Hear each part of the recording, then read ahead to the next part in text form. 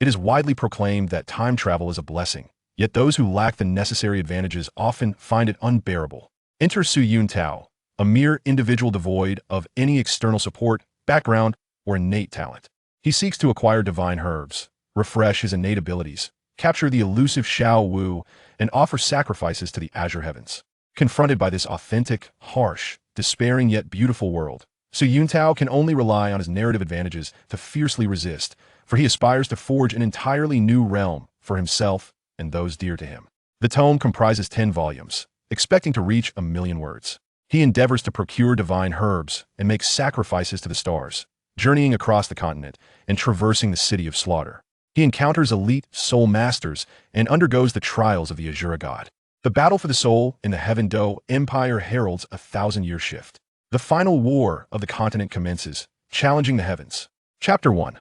The Significance of Divine Herbs. Holy Soul Village, the Tang family. Su Yuntao approaches the entrance of a humble abode before him. Despite sharing the same name, at this moment, Su Yuntao is not the original inhabitant of this world. He hails from an alternate dimension, and today, his mission is to carve out a path for himself as a 3-no individual, devoid of any system, external aid, or background. People from the Spirit Hall. A burly man clad in tattered gray within the dwelling slowly uttered a single word. Get out. Although there was no discernible fluctuation of soul power or pressure, Su Yuntao's eyes narrowed, and his countenance grew grave. Truly worthy of the title of Haoiqian Dou. Even without any aura characteristic of a title de law, this formidable presence demands respect. Tang Hao, old Jack, standing behind, exclaimed in confusion. Do you even know what you are doing? This esteemed individual is Master Su from the Spirit Hall, a 2-ringed battle soul master. You. Su Yuntao, upon hearing this, wore an odd smile and promptly replied, Village Chief Old Jack, allow me to handle this matter. You take Xiao San home to rest. Alas, Master Su, I hope you can be forgiving. Xiao San's father has always been like this. I trust you won't take offense.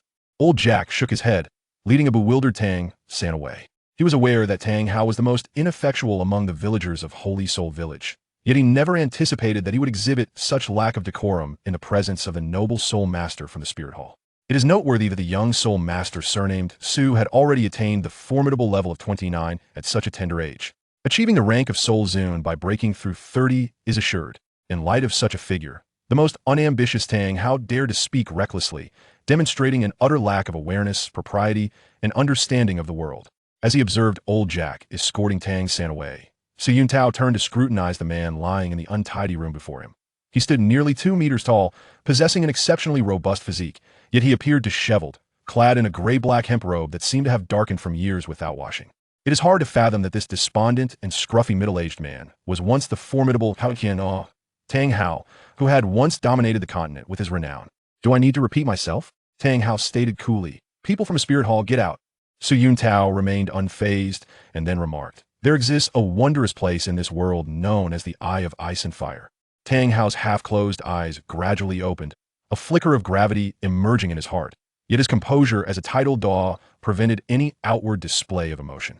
However, this state did not persist long, as Su Yuntao's next word struck at the most delicate part of the esteemed Douluo's heart.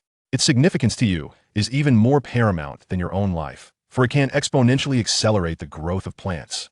Tang Hao's eyes widened in astonishment. His right hand instinctively clenched into a fist, and his body involuntarily rose to attention. Who exactly are you? Su Yuntao replied with a slight smile. My surname is Su. I apologize for only revealing my surname to outsiders.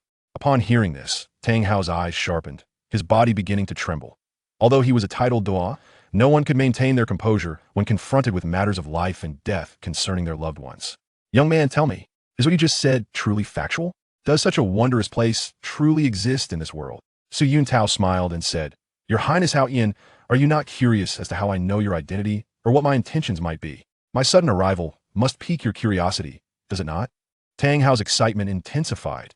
As a titled Dou, he had endured numerous trials and could naturally discern much from Su Yuntao's tone. This young man, merely a 29-level soul master, spoke so confidently that he could not possibly be ignorant of the repercussions of deceiving a titled Dou.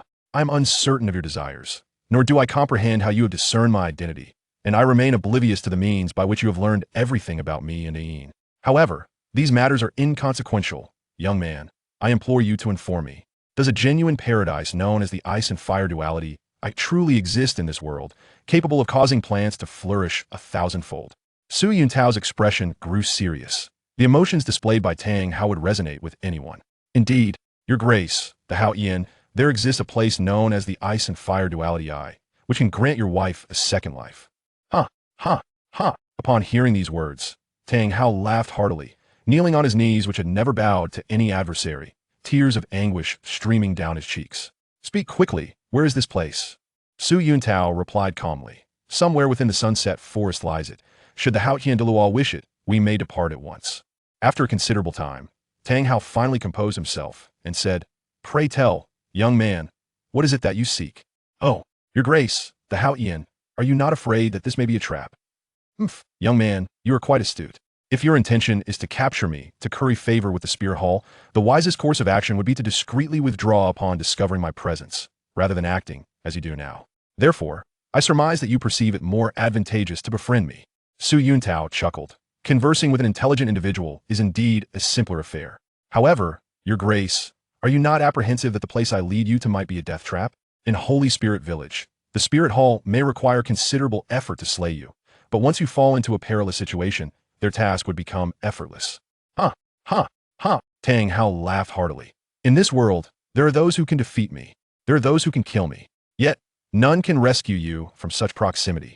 Upon uttering these words, Su Yuntao felt an overwhelming aura of ambition.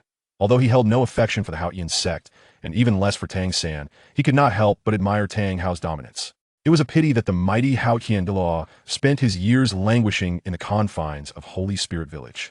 Truly, you are the illustrious Hao Yin Douluo, Su Yuntao remarked slowly. Since that is the case, time waits for no one. Let us embark forthwith, Your Grace.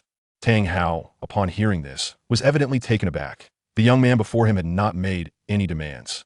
Young man, you may state your wishes plainly. Whatever is within my power to fulfill, I shall never decline. As long as you can guide me to the Ice and Fire Duality Eye, I shall honor my word. Su Yuntao waved his hand dismissively. Your Grace, I indeed have aspirations, but for now, I only require you to lead me to the Ice and Fire Duality Eye. We shall discuss other matters upon our arrival. Tang Hao's gaze sharpened, and he slowly declared, In that case, I hereby vow that as long as it does not contravene righteousness, I shall exert every effort to fulfill any request you may have in the future. Chapter 2. The Eye of Ice and Fire. However, Tang wished to pose 2 inquiries. Su Yuntao responded, Your Highness Hao Yin, please feel free to ask your questions. The first question is, why would I assist a young friend with whom I share no familial ties? Oh, so, it appears Your Highness Hao Yin still harbors some doubts. Tang Hao sighed. It is not that I am distrustful, but the matter at hand is of great significance, compelling me to tread carefully. What Tang Hao stated was no mere pretense. Despite his formidable status as a titled Dou, tempered through trials, his composure far surpassed that of ordinary individuals. Typically, he would remain steadfast, navigating circumstances with grace. Yet, the events he had just endured were truly beyond comprehension. Ever since Yin's death, his heart had withered. Retreating into solitude, disengaged from worldly affairs, allowing time to slip by. It was only upon encountering Su Yuntao that he found a flicker of hope rekindled. He was not a fool. On the contrary, his discernment was formidable. Through Su Yuntao's words and demeanor, he had inferred that perhaps his beloved wife truly held a chance of resurrection. After all, this young soul master before him was no simpleton. He would surely understand the peril of provoking a titled Douluo. However, the circumstances were exceedingly peculiar, almost dreamlike. At this moment, Tang Hao's mind was besieged by a multitude of questions. The most terrifying aspect of existence was not despair, but the resurgence of hope. Tang Hao felt both anxious and unsettled. He needed to ascertain certain truths. Despite his underlying trepidation, that this might merely be a deception, he was a man of valor and decisiveness. Your Highness Hao Yin, my assistance is, in fact, a means of aiding myself as well. Su Yuntao spoke slowly. Within the Eye of Ice and Fire lies something I desire greatly, yet with my current capabilities, it is impossible for me to access it. The area is fraught with poisonous barriers. At the very least, one must possess the strength of a soul sage to enter. Thus, accompanying you is the optimal choice. Tang Hao probed, If that is the case, why do you not expose me to the Spirit Hall? With a slight smile, Su Yuntao replied, The reason is quite simple. If I were to reveal Your Highness's actions to the Spirit Hall, it would be a significant achievement. Guiding the Spirit Hall to the Eye of Ice and Fire would be yet another notable accomplishment. Perhaps, in recognition of my contributions, the Spirit Hall would bestow upon me a substantial reward, even a portion of the treasures within the Eye of Ice and Fire.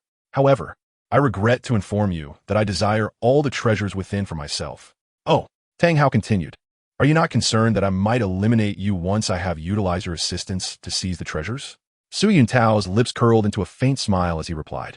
I have two reasons for my confidence. Firstly, I trust in your highness's character.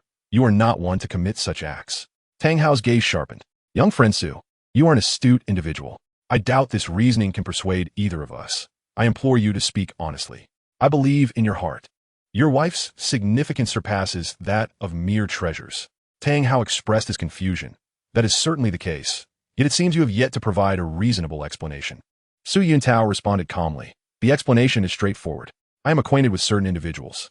Should any misfortune befall me, several letters would be dispatched to the Spirit Hall.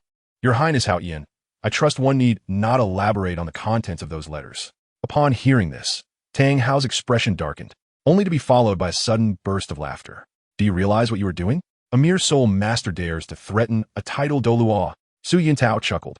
Your Highness Hao Yin, what we are engaged in is a transaction. In a certain sense, we are equals, as we both possess our respective stakes.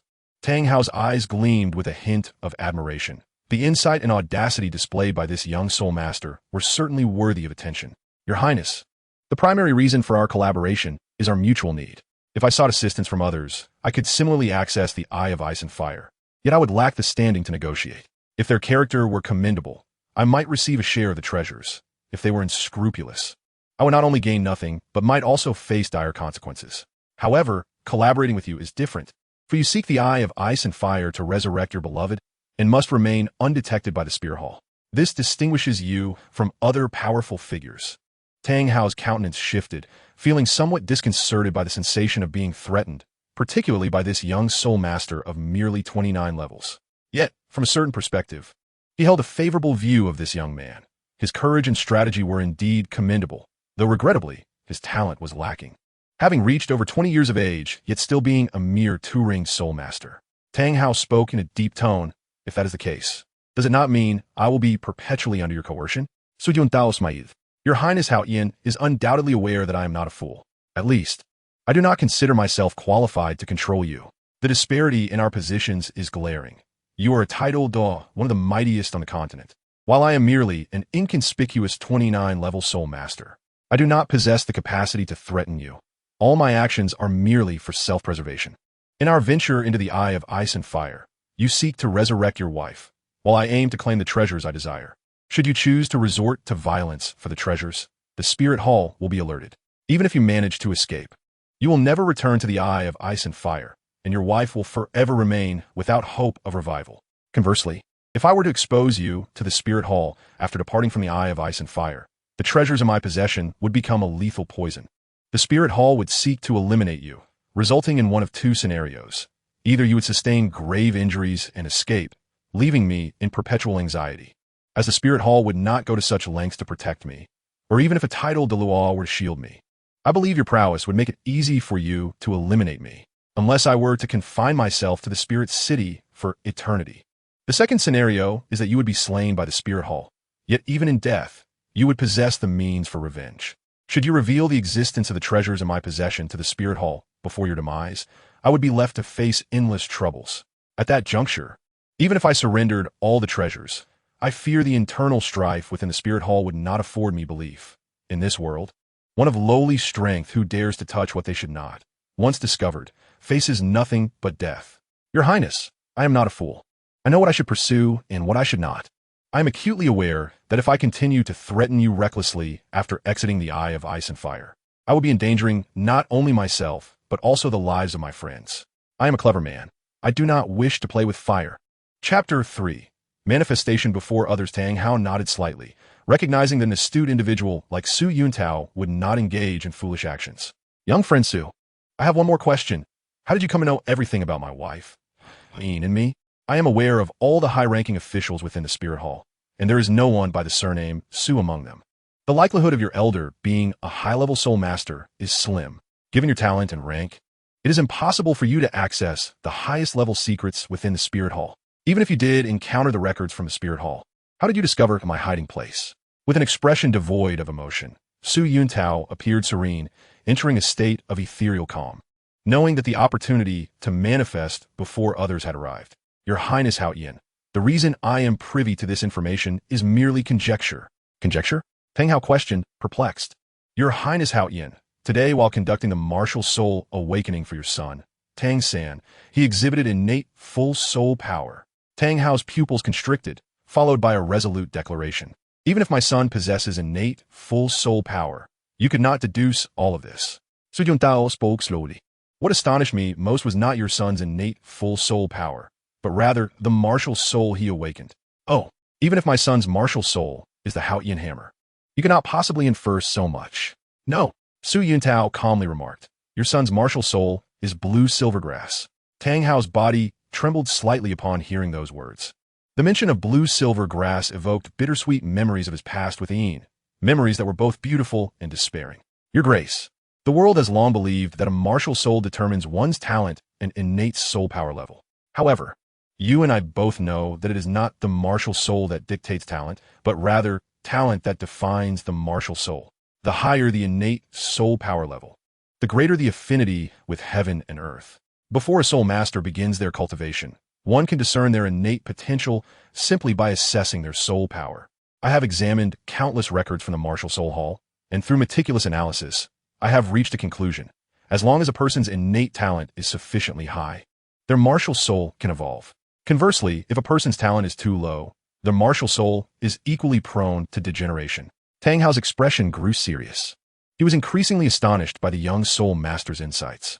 Contrary to popular belief, the likelihood of a martial soul mutating is significantly high. In fact, many of the higher-tier soul masters among our common folk have evolved their martial souls. Spiders can transform into spider monarchs, and ordinary fowl can ascend to the status of phoenixes, while chrysanthemums may become extraordinary celestial fungi. The prevailing narrative that mutations typically lead to weakness arises from the fact that the power dynamics of the continent do not rest in the hands of the lower echelons. The esteemed Hao Yin sect and the Blue Lightning Tyrant Dragon sect, with their formidable legacies of the Hao Yin Hammer and Blue Lightning Tyrant Dragon Martial Souls, possess remarkable strength and compatibility. An innate full soul power can wield the Hao Yin Hammer, while those with innate soul power levels of 5 or 6 can also utilize it. Your direct descendants, due to their bloodline, inherently possess far greater potential than the common folk. Yet, while sect bloodlines can establish a lower threshold, they do not significantly alter the upper limits. Due to the overwhelming strength of the Hao Yin Hammer and the Blue Lightning Tyrant Dragon Martial Souls, instances of martial soul evolution have been exceedingly rare over the centuries. The legendary Emperor's Hammer and Golden Holy Dragon have scarcely been glimpsed in hundreds of years. For achieving such a level requires not merely innate full soul power, but rather a talent that surpasses it to facilitate the evolution of these two martial souls. Clearly, the probability of such prodigious beings emerging is vastly smaller than that of failures. Perhaps only your esteemed ancestor, Lord Tang Chun, possessed the Emperor's Hammer as his martial soul.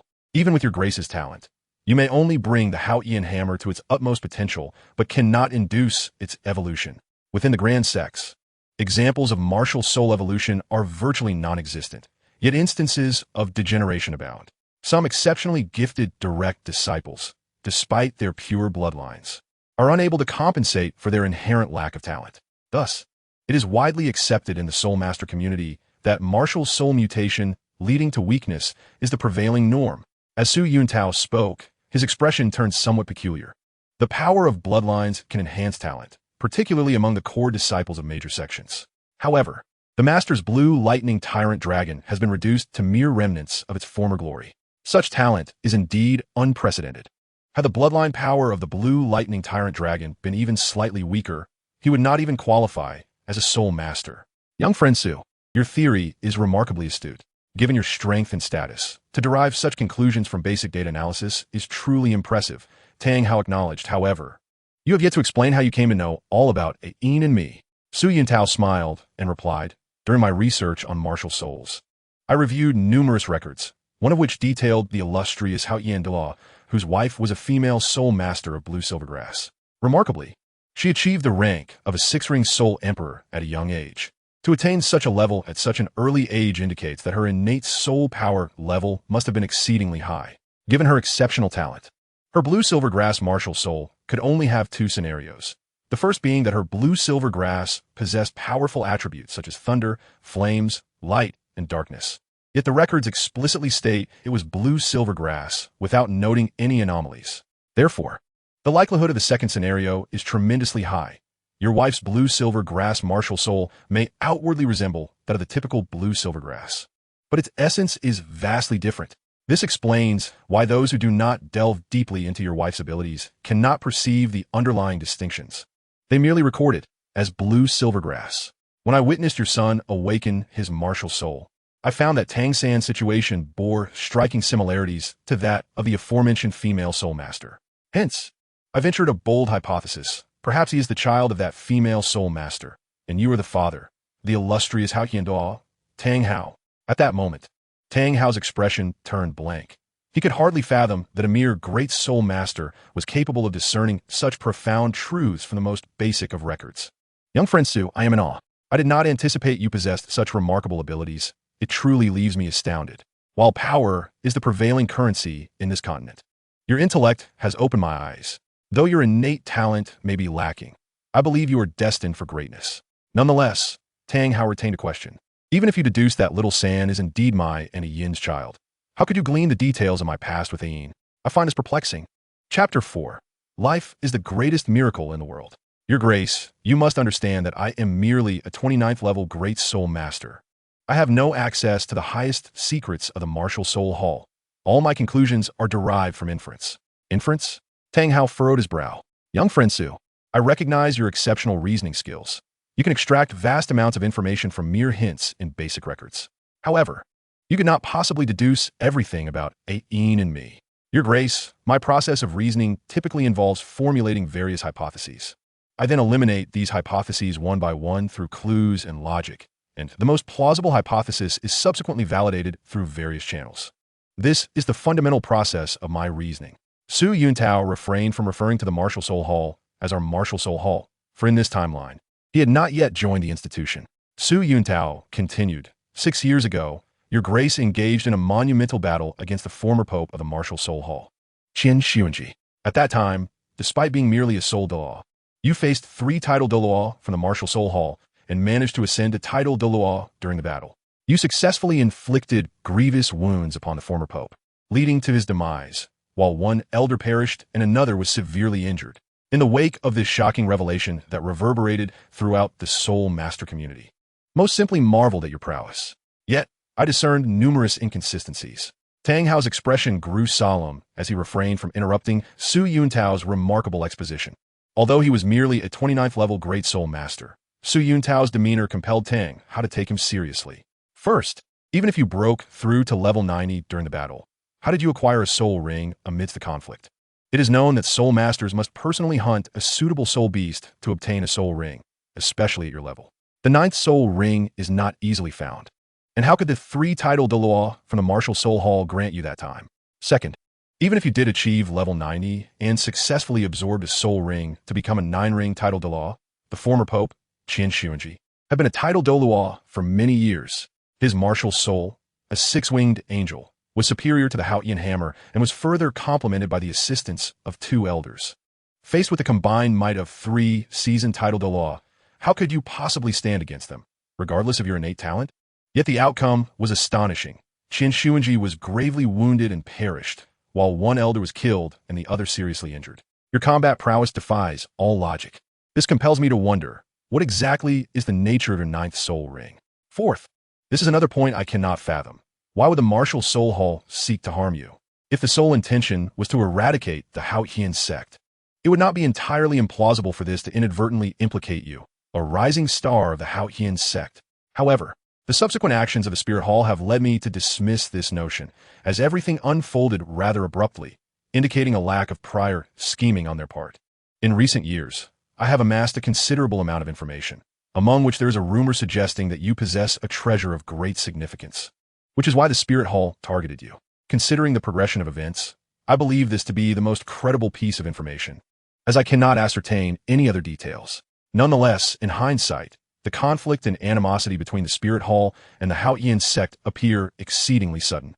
Had the Spirit Hall intended from the outset to annihilate the Haotian sect, it would likely have ceased to exist by now. Yet, the reality is that the Spirit Hall did not pursue such a plan, indicating that they never intended to engage in a full-scale war against the Haotian sect.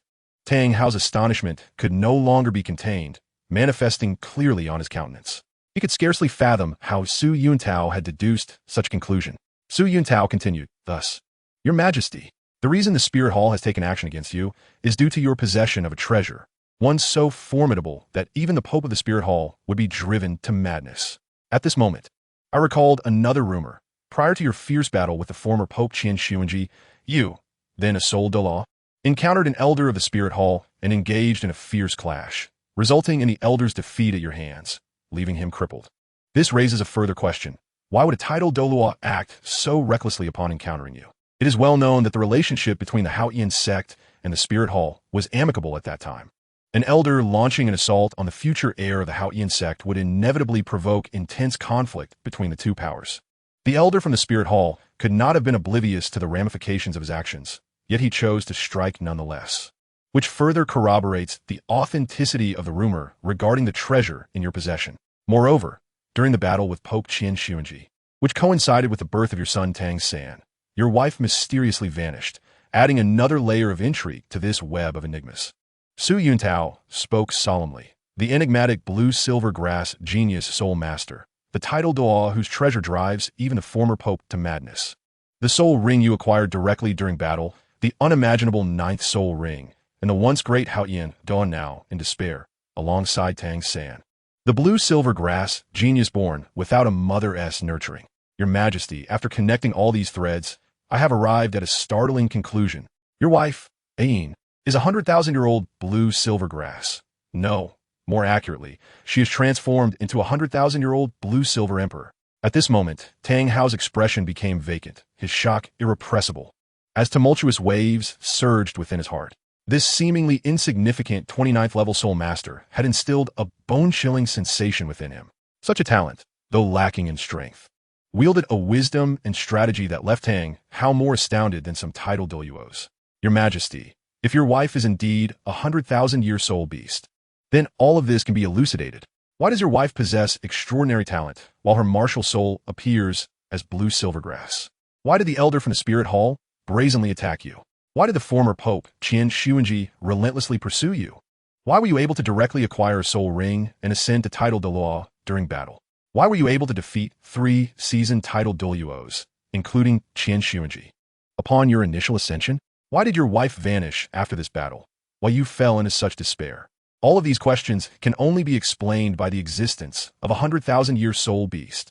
It was your wife's discovery by the elder of the Spirit Hall that set the subsequent events into motion.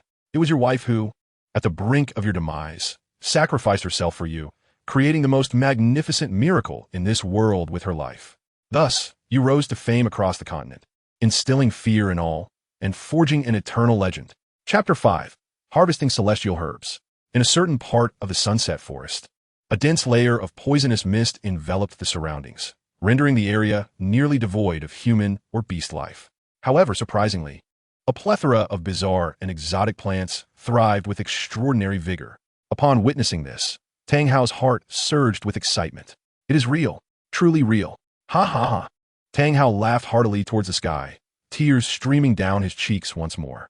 Today, without a doubt, was the day he had cried the most. It is worth noting that the renowned Haotian Law is known for his unwavering character, having trained rigorously since childhood, never yielding to hardship, danger, or adversity.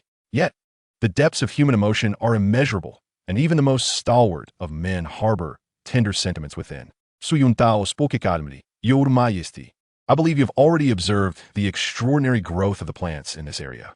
This is merely the periphery of the eye of ice and fire. Should your wife be planted in the core region, she would be able to reunite with you, utilizing the advantage of the narrative. Su Yuntao dispelled all of Tang Hao's doubts. When Tang Hao finally inquired how he knew that Ain retained some semblance of life, Su Yuntao simply stated, "Wildfire cannot consume it all. It shall spring forth anew with the spring breeze." This remark decisively completed his final strike. At this point, Tang Hao was so overwhelmed with emotion that he could scarcely articulate a response. His soul power surged past 90 levels, creating a barrier that enveloped the two of them. As they slowly advanced, the scenery before them became increasingly vibrant, with countless peculiar flowers and plants revealing themselves. On the outermost edge, there was some commonplace flora, although ordinary. They thrived remarkably well, their size being several times that of the same species found outside. Upon fully entering the Eye of Ice and Fire, both Tang Hao and Su Yuntao found their eyes becoming dazed, as they stepped into a sea of blossoms that even Tang Hao, with his extensive knowledge, found breathtakingly overwhelming. As they continued to walk, a hot spring emerged before them. Although this spring was not particularly large, with a diameter of only about 5 meters. The energy it radiated left Tang Hao astounded. He gazed intently at this peculiar hot spring, which was divided into two halves, one side radiating intense heat and the other exuding a chilling coldness.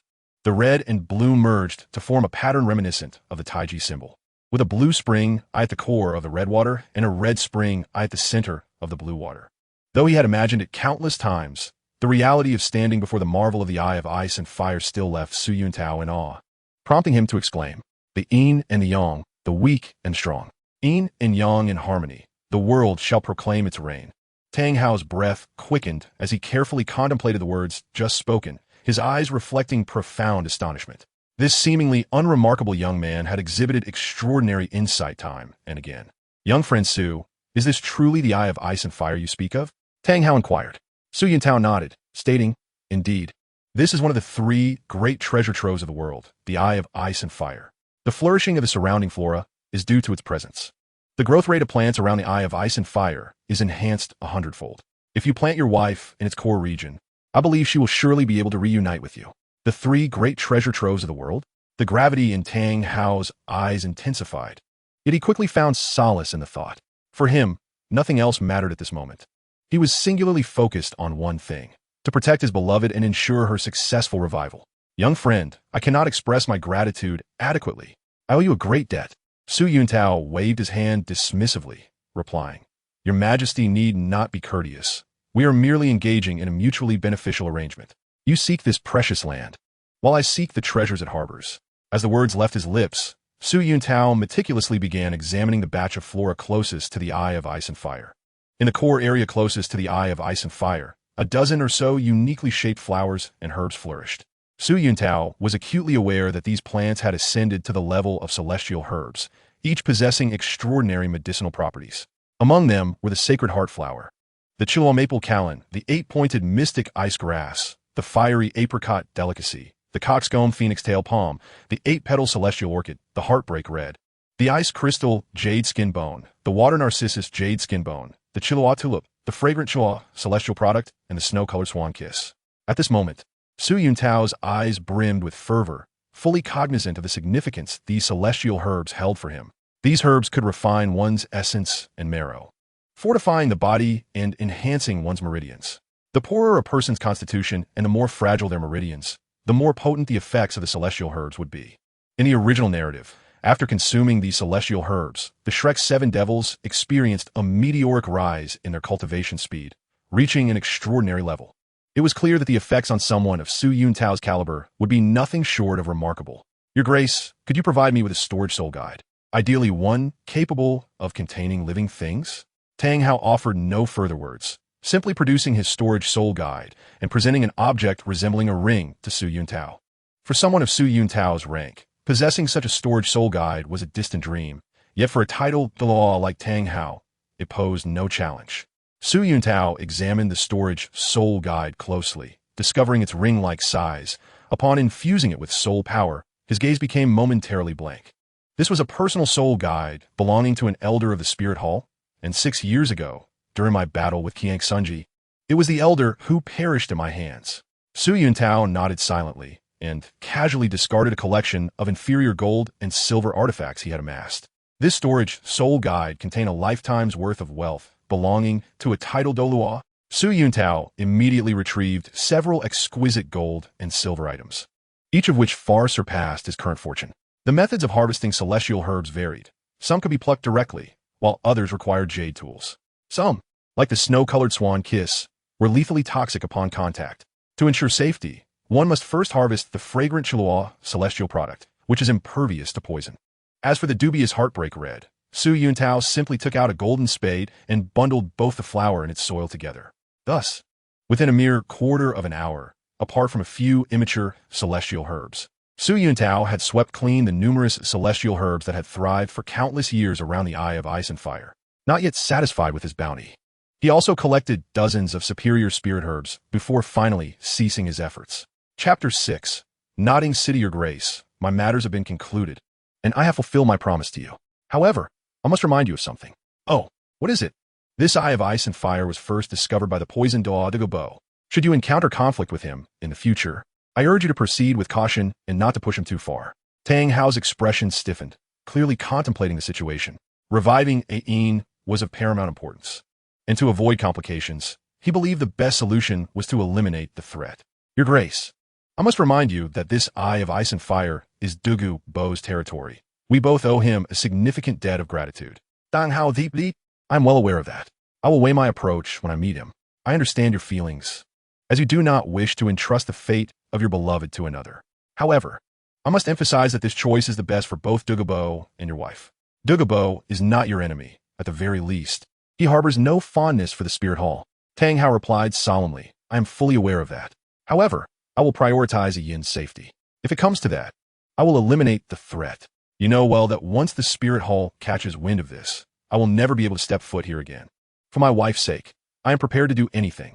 I cannot change your mind, but I believe my advice serves the interests of you, your wife, myself, and Douluo. Tang Hao frowned. Oh, should I take this as a threat?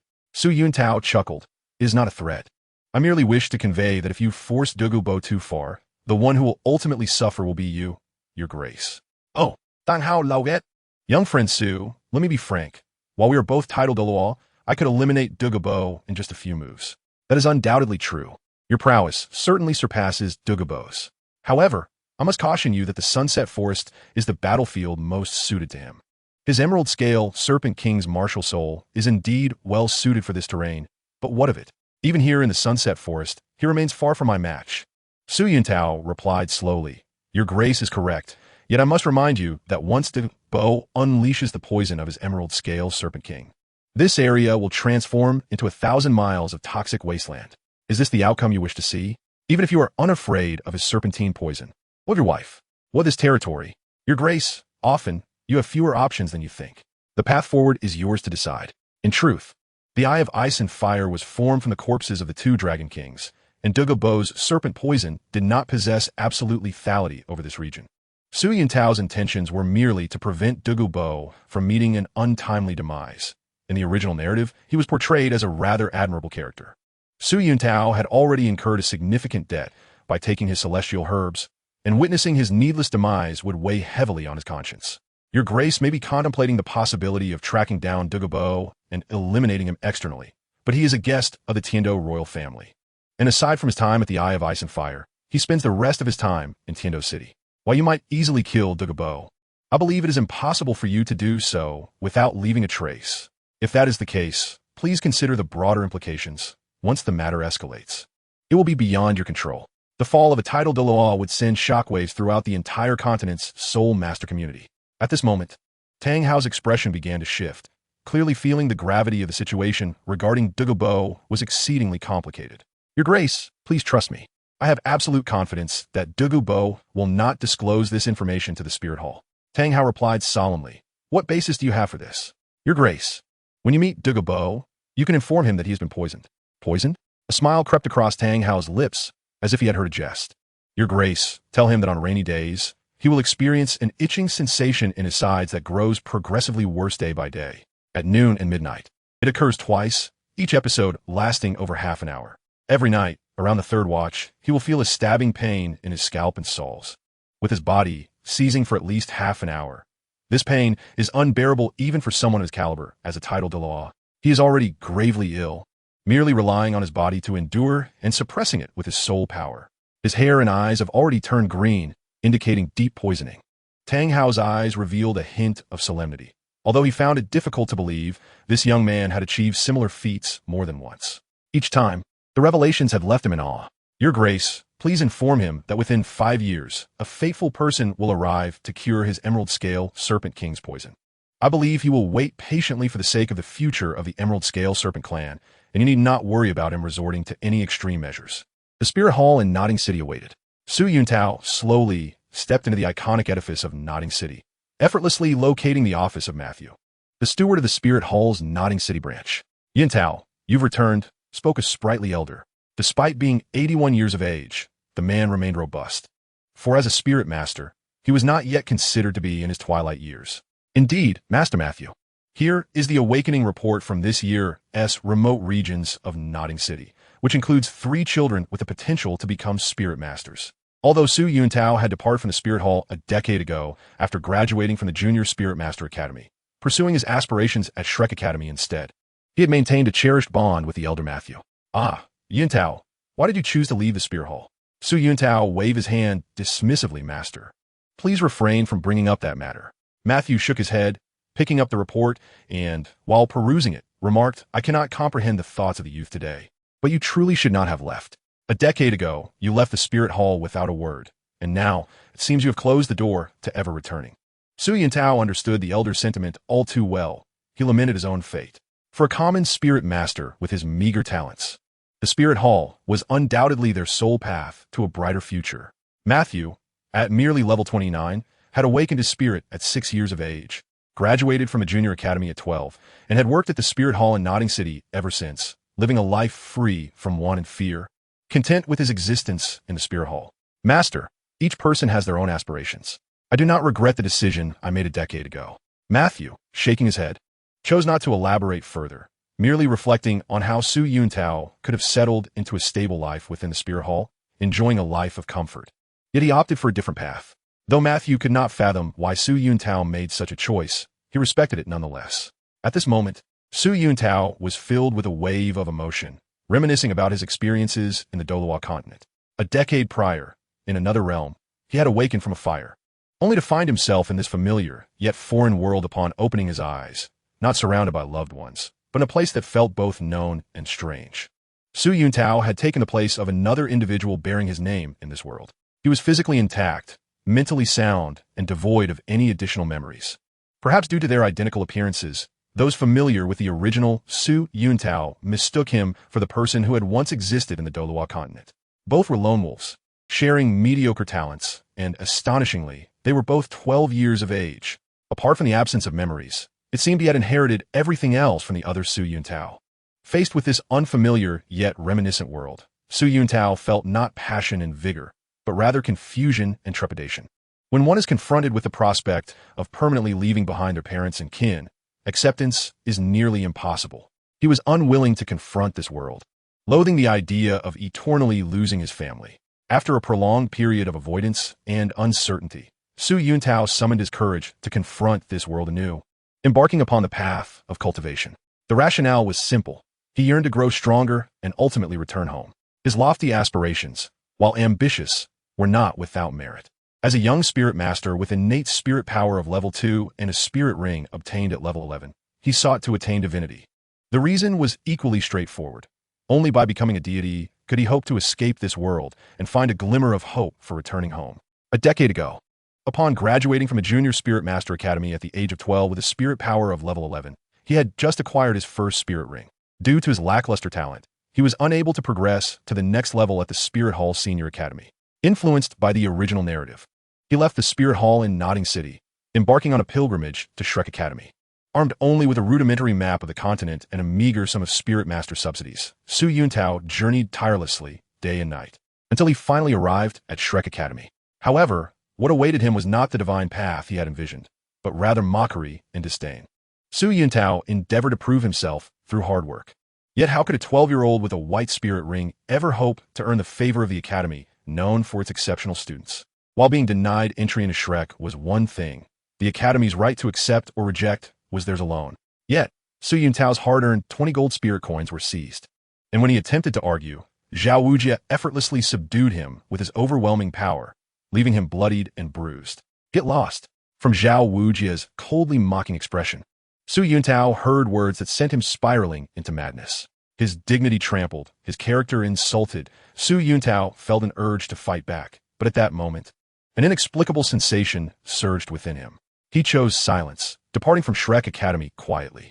He had unfinished business. He could not afford to die. Compared to the physical anguish, the psychological torment of this experience was far more harrowing. The admiration he once held for Shrek Academy, his perceptions of this world, were obliterated in an instant.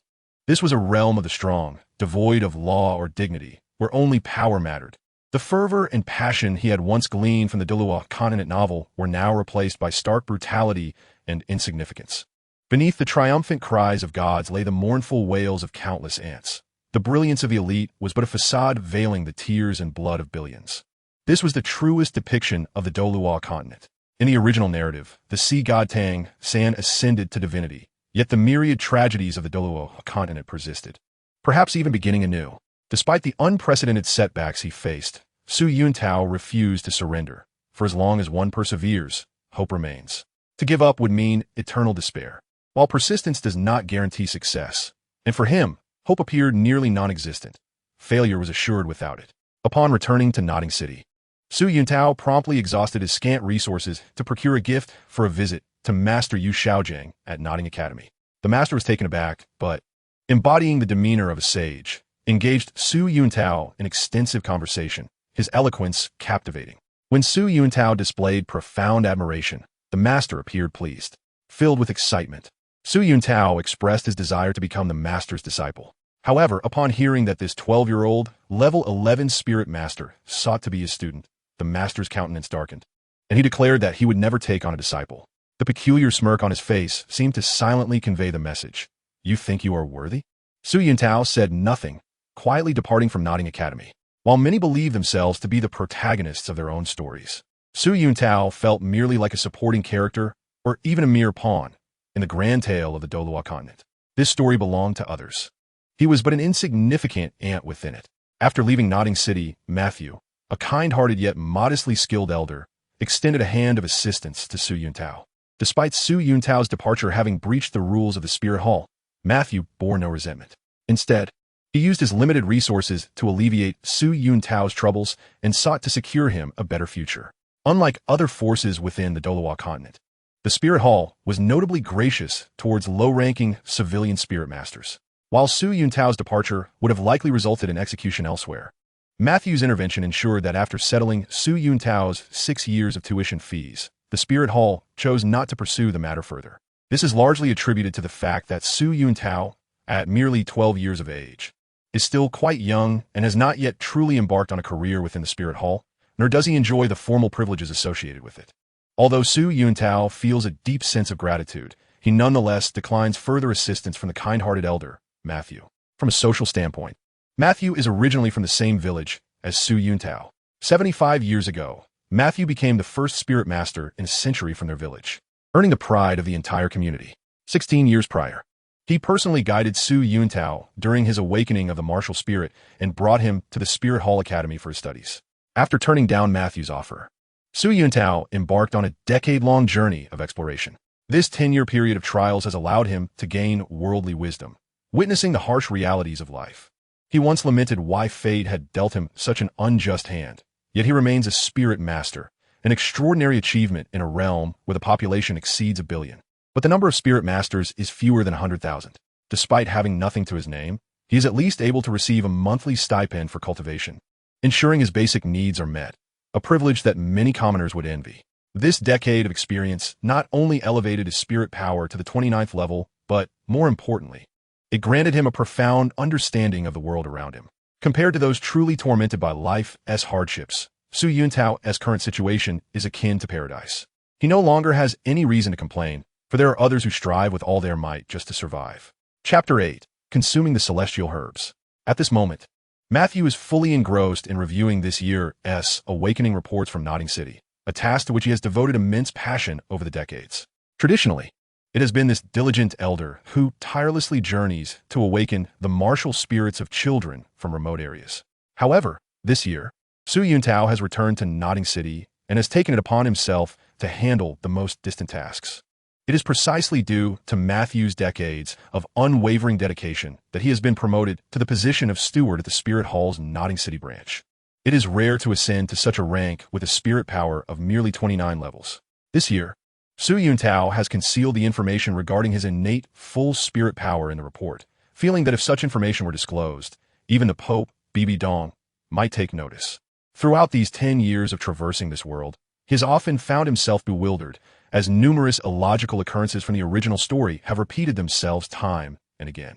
Perhaps there is some unseen force guiding everything, steering the trajectory of this world toward a predetermined path. Su Yuntao spoke. Master, I have something of utmost importance to discuss. Matthew replied, What is it, Yuntao? Speak freely between us. Su Yuntao's expression grew serious, and he articulated each word carefully. Master, I have discovered a method that could alter our fates. Alter our fates? Matthew questioned, perplexed. Master, you have been stuck at the 29th level for many years. I have now obtained a collection of precious treasures capable of transforming our physical constitutions, making our cultivation journey considerably smoother. If you consume this treasure, not only will you successfully break through to the 30th level, but you may even ascend to the rank of a soul sage or higher. Upon hearing this, Matthew's demeanor shifted to one of grave seriousness. Yuntao, do not jest with me. Su Yuntao replied calmly, Master, after all these years of friendship, do you truly not understand my character? Matthew, upon hearing this, was taken aback, his eyes reflecting a flicker of fervor. Although he found the notion astonishing, he recognized that Su Yuntao is not one to speak lightly. Master, you must leave the Spirit Hall, for once you consume this treasure, your spirit power level, as well as your appearance and martial spirit, will undergo significant changes. Such evident transformations will undoubtedly attract attention. I believe you understand that for someone of our modest capabilities, drawing the gaze of high-ranking spirit masters could spell disaster. At this moment, Matthew appeared momentarily dazed, clearly overwhelmed by Su Yuntao's words, as if he needed time to process the gravity of the situation. Yuntao, what exactly have you acquired? Su Yuntao responded with tranquility. The specifics may not be comprehensible to you, Master, but I can assure you that its worth is equivalent to that of 100,000 soul rings. Upon hearing this, Matthew collapsed into his chair, utterly astounded. Yuntao, is what you say true? Su Yuntao solemnly nodded and added, Master, please gather your belongings. We shall meet in Wind Ridge Village tonight. I assure you, once you consume the treasure, you will never wish to return to the Spirit Hall. Matthew, filled with excitement, queried, Yuntao, why are you doing this? Master, you once helped me to the best of your ability during my times of hardship, did you not? A favor received must be repaid. I believe in the principle of returning kindness tenfold. Before he had finished speaking, Su Yuntao turned and departed, leaving Matthew to survey the familiar surroundings with a profound sense of reluctance. Alas, Matthew sighed, though he truly did not wish to part from the place where he had toiled for decades. However, no spirit master could resist the allure of a treasure equivalent to 100,000 years of soul rings. At 81 years of age, if he could not break through to the 30th level before 30, he would be destined to stagnate as a spirit master for the remainder of his life, effectively severing his path of cultivation. Moreover, while it is true that a spirit master enjoys a longer lifespan than ordinary folk, he is still aging. From any perspective, he cannot resist such temptation. 40 miles south of Notting City lies Wind Ridge Village. As the sun sets and soon a full moon rises, the tranquil little village becomes even more serene. Matthew gazes at the 4 extraordinary plants before him, his expression filled with excitement. Yuntao, is this what you refer to as the precious treasure? Indeed, Master, Su Yuntao confirmed, these 4 plants are the most suitable for us. They are best described as celestial herbs.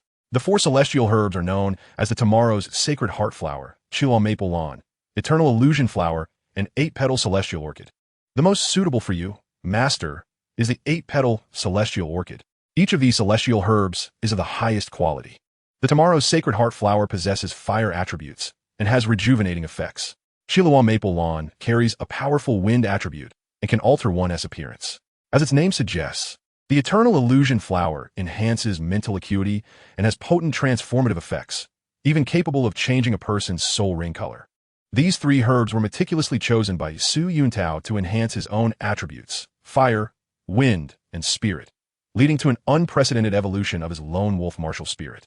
Naturally, the 8-petal celestial orchid prepared for Matthew is not an ordinary herb. With its gentle medicinal properties, it is the easiest for the elder to absorb. After all, He is still an elder, and Su Yuntao worries that if the effects are too potent, he might be overwhelmed. Su Yuntao directly plucked the eternal illusion flower, and as he consumed the celestial herb, he felt as if he had entered a transcendent state, with everything around him becoming remarkably clear, as if he held complete mastery over all. After consuming the eternal illusion flower, Su Yuntao began to absorb the effects of the tomorrow's sacred heart flower and Chilo maple lawn. As he absorbed the effects of the two celestial herbs, subtle changes began to manifest within him. To Matthew's astonishment, these changes did not diminish over time. Rather, they intensified until dawn, when the effects of the two herbs were fully absorbed. At that moment, the 22-year-old Su Yuntao experienced a transformation, appearing as though he had regressed at least a decade in age, now looking no older than 14 or 15, with a skeletal age remarkably only around 10 years. Although Su Yuntao originally possessed a handsome visage, he now underwent a remarkable transformation. His once lush, raven-black hair had transformed into sleek strands of azure. His already attractive countenance reached a level of beauty that could be deemed the most striking among all men in the Douluo continent. In Chapter 9, Capturing Xiao Wu, aside from the alterations in his appearance and age, what pleased Su Yuntao the most was the evolution of his martial spirit. With the assistance of the two divine herbs, the Holy Heart Flower and the Chiluan Maple, Su Yuntao's solitary wolf martial spirit underwent an astonishing metamorphosis. Originally devoid of any attributes, the solitary wolf now boasted the formidable powers of both wind and flame, shedding its singular nature. Nurtured by the divine herbs, it was reborn as the wind dual-headed wolf. Due to the presence of the flame attribute, it could also be referred to as the blazing dual-headed wolf. Though the solitary wolf martial spirit was inherently weak, under the enhancement of the divine herbs, its attributes had not yet reached their utmost potential. Nonetheless, the wind dual-headed wolf had undeniably ascended to the ranks of top-tier martial spirits. The divine herbs could purify the chaotic flames of the evil fire phoenix, transform the 7-treasure glazed tile into its ultimate form, the 9-treasure glazed tile, and elevate a martial spirit rated at 90 to a staggering 99. Given Su Yuntao's immense latent potential, his level 20 martial spirit could be upgraded to a remarkable 90. Upon consuming the 3 divine herbs, Su Yuntao, akin to Matthew, shattered the 30-level barrier. Although the primary focus of the divine herbs was on bodily transformation, they also enhanced his soul power by an impressive 8 levels, elevating Su Yuntao's soul power to 37. Similarly, Matthew underwent a comprehensive transformation under the divine herbs' influence. Though the effect of a single 8-petal celestial orchid could not rival that of 3 divine herbs, its concentration on enhancing soul power allowed Matthew's to increase by a full 8 levels, also reaching 37. For both of them, the effects of the divine herbs were more pronounced than those of a 100,000-year soul ring, particularly given their humble beginnings and limited talents. The consumption of the 3 divine herbs resulted in a complete overhaul of their beings, refreshing their talents, evolving their martial spirits, altering their appearances, and drastically reducing their biological ages. Su Yuntao was poised to join the ranks of the fastest cultivators on the Douluo continent. Matthew, bubbling with excitement, inquired, "Yuntao, what are your plans for the future? I can no longer return to the Spirit Hall, nor can I remain in Wind Ridge Village for long. In my youth, I was filled with hope for my future, just like you. I aspired to break free from my limitations through hard work. Alas, I found myself stuck at level 29. After turning 30, I persevered for many years, attempting to create miracles and continue my path of cultivation. However, as time wore on, my indomitable spirit waned, and despair settled in regarding my journey. But now, I have a renewed opportunity to cultivate, and I intend to travel the continent once more to elevate my abilities." Su Yuntao nodded in agreement, saying, "Master, that sounds splendid. Let Windridge Village serve as our point of contact. In this house, we can exchange letters periodically." Matthew solemnly nodded in affirmation. Though Su Yuntao had acquired the divine herbs, it was still insufficient. Due to the inherent weakness of his martial spirit, the enhancements to his physique were minimal, rendering his current soul ring configuration woefully inadequate compared to the optimal standards. His first soul ring was a mere 90 years old. Although the spirit beast he hunted was a 90-year-old wind wolf of decent quality, it paled in comparison to the young talents nurtured by powerful factions. The path of a soul master is fraught with mistakes. The optimal configuration of 2 yellow, 2 purple, and 5 black soul rings is intricately interconnected. Only by acquiring 2 high-quality 100-year soul rings can one attain the potential to obtain a 1,000-year soul ring. If the 3rd soul ring surpasses 1,000 years, The fourth can reach around 5,000 years, thus allowing for the possibility of assimilating a 10,000-year soul ring. Soul rings and the body complement each other. Acquiring a high-level soul ring, once fully absorbed, significantly enhances the body's overall attributes. Only with such improvements can a soul master aspire to obtain higher-level soul rings. Su Yuntao had fallen behind considerably. The quality of his first and second soul rings was alarmingly low. Though the divine herbs had facilitated a transformation, they could not remedy all deficiencies. He must obtain a sufficiently powerful soul ring to completely rectify his shortcomings. Clearly, Su Yuntao had already devised a plan, setting his sights on a particular soul beast, which represented his sole opportunity to acquire high-level soul rings or even a soul bone. The divine herbs had already altered his innate talents. Should he manage to obtain an exceptional soul ring or even a soul bone, his path of cultivation would be irrevocably transformed. From that moment onward, he would tread a smooth path, unparalleled by any youth in the Douluo continent, save for Qianren Xue of the Spirit Hall. 3 months later, on the outskirts of Nodding City, Su Yuntao gazed solemnly at the unconscious Xiao Wu in his arms. His true objective was not her. Although capturing Xiao Wu could yield a 10,000-year soul bone, Su Yuntao's current physical condition rendered him incapable of absorbing such a powerful bone. Given his present state, it was impossible to assimilate a formidable 10,000-year soul ring and soul bone. Forced assimilation would undoubtedly lead to his demise. His targets were the Titan giant ape and the sky blue bull python, two 10,000-year soul beasts of exceptional quality that were also more compatible with his dual-headed wolf martial spirit. Despite his inability to absorb 10,000-year soul rings and soul bones at this moment, life is the most magnificent miracle, and the sacrifice of a soul beast could alter everything. At this juncture, the unconscious Xiao Wu in his grasp would serve as the catalyst for the sacrifice of the Titan giant ape and the sky blue bull python.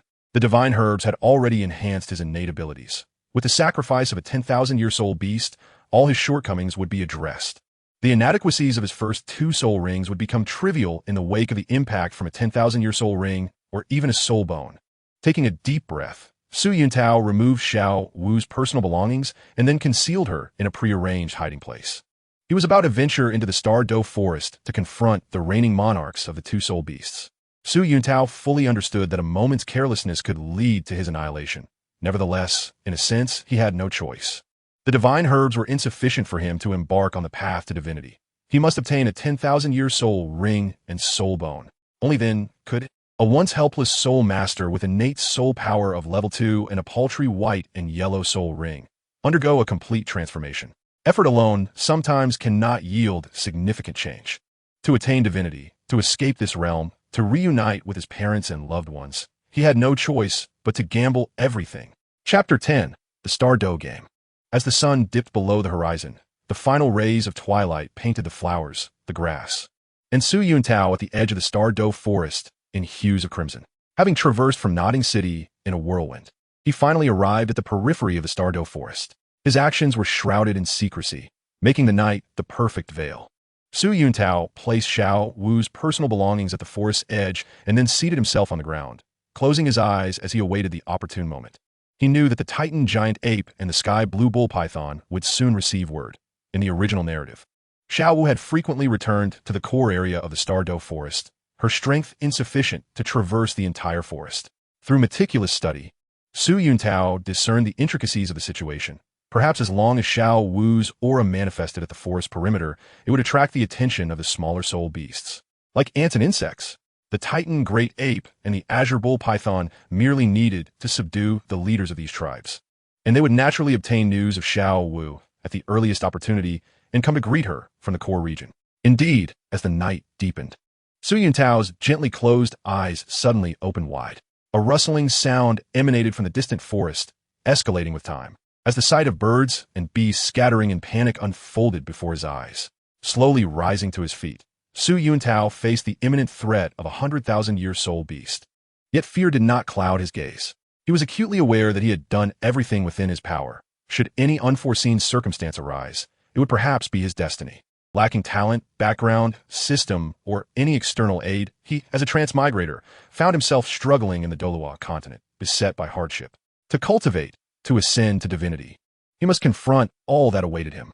With a thunderous roar, a colossal soul beast appeared before Su Yuntao, its towering form reminiscent of a mountain, easily exceeding 10 zhang in height.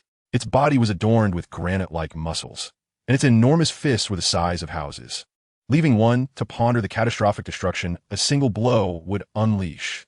Clearly, this was the 100,000-year soul beast, the Titan Great Ape, for which Su Yuntao had been waiting. Although it resided at the very edge of the Star Dou forest core area, in a sense fulfilling merely the role of a gatekeeper, it surpassed the century mark. Possessing an extraordinary innate foundation, exceptional talent, and combat prowess sufficient to overpower a human titled Douluo of level 95. In comparison, the 37th level Su Yuntao was no more than an ant beneath its feet. Upon noticing the human before it, the Titan Great Ape's gaze fell upon the personal belongings of Xiao Wu at Su Yuntao's feet. In an instant, its eyes turned blood red, and without a moment's hesitation, its massive fists were raised to strike. If I perish, Xiao Wu perishes. If I am harmed, Xiao Wu is harmed. Faced with the impending cataclysmic blow, Su Yuntao felt no trepidation or desire to retreat. Instead, he resolutely proclaimed those words, enough to provoke the Titan Great Ape's wrath. With a deafening roar that reverberated throughout the edges of the Star Dou forest, countless birds and beasts fled in terror. In that moment, Su Yuntao experienced a fleeting moment of deafness. Human, the Titan Great Ape bellowed, articulating human speech. If Sister Xiao Wu dies, I shall ensure you meet a gruesome end. Although Su Yuntao's ears were ringing, rendering his hearing unclear, he grasped the general meaning of the Titan Great Ape's words. Titan Great Ape, please take me into the core of the Star Dou forest. I wish to meet your elder brother, the Azure Bull Python. Su Yuntao's demeanor remained composed, his words strong and resolute. Despite the vast disparity in their strengths and the inequity of their statuses, he possessed a heart of bravery in that moment. Human, release Sister Xiao Wu at once, or I shall let you leave this place no more. The Titan Great Ape growled ominously. Titan Great Ape, I have already expressed my demands. Please escort me to the core area. Whatever needs to be discussed, I shall confer with your elder brother, the Azure Bull Python. If you insist on this course of action, I am left with no choice, but I must inform you that if too much time elapses, Xiao Wu may indeed lose her life. With eyes ablaze, the Titan Great Ape uprooted tree after tree, its colossal fists shattering boulder after boulder. Had it not been for its 100,000-year cultivation and the full awakening of its intelligence, its inherent recklessness would have reduced Su Yuntao to a mere bloody pulp. Su Yuntao's suggestion to converse with the Azure Bull Python stemmed precisely from the Titan Great Ape's impulsive nature, often unable to rein in its emotions. Akin to a foolhardy child, this made the ensuing negotiation with the Azure Bull Python the optimal choice. Su Yuntao believed that once they met, he would secure all that he desired after weighing the pros and cons. After a considerable time, the Titan Great Ape finally began to vent its pent-up fury. Despicable human, what do you truly intend to do?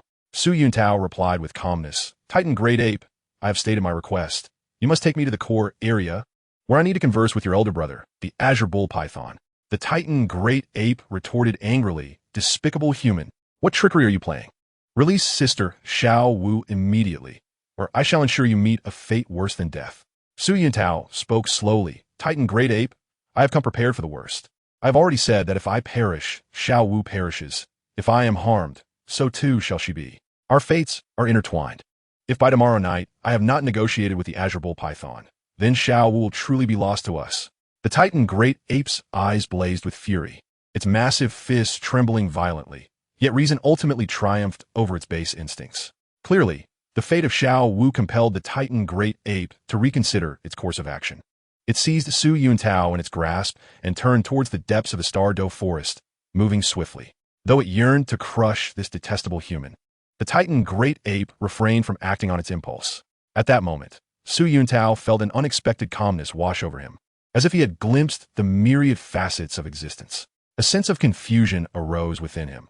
He had altered so much in his quest to return home. Yet what would the future hold for him? Over the past decade, Su Yuntao had transformed considerably but remained steadfast in his final principles. Using Xiao Wu as leverage was indeed a despicable act, morally indefensible from any standpoint. Yet deep within, Su Yuntao had resolved to make a promise to the Azure Bull Python. If he ascended to divinity, he would resurrect it with his own hands in the divine realm, ensuring its immortality. As dawn approached, a sliver of morning light illuminated Su Yuntao, who had now arrived at the core of the Star Dou forest. Before him lay a vast, beautiful, and wondrous lake, stirring a myriad of emotions within him. At that moment, a disturbance suddenly erupted from the depths of the enormous lake. A gigantic bull's head emerged, rising from the lake bed. Ming, where's Xiao Wu? It inquired, its voice articulate and human-like. The Titan great ape replied slowly, brother. Sister Xiao Wu has been taken captive by this despicable human. What? With a thunderous boom, the bull's head rose upright, revealing its massive form to Su Yuntao. Its length exceeded 50 zhong. Although it appeared more slender compared to the Titan great ape, the aura it exuded was even more oppressive. Clearly, this was the Titan great ape's elder brother, the Azure Bull Python. Human, what do you truly desire?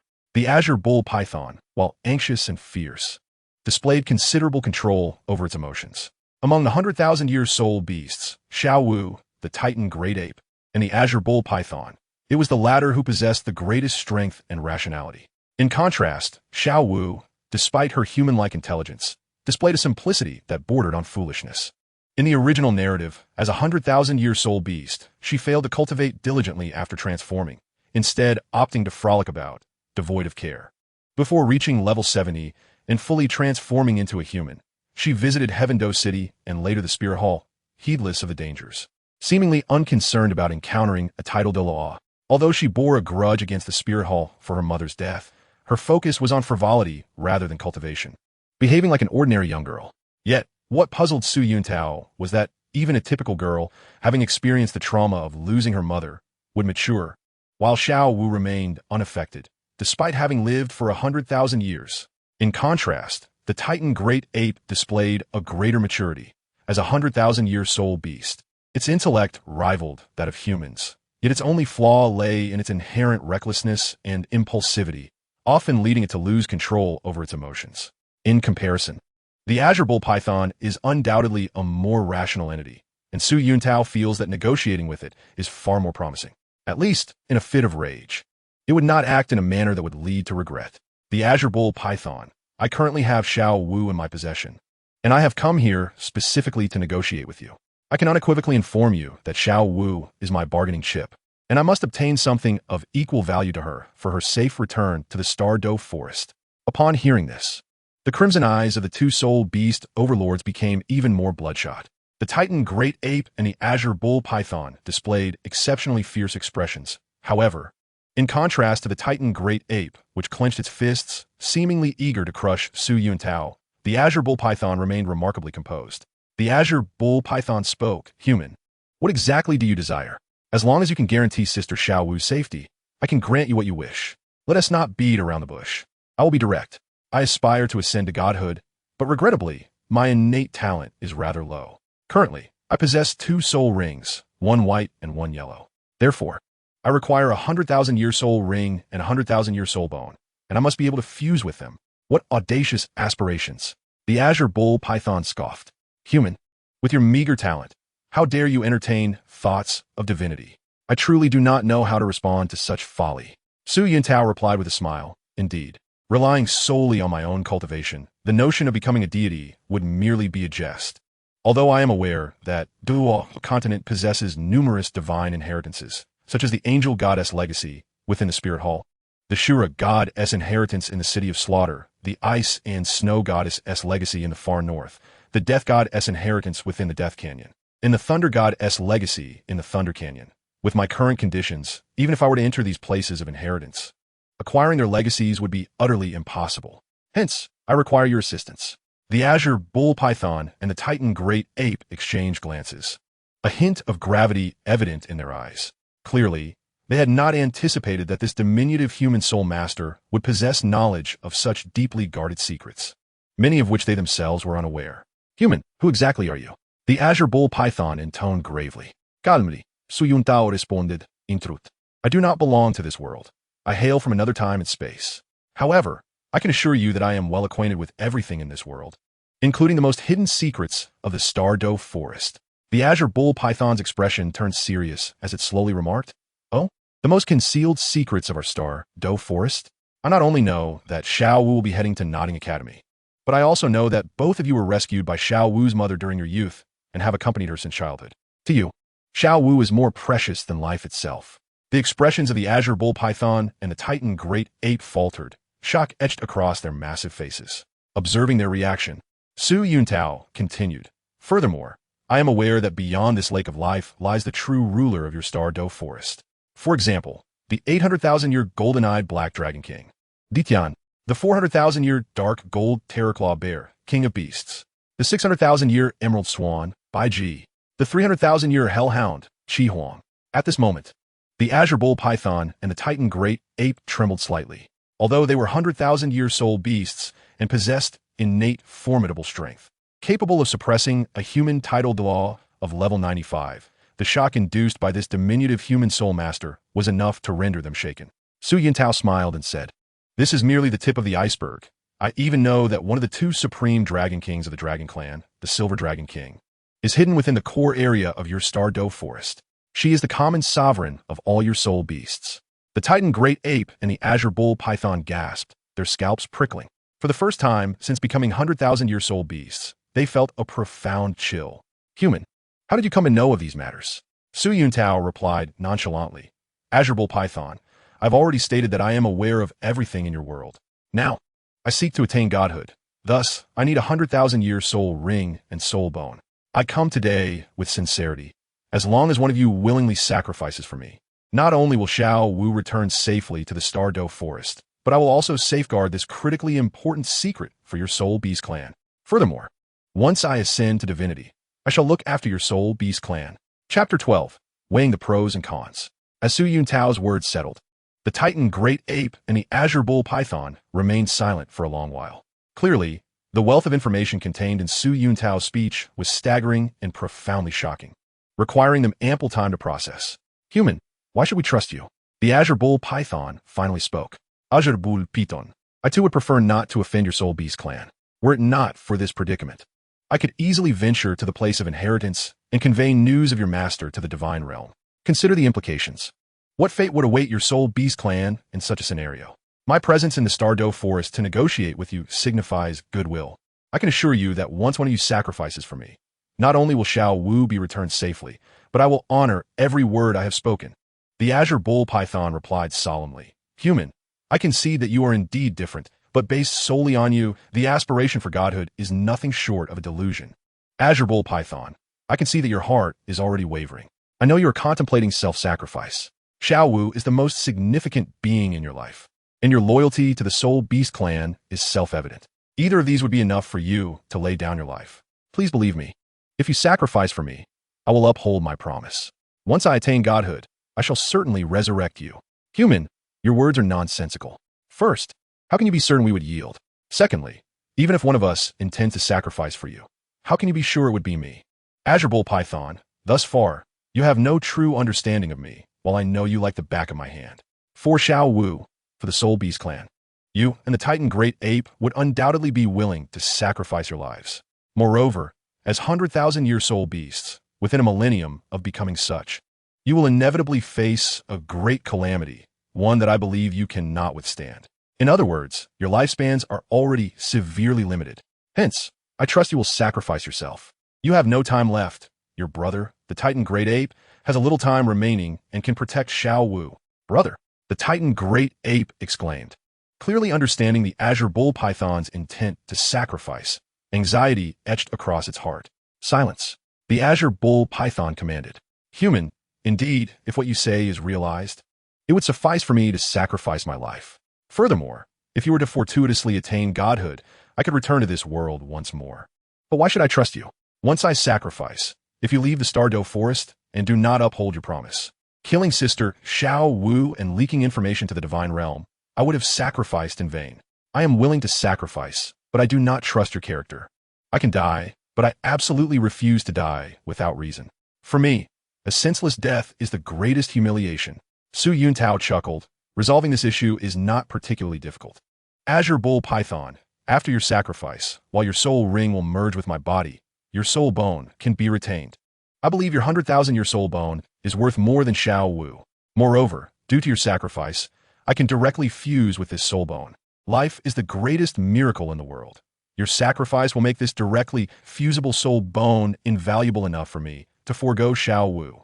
The Azure Bull Python nodded slightly, clearly in agreement with Su Yuntao's conclusion, setting aside the fact that after the sacrifice, its soul bone could be directly fused with Su Yuntao. The intrinsic value of its soul bone surpassed that of Xiao Wu.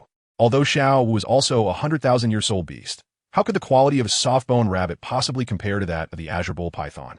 There was also the pressing concern. Once you acquire everything, how can you ensure that you won't expose us to the divine realm? Su Yuntao breathtakingly. I regret to inform you that I can only assure you with my integrity. The azure bull python scoffed. Integrity? You expect me to trust the integrity of your kind? Surely you jest. Su Yuntao asserted earnestly. Azure bull python. Indeed, my integrity may hold little value in your eyes, yet I must convey that often you have no choice. I vow by my integrity that I will honor my promises. A vow? You expect me to believe in the oaths of your kind? The azure bull python derided. Humans are the most despicable beings on this planet. Your oaths are ineffective even among your own. Su Yuntao responded solemnly. I acknowledge that many among humanity possess lowly characters. Yet there are also those who would sacrifice their lives to uphold their promises. I realize this may not be convincing to you, but as I mentioned, often you find yourself with little choice. I was reluctant to reveal your Lord's secret, but without doing so, you would never believe that after obtaining the soul ring, I would return Xiao Wu. How could I dare to take your soul bone from the Star Dou forest without any leverage? The mutual distrust between us creates a deadlock, one that could lead to unfavorable outcomes for both parties. The azure bull python's eyes narrowed, its demeanor growing more serious. Indeed, such a state could ensnare both parties in a dilemma. Regrettably, the initiative in this transaction lay with me, for I have long since come to terms with life and death. As the saying goes, one must be willing to sacrifice to bring down an emperor. Su Yuntao remarked softly, should I fail to return today, then Xiao Wu will surely perish, and the divine realm will inevitably receive word of it. What you will have gained is merely a life you deem worthless. Azure bull python, I have sworn by my integrity. Now, you face two choices. Either trust me. For at the very least, Xiao Wu can return to the Star Dou forest. Although you may not believe my promise, I trust you will make the right choice between Xiao Wu's life and mine. The second option is to part ways. Since I have come, if I do not obtain what I desire, I have no intention of leaving alive. The azure bull python sneered. Human. Believe me when I say I can make you wish for life, but find death elusive. Azure bull python, I have no doubt you possess such capabilities yet. Can you truly forsake Xiao Wu? From the very beginning, I held the initiative in this transaction, for I understand you thoroughly, while you know nothing of me. I may be weak, my power insignificant, yet I am formidable because I possess a courageous heart. Chapter 13. The Star Dou Sacrifice. The azure bull python and the Titan giant ape had calmed down. Even the impulsive and hot-tempered Titan giant ape was now riddled with indecision. For they perceived determination in Su Yuntao's eyes. As 10,000-year soul beasts, their intellect rivaled that of humans, and they understood the gravity of the situation. Human. The azure bull python began, I admire your audacity. A being as insignificant as an ant dares to threaten a 10,000-year soul beast. Su Yuntao replied with a smile. Azure bull python, I do not wish to take risks. However, risk coexists with opportunity. One cannot reap rewards without entering the tiger's den. I am acutely aware that while you are indeed formidable beings, you harbor unbreakable attachments. Thus the initiative in this transaction rests with me. The azure bull python sighed. From the outset, it had anticipated this moment.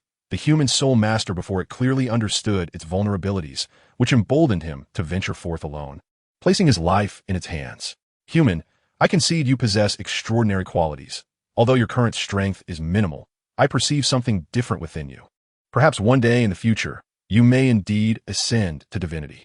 Su Yuntao smiled and said, Azure bull python, does this mean you consent to the sacrifice? The azure bull python solemnly nodded, stating, Human, you have orchestrated everything meticulously. Do you believe I have any other options left? From the beginning, you were aware of my existence, my personality traits, and even the greatest secrets of our soul beast clan. Perhaps, as you suggested, you are not of this time and space, yet you understand everything about this world, leaving me with no choice. I hope you will uphold your promise. Su Yuntao slightly bowed, saying, Azure bull python, I have sworn by my integrity, and I shall honor my word. Please trust me. Soon, you shall be resurrected in the divine realm, free from concerns about your lifespan. Brother, the Titan giant ape interjected hastily. Are you truly prepared to sacrifice yourself for this human? Ming, you need not voice your objections. I know you are reluctant to see this unfold, but we have no other choice. After I am gone, safeguard my soul bone, and when Xiao Wu returns, present it to her. Henceforth, you shall be the one to protect her. Remember, do not disclose my fate to her. Allow her to continue living joyfully. The Titan giant ape's expression grew profoundly calm. Though he struggled to maintain composure, tears streamed down his cheeks. The brother who had accompanied him for countless years was suddenly departing, and despite knowing this day would come, he found it unbearable when it finally arrived. The Azure Bull Python spoke calmly, Ming, do not grieve for me. My time is already short, and even you have little time left. Our only course of action now is to protect Xiao Wu and ensure she grows up safely. The Titan giant ape nodded fervently, stating, Brother, rest assured, I shall protect Xiao Wu with my life. The Azure Bull Python sighed, Ming, I see something different in this human. Though I do not consider him trustworthy, perhaps one day I may truly return from the divine realm. The Titan giant ape felt a pang of pity, but refrained from further comments. In his heart, the notion of divine resurrection seemed a mere jest. He could not believe this human could ascend to divinity, and even if he did, the Titan giant ape had no faith he would resurrect his brother in the divine realm. Despite these thoughts, faced with his brother's impending departure, he chose to remain silent. Allowing his brother to pass on with a glimmer of hope, this was all he could do. The Azure Bull Python imparted earnestly, Ming, your intellect is commendable, yet your temperament is rash and impulsive. Once I am gone, you must temper your nature, for you alone will bear the responsibility of protecting Xiao Wu. Remember, do not act impulsively. Think deeply before you act. Brother, you need not worry. I will certainly change. The Azure Bull Python nodded, then gazed up at the sky, taking in the Star Dou forest where it had lived for countless years. With a resolute tone, it declared, Human, I have lived for innumerable years and have grown weary of this existence. Death is not something I cannot accept. However, I must warn you, you must uphold your promise. Even in death, my lingering will shall reside within my soul ring and soul bone. Should you betray your oath, retribution will surely come. Su Yuntao nadith, efferming. Azure Bull Python, I believe your words, and I shall honor my vow. Throughout my life, I have adhered to my principles. The Azure Bull Python nodded, and then its eyes erupted with an unprecedented crimson glow. A blood-red flame ignited around its massive form, as it began to consume its own vitality. Diming. Sister Xiaowu will be entrusted to you from now on. The Titan great ape, towering like a mountain, appeared as fragile and helpless as a child. Tears streamed uncontrollably from its eyes. The Azure Bull Python cast one last glance at the world before it, and the blood-red flames flared even brighter. A colossal blood-red magnetic field manifested out of thin air, enveloping both it and Su Yuntao. In an instant, countless crimson rays surged into Su Yuntao's body, while simultaneously, the Azure Bull Python's form began to wane, clearly merging into Su Yuntao's being. Human, you shall become the first soul master in the history of Douluo continent to possess a 100,000-year soul ring. I expend all that I am to forge an unprecedented path of cultivation for you. I believe, with my soul ring and soul bone as your aid, you will undoubtedly advance far in your cultivation journey. I hope you will uphold your promise. Otherwise, even in death, I shall not let you off. Su Yuntao's expression grew grave as he replied, Azure Bull Python, rest easy. I will forever remember all that you have sacrificed for us. Trust me, I will personally resurrect you in the divine realm. Good. At this moment, the Azure Bull Python had completely faded away, its vast form dissipating as its final words echoed across the land. Human, my life has been one of mediocrity. But if today I can save Sister Xiaowu and rescue my master, then my life shall have been worth it. Chapter 14. The unprecedented 100,000-year soul ring. The sun shone brightly, and it was now midday. The scorching sunlight illuminated the entire lake of life. The Azure Bull Python had entirely vanished from this world, leaving behind a resplendent blue soul bone that fell to the ground. At this moment, Su Yuntao's eyes suddenly opened, and his windstorm two-headed wolf martial spirit awakened instantly. As three peculiar soul rings, white, yellow, and red, rose beneath his feet. If the soul rings obtained by hunting soul beasts required humans to adapt to them, then those born as sacrifice were meant to adapt to the person. Life is the greatest miracle in the world, and thus, a blood-red 100,000-year soul ring appeared upon Su Yuntao. It is known that at the level of a 100,000-year soul ring, even an ordinary title Dou might struggle to absorb it due to their physical constitution. Given Su Yuntao's current physical prowess, even a 1,000-year soul ring would be challenging to absorb. However, the Azure Bull Python's sacrifice altered everything, drastically shifting his soul ring compatibility. In addition to granting Su Yuntao a 100,000-year soul ring and leaving behind a soul bone, the Azure Bull Python's sacrifice also elevated his soul power by over 10 levels. In the original narrative, Xiaowu's sacrifice raised Tang San's soul power from level 60 to around 66. The enhancement brought forth by the Azure Bull Python, far superior to Xiaowu, was even more pronounced. Su Yuntao could feel that his soul power had likely reached the level of a Soul King. Moreover, the Azure Bull Python's immense vitality surged into Su Yuntao, significantly accelerating his cultivation speed. It is noted that after the 100,000-year Blue-Silver Emperor sacrificed itself for Tang Hao, Tang Hao made no effort to cultivate, instead indulging in alcohol and despair, yet his soul power level automatically ascended to 95. Given that the Azure Bull Python's vitality far surpassed that of the Blue-Silver Emperor, with the dual blessings of the Celestial Herb and the Azure Bull Python's life force, Su Yuntao's cultivation speed could arguably be deemed the fastest in the Douluo continent. Now, the only one who might rival him in speed could be Qianrenxue, who possessed innate level 20 soul power. Beyond physical enhancements, Su Yuntao's Windstorm Two-Headed Wolf also received reinforcement. In addition to the attributes of wind and fire represented by its two heads, Su Yuntao's martial spirit was now enveloped in lightning, indicating that the 100,000-year soul ring had bestowed a formidable thunder attribute upon his Windstorm Two-Headed Wolf. The Windstorm Two-Headed Wolf could henceforth also be referred to as the Thunder Two-Headed Wolf. Furthermore, the 100,000-year Azure Bull Python's left arm bone beneath Su Yuntao was in existence even rarer than the 100,000-year soul ring.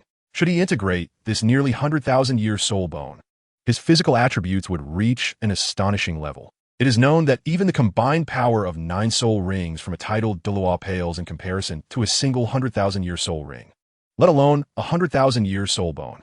Although Su Yuntao's innate deficiencies meant he could not fully develop the potential of the 100,000-year soul ring and soul bone at this moment, he was already an invincible entity within his realm. The primary function of celestial herbs is to refresh innate talents and improve physical constitution, while the main purpose of soul rings and soul bones is to enhance physical attributes and provide powerful soul skills. The combination of the celestial herb and the 100,000-year soul ring and soul bone allowed Su Yuntao to rectify all his shortcomings. He now possessed exceptional talent, robust physique, formidable strength, and powerful soul skills. At this juncture, apart from Qianrenxue, who had innate level 20 soul power, no other young soul master could rival him. The Titan Great Ape stood nearby, its expression complex, lost in thought. Though it was a 100,000-year soul beast, the events transpiring were difficult for it to accept. Su Yuntao sighed and spoke gently. Titan Great Ape, do not grieve too deeply. Once I ascend to divinity, I shall surely resurrect your brother. The Titan Great Ape remained silent, clearly not believing Su Yuntao's words. Recognizing this, Su Yuntao chose not to press further. Some things could only be proven through action. Titan Great Ape, please escort me out of the Star Dou forest. Tomorrow, I shall safely return Xiaowu and retrieve your brother's soul bone. Upon hearing this, the Titan Great Ape silently stowed away its brother's soul bone, grasped Su Yuntao, and began to run towards the outskirts of the Star Dou forest. Before long, Su Yuntao found himself at the forest's edge, quickly making his way toward Nodding City, while the Titan Great Ape did not return, instead waiting quietly at the spot. As time progressed, sunset approached. Su Yuntao arrived at the western outskirts of Nodding City, where he had prepared a hiding place. After consuming a bit of food, he lifted the unconscious Xiaowu and set off toward the Star Dou forest. In the dead of night, the long-awaited Titan Great Ape finally saw Xiaowu, who was cradled in Su Yuntao's arms. Human, what has happened to Sister Xiaowu? The Titan Great Ape asked in a low voice. Su Yuntao replied slowly, apologos. Xiaowu's body is perfectly fine. It is merely that I administer a sleeping drug. The Titan Great Ape's displeasure was evident, yet it said nothing further, simply handing the Azure Bull Python's soul bone to Su Yuntao. Human, I hope you will uphold your promise. Titan Great Ape, I have safely returned Xiaowu as agreed. I shall fulfill the remaining parts of our pact, Su Yuntao assured. At this moment, the Titan Great Ape's demeanor was vastly transformed, as if the loss of its brother had aged it overnight. Human, I shall refrain from further words. I know that although you may be weak, your wisdom surpasses many. You always leave yourself an escape route. Even if I were to kill you now, it would not remedy anything and would place my soul beastkin in jeopardy. I hope you will keep your word. Should you dare go back on it, I, the Titan Great Ape, will ensure you face retribution. With that, the Titan Great Ape turned to leave, cradling Xiaowu. Wait, the Titan Great Ape turned back. Human, do you have something else to say? Silently, Su Yuntao retrieved a precious herb called Heartbreak Red from his storage soul guide. The Titan Great Ape felt a tumult of emotions upon seeing it. Titan Great Ape. This item is known as Heartbreak Red. It can conceal one's aura and is of utmost importance to Xiaowu. After her transformation, she must engage with humans. Once she possesses the Heartbreak Red, even if she were to encounter a title Douluo, she would not reveal her true identity. A glimmer of interest flickered in the eyes of the Titan Giant Ape, clearly captivated by the Heartbreak Red. Human, what scheme are you concocting? Speak forth your desires. Su Yuntao replied with a smile. Nothing of great consequence. I merely wish for your assistance in hunting 2 10,000-year soul beasts to complete my 4th and 5th soul rings. Chapter 15. The Fusion of Soul Bones. A hint of skepticism crossed the face of the Titan Giant Ape. With its 100,000-year experience, it instantly recognized the value of the Heartbreak Red. Yet, the trading conditions proposed by Su Yuntao, requiring only 2 10,000-year soul beasts for the completion of his 4th and 5th soul rings, seemed too favorable to be true. Feeling as though it was being tricked, the Titan Giant Ape inquired, Human, what trickery is this? Su Yuntao kamniri iterativ, titan hiantape. I have stated that I require your help to hunt down 2 10,000-year soul beasts to complete my 4th and 5th soul rings. Is that all that is needed? Nodding affirmatively, Su Yuntao added, Indeed, although I am aware that the Heartbreak Red's value is comparable to that of a 100,000-year soul beast, my physical condition, even after your brother's enhancement, is insufficient to absorb a 100,000-year soul ring. Therefore, you only need to find the 2 most suitable 10,000-year soul beasts for me. Upon hearing this, the Titan Giant Ape grasped Su Yuntao once more and led him deeper into the Star Dou forest. After ensuring Xiao Wu's safety, the Titan Giant Ape did not immediately seek out soul beasts. Instead, it conducted a series of tests on Su Yuntao's physique. Human, your innate foundation is exceedingly poor. You must hasten to fuse with my brother's soul bone. Once merged, your physical attributes will be further enhanced, enabling you to absorb soul rings more effectively. Su Yuntao nodded solemnly. Despite the sacrifice of the sky blue bull python, his own inadequate foundation prevented him from fully realizing the enhancements that a 100,000-year soul ring and soul bone could provide. To completely unleash the potential of the 100,000-year soul ring and soul bone, he had a long journey ahead. The attribute enhancements provided by a 100,000-year soul ring and soul bone surpassed the cumulative effects of the 9 soul rings and all soul bones possessed by most titled Douluos in the world today. Much like soul rings, soul bones, once fused, subtly improve the physical attributes of Soul Master. In truth, physical attributes can be classified into 2 categories: the external, such as strength, defense, and speed, and the internal, which pertains to the body's capacity to endure. Both must complement each other. Otherwise, severe consequences may ensue. For instance, if one's defense is robust, but the internal organs are weak, one may appear unharmed externally but be on the brink of death internally. After merging with the 100,000-year soul ring, the sacrifice of the sky blue bull python initially strengthened Su Yuntao's internal organs to their utmost limits, allowing him to withstand significant external attribute enhancements. However, even so, he could not fully accommodate the overwhelming attributes of the sky blue bull python. Fortunately, due to the sacrifice, the attribute enhancement provided by the 100,000-year soul ring was automatically tempered, allowing Su Yuntao's body to achieve a commendable balance. If he were to continue his cultivation and enhance his foundation, the potential of the 100,000-year soul ring would be thoroughly unleashed.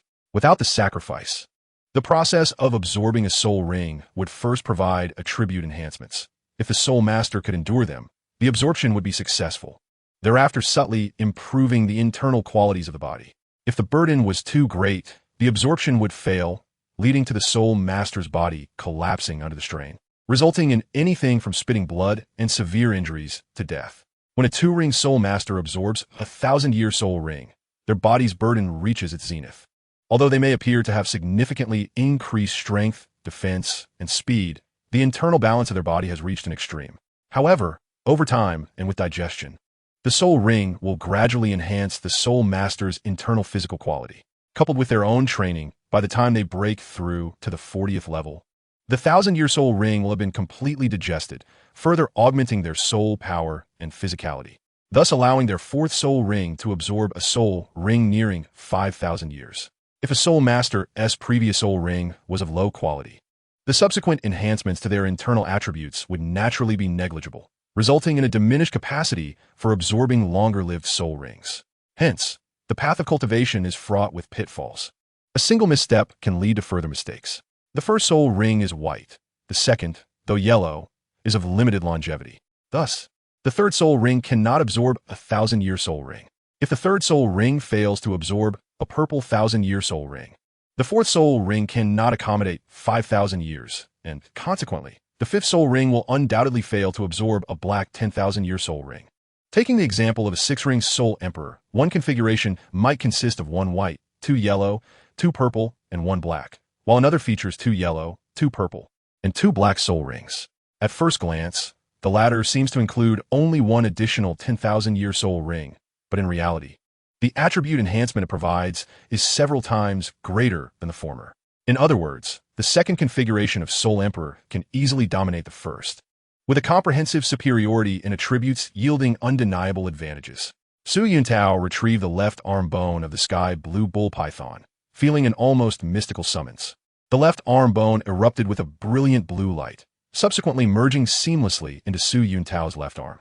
Upon the integration of the 100,000-year left arm bone, Su Yuntao felt an extraordinary comfort throughout his body, particularly in his left arm, which now brimmed with strength. Approaching a massive boulder, he clenched his left fist and struck with all his might, shattering the rock into fragments. The sacrifice of the sky blue bull python not only enhanced Su Yuntao's physical attributes, but also bestowed upon him 4 exceptionally powerful 100,000-year soul skills. The 2 soul skills derived from the soul ring are Thunderbolt Embodiment and Annihilation Thunder. When Thunderbolt Embodiment is activated, Su Yuntao's body becomes enveloped in formidable lightning, producing unparalleled effects in battle. Annihilation Thunder is an exceptionally potent area of effect attack soul skill. When unleashed, it renders the ground barren within 100 meters. As Su Yuntao's soul power increases, the might of Annihilation Thunder will continue to rise. The 2 soul skills granted by the Soul Bone are Thunder Strike and Transformation into Thunder. Thunder Strike, a terrifying single-target attack, merges spirit and form into one to strike at the enemy, while Transformation into Thunder, as the name suggests, temporarily allows Su Yuntao to become a bolt of lightning, rendering him invulnerable for a brief period. These 400,000-year soul skills offer versatility in offense and defense, capable of single-target strikes or area damage, explosive power or sustained assaults. Truly perfect. Human, even with the fusion of my brother's soul bone, your current physical attributes can only withstand a soul ring of approximately 30,000 years. You must diligently cultivate to fully manifest the power of my brother's soul ring and soul bone. The Titan giant ape remarked, I believe my current attribute enhancements have reached their limit. The burden on my body has attained an optimal balance. Will adding further enhancements not pose a problem? The Titan giant ape scoffed, Human, so you too harbor doubts. Su Yuntao responded with a smile, I am confident, however, having lived through endless ages. Your 100,000-year cultivation grants you more authority on such matters. Human, life is the greatest miracle in the world. My brother's sacrifice to you will not only fully enhance your physical attributes, but will also automatically adjust the provided enhancements according to your body. You need only absorb the soul rings without fear of your body collapsing under excessive attributes. Chapter 16. 4 years later, Su Yuntao sat cross-legged on the ground, a sphere of blue light gradually merging into his body. Before him lay an enormous corpse, a soul beast known as the Stormbird, with a lifespan of 50,000 years. Not long ago, Su Yuntao and the Titan giant ape had joined forces to slay it here. Evidently, Su Yuntao was currently in the process of absorbing the soul ring it generated. Time passed slowly, and it had been 4 years since Su Yuntao first arrived in the Star Dou forest. During these 4 years, he chose to remain within the forest, believing there was no better place for his training at this stage. Although he had acquired a 100,000-year soul ring and soul bone 4 years prior, he was acutely aware of his lack of experience and had yet to engage in combat with formidable soul masters or soul beasts. If he were to formally enter the world of soul masters, finding a worthy opponent would prove challenging. The City of Slaughter might be a suitable destination. It was still far too perilous for Su Yuntao at that time. Despite having a 100,000-year soul ring and soul bone, he was still severely lacking in battle experience. Though he had traversed this world for 10 years, he had not fought against opponents of the Soul Emperor level or higher, which was why he decided to stay in the Star Dou forest 4 years ago. The forest not only provided the Titan giant ape as a training partner, but also housed numerous 10,000-year soul beasts. The 4 years of rigorous training had transformed him entirely. The Titan giant ape silently watched over him, Initially, it harbored a profound disdain for this human, but over time, its feelings evolved, and it began to feel something beyond mere animosity. The Titan giant ape had never believed Su Yuntao could ascend to godhood, nor did it trust that he could resurrect its brother. Its initial cooperation stemmed partly from the leverage Su Yuntao possessed and partly from a fleeting glimmer of hope. Deep down, the Titan giant ape was convinced that its brother could never return to the world, yet it was unwilling to relinquish that hope. For it, surrender was a daunting choice, and cooperating with Su Yuntao was the sole act of devotion it could offer to its brother. As time passed and their exchanges deepened, the Titan giant ape began to alter its perspective. It recognized that this human possessed an unwavering determination, dedicating himself to arduous training each day. Moreover, through prolonged interaction, the Titan giant ape witnessed the noble qualities within Su Yuntao, prompting a shift in its beliefs. Perhaps this human soul master truly could achieve divinity and resurrect its brother. Su Yuntao slowly opened his eyes, exhaling deeply. "Human, have you successfully absorbed the soul ring?" The Titan giant ape inquired. Su Yuntao smiled and replied, "Isn't it obvious?" "Titan giant ape?" The Titan giant ape nodded, stating, "Human, your soul power has surpassed level 60. Although your primary focus over these 4 years has not been on increasing your soul power, thanks to my brother's vitality, your soul power has still reached beyond level 60. Your 5th soul ring has been successfully attached, and your 6th soul ring can accommodate nearly 100,000-year existence. Rest well for 2 days from now on. It may be up to me to step into the fray, as there are no longer any soul beasts among those I can command that would pose a challenge to you." A glimmer of light shone in Su Yuntao's eyes. "Titan giant ape, I must apologize. I intend to leave the Star Dou forest." "Leave?" "Jis, Su Yuntao breathtakingly. I have spent enough time away from human society. That is where I belong. I have already devised a plan to reach the legacy site of the Shura god within 2 years to obtain his inheritance." The Titan giant ape nodded, acknowledging that is acceptable, but what about your 6th soul ring? Su Yuntao chuckled. "Titan giant ape, you need not worry. I've already made arrangements for my 6th soul ring. Nothing could be more suitable for me. When the time comes for my 7th soul ring, perhaps I shall seek you out." "Very well," the Titan giant ape proclaimed. "Human, I now believe you may truly achieve divinity. I see in you perseverance and principles. I hope I'm not mistaken." Su Yuntao responded lightly. "Indeed, my methods in coercing your brother were far from honorable, yet I assure you, both you and the sky blue bull python will not regret your choices." Perhaps the Titan giant ape conceded, "I wish you success in attaining godhood." To the south of the Star Dou forest, Su Yuntao gazed at the quaint little town before him, filled with the warmth of human existence, and felt a profound sense of nostalgia. He ordered an exceptionally lavish lunch, featuring an abundance of chicken, duck, fish, and meat, even indulging in 2 large barrels of fine grape wine, a rarity for him. Unlike ordinary individuals, soul masters have different dietary needs. Spectators of martial arts dramas are often astonished by the notion of consuming 2 pounds of sauced beef, deeming it improbable. In truth, martial artists in such worlds are capable of traversing vast distances with ease, making the consumption of 2 pounds of sauced beef quite normal. After all, their energy expenditure is several times, if not dozens of times, greater than that of an ordinary person. In the realm of Douluo continent, Su Yuntao, now a level 60 soul king, could easily devour 2 tables of food.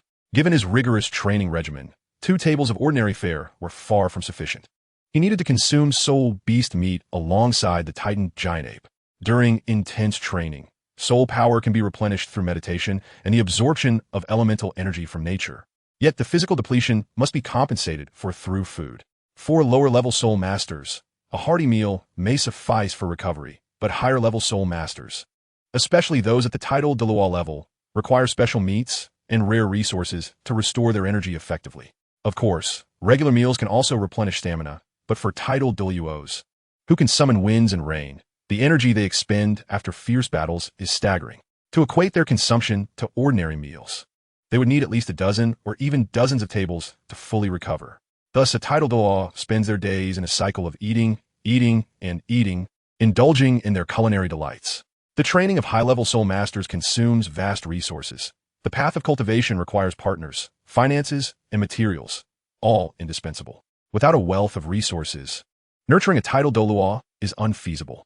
Diet is merely one of the less significant resources expended in the journey of a soul master. Yet even so, many soul master academies on Douluo continent struggle to bear the burden.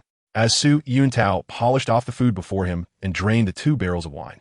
He took a brief respite before continuing on his journey, his destination being the capital city of the Star Dou Empire, Xinglua City. His objective was straightforward: to visit the Douluo clan and request Yang Wudi to step forth and assist in detoxifying Douluo. In Su Yuntao's mind, having depleted the celestial herb that rightfully belonged to Douluo, it was only fitting that he repay the favor by aiding in his recovery. Furthermore, both Douluo and Yang Wudi were individuals of admirable character, possessing principles in their dealings, and Su Yuntao sought to forge connections with them. Douluo was willing to confront the Spirit Hall without fear for the sake of Tang San, a master of seizing opportunities, while Yang Wudi remained steadfast in his loyalty to Haotian's sect, determined to protect his clan against the overwhelming might of the Spirit Hall, even at the cost of their lives. Unfortunately, the actions of the Haotian sect were reprehensible, with its elders being short-sighted and narrow-minded. The true master of the Spirit Hall, Douluo, remains unseen, harboring no intentions of engaging with them. Within the Spirit Hall, following the demise of the Pope, the underlings tremble at the slightest commotion. Yet this pales in comparison to their appalling treatment of the multitude of affiliated foreign spirit masters, who, while flaunting their power and authority, abandon their allies without a second thought in critical moments. Even the single attribute 4 clans faced outright forsaking. Notably, the leader of the Min clan, Bai He, has a sister married to the former sect master, Tang Xiao, thus entwining him with the Haotian sect through familial bonds. The Titan clan, the Li clan, toiled tirelessly, generating over a third of the Haotian sect's revenue. The Yu clan, with unwavering commitment, even constructed the Haotian fortress brick by brick. The Pa clan remained steadfast, willing to fight to the last breath for the Haotian sect. The 4 great clans, who had borne the burden, found themselves heartlessly abandoned by the Haotian sect. Furthermore, during the Haotian sect's closure, they were never notified, cast aside merely to serve as scapegoats, their blood spilled to appease the Spirit Hall, ensuring the survival of the sect's core members. The illustrious battle Soul Hammer, the mighty Haotian sect. After decades of laborious effort by Tang Chun to establish such a grand foundation, it has been utterly squandered in mere weeks by the disdainful descendants. It is likely that even the higher-ups of the Spirit Hall could not have anticipated such an outcome. Douluo had never intended to strike against the Haotian sect, and the offerings and elders of the Spirit Hall remained dormant. The turmoil following the Pope's death stirred discontent within the Spirit Hall, prompting some to clash with the Haotian sect. Consequently, the sect's elders, with their short-sightedness, fled overnight to the battleground where Douluo and Tang Chun were to confront each other, behaving like ostriches desperately trying to survive. Did they never consider that if Douluo truly wished to act against them, could they escape unscathed? If Douluo had not redirected his ire towards the entirety of the Haotian sect, would such an abandonment of their legacy even be necessary? The actions of the Haotian sect can only be deemed profoundly foolish. Their retreat sent shockwaves through the balance of power in the continent's spirit master realm. Originally, the total number of spirit masters on the continent was merely around 100,000, with the Tiandou and Xinglua empires each possessing approximately 10,000 spirit masters. The Haotian sect boasted over 10,000 foreign spirit masters, while the 7-treasure glazed tile school had 5,000, and during the soul hunting operation, they lost 2,000 in the field, while 3,000 remained within the sect. The Blue Lightning Tyrant Dragon clan also suffered heavy losses, with over 1,800 falling in battle on their home turf, totaling around 3,000 spirit masters. The combined forces of the Haotian sect, Tiandou, Xinglua, 7-treasure, and the Blue Lightning Tyrant Dragon clan amounted to no less than 40,000 spirit masters. In contrast, the Spirit Hall, along with other sects, likely controlled fewer than 50,000 spirit masters at that time. The strategic blunders of the Haotian sect led to an abrupt fracturing of the balance among the major powers, with the majority of foreign spirit masters absorbed by the Spirit Hall. Following Bibidong's ascension, she diligently unified the lower 4 sects and numerous smaller spirit master factions, seemingly steering towards the unification of the continent's spirit master realm. As a result, by now, 7 or 8 out of every 10 spirit masters were responding to the Spirit Hall summons. Moreover, the likes of the Stingray and Serpent Spear, among other Soul Dou, were promoted to elders within the Spirit Hall under Bibidong's rule, establishing an unassailable dominance for the Spirit Hall within the Spirit Master community. Additionally, Bibidong tightened her grip on the kingdoms and principalities under her command, consolidating resources and preparing for war. Had it not been for a series of later strategic blunders, the Douluo continent would have already succumbed to the Spirit Hall's rule. With the Haoyan sect's retreat, it became apparent to all that Tang Chun was no longer present.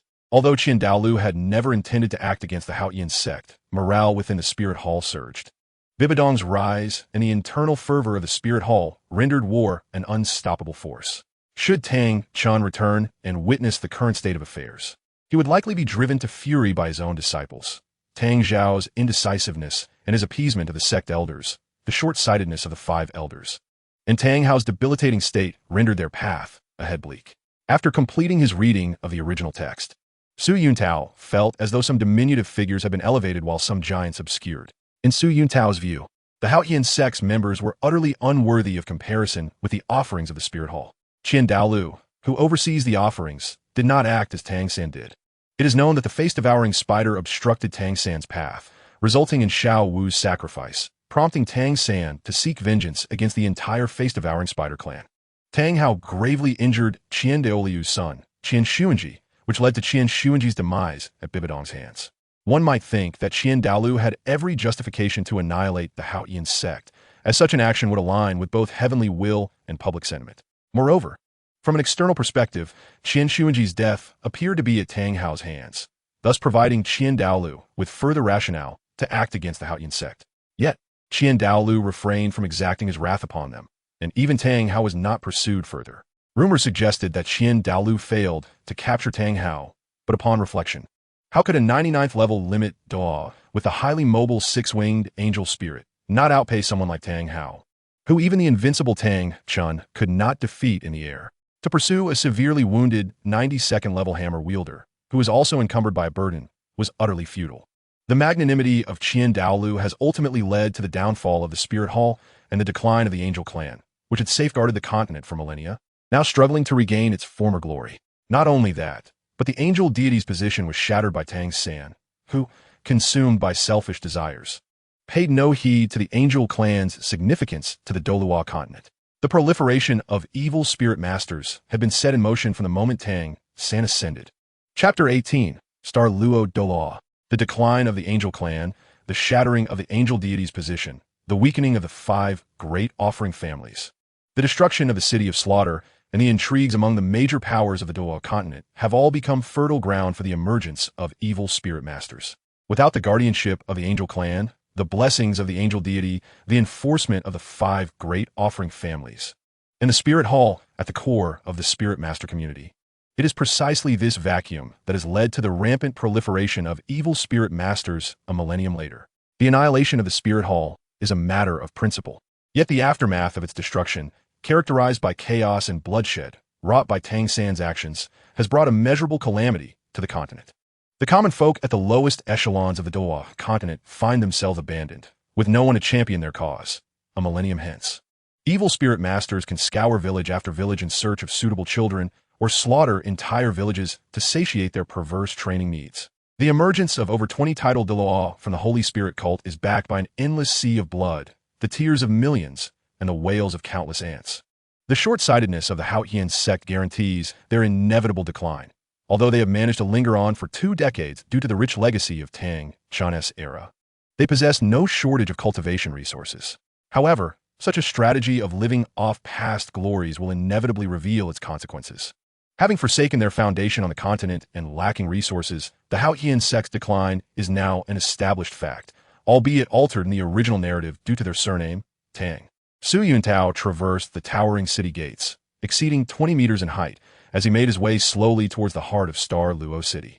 Star Dou City ranks among the 3 major cities of the Douluo continent, alongside the capital of the Tiandou Empire, Tiandou City, forming the illustrious Douluo Twin Stars, the 2 largest cities on the continent. In contrast, Wuhuan City, also among the 3 major cities, is significantly smaller due to various issues.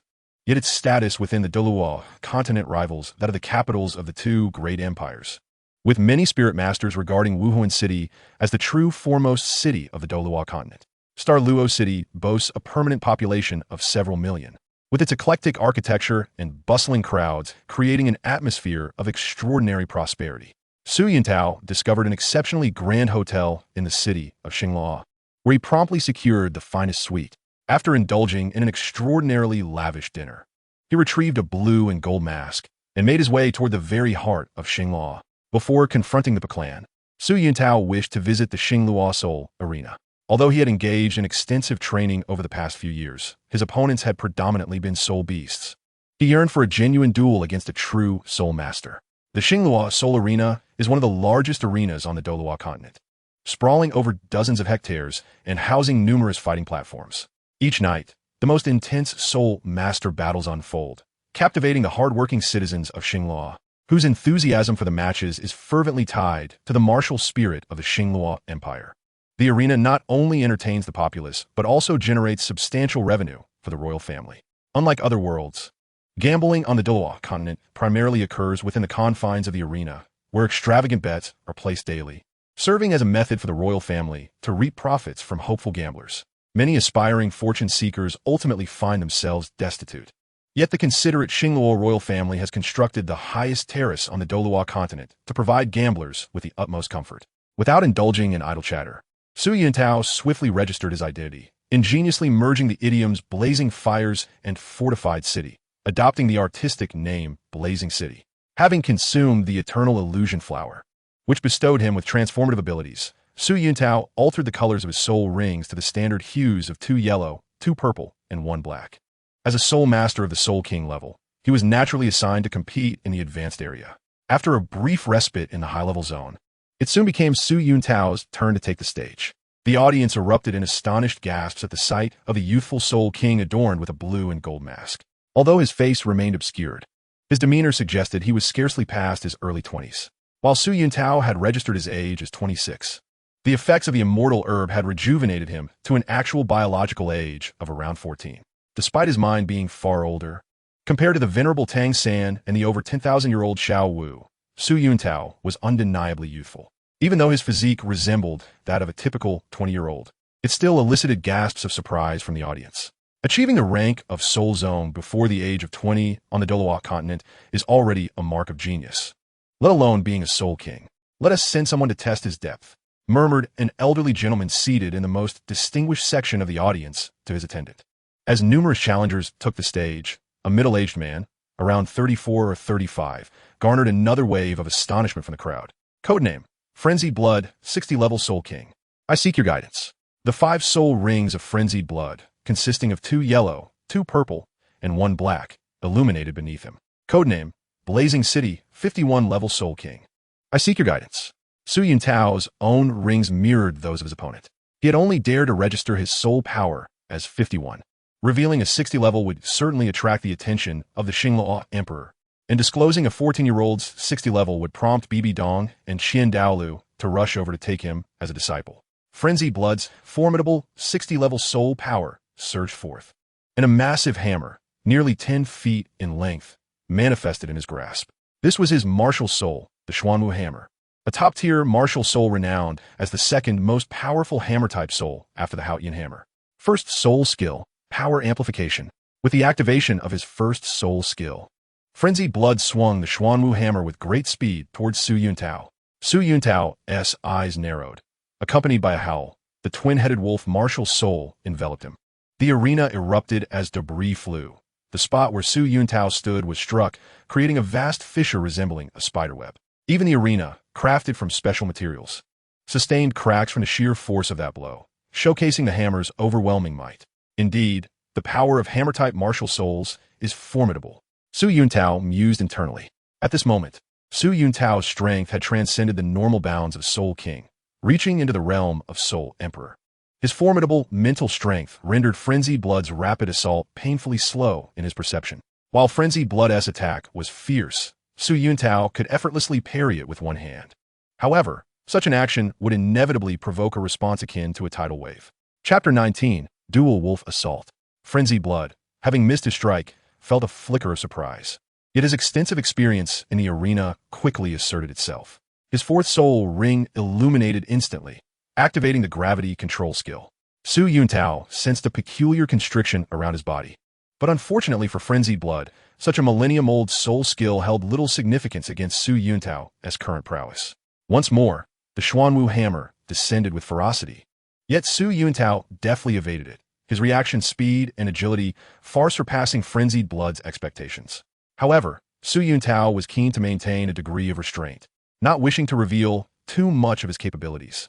After dodging Frenzied Blood's second attack, Su Yuntao's first soul ring shone brightly. First soul skill, Demon Wolf Claw Strike. His massive wolf claw struck Frenzied Blood's chest, sending him hurtling away. Though Su Yuntao's first soul ring appeared yellow, it was merely a 9-year white ring. Yet, given Su Yuntao's current physical condition, even a regular attack would suffice to severely injure Frenzied Blood. The reason he activated a soul skill and deliberately controlled his strength was to ensure the encounter did not appear overly extraordinary. Cheers erupted from the audience, clearly enthralled by Su Yuntao's impressive display. Conversely, many in the VIP section bore grave expressions, contemplating the origins of this remarkable young soul master. Frenzied Blood, having been flung, performed several roles before barely stabilizing himself. He realized he was facing a true master. However, for someone of his battle-hardened experience, conceding at this juncture felt premature. His eyes darkened with determination as both his fourth and third soul rings ignited simultaneously. Fourth soul skill, Gravity Control. Third soul skill, Xuanwu Heavy Strike. The might of his 59-level soul power surged forth, and the Xuanwu hammer erupted with a dazzling white light. Frenzied Blood's muscles bulged as he hurled the hammer towards Su Yuntao with unbridled fury. Su Yuntao's second soul ring flared to life. Second soul skill, Demon Wolf Acceleration. In an instant, his speed surged significantly. In truth, even without activating his second soul skill, Su Yuntao's natural speed could easily surpass Frenzied Blood's current pace. However, he was committed to maintaining appearances. With the activation of his second soul skill, Su Yuntao effortlessly evaded Frenzied Blood's onslaught once more. The advantage of hammer-type martial souls lies in their strength and imposing presence, yet they come with significant drawbacks, particularly regarding the soul master's mobility and defense. There exists no flawless martial soul, even if one can exert pressure over another's martial soul. Achieving comprehensive dominance is difficult unless the martial souls are of the same category. Consider the god-level martial soul, the six-winged angel. It encompasses the sacred, luminous, and fiery attributes, each reaching an apex of power. Beyond that, the six-winged angel possesses formidable offensive capabilities, and with its 6 wings, its agility in the air is unparalleled. Even in terms of defense, the six-winged angel's protective abilities are formidable, exemplified by the ultimate divine mystery, Sacred Guardian, a truly invincible defensive soul skill. Even the aspects of control and healing are exceptionally formidable within the realm of the six-winged angel martial soul. For instance, the binding of light and the blessing of light derived from its luminous attributes represent the pinnacle of control and healing abilities. This divine martial soul, the six-winged angel, is indeed terrifyingly powerful. However, when confronted with the supreme martial soul of the Haotian hammer, it finds itself overshadowed in sheer strength. A single force can overwhelm myriad techniques. Regardless of the myriad of skills at your disposal, I, the invincible Tang Chun of the earth, wield my hammer with unyielding might. When the Haotian hammer, more accurately referred to as the Imperial hammer, reaches its zenith in a battlefield suited for its prowess, even a divine martial soul must concede defeat. After deftly evading the frenzied attacks of Guangxue, Su Yuntao seized the opportunity, bolstered by the surge of demonic energy, to launch a swift counterattack. His first soul skill, the Demon Wolf Claw Strike, once more ensnared Guangxue. Blood spewed from Guangxue's mouth, and upon hitting the ground, he tumbled several times before managing to mitigate the impact. At this juncture, his chest was a gruesome sight, marred and bloodied, with the wounds from Su Yuntao's claws forming an X shape across his torso. Despite his grievous injuries, Guangxue, fueled by an indomitable fighting spirit, rose once more. He unleashed multiple soul skills, his soul power depleting rapidly, compounded by the relentless damage he had sustained, pushing his body to the brink of collapse. Clearly, he was preparing for a final desperate strike. Suddenly, his fourth and fifth soul rings illuminated simultaneously. The fourth soul skill, Gravitational Control. The fifth soul skill, Xuanwu Annihilation. His fifth soul ring granted him an exceptionally powerful 10,000-year soul skill. Xuanwu Annihilation, with its staggering destructive capacity, was also a group attack soul skill. Given his current strength, its damage radius encompassed nearly half of the soul arena. Guangxue was resolute in his belief that Su Yuntao could not evade this soul skill. He was poised to expend every ounce of his strength for a last-ditch effort to turn the tide of battle. Su Yuntao's heart remained remarkably calm. Yet a hint of gravity graced his countenance, though it did not reflect his inner tranquility. A black soul ring slowly ascended beneath his feet. This was his fourth soul ring, acquired 4 years prior after absorbing a 30,000-year swift wind demon wolf, endowing him with this immensely powerful 10,000-year soul ring. The fourth soul skill, Demon Wolf Strangulation. In an instant, a verdant light radiated from Su Yuntao's right hand as the wind elements in the atmosphere began to coalesce. In the next moment, a wolf's howl echoed as a colossal wolf's head surged forth from his palm, charged with astonishing momentum, aiming directly at Quang Shue. Su Yuntao not only suppressed his strength and utilized minimal soul power, but he also refrained from unleashing the full potential of his fourth soul ring. Originally, the name of his fourth soul skill was Dual Wolf Assault, characterized by its element of surprise and simultaneous strikes from both sides, making it exceedingly difficult for opponents to defend against. Furthermore, Su Yuntao had the option to merge the two wolf heads into one for a direct and devastating assault. With a thunderous crash, a resounding explosion reverberated through the center of the soul arena, sending shockwaves that caused nearby banners to flap violently. Despite Su Yuntao's restraint and the partial release of his soul skill, such an attack was beyond the capacity of Quang Shue, a soul king, to withstand. Su Yuntao's prowess had long transcended the boundaries of a soul emperor, and aside from a few titled Douluos, he found it exceedingly challenging to encounter formidable opponents within the realm of soul saints. Predictably, Su Yuntao's weakened fourth soul skill, Demon Wolf Strangulation, obliterated Quang Shue's offensive. And amidst the violent shockwaves, Quang Shue's body was sent flying like a kite severed from its string. Though Su Yuntao had intentionally controlled his attack to avoid fatality, Quang Shue still coughed up blood upon landing and subsequently fell into unconsciousness. Chapter 20. The Ruin of a Clan. Amidst the resounding cheers of the crowd, Su Yuntao swiftly exited the arena, neglecting even to claim the 10 gold soul coins awarded for his victory. The extent to which various factions on the Douluo continent exploit their resources is markedly more ruthless than in other realms. A soul master with an iron rank receives but 10 gold soul coins for a single victory, a stark contrast to the vast profits from combat he has generated. As Su Yuntao approached the entrance of the arena, he was intercepted by an elegantly dressed elder accompanied by a retinue of guards. "Young friend, my master requests your presence." Su Yuntao replied calmly, "I apologize, but I have pressing matters to attend to. I shall visit your master at a later date." The elder's face betrayed his displeasure, evidently. Su Yuntao's response was too dismissive. "Young friend, you do not even know the name of my master, yet you speak of a future visit?" Su Yuntao replied coolly. "I regret to inform you that I truly have matters to attend to, and it is not convenient for me to meet your master this evening." The elder sneered. "Young friend, my master possesses a royal background. I advise you to accompany me willingly." Su Yuntao maintained an expressionless demeanor, exuding indifference. "I have already stated that I have matters to attend to this evening." Before he could finish speaking, Su Yuntao took a step forward, attempting to leave, but a guard armed with a halberd blocked his path. "Oh, are you intending to resort to violence?" Su Yuntao retorted with a cold smirk. The elder spoke sternly. "Young friend, it would be wise for you to accompany me." Su Yuntao's lips curled into a slight, derisive smile. "And what if I refuse?"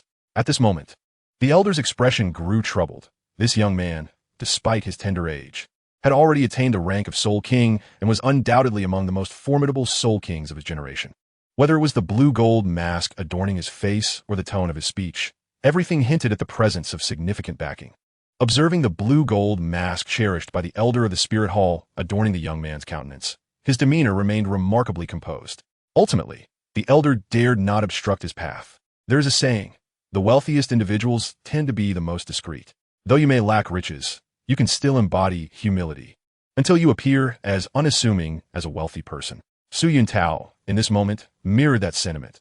Lacking a powerful background posed no issue. As long as he performed his role effectively, the rest would naturally fall into place in the minds of others.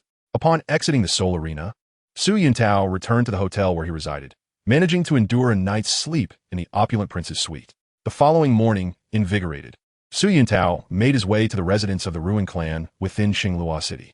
The capitals of the two great empires, Tiando City and Xinglua City, serve as the optimal locations for the single attribute four clan sects, with the Tiando Empire and the Xinglua Empire wielding absolute control over these cities, making it difficult for the Spirit Hall to act with impunity. "I am Su Yuntao. I kindly request that you inform your clan leader, Yang Wudi, of my desire to meet with him," Su Yuntao stated slowly, as 5 soul rings, 2 yellow, 2 purple, and 1 black, materialized alongside his words. The 2 gatekeepers displayed expressions of shock. This young man, appearing to be no more than 20 years old, was a soul king. Esteemed sir, please hold for a moment. We shall notify him immediately. Within the alchemy chamber of the ruined clan, a tall, gaunt elder with hawkish eyes and several scars on his face bellowed, "No, I do not know anyone named Su Yuntao. Tell him to get lost." Clan leader, this young man, named Su Yuntao, appears to be a soul king despite his youth. Perhaps you should meet him, one of the gatekeepers urged. Not a chance. Young Wudi roared. Do not even mention him being a soul king. Even if a titled Douluo were to come, I would not meet with him. How many times must I repeat myself? Do not disturb me while I am refining medicine. Do not disturb me. Do not disturb me. If you dare interrupt my work again, I shall use you as my test subject tonight. Yes, yes, clan leader. The gatekeeper stammered. He was well aware of his clan leader's temperament, but the arrival of a young soul king warranted serious consideration. However, he had not anticipated Yang Wudi's obsession with alchemy to be so profound. Hurry, tell him to leave. Remember, even if the sky falls or the earth cracks, do not disturb me while I am refining medicine. Young Wudi. Even if it means death, even if it is outside, I must first concoct this batch of medicine. Upon receiving the news, Su Yuntao smiled knowingly, evidently having surmised that Yang Wudi was engaged in alchemy. I would appreciate your assistance once more. Before Su Yuntao could finish his sentence, the two gatekeepers hastily waved their hands, saying, Esteemed guest, our clan leader is devoted to his craft. Any disruption during the alchemical process could lead to dire consequences. It would be best for you to return another day. Su Yuntao gestured dismissively. Then, does your clan leader never concoct medicine on that day? The two gatekeepers exchanged glances, seemingly perplexed, as though their clan leader spent at least 366 days a year in alchemical pursuits. Observing their reaction, Su Yuntao shook his head and continued, Gentlemen, please convey a message to your clan leader during his rest, simply stating the words, fragrant and exquisite celestial product. A flicker of confusion appeared in the gatekeeper's eyes. What do you mean, esteemed guest? Su Yuntao replied with a smile. Just relay my exact words. And I trust your clan leader will see me. Moreover, I am unaware of when your clan leader will complete his alchemy. So I plan to enjoy a few days in Xingluo City before returning. On the following morning, with a thunderous crash, the batch of elixirs that Yang Wudi had poured countless efforts into finally exploded. After several days and nights without sleep, Yang Wudi let out a roar towards the heavens. Then, looking utterly fatigued, sat down at the dining table to feast heartily. Young ones, prepare the medicinal materials swiftly. I shall soon take my rest. Remember, when you are ready, wake me. I, Yang Wudi, shall ensure that this batch of elixirs is completed, even if it costs me my life. Clan leader, that esteemed Su Yuntao has a message for you. Speak quickly. Spare me the trivialities. I have no time to waste. Fragrant and exquisite celestial product. With a resounding crash, the sea bowl in Yang Wudi's hand fell to the ground. What did you say? Clan leader, fragrant and exquisite celestial product, the gatekeeper said in astonishment. Yang Wudi clutched his chest, his heart racing uncontrollably. Clan leader, young ones quickly, invite our honored guest inside. Clan leader, that esteemed Su Yuntao departed yesterday. What? He left. Yang Wudi bellowed. Why was I not informed of such an important matter yesterday? Clan leader, the gatekeeper trembled, stammering. It was you who said not to disturb during alchemy. Useless. A bunch of good-for-nothings. Yang Wudi, seething with rage, commanded go. Search for him.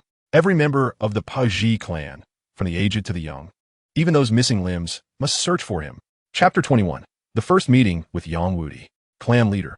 That esteemed Su Yuntao mentioned he would spend a few days enjoying Xingluo City and would visit again after a few days. Few days? Yang Wudi barked. Which day exactly is that? Clan leader. He did not specify. Useless, all of you. Yang Wudi fumed. Hurry and send everyone to search for him. If you cannot find him, you shall be my test subjects. The gatekeeper, unable to express his frustration, could only retreat in defeat. From that moment onward, Yang Wudi was restless, unable to eat or sleep, standing silently at the doorway, gazing at the street ahead. Clan leader, your favorite dishes are prepared. I won't eat. Clan leader, it is time for training. I won't practice. Clan leader, the medicinal materials you require are ready. Get lost. As Yang Wudi languished in his thoughts, tormented by his longing, Su Yuntao, on the other hand, was leisurely enjoying hot pot and singing, utterly carefree. Thus, 3 days passed. Exhausted and eager, Yang Wudi finally spotted a young figure approaching him. This young man was tall and slender, with long, flowing hair of jade hue, exuding an extraordinary aura. Although adorned with a blue-gold mask, a mere glance revealed he was an exceptional individual. Yang Wudi's heart raced with excitement, overflowing with emotions, and all his words coalesced into a single inquiry. Esteemed Su Yuntao, is that you? Su Yuntao looked at Yang Wudi, slightly taken aback, and replied, Clan Leader Yang. It is a pleasure to meet you. I am Su Yuntao. Yang Wudi laughed heartily, his eyes gleaming with enthusiasm, gazing at Su Yuntao as though he were a long-lost brother. Esteemed young friend, I feel as if we are already acquainted. May I inquire if you have brought the fragrant and exquisite celestial product with you? Upon hearing this, Su Yuntao smiled and remarked, Clan Leader Yang, you're being too formal. Yang Wudi's face flushed slightly, and he awkwardly replied, What do you mean, esteemed young friend? Please come inside. Yang Wudi swiftly turned and shouted, Young ones, bring forth the finest food and drink from our Paji clan.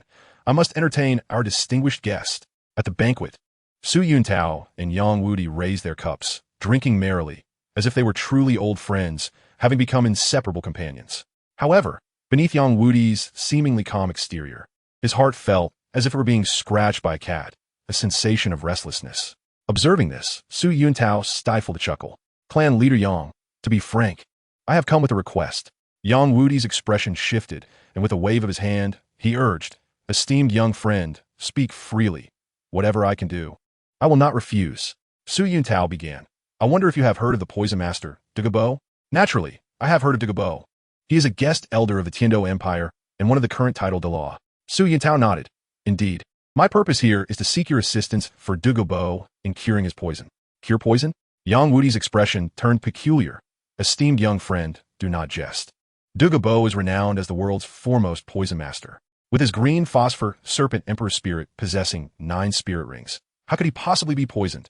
Su Yuntao smiled. The issue lies within his green phosphor serpent emperor spirit. The poison he possesses is a result of his own spirit, harming not only others, but also himself. For soul masters of the green scale serpent lineage, the more they cultivate, the more toxins accumulate within them. Even if Douluo becomes the first titled Douluo of the green scale serpent lineage, he cannot resolve this matter. I see. Yang Wudi's expression became contemplative. Esteemed clan leader, as far as I know, there seems to be no one on the continent with greater alchemical and detoxification prowess than you, which is why I sought your audience. Yang Wudi promptly assured, Esteemed young friend, rest assured, I shall do my utmost. If that is the case, then clan leader Yang, let us commence. Excellent. Yang Wudi raised his bowl in a hearty toast, laughing joyously. Su Yuntao, observing this, wore a peculiar smile, then promptly stood up, with Yang Wudi also rising to leave. At that moment, Yang Wudi suddenly sensed something amiss. Su Yuntao feigned innocence. Clan leader Yang, what troubles you? Yang Wudi chuckled awkwardly. May I inquire what reward I might receive for this endeavor? What? Clan leader Yang, are you now having second thoughts about your earlier promise? Yang Wudi's expression darkened as he realized that this young man, whom he had never met before, seemed to have a keen understanding of his character, appearing to have him entirely figured out.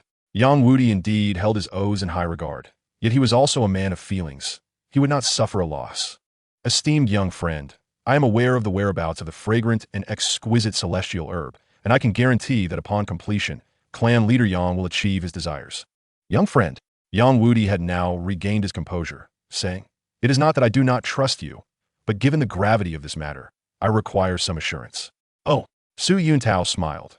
Clan leader Yang is merely afraid of not obtaining the fragrant and exquisite celestial product.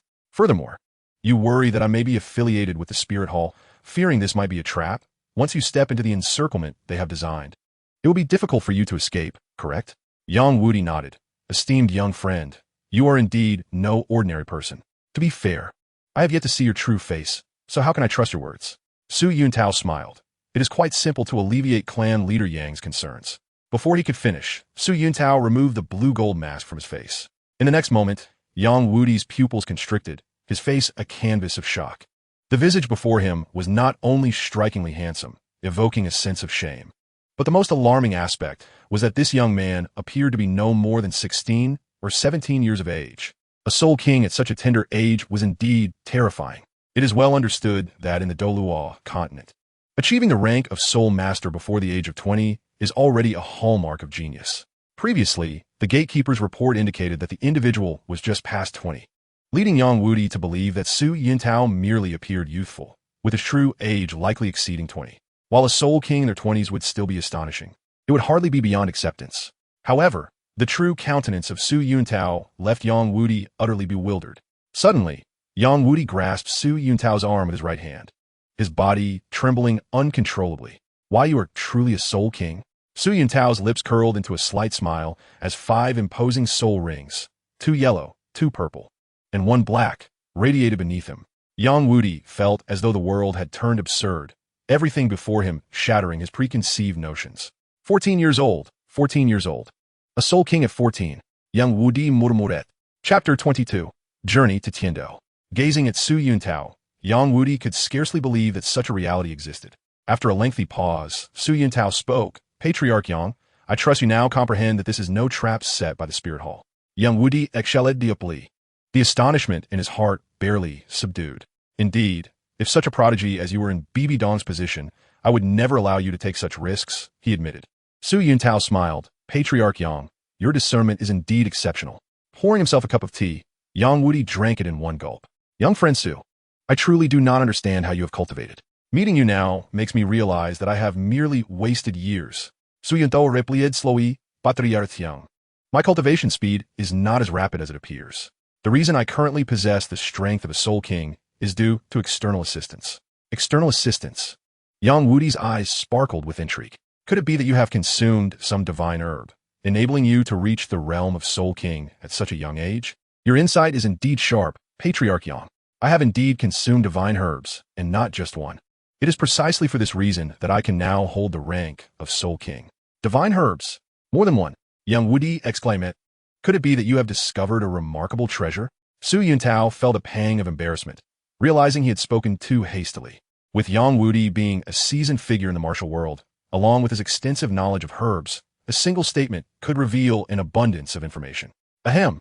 Su Yuntao cleared his throat. Patriarch Yang, I trust your doubts have been alleviated? Yang Wudi nodded slightly. Young friend Su, I now believe you are not affiliated with the Spirit Hall, and you indeed possess knowledge of the Yuxiang Chua divine product. In that case, let us depart for the Tiandou Empire. As long as you can cure Douluo, the Yuxiang Chilua divine product will surely be delivered into your hands, Su Yuntao urged. Yang Wudi quickly added, Young friend Su, I have another question. Are you aware of the true purpose of the Yuxiang Chilua divine product? Su Yuntao responded calmly. The Yuxiang Chilua divine product is impervious to all poisons. Possessing it allows one to neutralize myriad toxins. Yang Wudi, now grave, inquired if that is the case. Why not simply give the Yuxiang Chilua divine product to Douluo? Su Yuntao replied solemnly. Patriarch Yang, I know that one Yuxiang Chilua divine product can save Douluo, even rescuing his entire generation of the Biling Serpent clan, but it cannot save them for all eternity. Compared to this divine product, what they truly need is a prescription, one that can permanently relieve the Biling Serpent clan from their suffering. Yang Wudi nodded solemnly, Yechon Fuxian Lingared. Young friend Su, may I ask what connection you share with Douluo that compels you to assist him so? Su Yuntao replied slowly. One might say that I owe him a significant favor. Everything I do is to repay that debt. Although Yang Wudi still harbored doubts, he refrained from further questioning, sensing he had already asked too much. 2 carriages set forth from the gates of the Pajie clan, embarking on a journey northwest, bypassing the Star Dou forest before veering northeast. This route, though lengthy, was preferable to the alternative that passed near Spirit City, prompting Yang Wudi to choose the longer path. After 2 days of arduous travel, Su Yuntao and Yang Wudi finally arrived at the capital of the Tiandou Empire, Tiandou City. However, instead of entering the city, Su Yuntao directed his path towards a nearby mountain. Young friend Su, what is your intention? Yang Wudi inquired. Nothing much. We simply need to visit the Tiandou Royal Academy. Su Yuntao replied. The Tiandou Royal Academy? Yang Wudi's expression turned peculiar. Is Douluo still teaching there? Not at all. Su Yuntao waved his hand. We are seeking his granddaughter, Douluo. Young friend Su, why not go directly to Douluo? What purpose does seeking his granddaughter serve? Su Yuntao maintained his calm demeanor. Naturally, we need her to guide us to him. At this, Yang Wudi was rendered speechless, touching his face in disbelief at the reality of the situation. Young friend Su, did you just say what I think you said? He stammered. Su Yuntao's expression remained impassive. As long as he felt no embarrassment, the awkwardness would fall on others. We need her to guide us to him. Yang Wudi's incredulity was palpable. Young friend Su, are you jesting? You share such a close bond with Douluo and owe him a great favor. How could you not know his whereabouts? Su Yuntao waved his hand dismissively, truthfully. I do not know where he is. To be honest, I have never even met him. Yang Wudi was left dumbfounded, realizing that this seemingly young Soul King had an uncanny ability to leave him, a seasoned Soul Dou, utterly bewildered. Very well, Patriarch Yang. Let's focus on the task at hand. Yang Wudi replied gravely. Young friend Su, you do not even know Douluo. How can I trust your words? Su Yuntao smiled. Patriarch Yang, many things may seem unfathomable, yet they exist in reality, for sometimes reality does not require logic. Yang Wudi's expression reflected deep contemplation, clearly analyzing the myriad possibilities before him. All right, Patriarch Yang, as a Soul Dou, do you truly fear that I would renege on our agreement? Hearing this, Yang Wudi felt a sense of relief. The initiative lay in his hands. If all else failed, he could always demand compensation midway through the healing. Who would dare refuse payment on the operating table? Yang Wudi had ample confidence. As long as Su Yuntao possessed the Yuxiang Chua divine product, he would secure what he sought.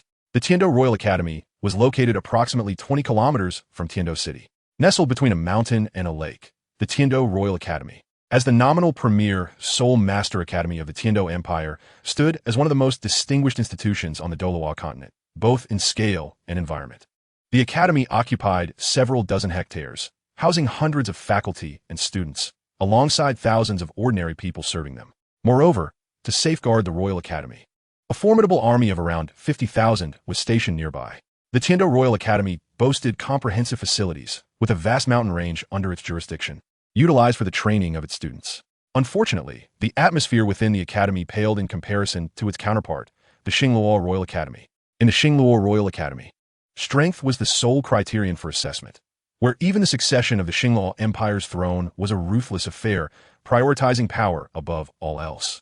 Compared to the Xingluo Royal Academy, the Tiandou Royal Academy fell substantially short. Chapter 23. Dreaming into the Divine Machine. Su Yuntao and Yang Wudi stood at the entrance of the Tiandou Royal Academy. Two individuals, upon arriving at the esteemed Tiandou Royal Academy, were approached by the polite gatekeeper who inquired about their purpose. Given the diverse and often tumultuous nature of the academy's visitors, the guards were understandably cautious not to offend anyone. Su Yuntao, adorned with a blue and gold mask, bore 5 soul rings, 2 yellow, 2 purple, and 1 black. The guards were left speechless as they observed this seemingly youthful man, appearing no older than 20, possessing the formidable cultivation of a soul king. Please inform the academy of my arrival. I seek an audience with the student, Duguyen, Su Yuntao stated. The mention of Duguyen brought a solemn expression to the guards' faces, for they were well aware of her extraordinary background after years of guarding the gates of the academy. Please wait a moment. We shall inform the academy at once. With such remarkable prowess at such a tender age, the guards dared not delay. Yang Wudi let out a sigh. Despite his own lofty self-regard, he was profoundly shaken by Su Yuntao's extraordinary talents. Though Su Yuntao appeared tall and somewhat mature, removing his mask revealed a boy of merely 15 or 16. The most alarming aspect was that Yang Wudi knew Su Yuntao's actual age was only 14. As he contemplated Su Yuntao's true age, a wave of helplessness washed over him. In truth, Su Yuntao's heart and mind were those of a 26-year-old. Having traversed to the Douluo continent at the age of 12, years of rigorous training had allowed him to mature in this realm, and after consuming a celestial herb at 22, his physique transformed, rejuvenating him to a youthful state of 10. After 4 years of battles in the Star Dou forest, he now stood at the age of 14. Before long, 3 venerable elders in resplendent attire arrived at the entrance, clad in black robes adorned with intricate golden embroidery. These garments were not exclusive to them, but were tailored for soul masters of rank 80 or above, signifying their titles as Soul Dou. Su Yuntao and Yang Wudi exchanged glances, acknowledging the utmost decorum exhibited by the elders. The 3 elders regarded Su Yuntao with his blue and gold mask, and Yang Wudi beside him, faces reflecting astonishment. The first, Meng Xinji, was an esteemed head of the academic committee, a Soul Dou of level 85. Wielding the martial spirit known as the Black Demon, by Baoshan, the second in command, also a Soul Dou of level 85, possessed the martial spirit of the Heavenly Star Furnace. The third, Jilin, an 82-level Soul Dou, bore the martial spirit of the Celestial Green Vine. Responding to their introductions, Su Yuntao and Yang Wudi reciprocated the courtesy. I am Su Yuntao, a 51st level Soul King with the martial spirit of the Gale, Two-Headed Wolf. I am Yang Wudi, an 81st level Soul Dou with the martial spirit of the Soul-Piercing Spear. It is indeed a pleasure to welcome the esteemed Su Yuntao and the illustrious Yang Wudi to our Tiandou Royal Academy. Meng Xinji exclaimed with genuine delight.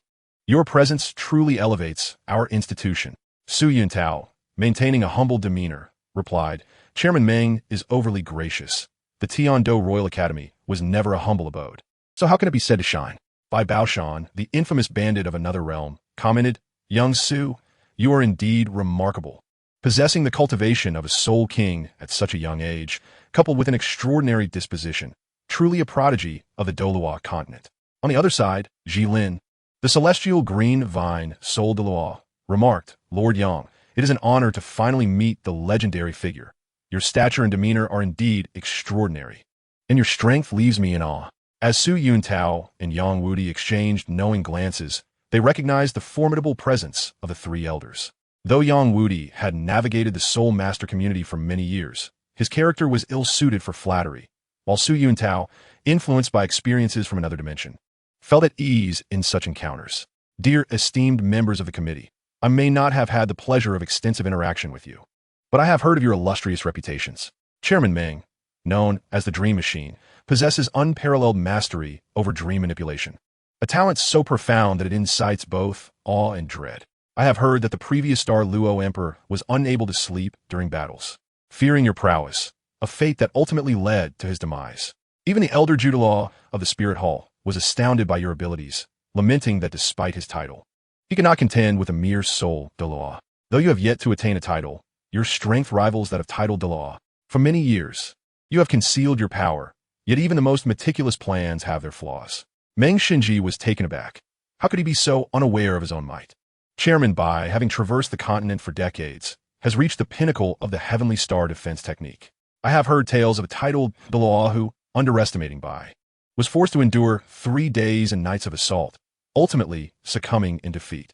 Bai Baoshan inhaled sharply, feeling an electric current coursing through him, leaving him quite uncomfortable.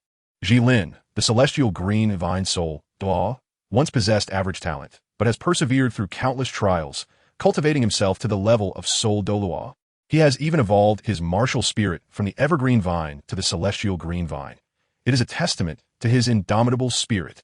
Though the three elders knew well that Su Yuntao's words were embellished, they could not deny the peculiar sense of comfort they derived from his praise. Suddenly, they sensed something amiss. It was supposed to be their flattery that would unveil Su Yuntao's background, drawing him into the academy. Yet now, it seemed they were ensnared in Su Yuntao's rhythm. Exchanging glances filled with camaraderie, the three elders wore smiles of admiration. The prowess of these three was unparalleled, transcending time and space, without comparison to any past or future. The brilliance of Dou stemmed from their presence, and the legacy of the Douluo continent would be etched by their hands. After a considerable time, the three elders graciously conceded defeat in their verbal sparring. They recognized Su Yuntao's insight into their intentions, and, while regretting that he had no desire to join the academy, they were keen to honor the extraordinary young man and his companion, Yang Wudi. Under the guidance of the three elders, Su Yuntao and Yang Wudi toured Dou Royal Academy, eventually settling in a grand parlor to await the return of the Imperial fighting team. As the sun dipped below the horizon, the Imperial fighting team concluded their training for the day, led by their instructor, Qin Ming, who arrived at the parlor. Su Yuntao and Yang Wudi were immediately captivated by a short-haired girl dressed in blue among the 7 members of the team. She was tall and fair, her striking blue hair and emerald green eyes exuding a distinctive charm. Hey, why are you staring at me? Du Yin remarked with irritation. Yin, mind your manners. Meng Xinji interjected. Du Yin, though defiant, held her tongue. Recognizing the importance of decorum, she respected the three elders, even if her grandfather, Bo, would not always reign in her spirited nature. Esteemed Su and Lord Yang, allow me to introduce you to our Academy's rising star, Teacher Qin Ming. Meng Xinji gestured to a man in his 30s standing at the forefront. Qin Ming offered a slight bow, displaying polite reverence. Su Yuntao felt a flicker of recognition. He knew Qin Ming, though the latter would not remember him. Qin Ming was among the inaugural students of Shrek Academy, entering at the tender age of 12. By 13, he had ascended to the rank of Soul Master, becoming the youngest to hold this record prior to the 7 monsters. Before he turned 18, he had achieved the status of Soul Sect, and by 23, he had attained the rank of Soul King. Now, at approximately 30 years of age, he would soon encounter the 7 monsters, at which point he would be a formidable Soul Emperor at the 63rd level. 14 years ago, when Su Yuntao, having endured numerous hardships, arrived at Shrek Academy in search of admission, It was Qin Ming who collected his precious 20 gold soul coins. This was shortly followed by an experience of utter disdain from Zhao Wujia, who regarded him as no more than a mere animal. Su Yuntao, now a 51st level soul king with the martial spirit of a gale, two-headed wolf, calmly activated his soul rings. He gazed upon the remarkably youthful Su Yuntao, who appeared scarcely older than himself, and was astonished to learn that he was indeed a soul king. The members of the royal combat team were nearly taken aback. Even the usually unflappable Douluo Yin was visibly moved. In response, Qin Ming swiftly activated his own soul rings. He was a 59th level soul king, with a martial spirit of a fiery blue wolf. Observing the composed Qin Ming, Su Yuntao couldn't help but smile, as he understood that the humiliation he had endured was inconsequential in the eyes of the Shrek Academy crowd. His name was hardly worthy of remembrance by figures like Zhao Wujia. Soon, Meng Xinji finished his introductions and graciously acquiesced to Su Yuntao's request, allowing Qin Ming and the others to retire for rest, while leaving only Douluo Yin behind. Despite the presence of the 3 committee members, Su Yuntao was aware that it was an extraordinary concession to permit the granddaughter of a titled Douluo to meet with him privately, an unlikely occurrence. Hey, the guy in the blue gold mask, what exactly do you want from me? Douluo Yin, though awed by Su Yuntao's prowess, felt quite annoyed by his insistence to remain alone with her. With a smile, Su Yuntao replied, Miss Douluo, I merely wish to meet your grandfather. Douluo Yin retorted, if you want to see him, go find him yourself. Waving his hand dismissively, Su Yuntao said, regrettably, I cannot locate him, which is why I've come to you. All right, I understand, Douluo Yin responded, turning to leave. In a couple of days, I will find an opportunity to take you to him. Unperturbed, Su Yuntao continued, Miss Douluo, you misunderstand. I wish for your grandfather, Douluo, to come to the Tiando Royal Academy to meet me. At this declaration, the room fell silent. Arrogant. Douluo Yin halted in her tracks, turning back with a cold smile. Meng Xinji furrowed his brow, saying, young friend Su, Douluo is not like the 3 of us.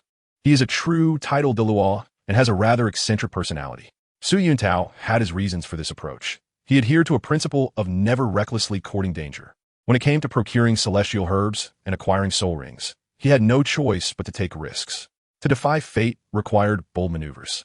In his pursuit of celestial herbs and soul rings, his life had been in the hands of Tang Hao and the Titan Great Ape, and it was through careful planning that he managed to escape unscathed. In fact, when meeting Yang Wudi in Star Dou City, Su Yuntao had sufficient backing. Should the situation turn unfavorable, he could unleash a devastating 10,000-year soul skill, Thunderstrike, and was confident he could severely injure or even kill Yang Wudi, who possessed only the defenses of a soul sage. Moreover, being in Star Dou City, Su Yuntao, with his 10,000-year soul skill, could easily attract the Imperial Guard if things escalated. Ultimately, he could simply remove his mask and defect to the Star Dou royal family, if necessary. The reason Su Yuntao chose to meet Douluo at the Tiando Royal Academy was that he did not want to entrust his fate to Douluo, as relying on another's morals for his future was a foolish endeavor. He needed to meet Douluo first to ascertain what kind of person this version of Douluo was before deciding to leave the Tiando Royal Academy. For only there could he guarantee his own safety. With his current strength, even with the 10,000-year soul skill Thunderstrike, he would not be able to kill a titled Douluo, yet he was confident he could hold his ground for a while. While he was not eager to bind himself to any particular faction, should circumstances force his hand, he would make the choice most advantageous to himself. Miss Douluo. If you happen to see Mr. Douluo in the next couple of days, please inform him that a fated person has arrived. This statement left Douluo Yin, Meng Xinji, and Yang Wudi all perplexed. What do you mean, Su Yuntao? Douluo Yin questioned, confused. Su Yuntao replied earnestly, it is nothing of great consequence. This is merely a message for your grandfather. 4 years ago, I made him a promise, and today I have come to fulfill that promise. Upon hearing this, the expressions of the others turned serious. Although they were still in the dark, the gravity of Su Yuntao's demeanor was compelling. Very well, Douluo Yin said with a hint of solemnity. Though I do not understand what you mean, I will return home tonight. However, I cannot guarantee whether my grandfather will come tomorrow. Tomorrow? That old poison master will surely come running over tonight. Su Yuntao smiled. Miss Douluo, just convey the message. Chapter 25. The Fragrant Chihuahua, Celestial Product.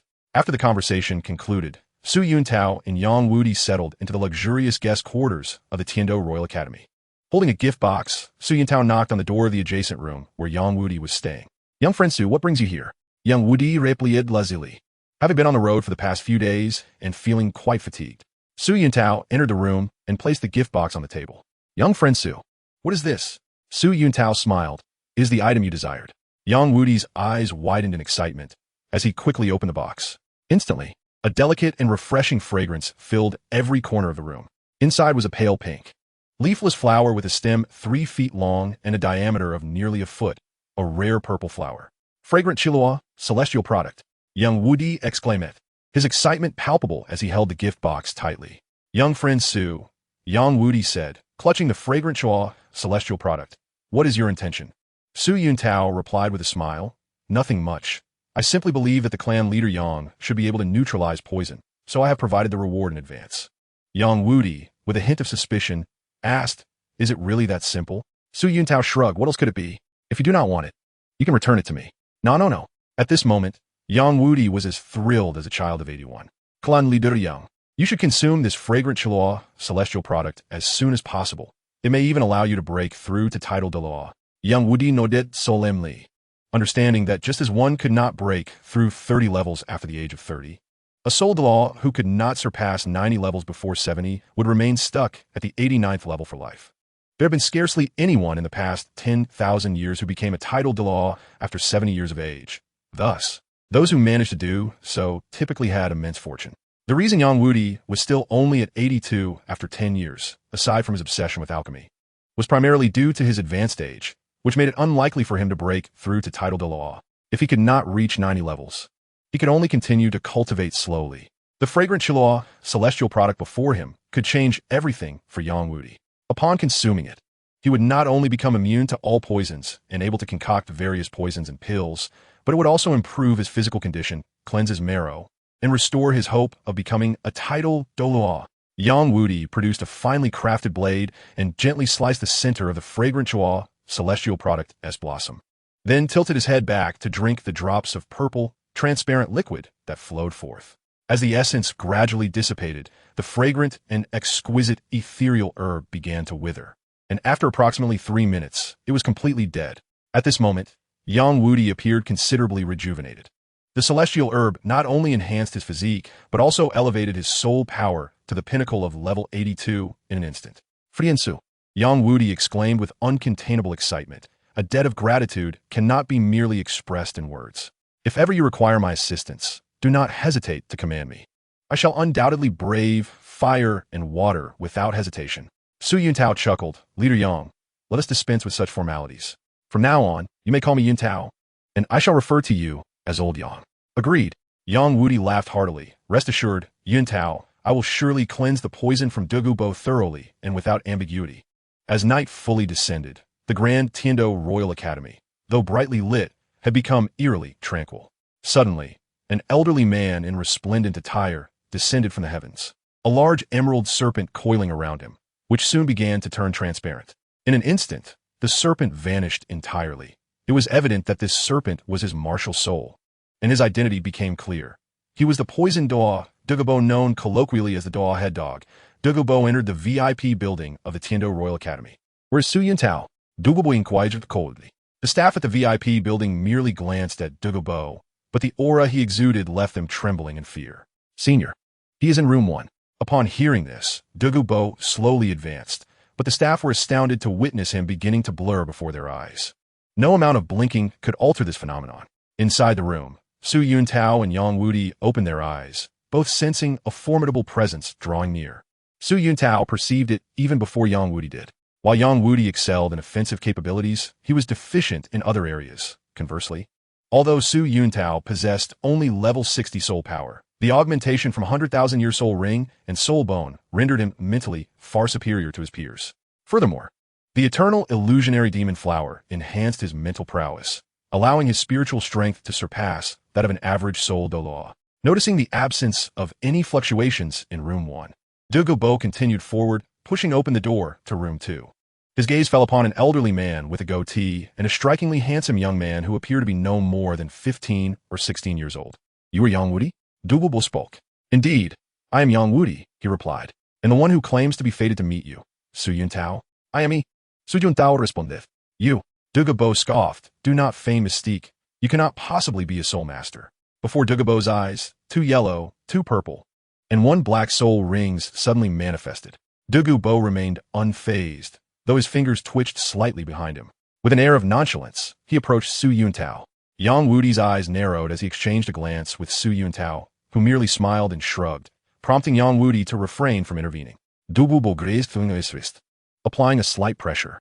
Suddenly, his pupils constricted, and his expression froze in disbelief as his body trembled slightly. 14 years old, Douluo murmured incredulously. A soul king at 14? Su Yuntao chuckled. What's the matter? Old poison. Do you wish to test again? Upon hearing this, Douluo squeezed once more, clearly applying much more force this time, due to his shock.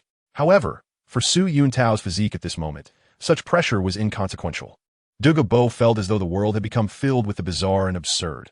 A 14-year-old soul king stood before him. Little monster, you truly are a little monster. Old poison, Su Yuntao replied calmly. In this world, extraordinary occurrences are bound to transpire. Douluo regained his composure, furrowing his brow.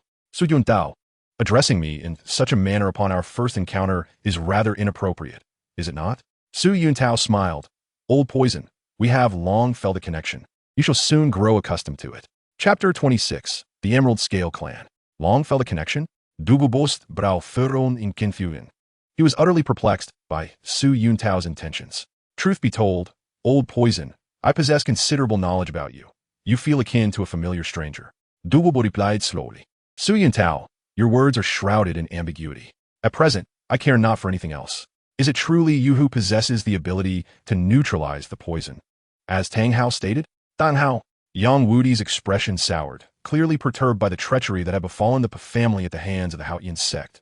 Thus, any mention of the surname Tang unsettled him. Su Yuntao responded, in a sense, yes and no. Douluo retorted, what do you mean by in a sense? Old poison I, personally, cannot neutralize the poison. Su Yuntao, are you toying with me? But I know who possesses the ability to do so. Frian Su. May I inquire as to who that is? Su Yuntao slowly rose, pouring himself a cup of tea, savoring it sip by sip. Observing the veins on Douluo's forehead bulge, he finally spoke. It is none other than the esteemed leader of the clan, Yang Wudi, standing beside me. Him? Douluo scrutinized Yang Wudi, his eyes filled with skepticism. Yuntao, it appears Douluo is indeed as you suggested. The poison has deeply rooted itself within him. Yang Wudi remarked gruffly. Old Yang, with your capabilities, this should pose no problem, correct? It is somewhat challenging, but it should be manageable. Upon hearing this, Douluo's expression grew serious. Observing the earnestness of Su Yuntao and Yang Wudi, a glimmer of hope ignited within him. Yang Wudi spoke coherently. There are two treatment options available. The first is to directly consume my blood. Drink your blood? Douluo exclaimed, astonished. Unlike the bewildered Douluo, Su Yuntao, who was aware of Yang Wudi's consumption of the 100 poison immunity celestial herb, understood that his blood could indeed neutralize myriad toxins. Old Yang, you should first attempt the second approach. Neutralizing one person's poison is simple, but the Emerald Scale Serpent Clan requires a remedy that can alleviate their ancestral suffering. Yang Wudi nodded, determined to concoct a specialized antidote targeting the Emerald Scale Serpent's venom, though he knew it would require a significant process to complete. However, he was resolute in fulfilling his promise. Listening to Su Yuntao's words, Douluo's hopes soared even higher. He hastily declared, Gentlemen, can this Emerald Scale Serpent poison truly be resolved? Before Su Yuntao could react, the impatient Yang Wudi, unwilling to engage in further banter, retrieved a large bowl and filled it with a generous amount of fresh blood. Gazing at the steaming bowl of crimson liquid, Douluo noted that Yang Wudi's blood appeared distinctly different from ordinary blood, with a faint purplish glow emanating from it. What? Are you afraid to drink? Yang Wudi retorted with a hint of irritation. At Yang Wudi's provocation, a grave expression crossed Douluo's face, but he ultimately chose to drink. As the blood flowed down his throat, an invigorating sensation spread throughout Douluo's body. To his astonishment, he discovered that the vast accumulation of toxins within him was inexplicably being neutralized to a significant degree. Douluo felt a surge of emotions. Realizing that the snake venom that had plagued him for decades might finally be resolved, allowing for a potential transformation in his future with Yin Yan, and perhaps even the chance to eradicate the curse that had afflicted his family for centuries.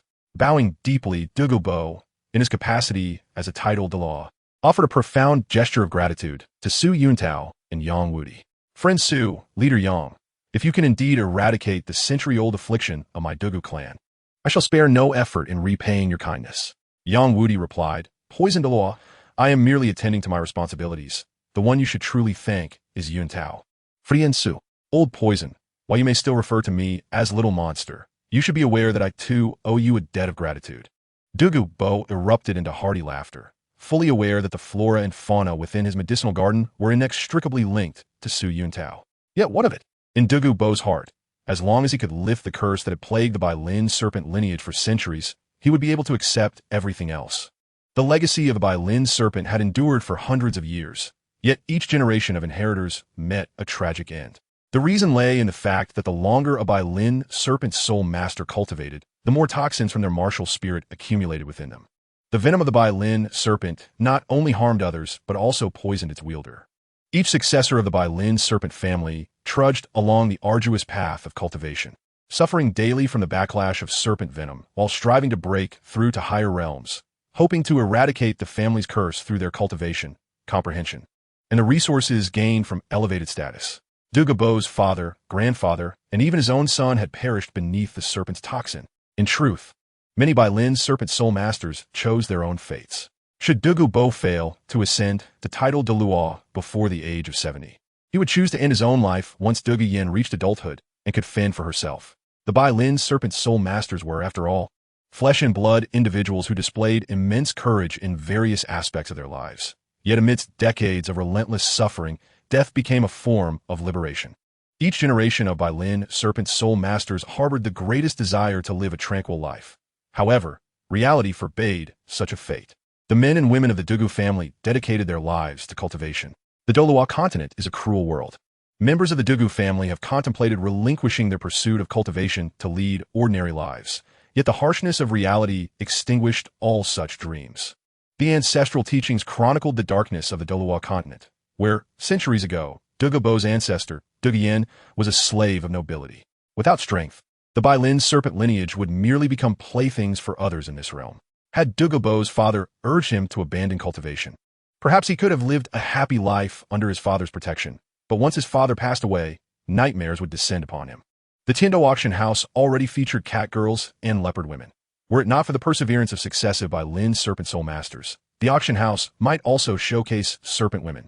Each generation of the Douluo family faced no choice. From the moment they inherited the family's martial spirit and received the family's cultivation, they were destined to traverse a path of suffering in their pursuit of cultivation.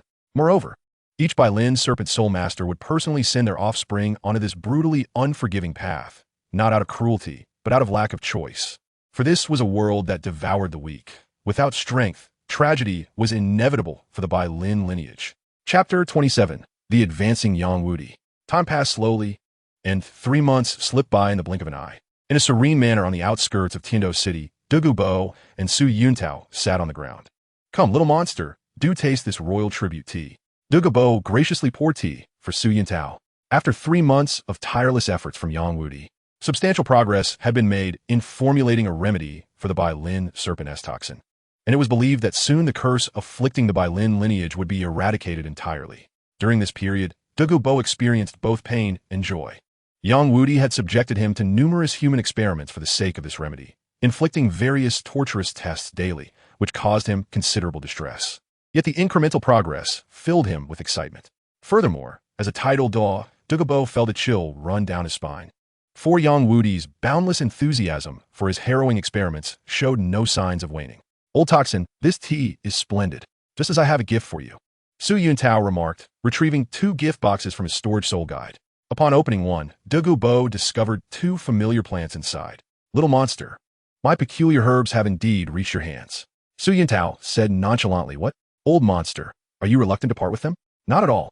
As long as it can lift the curse that has plagued my Douluo family for centuries, I would gladly part with my garden. Old Toxin, do not underestimate the treasures within your garden. These 2 plants have transcended the realm of ordinary herbs and entered the category of celestial herbs. Celestial herbs? Douluo murmured. Half comprehending, Su Yuntao continued, The plant on the left is prepared for you.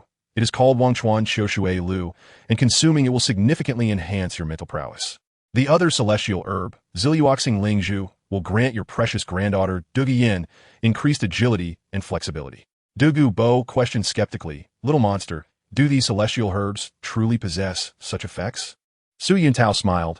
Old toxin, you will know once you consume them. Guarding a garden full of treasures, had it not been for my intervention, you might not have tasted even one. Puffed. Little monster, you jest. Who else would be so unscrupulous as to plunder my entire garden? It is rare for you to bring me such treasures and still return to lend me a hand. Thus, I shall not quibble with you. Su Yuntao's smile broadened. Old toxin, I believe I am quite admirable. At least I adhere to certain principles. Douluo nodded silently in agreement. Old toxin, you can consume the Wangchuan Qiushui Lu directly, while for the Ziliuoxing Lingzhu, you need to have your precious granddaughter consume the purple pearl within the flower stamen. Douluo picked up the Wangchuan Qiushui Lu, scrutinizing it closely before swallowing it whole. As the celestial herb began to digest, Douluo suddenly felt as if his body was undergoing a wondrous metamorphosis. Everything around him became clearer, indicating a significant enhancement of his mental acuity. Even more astonishing was that his soul power shattered the long-standing barrier of level 91, advancing to level 92. Yet, despite the influx of newfound abilities, Douluo's expression remained devoid of joy. He felt an overwhelming urge to lament. Inwardly, he questioned himself. What have I accomplished all these years? Guarding a mountain of gold, yet begging for scraps? Had I consumed the celestial herbs years ago, what heights might I have achieved by now? Douluo hastily grasped the Ziliuoxing Lingzhu. Little monster, I shall first administer this celestial herb to Yin Yin.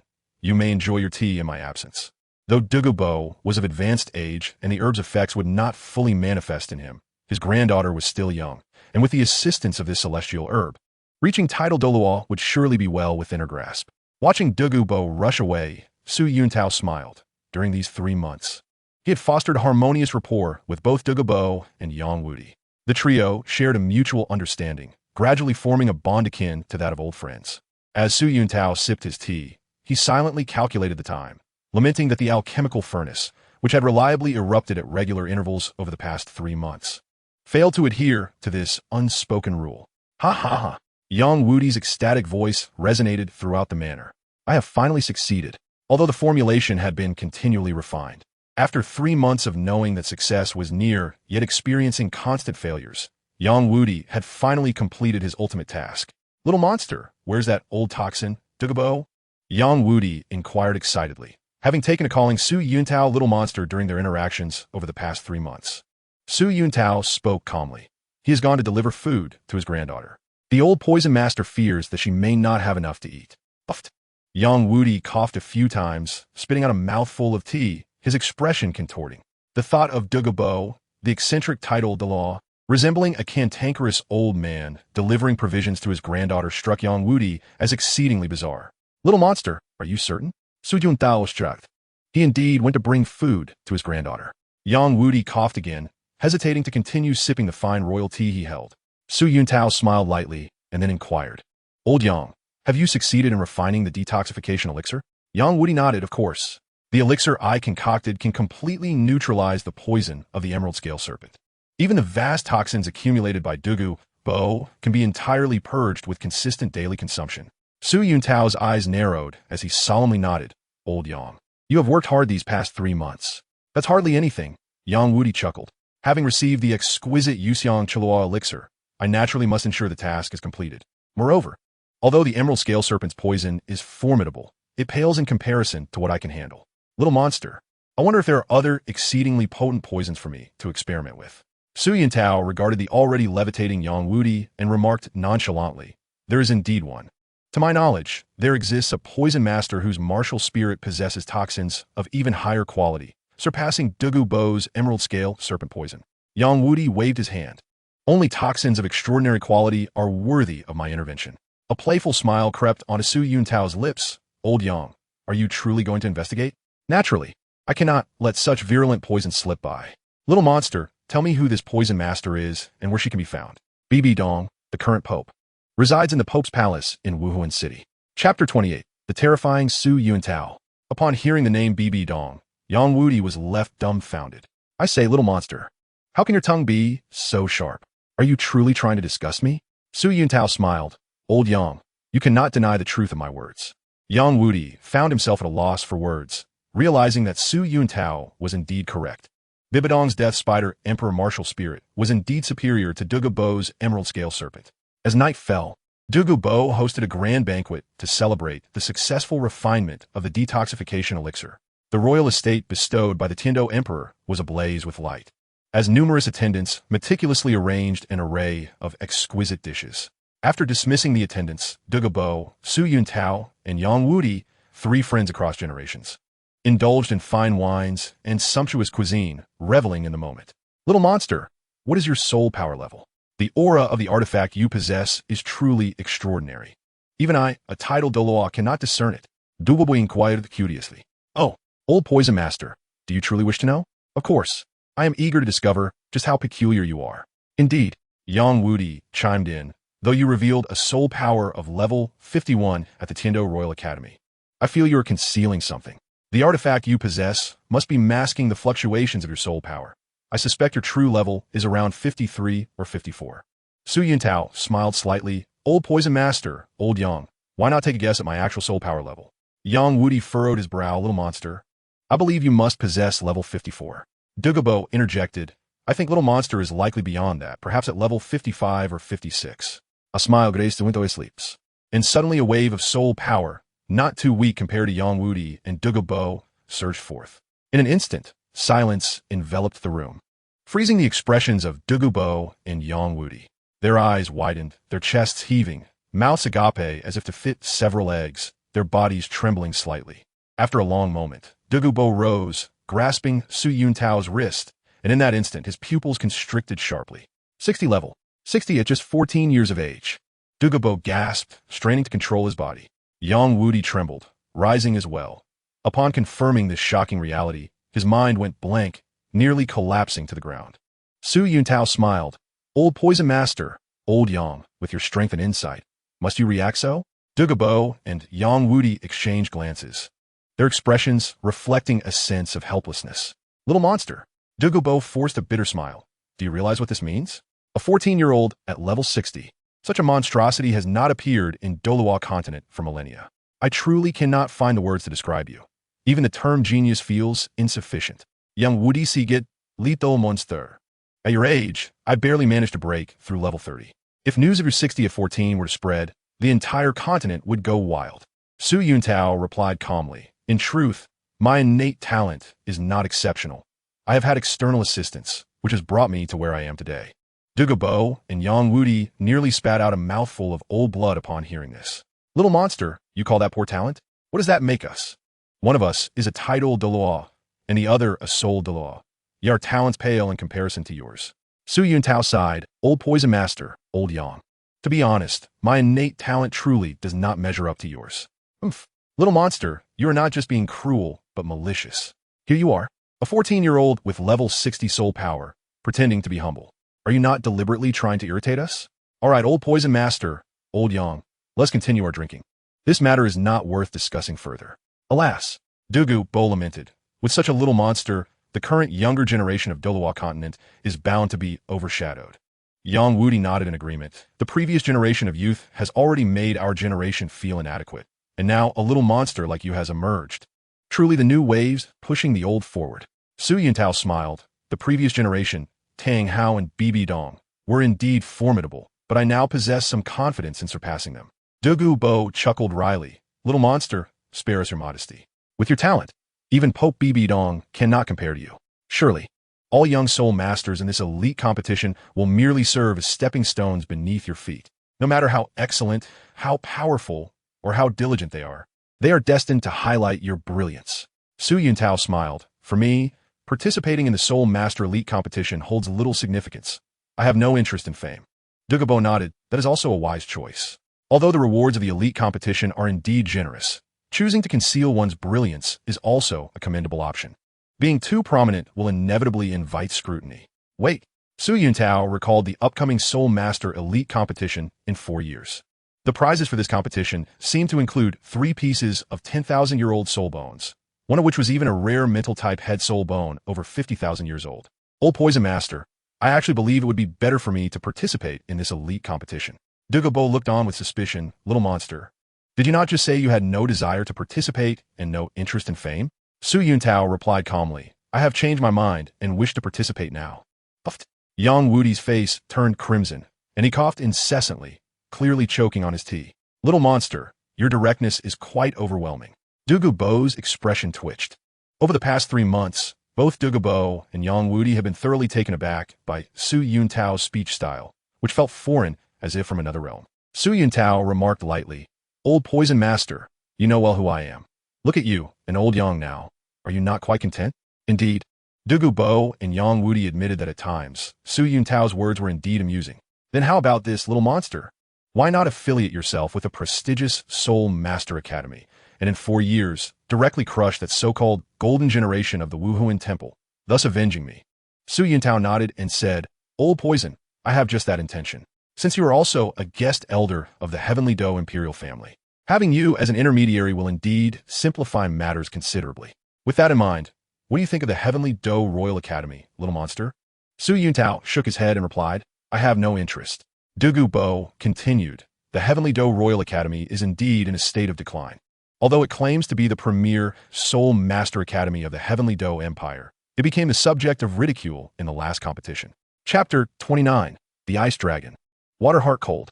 Aside from the Heavenly Dou Royal Academy, the most formidable institutions in the Heavenly Dou Empire are the 5 elemental academies: Fiery Blaze, Heavenly Water, Thunder, Elephant Armor, and Divine Wind, as well as the Plant Academy. Douluo Bo continued, "Except for the Heavenly Water Academy, all of these 5 institutions require noble status. Of course, for the little monster, this is hardly a concern. Your talent will undoubtedly attract the attention of all major forces across the continent." Su Yuntao slowly inquired, "Old poison, which academy do you think I should join?"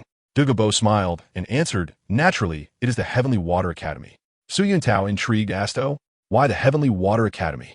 Yang Wudi suddenly interjected, "Little monster, that is simply because the Heavenly Water Academy has a plethora of beautiful women. Once you enter, you can enjoy their company. Indeed, little monster, you would thrive at the Heavenly Water Academy, indulging in merriment day after day. Would that not be delightful?" Observing the peculiar smiles on the faces of Douluo Bo and Yang Wudi, Su Yuntao understood that the 2 seasoned men were intent on making him feel awkward. "Just as I wish." Su Yuntao replied nonchalantly, "Since the Heavenly Water Academy is abundant in beauties, I shall join to relish the gentleness of the Heavenly Water ladies." Douluo Bo and Yang Wudi exchanged glances, realizing that Su Yuntao was not following the expected script. Typically, a youth of his age would feel some embarrassment in such a situation, yet Su Yuntao remained unfazed, rendering them the ones who felt awkward instead. Douluo Bo spoke, "All right, little monster, let me reveal the true reason. The most significant advantage of joining the Heavenly Water Academy is that it is not backed by any major force. Unlike the Thunder Academy, which is supported by the Blue Lightning Tyrant Dragon Clan, or the Elephant Armor Academy, which is backed by the Elephant Armor Sect, only the Heavenly Water Academy stands alone, free from any external constraints. Thus, by joining the Heavenly Water Academy, you will not be subjected to any power's influence." Yang Wudi concurred, "Indeed, little monster, apart from that, the Heavenly Water Academy is among the finest academies in the entire Douluo continent. Every year, it sends numerous soul masters to various corners of the Douluo continent to seek out impoverished girls and bring them into the academy. Even if these girls possess little talent, the Heavenly Water Academy accepts them to prevent them from falling into the clutches of slave markets in the Heavenly Dou Empire." Douluo Bo nodded. "In fact, the ethos of the Heavenly Water Academy is incredibly commendable. It is even regarded as a charitable institution within the Soul Master community. Moreover, their current dean is renowned throughout the Soul Master world."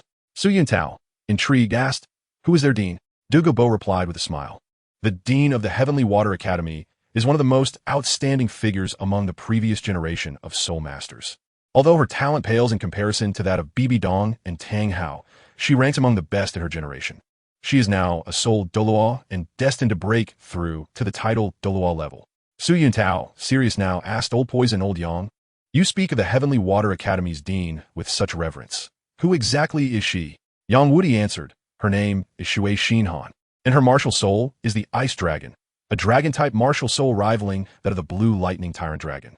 Dean Shui Xinhan is virtually invincible at the Soul Douluo level. While I consider myself quite formidable at that level, facing her would likely result in my defeat." Douluo Bo nodded. "Indeed, Dean Shui Xinhan is not only upright and respected throughout the Soul Master community, but her strength is comparable to that of a title Douluo. As far as I know, she has engaged in fierce battles with true title Douluos and emerged victorious. Her martial soul, the Ice Dragon, is extraordinarily powerful. She is acclaimed as the greatest Ice Soul Master and the second best Dragon Soul Master on the Douluo continent. Although her strength may currently be inferior to that of Yu Yuanjun from the Blue Lightning Tyrant Dragon clan, her talent guarantees that she will eventually surpass the titled Douluo level. Ice Dragon, Shui Xinhan? Su Yuntao murmured, his eyes narrowing. Little monster, at your level, you no longer require the foundational guidance of a Soul Master Academy. Although the Heavenly Water Academy may not perfectly suit your attributes in terms of nominal participation, it is undoubtedly the most fitting. Su Yuntao nodded. Old Poison, if that is the case, please contact the Heavenly Water Academy and register my name. In 4 years, I shall win the championship of the Continental Soul Master Elite Competition for the Heavenly Water Academy. Douluo Bo shook his head, little monster. While I can simply make a call to other Soul Master Academies, the Heavenly Water Academy requires your personal visit. Oh, I see, Su Yuntao said, somewhat puzzled. It seems that Dean Shui Xinhan is quite a person of principle.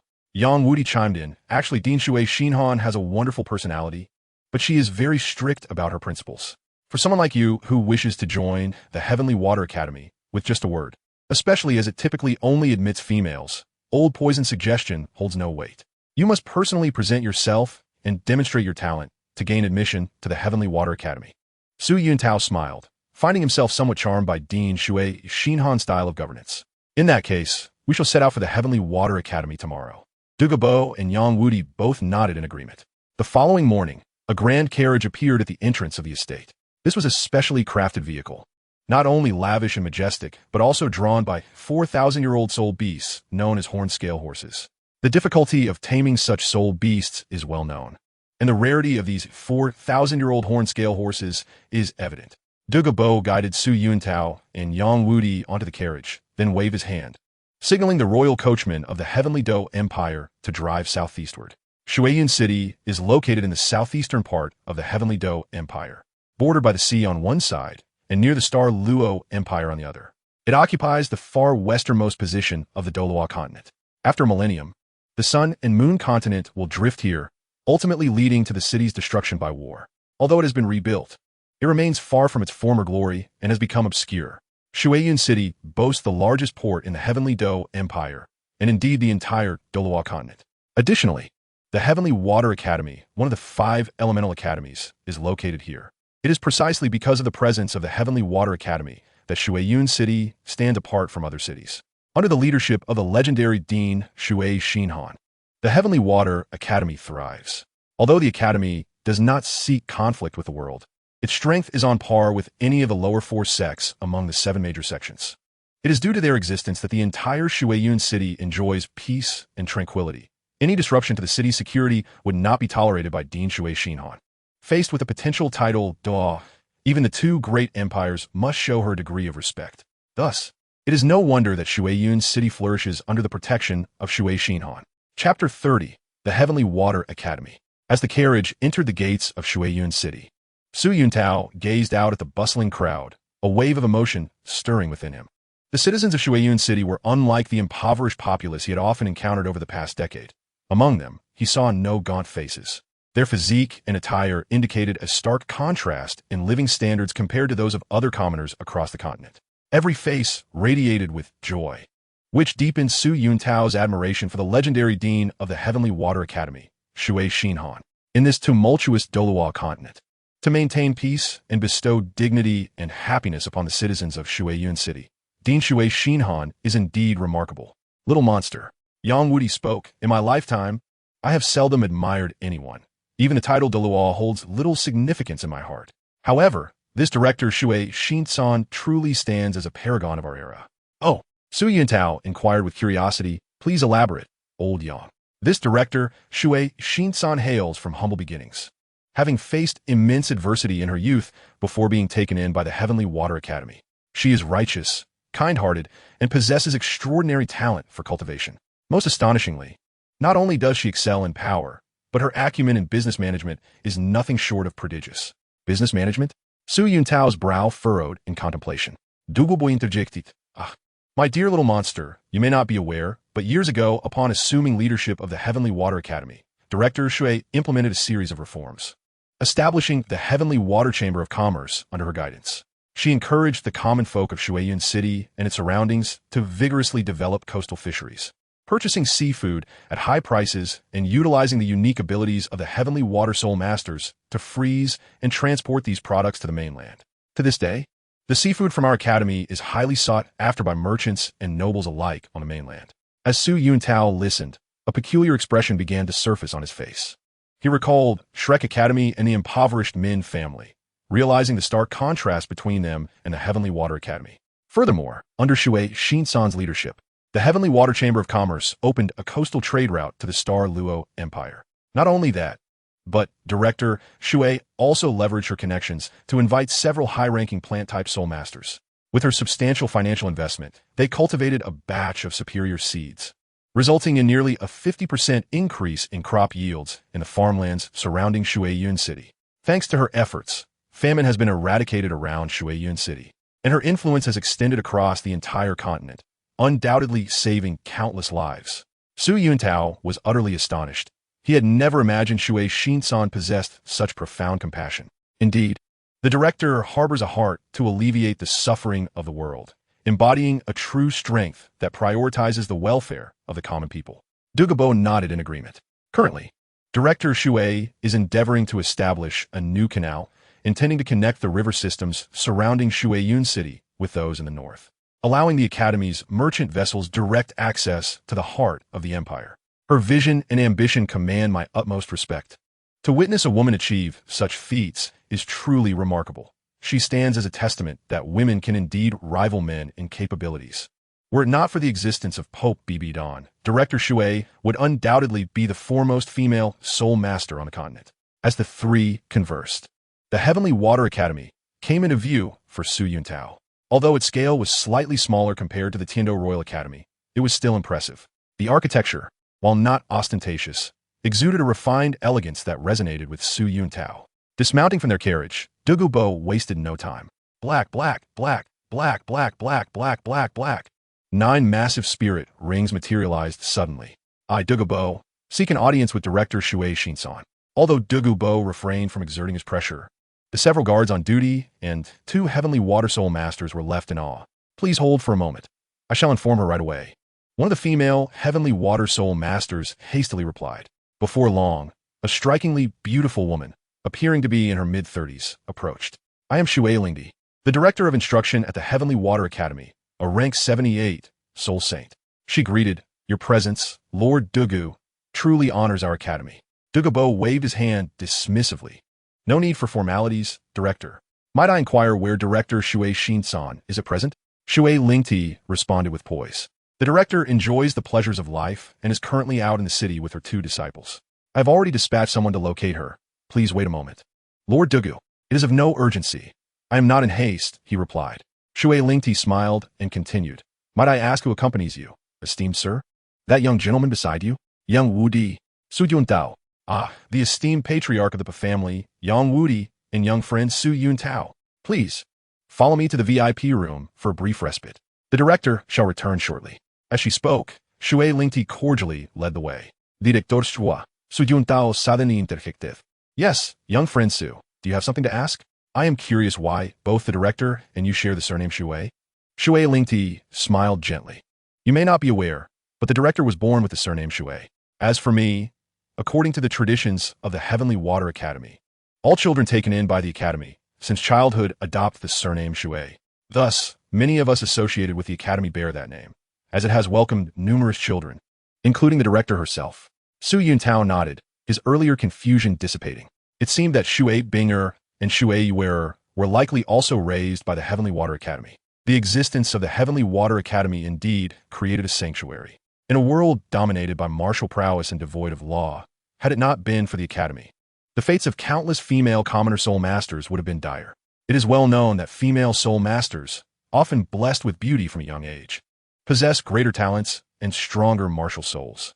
In this era, where the slave trade thrives and cat girls and leopard girls are coveted by the nobility, these female soul masters from Heavenly Water are the most prized commodities. Fortunately, the Heavenly Water Academy has made tremendous efforts, investing vast resources to protect and care for impoverished girls in remote areas, thereby altering the destinies of many women. The trio arrived at the VIP room of the Heavenly Water Academy, where an assortment of fruits and snacks awaited. Please rest for a moment. The director will arrive shortly. Shui Lingti assured. Su Yuntao smiled. Director, Shuiyun City is quite sizable. Are you certain Director Shui Shin-san will return promptly? Rest assured, young friend Su. We possess a comprehensive intelligence network within the Heavenly Water Academy. The director will receive news swiftly and will return within no more than 15 minutes. Chapter 31. The Beautiful Director. Within a tavern in Shuiyun City, a woman accompanied by two exceptionally adorable young girls was savoring delicacies. This woman appeared to be in her late 20s, tall and graceful, her demeanor dignified and elegant. Her flowing blue hair complemented her starry blue eyes and jade-like skin, exuding an indescribable charm with every smile and frown. She resembled a blooming peony, beautiful yet not alluring, striking yet not vulgar. This woman was none other than Shui Shin-san, the most exceptional director since the founding of the Heavenly Water Academy, and the two delightful girls beside her were her disciples, Shui Bing'er and Shui Yuer. Bing'er, eat your fill. Today is a rare holiday, and I shall take you out for some fun soon. Tiaha, Shui Yuer pouted. Why can't we have an extra day off each month?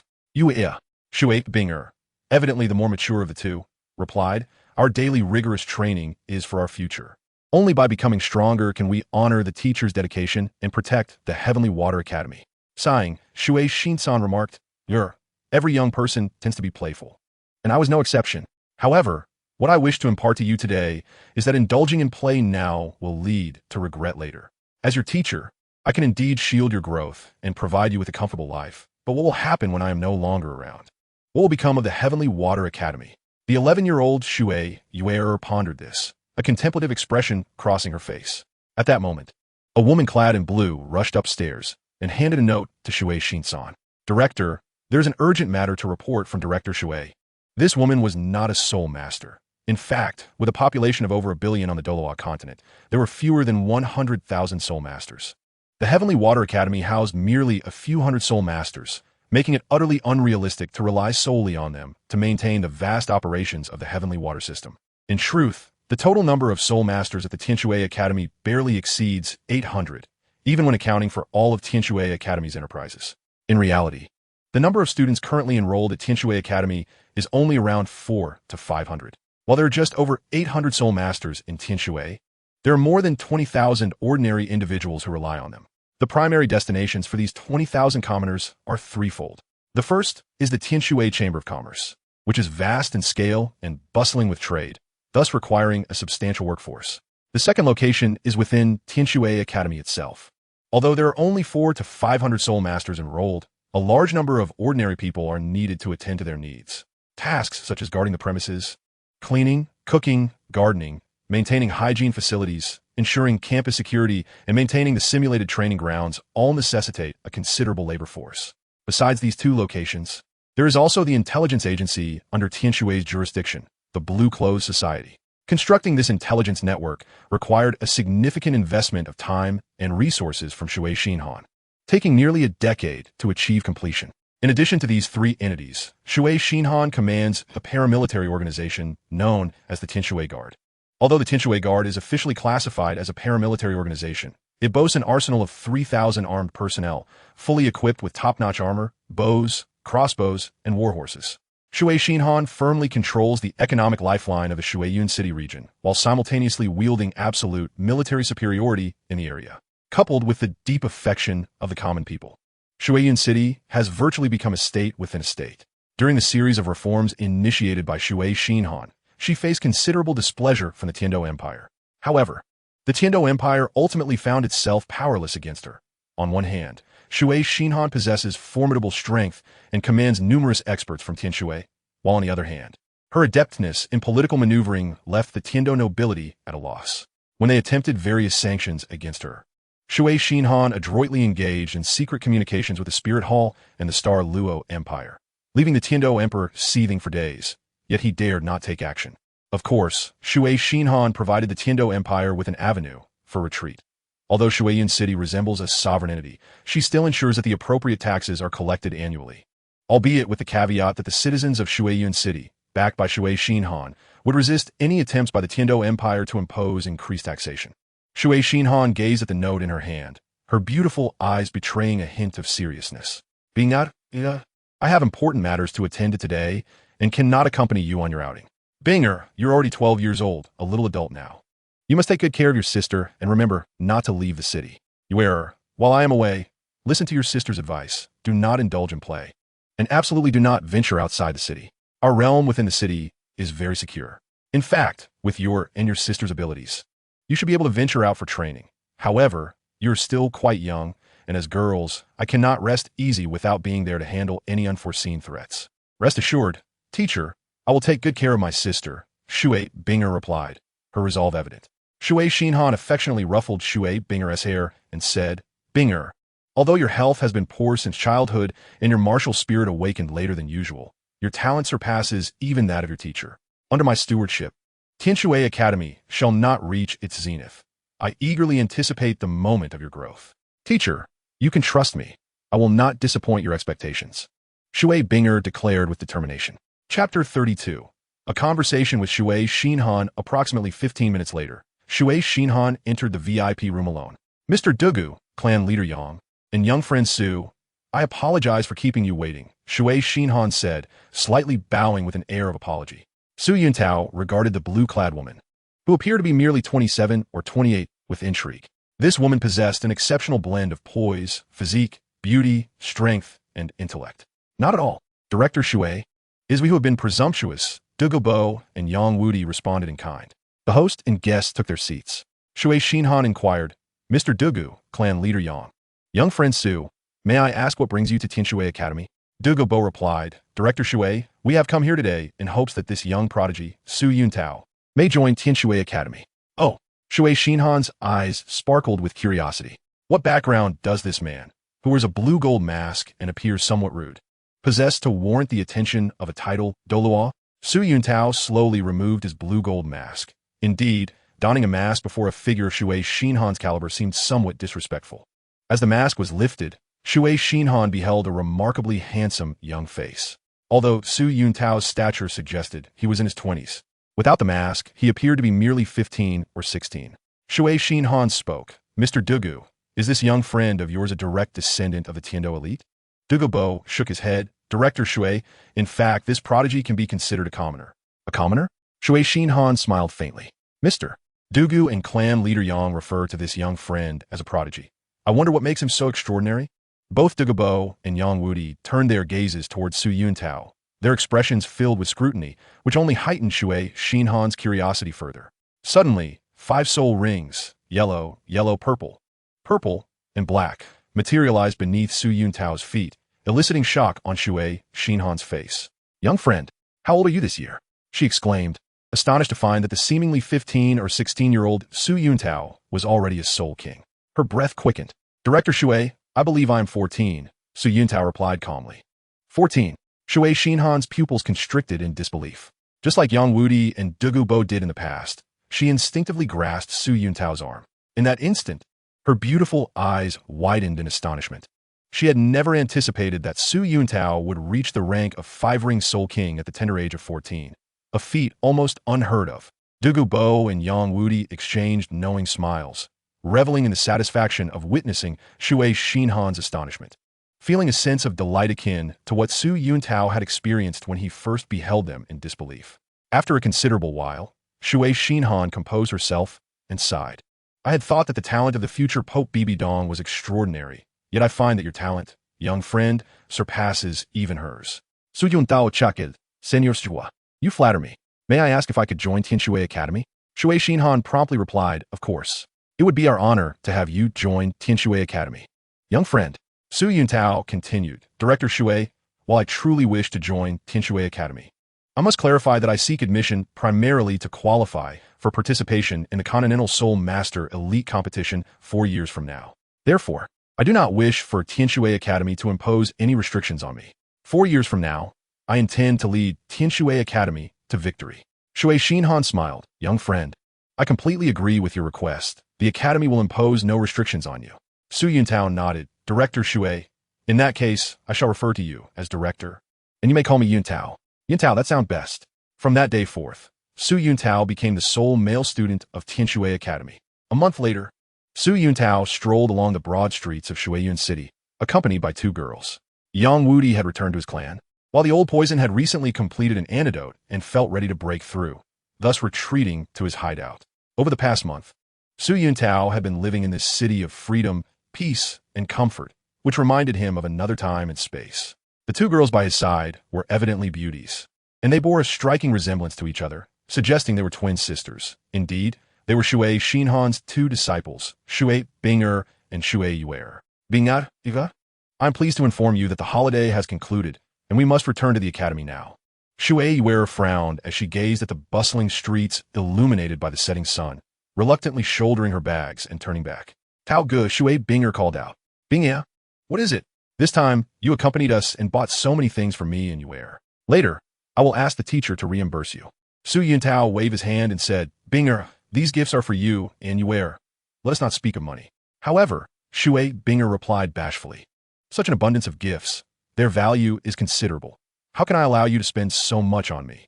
Su Yuntao smiled slightly and silently produced 2 deposit slips issued by the Spear Hall, each indicating a sum of 1 million gold coins. Staring at the slips in astonishment, Shui Binger and Shui Yuer were rendered speechless. All right, let us return. We shall continue our shopping next month. Hooray! Hooray! Shui Yuer exclaimed, dancing with excitement. When the trio returned to the Tianshui Academy, the moon had already risen. Shui Binger bid farewell to Su Yuntao and Shui Yuer before returning to her private room, as they needed to prepare for training early the next morning, instead of retreating to the luxurious room prepared for him at the academy. Su Yuntao made his way to the principal's office and rang the doorbell. Gumin, a melodious female voice called out, prompting Su Yuntao to enter. Yuntao, it's you. What brings you here? Su Yuntao spoke slowly. Principal, I have a question I wish to consult you about. Yuntao, feel free to speak your mind.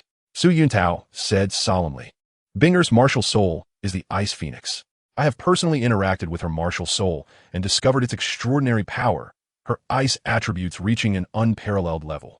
With such an exceptional ice talent, Binger possesses innate spirit power, perhaps even surpassing the limits of innate spirit power. Given her diligence in training, I cannot fathom why her spirit power level remains only in the 20s. A trace of sorrow flickered in Shui Xinhan's eyes. Yuntao, tonight I shall share with you the story of Binger and my own experiences. Chapter 33, The Evils of the World. Yuntao, what is your perspective on the current state of the world? Su Yuntao is gaze sharpant. Principal, while the Douluo continent may appear tranquil on the surface, it conceals profound malevolence beneath. Shui Xinhan nodded. Indeed, for us common folk, living in this world is a torment. If fortune smiles upon us, we may live out our days peacefully, though burdened by heavy taxes. Yet, if we can remain with our families and lead a simple, unassuming life, that is a form of happiness. Su Yuntao agreed, saying, everyone has their own conception of happiness. I believe that spending a tranquil life with family is indeed a great blessing. Shui Xinhan slightly inclined her head. Yuntao, I concur with your sentiments, but alas, not everyone in this world is afforded such fortune. Many in Tianshui Academy are victims of this cruel world. Binger, Yuer, and I are no exceptions. Su Yuntao's expression grew serious, clearly moved by Shui Xinhan's words. The apparent rivalry among empires and the fierce competition among heroes in this world may seem filled with fervor and passion. Yet behind the facade lies an abundance of unspeakable evil. Shui Xinhan closed her eyes, as if lost in recollection. One such evil is human trafficking. The tragic fates of countless women at Tianshui Academy stem from this.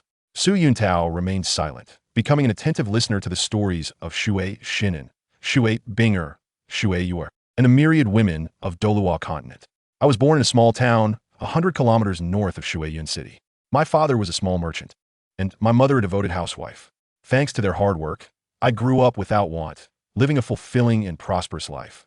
However, when I turned 5, a nightmare descended upon me. All of this stemmed from this corrupt and cruel world. Due to my exceptionally cute appearance as a child, I became the target of a trafficking organization.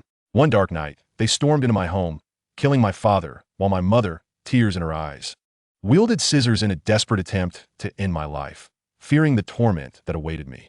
Ultimately, they killed my mother, and at just 5 years old, I was left helpless, witnessing my parents' tragic demise, overwhelmed by fear and trepidation.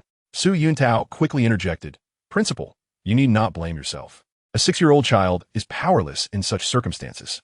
Shui Xinhan took a sip of tea, a single tear cascading down her cheek. After they abducted me, I was taken to their stronghold, where I encountered many other children like myself. Their leader looked at me as if I were a rare treasure. 3 days later, they bathed me, dressed me in beautiful clothes, and then sent me to a luxurious manor, where I met a man who resembled a pig. Su Yuntao is breathtakingly. Although he had sensed the impending revelation, Shui Shinin's words still stirred his anxiety. In that opulent room, that pig attempted to exploit a mere 5-year-old girl in every conceivable manner. Shui Shinin continued. Amidst the overwhelming fear and terror, an alternative voice arose within me, shouting, "Kill him! Kill him! Kill him! Kill him! And eradicate all the evildoers in the world." Shui Shinin recounted, "In the depths of my fear and rage, my martial soul awakened prematurely. I pierced that pig's chest with my dragon claw and tore out his heart with my own hands. Yet I was deeply disappointed. The color of his heart was not black." Shui Shinin exclaimed in anger, "How cruel is fate! That beast lives in luxury, while my kind-hearted parents met such a tragic end."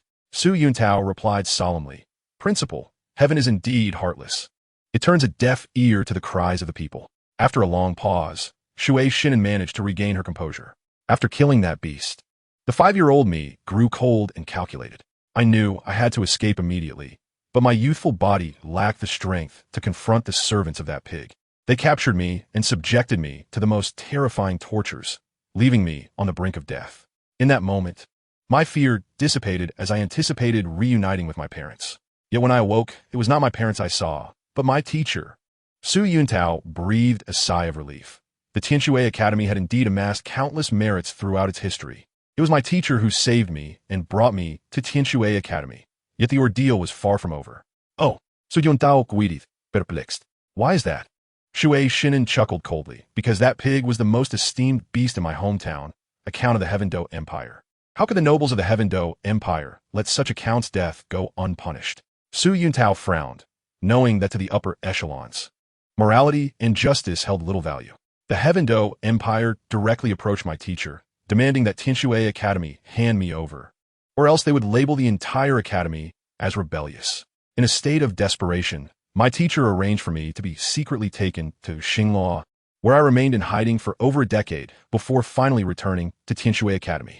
Under the pressure from the Heaven Dou Empire, my teacher was compelled to surrender nearly all of Tianshui Academy's assets and secretly bribe those nobles to appease them. During my more than 10 years in Xingluo, I dedicated myself to the most arduous training. Although my martial soul had awakened prematurely, my body could hardly bear the burden. Not only was my ice dragon martial soul incompletely awakened, but my meridians were also severely damaged, greatly diminishing my training speed despite possessing innate full spirit power. However, when I was just over 20, I managed to obtain my 5th spirit ring and became a spirit king. Su Yuntao said, recognizing that the scars of those past events would forever linger in Shui Shinin's heart, both psychologically and physically. Had it not been for this incident, Shui Shin-san, endowed with innate full soul power, would have led a blissful life with her family. It is conceivable that upon the complete awakening of her ice dragon martial soul, she might have possessed an unparalleled icy attribute. Given Shui Shin-san's remarkable talent, had she awakened her martial soul at the age of 6 with the aid of the soul masters from the Spirit Hall, she would have been accorded the status of a golden generation, albeit falling short of Bibi Dong. Nevertheless, she would have undoubtedly been the foremost among the younger generation in the Spirit Hall, second only to Bibi Dong herself. Chapter 34. Water condenses into ice. The flying phoenix transforms into a phoenix. Shui Shin-san continued, "From the moment I returned to the Tianshui Academy over 20 years ago, I have tirelessly strived for this day.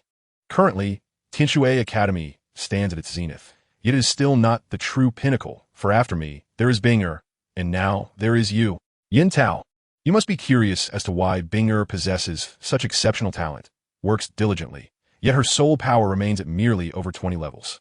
Su Yuntao nodded, acknowledging his confusion, though he harbored a faint inkling of the answer. This is because Bing'er was born into poverty with a frail constitution. Despite receiving care upon her arrival at Tianshui Academy, she expressed great agony during her martial soul awakening. Shui Shin-san's face brimmed with pride as she recounted, "At that moment, I perceive Bing'er as a divine gift bestowed upon Tianshui Academy.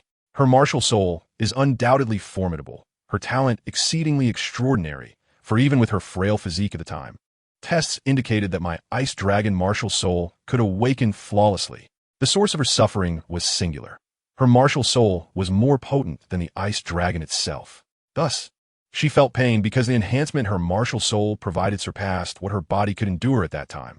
Consequently, I halted her martial soul awakening. For awakening at the age of 6, even if successful, would have harmed her bodily meridians. From that moment on, I attempted to awaken her every month. Until at 7.5 years of age, she awakened without a trace of pain. The excitement in Shu Yuntao voice crescendoed, and the result. She awakened an unprecedented ice phoenix martial soul. Moreover, her innate soul power could cause numerous cracks in the crystal ball. Bing'er is a once-in-100 years prodigy in the Douluo continent. Her talent has transcended innate full soul power. She is our Tianshui Academy's Tang Chun. Given time, she will undoubtedly ascend to the pinnacle of soul masters, reaching the ultimate level of 99. Under her leadership, Tianshui Academy shall ascend to an unprecedented divine platform. At this moment, a tempest churned within Yuntao's heart. Though he knew he possessed numerous trump cards, Bing'er's talent sent shivers down his spine. Theoretically, it is deemed impossible for a soul master to reach level 99. This is a universally acknowledged truth within the Douluo soul master realm. Even the extraordinary golden crocodile Douluo, despite his remarkable talent, toiling for nearly 150 years, ultimately found himself stymied before the threshold of level 99. The path beyond the Douluo level is akin to a road to the heavens. What defines this heavenly path? The title Douluo itself embodies the heavens, and the level 99 ultimate Dou represents realms beyond the heavens. Regardless of one's celestial talent, resilience, or resources, one will inevitably reach a standstill before the heights of the celestial realm. The golden crocodile Douluo, a paragon of talent, resources, and tenacity, ultimately fell short at the peak of level 98, despite being of a generation older than Tang Chun and Qian Daolu. To attain level 99, one must either possess a talent that shatters the ceiling like Tang Chun or encounter an extraordinary opportunity, such as Poseidon and Qian Liu's divine trials, Mu En's dragon pill, Qian Zi's Qiankuan creation pill, or the plethora of celestial herbs in Su Yuntao's possession. Tang Chun, Long Xiaoyao, and Mu En are capable of reaching level 99 through their own endeavors. Their talents, akin to Bing'er, surpass innate full soul power. If innate full soul power is classified as S, then they are S, whereas Qianrenshua is SS. Su Yuntao exhaled deeply, regaining his composure. Dean, Bing'er's ultimate ice must be innate to its pinnacle, correct? Indeed, Shui Yuntao affirmed with a nod. Her ice phoenix martial soul has thoroughly surpassed the blue lightning tyrant dragon. Even a soul master with innate full soul power from the blue lightning tyrant dragon lineage, possessing the flawless blue lightning tyrant dragon martial soul, cannot rival Bing'er's ice phoenix. Bing'er's ice phoenix martial soul has transcended the realm of top-tier martial souls, entering the echelon of super martial souls. Unless one possesses an existence of the caliber of the golden sacred dragon, none can contend with the ice phoenix. Phoenixes and dragons are inherently of the same quality, with the purest dragon martial souls and the purest phoenix martial souls standing in mutual comparison. Within Bing'er flows the bloodline of the condensed water flying phoenix, and under the aegis of her terrifying talent, she transforms water into ice and the flying phoenix into a true phoenix. Her ice phoenix martial soul is the epitome of purity among phoenix martial souls. Su Yuntao nodded in agreement.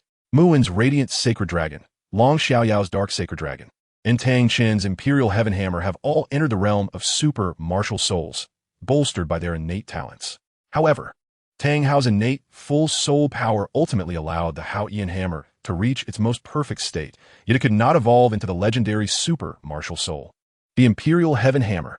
Meanwhile, Qian Renshua, with her innate level 20 soul power, possesses a six-winged angel martial soul in its most flawless form. Her six-winged angel martial soul is far more powerful than even Qian Sundi or Qian Daoliu's six-winged angels. Yuntao, while your encounters are indeed remarkable and your disposition extraordinary, your Gale two-headed wolf martial soul will be overshadowed by Bing'er's ice phoenix. In truth, your Gale two-headed wolf martial soul is of excellent quality.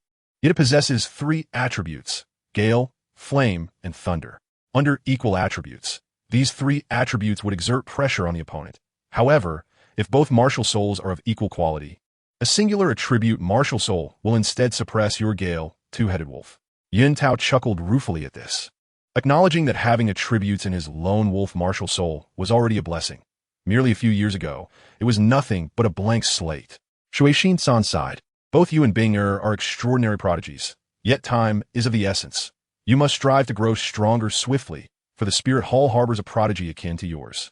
Oh, Yuntao inquired solemnly. Is it the Pope Bibi Dong? Shui Xinsan nodded. Indeed, Pope Bibi Dong possesses a talent on par with yours. Her Death Spider, Emperor Martial Soul, not only embodies extreme toxicity, but also harbors a second Martial Soul. Upon hearing this, Yuntao's expression grew peculiar. Although the master in the original narrative claimed that Bibi Dong was cunning and concealed her second Martial Soul, given the current circumstances, it seemed likely that Yu Xiaojing had once again led Bibi Dong astray.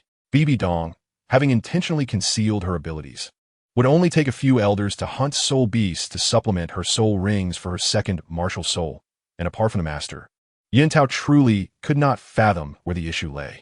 The master had made the Spirit Hall's secrets regarding Angel Divine Armor's common knowledge. If he were Qian Sundi, he would have subjected him to the 10 most excruciating tortures of a Douluo, and after death, turn his bones into ashes to create a public toilet for all to use freely. Shui Xinsan sighed. Bibi Dong is indeed a pitiable figure. Although her early life was unlike mine, her latter years have been marred by the cruelties of this world. Were she still the Bibi Dong I once knew, I would willingly lead Tianshui Academy to join the Spirit Hall. Alas, she has changed. I do not know what transpired within her, only that she has become exceedingly unhinged. Chapter 35. The reason behind the Master's 29th level. As a time traveler, Su Yuntao naturally comprehended the trials Bibi Dong had endured. Regardless of who faced the tribulation she had, their character would inevitably become distorted. With a melancholic expression, Su Yuntao inquired, Dean, what was the former Bibi Dong like?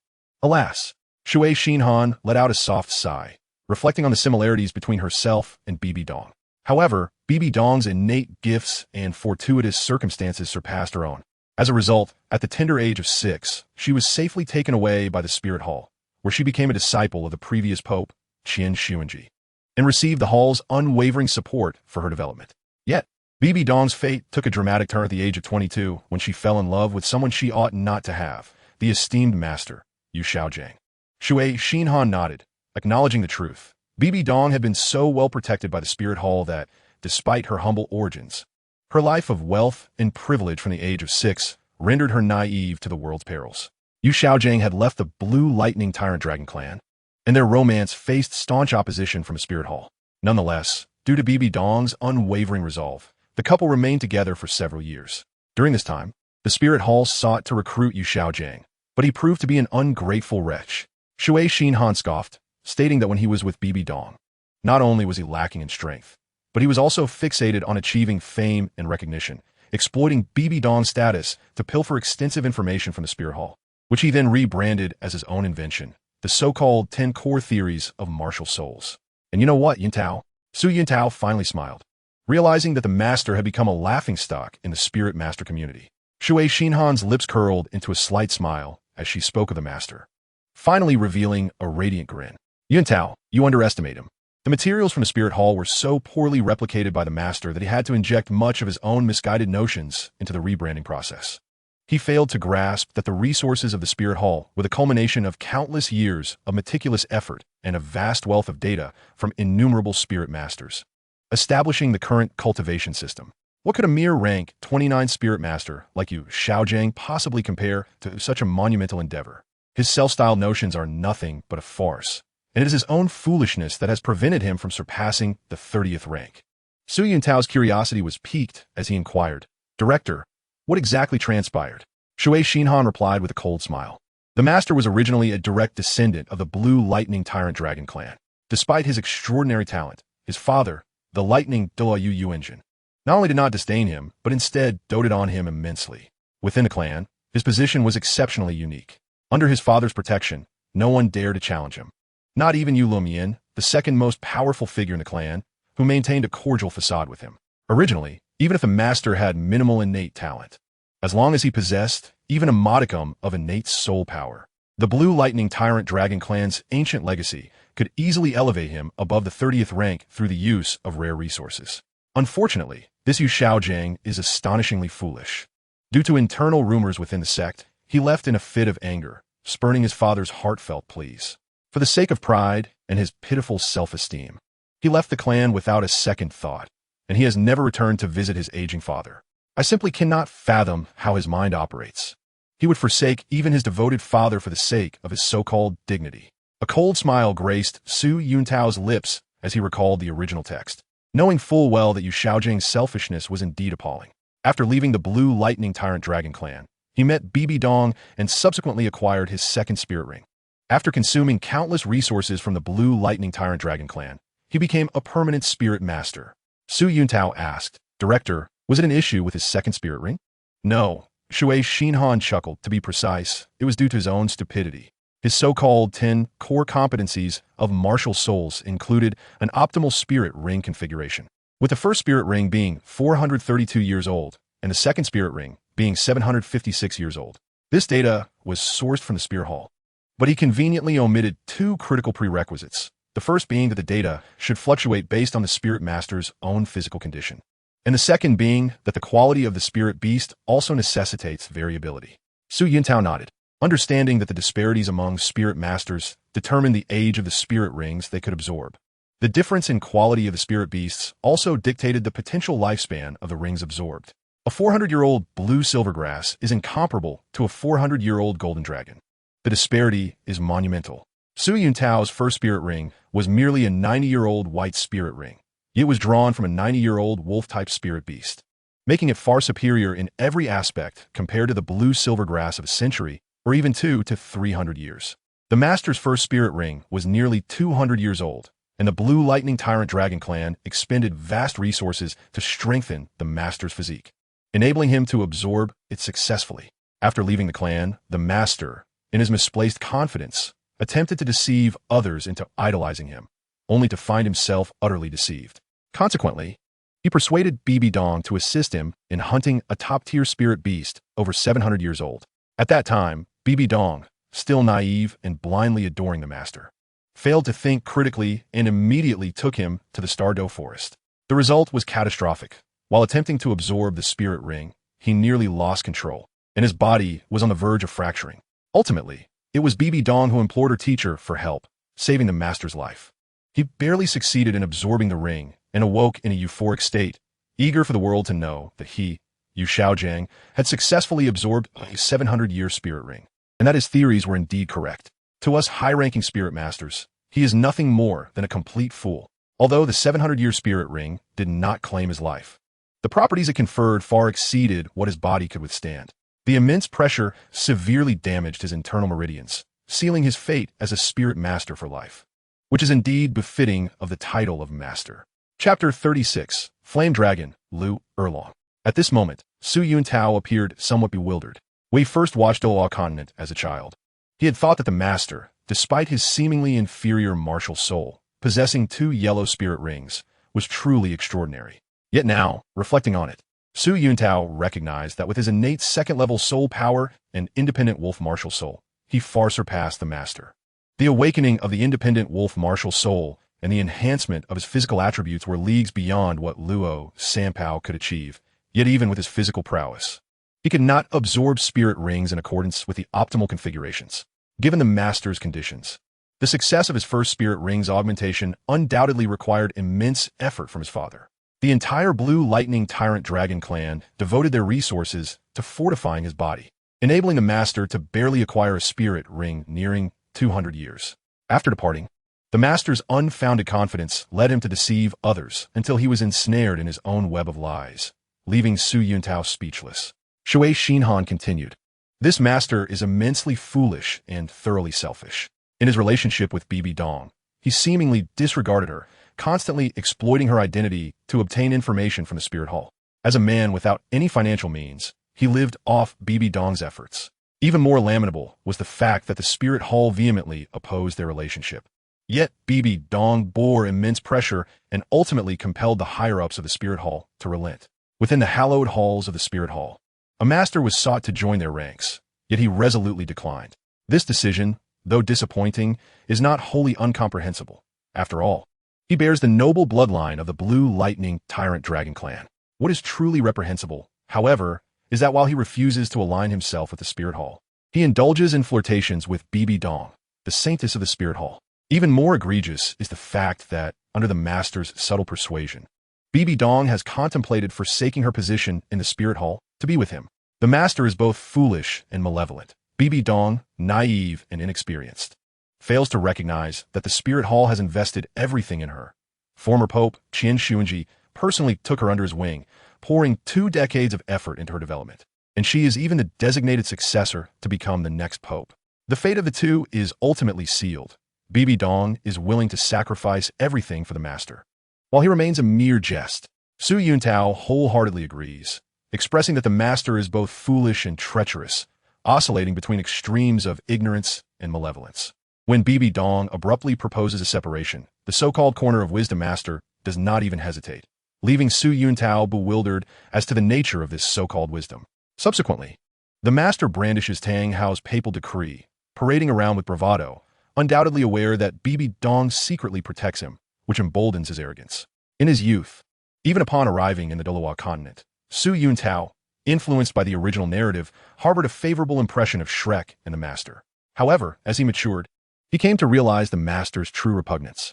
The master is acutely aware of Bibi Dong's protective instincts, yet for the sake of his own pride and the opinions of others, he chooses to cultivate Tang San, who harbors a deep-seated grudge against the Spirit Hall. Not only that, but he also feasts on the generosity of the Spirit Hall, indulging himself while simultaneously casting aspersions. How much he has benefited from the Spirit Hall remains unacknowledged, as he harbors nothing but hostility in return. Bibi Dong, pressured into motherhood for his sake, finds even death a form of relief. She would willingly barter her life and soul for the master. Yet, what has the master done for her?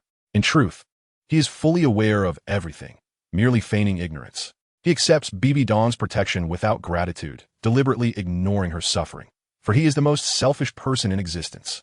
As Shui Xinhong recounts the past between Bibi Dong and the master, her agitation grows, her charming visage contorted with anger. Su Yuntao interjects, Director. Do not let your emotions overwhelm you. Though the master is repulsive, he has not yet disrupted our lives. Simply regard him as a mere monkey. Shui Xinhong chuckles coldly. Yuntao, I once held a more lenient view than you, until he personally destroyed my sister. The director's sister? Shui Xinhong's breath quickens. I have a foster sister with whom I grew up. Her name is Lu Erlong. Su Yuntao is taken aback, unable to fathom that Lu Erlong is indeed Shui Xinhong's sister. I am the Ice Dragon, whereas Erlong is the Flame Dragon. Erlong's father is Yu Xiaojing's uncle, Yu Luomian, and her mother was a pitiable woman of the world. Erlong's martial soul is a fusion of her parents' bloodlines. Like me, Erlong lost her mother at a young age. Her aunt was meant to be a formidable soul master, possessing an exceptionally powerful fire eagle martial soul, which even Yu Luomian's blue lightning tyrant dragon could not completely suppress. However, her aunt's fate was far more tragic. She was abducted by the Tooth organization as a child and was forced into a life of debauchery. Fearing retaliation, her aunt's once mighty fire eagle martial soul was rendered obsolete before she could even begin her training. Subjected to years of torment, she passed away young. In the Star Dou Empire, I encountered Erlong by chance, and from that moment, we referred to each other as sisters until the director's arrival. Originally, Erlong had absolute confidence in breaking through to become a titled Douluo. What? Su Yuntao gasps. Director, Lu Erlong possesses such remarkable talent? Shui Xinhong is slightly taken aback, realizing she had not informed Su Yuntao that Lu Erlong is the president of the Blue Tyrant Academy, yet he seems to have known all along. Yuntao, Erlong's talent is on par with mine. She possesses innate soul power at level 9. Although I have innate full soul power, my martial soul awakened prematurely, causing damage to my meridians. Thus my cultivation speed is comparable to that of someone with innate level 9 soul power. Su Yuntao Wayers, Director. If Lu Erlong's talent is comparable to yours, why is there such a significant disparity between you two now? Shui Xinhong's eyes darken. Because of one person. The master. Yu Xiaojing? Shui Xinhong nods. This self-serving individual, shortly after harming Bibi Dong, sought out my sister Lu Erlong. Yuntao, do you know that 20 years ago, I was a soul emperor, and Erlong was likewise a soul emperor? Both Erlong and I were under 30 at that time, with promising futures ahead. Yet, Erlong happened to encounter the calamity that is Yu Xiaojing. I broke through to soul emperor at 28, soul saint at 35, and now at 47. I possess soul power at level 87. But Yuntao, do you know that after Erlong met Yu Xiaojing, she lost all desire to cultivate? She traveled the continent with Yu Xiaojing and their sworn brother, Flinder, during which her cultivation speed significantly declined. Eventually, When Erlong and the master were set to marry, they discovered they were siblings. Level 37, BB Dong's terrifying prowess. Erlong's father is Yu Xiaojiang's uncle, Yulumian. Shortly after Erlong was brought back to the Blue Lightning Tyrant Dragon clan, she completely severed ties with her father. Faced with societal pressure, Erlong chose to confront it for the sake of her beloved, while Yu Xiaojiang, the coward, opted to flee. Shui Xinhan's voice rises in anger. Yu Xiaojiang is not a man at all.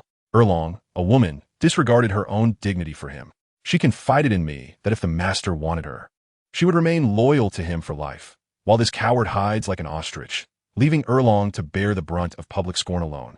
For the sake of a result, Erlong frantically searched for the master during those years, becoming synonymous with debauchery across the continent.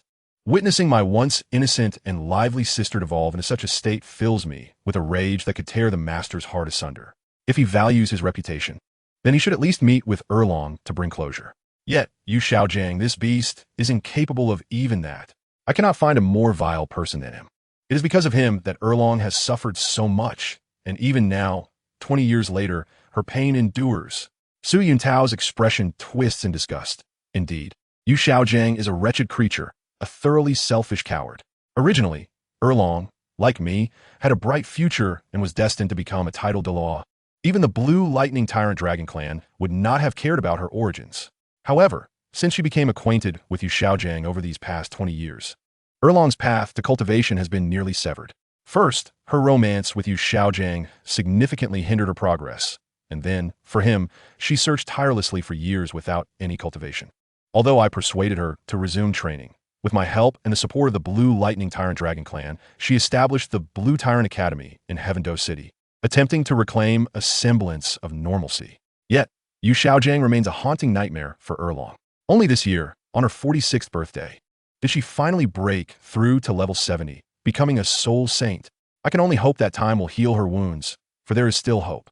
Although she may not achieve title Douluo until her 50s, there remains a chance for her to break through to title Douluo before she turns 70. At this moment, Su Yuntao was filled with myriad sentiments. The troublesome Yu Xiaojiang was indeed toxic. BB Dong, tormented by him, had a twisted psyche, while Lu Erlong nearly severed her path to titles for his sake. Observing the expression of Shui Shinan, he shifted the subject, saying, "Dean, just how terrifying is BB Dong's talent?" Upon hearing this, Shui Shinan's eyes revealed an extraordinary gravity. Yuntao, among our generation, BB Dong is the most monstrous existence. Even Tang Hao's talent pales in comparison to hers. Oh, Su Yuntao inquired, intrigued, why is that? Shui Shinan replied solemnly. BB Dong became a soul master at the tender age of 12. A look of astonishment swept across Su Yuntao's face, although he had anticipated it. The sheer horror of BB Dong's talents still shocked him. By the age of 16, she had already become a soul king and, in her early 20s, ascended to the rank of soul emperor. Although her cultivation slowed down after falling in love with the master, she still reached the rank of soul saint by the age of 26. Regaining his composure, Su Yuntao reflected that many of the talents among the Shrek's 7 monsters in the original work were not, in fact, the pinnacle of the continent. BB Dong's age reveals much, for years later, when Tang San was 34, the master claimed to be just over 50, meaning he was 14 at that time. BB Dong should be slightly younger than the master. Calculating the 50 years, when Tang San traversed to this world, BB Dong was 36. Rumors suggest that she became a titled Douluo at 36. Possibly because Qinxuanji was severely injured and BB Dong absorbed his power, enabling her to break through to title Douluo. Qian Rengshu is 9 years older than Tang San, which aligns perfectly with BB Dong being forced to bear a child at 27 and becoming a soul saint at 26. In her ascent to soul saint, BB Dong chose to sever ties with the spirit hall for Yu Xiaojiang's sake. In a fit of rage, her teacher, Qinxuanji, committed an unspeakable act against her, resulting in her giving birth to her daughter Qian Rengshu at the age of 27. The talents of many Shrek Academy members are not considered the most exceptional. Among this generation's golden trio, Hulaina, Yin, and Xiaoyu all broke through to Soul Master at 12 and reached Soul King at 16. The most talented, Hulaina, became a Soul Master at 11 and a Soul King at 15. Among the Shrek 7 monsters, only Tang San and Xiao Wu achieved the rank of Soul Master at 12. Meanwhile, Oscar, with his innate full soul power, was nearly ruined by Shrek Academy. The world knows Oscar as an unprecedented auxiliary type with innate full soul power, yet fails to see that this first-rate auxiliary genius had no advantage when facing Ning Rongrong. At 14, Oscar had a soul power of 29, subtracting the innate 10 and the 2 levels from his 2 soul rings. Over 8 years, he only cultivated to level 17, averaging just over 2 levels a year. In contrast, Ning Rongrong reached level 26 at 12, subtracting her innate 9 and 2 from her rings, and after 6 years cultivated to level 15, averaging nearly 3 levels a year. This is still the result of Ning Rongrong's playful nature and lack of focus on cultivation. Had she put in a bit more effort, her soul power would have surpassed Oscar's. In the original work, Ning Rongrong was astonished by Oscar's breakthrough to Soul Master at 30. However, there was nothing remarkable about it, since she could achieve such a feat without much effort by 14. The greater Oscar's talent, the more it highlights Shrek Academy's shortcomings. Had Oscar been at the Seven Treasure Glazed Tile School, with his innate full soul power and willingness to work hard, he likely would have reached level 30 by 12. Ning Rongrong's excessive playfulness indirectly illustrates the profound foundation of the Seven Treasure Glazed Tile School. With such a mindset, her cultivation speed could surpass Oscar's, showcasing the school's formidable resources and methods. Without Tang San, Oscar's full innate soul power and his current cultivation speed leave one to ponder his potential for becoming a titled Douluo. With his talent wasted at Shrek, the question remains whether he could ever reach that pinnacle. Chapter 38, Lingling Rongrong. As a conversation between Shui Shinin and Su Yuntao unfolded, a white light began to manifest at the Tianshui Academy. Shui Shinin glanced at the sky and, with a hint of resignation, said, "Yuntao, you should rest for a bit. This afternoon, I will take Binger and the others to meet someone, and you can join us." Su Yuntao agreed. "All right, Dean, I will return to rest." As Su Yuntao meditated during his respite, Shui Shinin continued to diligently guide the training of the Tianshui battle team. Her ice dragon spread its wings, soaring above the sea, with Shui Binger, Shui Wu, and other ice attribute soul masters on its back. The water attribute soul masters, such as Shui Yuer, were led by other instructors for their training. 300 meters. The Tianshui students leapt off. 500 meters. Shui Wu jumped down. It wasn't until they reached 1,000 meters from the shore that Shui Binger finally dismounted from the ice dragon's back, facing the boundless ocean. Shui Binger displayed no signs of panic as she plummeted from the heights. Just before hitting the water surface, she performed a series of flips, astonishingly creating several patches of ice on the sea. Utilizing these ice platforms, she successfully mitigated the impact of her fall and swiftly darted towards the shore like a nimble cat. Ice blocks appeared continuously in optimal positions, and soon Shui Binger reached the coast. Shui Wu exclaimed, "Binger, your talent is truly remarkable." "Oh, Sister Shui Wu, it was merely luck," Shui Binger replied modestly. Shui Shinin, "Please," remarked Binger, "your mastery over your martial soul, soul power, body, and elements has indeed reached an exceptionally high level. However, to become a true powerhouse, you still have a long journey ahead." Shui Bing responded, "Teacher, rest assured, I will strive diligently." Shui Xin and affectionately ruffled Shui Bing's hair, saying, "Bing, we are all women of Tianshui. Some responsibilities we must bear. This morning, you will lead everyone in further training, and this afternoon, I will take you to meet Aunt Yi." Shui Binger and Shui Wu, filled with excitement, simultaneously sensed an odd discomfort within themselves. That afternoon, several carriages departed from Shuiyun City, heading eastward. Su Yun leaned against the first carriage, leisurely admiring the scenery along the road. Su Yuntao is surprised. Although the carriage was not extravagant in design, it was drawn by a uniform team of Millennium Soul Beast horn-scaled horses, a breed typically reserved for royalty, now employed by Tianshui Academy. This not only indicated the Academy's substantial financial resources, but also reflected Shui Shinin's low regard for the status of the Tiandou royal family. Given the disdain the women of Tianshui Academy held for the nobility of the Tiandou Empire, it was hardly surprising. It is well known that the Tiandou royal family is the largest slave trader in the entire empire. Although they publicly enacted laws prohibiting human trafficking, the royal family's own enterprises, like the Tiandou auction house, brazenly auction off rare and young women, making it evident who the primary beneficiaries of the slave trade are. "Yuntao, do you know the purpose of our journey?" Shui Shinin's voice came from within the carriage. "Dean, I am unaware." Su Yuntao lazily stretched, holding the golden whip and idly gazing ahead. The horn-scaled horses were gentle and intelligent, making the ride rather dull. "Yuntao, the true purpose of this journey is to provide a full-body rejuvenation." "A full-body rejuvenation?" Su Yuntao in Wayir, curiosity piqueth. Isn't there a specialized rejuvenation clinic in Shuiyin City?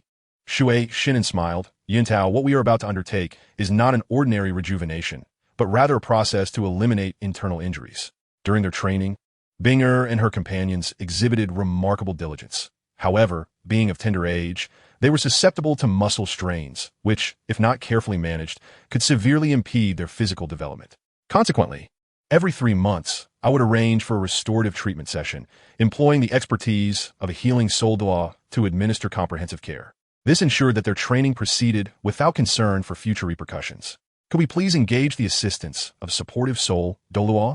Su Yuntao gasped in astonishment. Director, our Tianshui Academy appears to be exceedingly affluent. How much will this endeavor cost us? A supportive soul Douluo, in certain respects, hold a value that surpasses that of some titled Douluos. The act of securing such a high-caliber soul master, especially on a tri-monthly basis, attests to Shui Xinin's wealth, which could rival that of nations. With a chuckle, Shui Xinin's replied, not a single coin will be spent. Su Yuntao smiled and inquired, is this supportive soul Douluo a friend of yours, Director? Shui Xinin's shook her head, not a friend. Then why would they willingly provide free treatment to the students of Tianshui? They're my sister. Su Yuntao Golf, Samwad Bemuseth, Director. You certainly have an abundance of sisters. Shui Xinin's clarified, I have only 2 younger sisters. One is Erlong, and the other is the individual we are about to meet. Her name is Yi Lingrong, a powerful inheritor of a healing martial soul. Yi Lingrong. Su Yuntao furrowed his brow in contemplation. Director, is it true that the esteemed Yi Lingrong is the bearer of the 9 Hearts Sea Tangent martial soul? Shui Xinin's expressed mild surprise. I did not expect your knowledge to be so profound, Su Yuntao. Indeed, my sister is the current matriarch of the 9 Hearts Sea Tangent clan. You are likely aware that this martial soul is exceedingly potent, arguably the strongest supportive martial soul in existence, even surpassing the 7-treasure glazed tile pagoda. However, due to the overwhelming power of the 9 Hearts Sea Tangent, it has been cursed. Only 1 soul master per generation can possess it, and currently, only 2 living soul masters of this lineage exist. Once one passes, their descendants may inherit the 9 Hearts Sea Tangent again. Presently, the only 2 are my sister Yi Lingrong and my niece Yi Lingling. At this moment, Su Yuntao's expression became solemn, as if something were amiss. Yi Lingrong, Yi Lingling, Lingling, Lingrong, Lingling Rongrong, Yi Lingling, Ning Rongrong. In an instant, Su Yuntao nearly leaped up. Yuntao, what troubles you? Nothing, he mused. It appears I have uncovered the secret behind Ning Fengji's background. The names Lingling and Rongrong are indeed quite fitting. No wonder I always felt a peculiar connection between Yi Lingling and Ning Rongrong. As night descended, the Jiao Linma, a type of mount, showcased exceptional vision even in darkness, allowing Su Yuntao's group to continue their journey through the vast night. When the sun once again illuminated their path, they arrived at a serene valley. Shui Xinin's instructed everyone to dismount and expertly led them deeper into the valley. This tranquil haven, adorned with flourishing flora and a refreshing atmosphere, enveloped Su Yuntao in a sense of bliss. Before long, a crystal-clear stream appeared before them, not far from which lay a quaint estate. Director Shui, 2 figures clad in black, emerged from the shadows, bowing respectfully. Shui Xinin's smiled gently. I would like to meet your mistress. The figures in black responded with deference. This way, Director Shui, while a supportive soul boasts immense value, their combat prowess is rather limited, indicating that these black-clad figures were likely assigned to protect Yi Lingrong. Upon entering the estate, a woman who appeared to be in her early 30s came into view. She had a tall, graceful physique, with a voluptuous figure standing approximately 1.75 meters tall. Her short, brownish-purple hair and lavish purple attire accentuated her nobility and purity. Sister Shui, Yi Lingrong greeted with a warm smile. It has been quite a while. Shui Xinin's approached, embracing Yi Lingrong. Lingrong, you truly have a knack for jest. We saw each other only 3 months ago. Yi Lingrong laughed. Having spent every day with Sister Xinin's in the past, it feels like we've met less frequently these years. Ah, Lingrong, shrieks Sinon Sigid. As each individual reaches a certain age, they must shoulder greater responsibilities. I often reminisce about the past, but alas, we cannot return to those days. Yi Lingrong, too, felt a pang of nostalgia. Indeed, Sister Shui, I have my own children now, and my vigor is not what it once was. Shui Xinin smiled. Let us not dwell on such mundane matters. Look who I've brought along. Yi Lingrong is face radiato. The sisters, Shui Binger and Shui Yuerer excitedly rushed into Yi Lingrong's embrace, prompting a twinge of envy in Su Yuntao. Sister Zinins, who is this striking young man?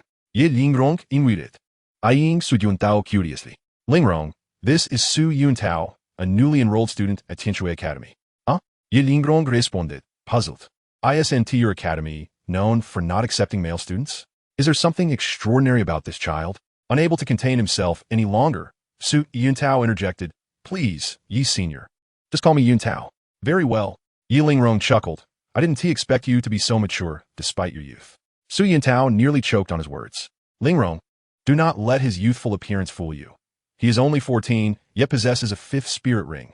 What? Yi Lingrong's smile vanished, replaced by a look of profound astonishment. Su Yuntao felt an immediate surge of relief as his 5 formidable spirit rings, 2 yellow, 2 purple, and 1 black, radiated from beneath him. Sister Zinhins. With Binger and now this exceptionally gifted Yuntao, it seems the entire continent will tremble before Tianshui in 20 years. Shui Zinhins nodded solemnly. Indeed, should Binger and Yuntao continue to flourish, they will undoubtedly lead the continent. A fervent gleam sparkled in Yi Lingrong's eyes as she regarded Su Yuntao, as if she were gazing upon a rare treasure. Suddenly, a delicate fragrance wafted through the air, and a peculiar flower materialized in Yi Lingrong's hand. It was a purple sea tangent blossom, resplendent in color, its elegant petals and leaves swaying gently in a breeze. Reminiscent of a demure maiden whose flowing hair obscures her face, exuding a deep and poignant beauty. Simultaneously, 8 spirit rings, 2 yellow, 2 purple, and 4 black, manifested beneath Yi Lingrong, who, despite her unassuming reputation, was undoubtedly the foremost supportive soul master on the continent. Her 8 rings indicated a level of support far surpassing even that of the soul sage Ning Fengji. 8 hearts, 8 intentions, 9 hearts sea tangent. Yi Lingrong proclaimed. As the 8 spirit rings illuminated in unison, a gentle purple light surged towards Su Yuntao, enveloping him in a vast wave of energy that felt like a warm current flowing through his very being. In that moment, Su Yuntao experienced a blend of both pain and joy. The warmth was irresistible, yet his body was beset by a tingling sensation as the scars of the past 20 years began to mend. Suddenly, the flow of purple light began to wane, and the discomfort subsided. An overwhelming urge surged within him, and he opened his mouth, expelling a mouthful of ancient black blood onto the ground. The 9 Hearts Sea Tangent truly deserves its title as the world's premier healing martial soul. The legends of its miraculous powers are not mere fables. Su Yuntao now felt an indescribable comfort, as all his internal bruises were eradicated. Thank you, Yi Senior. Yi Lingrong smiled and said, no need for thanks. I merely wish to establish a rapport with the future pinnacle of strength. Yi, esteemed Senior, you have overpraised me. Your innate talent is truly extraordinary and no less than my own. Ha! Yi Lingrong joyfully remarked. Yuntao, you certainly have a way with words. How can my talent compare to yours? I only broke through to Soul Saint at 36, while you have already attained the rank of Soul King. Su Yuntao gazed at Yi Lingrong, and then at Shui Xinhong. Both were top-tier prodigies of the previous generation. One breaking through to Soul Saint at 35, and the other at 36. Both were nearing the threshold of Title Dou before the age of 50, and given time, they would undoubtedly ascend to that rank. Senior Yi, there's no need for modesty. I believe there is no auxiliary system soul master in the continent today whose cultivation speed surpasses yours. A soul master who can become a Soul Dou before 50 is indeed the pinnacle of auxiliary system cultivation speed. Although Oscar's talent may exceed that of Yi Lingrong, his cultivation speed of reaching level 29 at the age of 14 is quite underwhelming. Yuntao, in truth, my cultivation speed ranks only second among auxiliary system soul masters. Is there someone whose speed exceeds mine? Oh, Su Yuntao exclaimed in astonishment, whose cultivation speed could possibly surpass that of Senior Yi. Yi Lingrong smiled slightly. You should have heard of him. He is Ning Fengji, the master of the 7 Treasures Glazed Tile School, who broke through to Soul Saint at 34. His cultivation speed is even faster than that of Sister Xinhong. Chapter 40, The Stubbornness of Ning Fengji. Breaking through to level 70 at 34, Su Yuntao's eyes narrowed, and his expression grew serious. Although he held a favorable impression of Ning Fengji, the revelation of his exceptional talent, which was not prominent in the original text, caught Su Yuntao completely off guard. Shui Xinhong and Yi Lingrong noticed the astonishment on Su Yuntao's face. Shui Xinhong remarked, Yuntao. The Douluo continent is indeed filled with hidden talents, especially among those of the rank of sect master. None are to be underestimated. Among our generation, the representatives of the continent's top powers include Bibi Dong of the Spirit Hall, Tang Hao, and the Tang Xiao brothers of the Haoyan sect, Ning Fengji of the Seven Treasures Glazed Tile School, and of course, Yu Xiaojiang of the Blue Lightning Tyrant Dragon Clan. Ahem. Su Yuntao golfed repeatedly. The disparity between Yu Xiaojiang and these individuals was indeed vast. However, in terms of status, Yu Xiaojiang's position could certainly be compared to theirs. The Blue Lightning Tyrant Dragon Clan truly encounter misfortune with such an heir apparent. In terms of pure strength, Bibi Dong and Tang Hao are unrivaled. But in terms of wisdom and decisiveness, Ning Fengji undoubtedly stands supreme. Su Yuntao nodded in agreement. While Bibi Dong was initially inexperienced, and Tang Hao was formidable in battle but lacked worldly acumen, Tang Xiao was indecisive, and it would be best not to burden Yu Xiaojiang further. Although Ning Fengji was the weakest in terms of strength, among the continent's elite powers, the Seven Treasures Glazed Tile School under his leadership was the most stable. The sect was united in purpose, with rewards and punishments clearly defined. Even in the face of the devastating soul hunting operation, the Seven Treasures Glazed Tile School did not collapse under Ning Fengji's leadership. Bibi Dong, initially ineffective, later darkened her heart, seizing control of the Papal Palace and the Elder Hall. Recruiting soul masters across kingdoms and duchies, and diligently reforming internally, producing a plethora of newly minted title Douluos. Her performance could truly be described as that of a queen. Unfortunately, Bibi Dong's hesitance led to a series of strategic blunders for the Spirit Hall, ultimately resulting in her demise at the Jialing Pass. Dean, esteemed Senior Yi, Su Yuntao spoke. I have a question. Yuntao, feel free to ask your question. I wish to know who is the mother of Ning Fengji's daughter, Ning Rongrong? Upon hearing this, Shui Bing'er and the others were bewildered, while Shui Xinhong and Yi Lingrong's expressions changed. Bing'er, please lead everyone outside for a stroll. Once Shui Bing'er and the others departed, Shui Xinhong finally spoke. Yuntao, what have you discovered? Su Yuntao replied slowly. From a moment I learned of Senior Ye's name, a name appeared in my mind. Ning Rongrong. Yi Lingrong. Ning Rongrong. If I am not mistaken, Ning Rongrong should also be your daughter, right? A trace of astonishment crossed Yi Lingrong's face, but she quickly shook her head, saying, Yuntao, you are mistaken. Rongrong is not my daughter. Huh? Su Yuntao's face flushed slightly, but Yi Lingrong's words alleviated his embarrassment. At this point, I shall not conceal the truth from you any longer. I am indeed married to Fengji, but our only child is Lingling. Rongrong is not my biological daughter. At that moment, several phrases flashed through Su Yuntao's mind. Mistress? Legitimate wife? Betrayal? He felt as if he were about to uncover a significant secret. Shui Xinhong remained silent. She would not speak on her sister's personal matters, leaving it to Yi Lingrong to decide how much to reveal. A smile appeared on Yi Lingrong's face, a genuine smile. Yuntao, in truth, the story of Fengji and me is one that even Lingling is unaware of. However, since we are fated to meet today, I shall share with you the tale of my relationship with Fengji. Su Yuntao sensed that something was amiss. Such a private matter was not something Yi Lingrong would divulge to an outsider without reason. There must be a significant motive behind her willingness to share her secret. Su Yuntao's intuition was correct. Yi Lingrong's actions were all for the sake of Ning Fengji.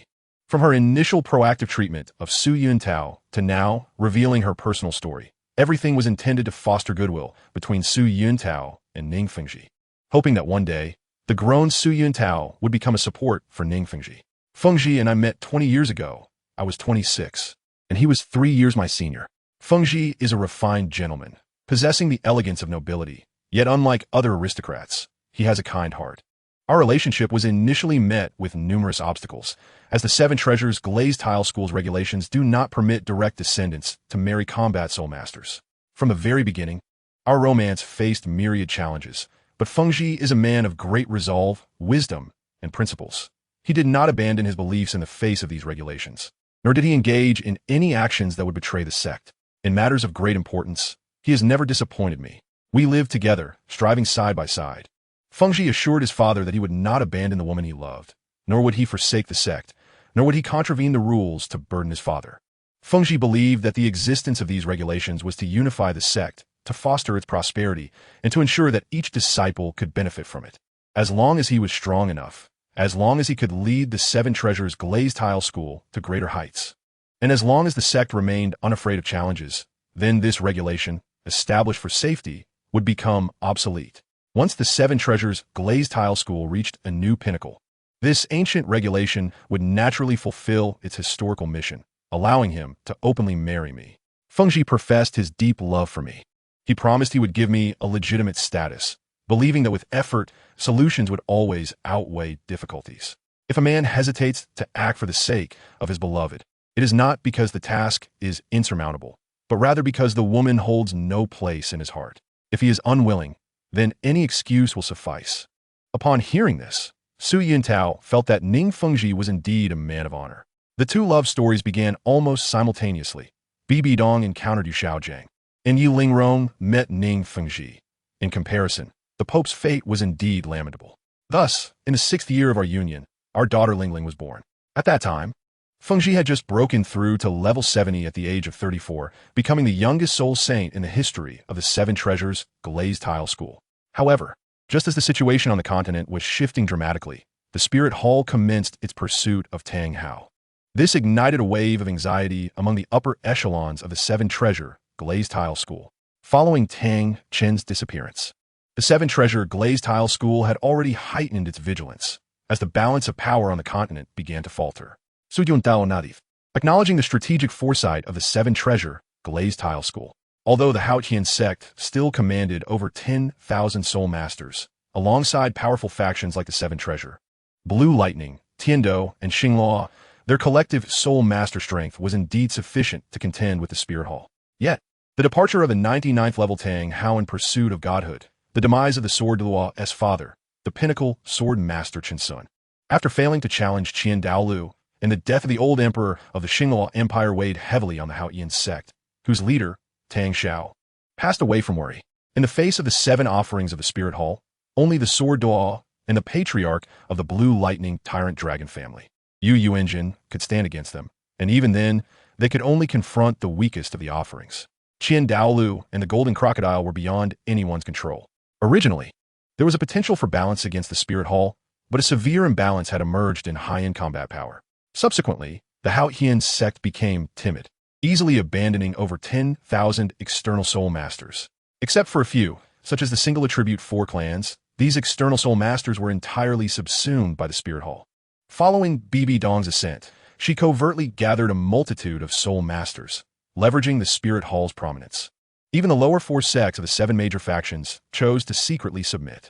This was not all. Besides the soul master forces, the Spirit Hall also controlled the various kingdoms and principalities under the Tiandou and Xinghua jurisdictions. It could be said that the situation had developed to the point where the Spirit Hall had the upper hand, leaving little room for defeat. The elders of the Seven Treasure glazed tile school had consistently opposed my union with Fengji.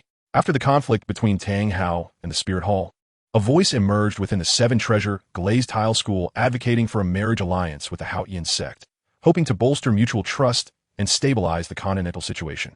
A smirk of disdain curled at the corners of Su Yuntao's mouth. The elders of the Seven Treasure glazed tile school held the Haotian sect in undue esteem. Such a marriage would yield no benefit, as the White Crane was Tang San's granduncle and had also been abandoned. The single attribute 4 clans had toiled as mere pawns for a lifetime, and in the end, the Haotian sect merely pushed them forward as shields. A union with such a faction would be utterly futile. Fengji, at that time, expressed his disdain, telling the elders of the Seven Treasure glazed tile school that the Haotian sect was no longer the same as before. Tang Chun had established a vast foundation, yet the disciples of the Haotian sect nurtured under his protection were merely a group of inept individuals. After Tang Chen's departure, the elders of the Haotian sect seized power, disregarding the sect's regulations, acting arrogantly internally while projecting a fierce facade externally, with no desire for external warfare and internal strife rampant. The atmosphere within the Haotian sect had become toxic. Those elders were bold in internal conflict, yet cowardly in facing external threats. Had there been an ounce of Tang Chun's courage and spirit remaining in the Haotian sect, a marriage alliance might have been feasible, but now, even such a union would offer no advantage to the Seven Treasure glazed tile school. Su Yuntao noted, acknowledging Ning Fengxi's conclusion. Elder Yi, indeed, Ning Zhongzhu's assertions hold merit. But why then does he have Ning Rongrong with another woman? Yi Lingrong sighed softly. That is because the Haotian sect sought allies through a proactive marriage proposal. Oh, Su Yuntao scoffed, So Ning Zhongzhu compromised under mutual pressure? Yi Lingrong smiled. Not at all. Feng Zhi has never yielded. He continues to be by my side every day, diligently striving to reach the rank of soul duelist, while simultaneously managing the affairs of the Seven Treasure Glazed Tile School. This routine persisted for 3 years, until an incident occurred. Su Yuntao calculated the timing. Elder Yi. Could it be that Tang Hao broke through to the titled Douluo rank and defeated the 3 titled Douluos of the Spear Hall, led by the former Pope Qin Xuanji? Indeed, Yi Lingrong lamented. After this battle, the situation on the continent took a sharp downturn. The elders of the Haotian sect and the Seven Treasure Glazed Tile School began to pressure Feng Zhi, and even I was reluctant to witness him face such burdens. I would rather remain nameless and wish for his well-being. A surge of respect welled up within Su Yuntao. Perhaps this was what they called love. Feng Zhi exhibited remarkable tenacity in the face of immense pressure, as both the Haotian sect and the Seven Treasure Glazed Tile School exhausted every means to break his resolve. Elder Yi, if that is the case, why is Ning Rongrong not your biological daughter? Yi Lingrong replied with a cold smile. That is because we underestimated the shamelessness of the elders of the Haotian sect. Their so-called marriage was not a means for both factions to cooperate, but rather an attempt to make the Seven Treasure Glazed Tile School bear the brunt of their actions. The marriage was merely a means of controlling the Seven Treasure Glazed Tile School. Although Feng Zhi firmly opposed the union, they resorted to various underhanded tactics, ultimately resulting in Feng Zhi fathering a child with the daughter of the second elder of the Haotian sect, this innocent child being Rongrong. Su Yuntao's eyes widened in shock, clearly astonished by the actions of the elders of the Haotian sect. After Rongrong's birth, the elders of the Haotian sect lamented, for she was not a boy. Nonetheless, her mother still held on to her dignity. Using Rongrong as leverage, they attempted to manipulate the internal dynamics of the Seven Treasure Glazed Tile School, aiming to make it a pawn of the Haotian sect. Feng Zhi was unwilling to harm Rongrong's mother, believing her to be a victim as well. Yet, Rongrong's mother had been indoctrinated by the Haotian sect since childhood, becoming a mere puppet of the sect. In her eyes, morality had ceased to exist, and even humanity was lost. To her, the elders of the Haotian sect were akin to deities. Her actions had completely abandoned reason. In this dire situation, Feng Zhi, with decisive action, personally dealt with Rongrong's mother alongside 2 supreme elders, swiftly quelling the chaos within the Seven Treasure Glazed Tile School. Su Yuntao Said. What he detested most were sex slaves. Their behaviors were a complete manifestation of self-imposed servitude rather than genuine love for the sect. They were merely a group of mental slaves, and the most outrageous aspect was that they equated obedience with filial piety and viewed humiliation as a natural state. If that is the case, why has Ning Zhongzhu not yet given you a rightful title? Yi Lingrong replied slowly. Because the situation on the continent is no longer as it once was. While the surface appears tranquil, there are indeed unseen currents beneath. Even Feng Zhi has been treading cautiously over the years, not wishing for us mother and daughter to be embroiled in the continent strife. He hopes that Lingling and I can live peacefully, which is why, many years ago, he urged me to disappear from the public eye. Su Yuntao regarded Ning Fengzhi's actions as infused with great wisdom. He had even laid plans years in advance, allowing Yi Lingrong, who was then merely a soul sage, to retreat into seclusion. From any perspective, this was a masterstroke. Seeing Su Yuntao's expression shift multiple times, Yi Lingrong's face broke into a smile, knowing he was moved by Ning Fengzhi's deeds. Yuntao, since this is the case, why not allow me to find a time for Feng Zhi to meet you? Yi Lingrong seized the moment. Oh, Su Yuntao smiled.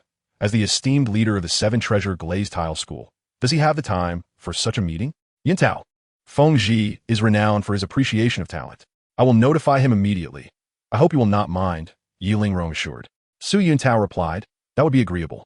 I too look forward to the scene when I meet Ning Zhongzhu. Yi Lingrong beamed with joy upon hearing this. Yuntao, thank you so much. Should you ever find yourself in need of assistance, please do not hesitate to seek me out. Chapter 42. How high is the sky? On the way back, Shui Xin-san suddenly spoke. Yuntao, do you truly wish to join the Seven Treasure Glazed Tile School? Dean, what do you think? Shui Xin-san pondered for a moment. Ning Fengzhi is a person of considerable charisma, but if he offers you precious gifts, I hope you can refuse. Oh, Su Yuntao feigned curiosity, and why is that? The reason is quite simple. Shui Xinhan gazed into the distance, where the landscape revealed a world undergoing a profound transformation. The balance of power across the continent had never been so precariously tilted, and it was conceivable that one day the entire continent situation could undergo cataclysmic changes. In this unprecedented upheaval that had not been witnessed in 3 millennia, we currently lack the strength to engage. Thus, neutrality seemed the wisest choice. Although I possess an emotional inclination towards the Seven Treasures glazed tile school, the might of the Spirit Hall is overwhelming. Despite my aversion to the increasingly erratic behavior of BB Dong, I cannot gamble the future of Tianshui on a wager with virtually no chance of success. Su Yuntao spoke calmly. Dean, my thoughts align with yours. Should the Spirit Hall indeed manage to unify the continent in the future, I personally would not oppose it. Shui Xinhan smiled. That is reassuring. Yuntao, your perspective brings me comfort. Dean, there is another matter. I have heard that the path of cultivation beyond level 80 is referred to as the path to heaven, and that the title Douluo represents the pinnacle of this path. Indeed, there exists such a notion within the realm of soul masters, Su Yuntao remarked nonchalantly. In light of this, since I have heard that your strength is comparable to that of a title Douluo, I am curious to know how high heaven truly is. A glimmer of intrigue flashed in Shui Xinhan's eyes as she regarded the composed figure before her. Very well, you are ambitious. Upon our return to the academy, I shall allow you to witness the full extent of my true power. At the Tianshui Academy's battle arena, Su Yuntao donned a robe of azure, his eyes sparkling with vitality, while Shui Xinhan stood opposite him, smiling. Few spectators occupied the arena, only several Soul Sage instructors and 7 students. Shui Binger, Shui Yuer, Shui Wu, Gu Qingbao, Qiu Ruoshui, Shun Liuyu, and Yu Heru were permitted to observe the match. Go Taogo, you can do it. Shui Yar shooted enthusiastically, fervently shading for Su Yuntao. Turning slightly, Su Yuntao flashed a modest smile, causing the girls from Tianshui to blush profusely. Yuntao, let us commence. Very well, Dean. A subtle smile graced Shui Xinhan's lips as she summoned forth a resounding dragon's roar. Behind her emerged a western dragon, boasting a wingspan of over 20 meters, adorned with blue golden scales and possessing the unique features of long wings and 2 feet. With a commanding cry, the ice dragon soared into the sky, unfurling its wings and reveling in flight above the arena. The Tianshui team gazed in awe at the imposing figure of Shui Xinhan, envy evident in their expressions. Teacher, how magnificent! Shui Yuer exclaimed, captivated by the spectacle. At that moment, Su Yuntao's pupils abruptly contracted. Despite Shui Xinhan's current soul power being merely level 87, her ice dragon martial spirit was extraordinarily formidable, exerting pressure that surpassed even that of the Emerald Scale Serpent King. Martial spirit, twin-headed wolf. With a howl, a tempestuous twin-headed wolf, measuring over 7 meters in length and crackling with lightning, materialized. Shui Xinhan's eyes sparkled brilliantly as she unleashed the full might of her 87-level soul power, unleashing a pressure comparable to that of a title Douluo upon Su Yuntao. Although Shui Xinhan was not a title Douluo, her advantages granted her combat prowess that rivaled one. The Dean's strength is indeed remarkable, but to rely solely on pressure to secure victory is utterly impossible. Su Yuntao's 5 soul rings, 2 yellow, 2 purple, and 1 black, flared to life, alleviating the weight of Shui Xinhan's pressure. Shui Xinhan, hovering in the sky, smiled knowingly. Her pressure was sufficient to challenge even soul kings and emperors, and it was evident that Su Yuntao's strength far exceeded that of others at his level, a cause for celebration. Without uttering a word, the colossal ice dragon dove downward, its massive claws reaching for Su Yuntao. With a thunderous crash, the battle platform, forged from granite, bore a gaping pit over 3 meters wide, the scattered debris attesting to the potency of the recent strike. The faces of the Tianshui team, save for Shui Binger, turned pale, an attack of title Douluo caliber. Even a casual strike was enough to send shivers down one's spine. Taogo, be careful, Shui Binger cried out in concern. Su Yuntao smiled fondly. Though the previous attack was fierce, Shui Xinhan had clearly held back in both power and speed, given that his mobility was not severely constrained. Evasion was not an arduous task. As Shui Xinhan missed her strike, her smile widened, and the ice dragon soared once more before diving down again. First soul skill, Wolf Acceleration. Fourth soul skill, Twin Wolf Assault. Su Yuntao shouted, channeling the full extent of his 60-level soul power. His grasp of the battle was impressively astute. With this assault, Shui Xinhan's power surged, attempting to outmaneuver the diving ice dragon. Su Yuntao required a significant speed boost, yet his first soul ring was merely a century-old one, compelling him to adeptly utilize his 4th soul skill to delay the confrontation. In an instant, 2 wolf heads erupted from Su Yuntao's palms, One wolf head charged directly, while the other arced gracefully through the air. The ice dragon roared in fury, instantly shattering the wolf head, followed by a resounding explosion that reverberated from the center of the battle platform. As the dust settled, a 5-meter-wide pit lay before the onlookers of Tianshui Academy, the overwhelming power leaving them awestruck. To their astonishment, Su Yuntao not only evaded the assault but also managed to inflict a minor injury upon Shui Xinhan, just as the ice dragon's attack was about to land. The second wolf head struck from the side, delivering a devastating blow. Though the ice dragon withstood the hit due to its formidable defenses, it still sustained injuries. Shui Xinhan maintained her composure atop the ice dragon, but internally, a tempest of emotions surged. This was not an attack from a Soul King or even a Soul Emperor. The magnitude of such power surpassed that of the vast majority of Soul Sages. Shui Xinhan had grossly underestimated Su Yuntao's capabilities. Although he was only utilizing his 4th Soul Ring, the benefits of a 100,000-year Soul Ring and Soul Bone had elevated his 4th Soul Ring's strength beyond that of many 6 Soul Rings. Despite possessing only 60-level Soul power, Su Yuntao's physical prowess, enhanced by the 100,000-year Soul Ring and Soul Bone, had already surpassed that of a Soul Sage. Coupled with his 30,000-year attacking Soul skill, Su Yuntao's assault far exceeded Shui Xinhan's expectations. Chapter 43. The Might of Shui Xinhan. At level 59, Tang San could defeat a tidal Douluo with 40% of their soul power. With the combination of the Sky Blue Bull Python's Soul Ring and Soul Bone, my strength has already surpassed Tang San's. Though the Dean's power is not inferior to that of a tidal Douluo, I must compel her to reveal her martial spirit's true form to deem this match satisfactory. Yuntao's 4th Soul Ring is undoubtedly more than 1,000 years. The potency of that previous attack could only be achieved by Soul Sage, invoking their 6th Soul skill. Shui Xinhan's mind raced as 8 Soul Rings, yellow, yellow, purple, purple, black, black, black, black, manifested. Then, her 1st Soul Ring blazed to life. First Soul skill, Ice Dragon Roar. A resounding dragon's roar echoed throughout Tianshui Academy, prompting the Tianshui team to cover their ears, regaining their composure only under the protection of several Soul Sage instructors. Meanwhile, Su Yuntao, who had been particularly targeted by Shui Xinhan, felt as though his ears were being torn asunder. So this is the roar of a dragon? It is utterly deafening. Su Yuntao concentrated intensely. Facing an opponent like Shui Xinhan left no room for complacency. The ice dragon in the sky spread its wings once more and dove downward. With a resounding crash, Su Yuntao's soul power surged, and the twin-headed wolf martial spirit exuded an overwhelming presence as he maximized his 1st soul skill. As the smoke dissipated, another pit exceeding 5 meters in diameter formed on the ground, causing Shui Xinhan's brows to furrow, for the now emboldened Su Yuntao had once again evaded her attack. 5th soul skill, Demon Wolf Storm. Su Yuntao shouted, pouring his 60-level soul power into his 5th soul ring. His 5th soul ring is derived from a storm bird of 50,000 years, and although his soul power pales in comparison to Shui Xinhan's, this soul ring, apart from Shui Xinhan's 8th soul ring, likely surpasses even the age of her 7th soul ring. In an instant, countless tornadoes formed around Su Yuntao, and after evading Shui Xinhan's assault, he unleashed a flawless counterattack. Roar!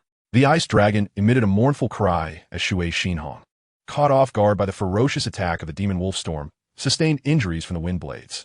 The ice dragon was also sent flying backward. The members of the Heavenly Water Academy stood in stunned silence, unable to fathom how such a seemingly diminutive 5-ringed Soul King could reduce the unparalleled expert they revered to such a state. Tao Ge, is he even human? Shui Yuer murmured. Shui Binger gazed at the incredibly familiar figure before her, a ripple stirring within her heart. Binger, Tao He is a monster. After being propelled backward for over a kilometer, Shui Xinhan finally stabilized her form. With her strength, she certainly should not have been so disheveled. Rather, she merely wished to experience the full might of Su Yuntao's 5th soul skill. Impossible. Such power wielded at the level of a Soul King implies that the Soul Ring itself must reach nearly 100,000 years. Shui Xinhan felt a chill run down her spine. Although Su Yuntao possessed only a 60th level of soul power, his physical prowess surpassed that of a Soul Sage, which essentially meant his foundational attack power was exceedingly high. It was precisely this that allowed his 50,000-year 5th soul skill to exhibit effects akin to those of an 80 to 90,000-year skill. Likewise, his 1st soul skill, Demon Wolf Acceleration, appeared as a formidable century-old skill due to Su Yuntao's exceptional speed. Yuntao, Shui Xinhong said solemnly, your strength far exceeds your rank. I have never truly understood you. Su Yuntao smiled and replied, Dean, everyone has their own secrets, and now I am willing to reveal a part of them to you. Ha! Shui Xinhong laughed heartily. Yuntao, I too wish to showcase my true strength before you. Before her words could fully resonate, Shui Xinhong's fifth soul ring suddenly illuminated. Fifth soul skill, Bloodthirsty Ice. In an instant, a crimson aura enveloped Shui Xinhong, signifying the complete resurgence of her combat capabilities. The ice dragon, with its eyes glowing red, let out a series of fierce roars that sent shivers down the spines of the heavenly water battle team below. Teacher, please hold back, Shui Binger called out anxiously. Although she was aware that her teacher had never truly been angry in her memories, she couldn't help but feel concern upon witnessing the current situation. Binger, do not worry. I sense that your Tao Gu still has cards to play.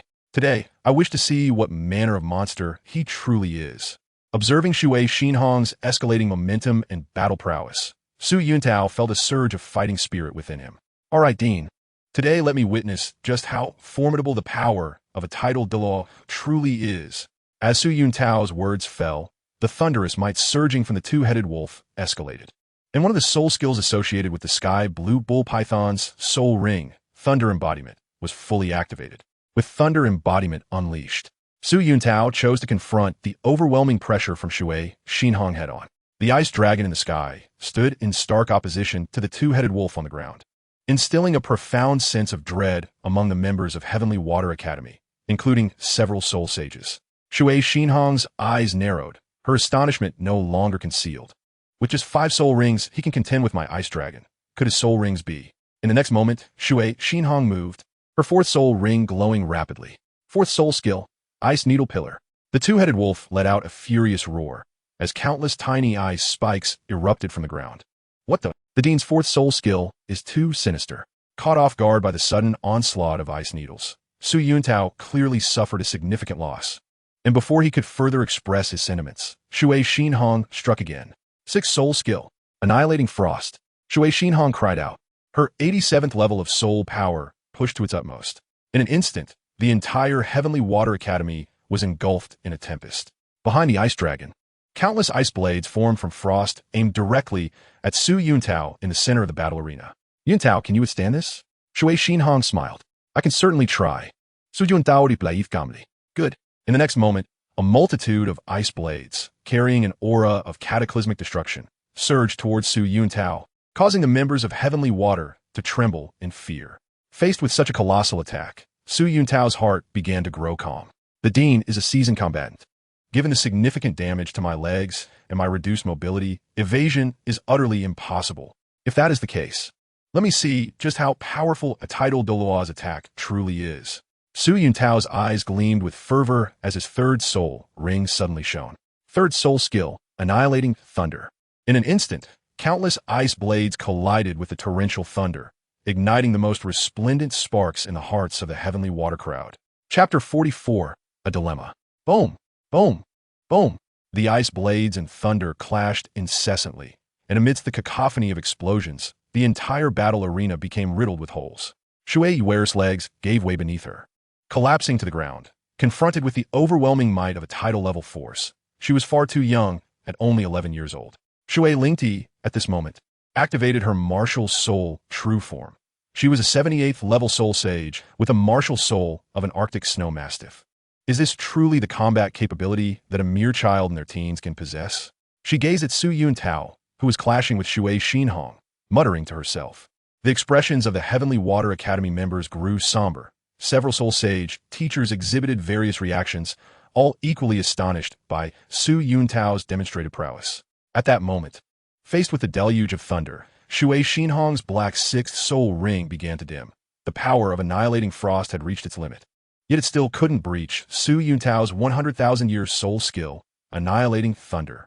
Su Yuntao felt his limbs begin to lose their responsiveness. This was the exhaustion resulting from pushing his soul power to its zenith. While the 100,000-year soul skill was terrifying, the energy consumption it demanded was equally staggering. Observing Shui Xinhong's offensive waning, Su Yuntao gritted his teeth, knowing that the moment of reckoning had arrived. At this juncture, his hands came together at his chest.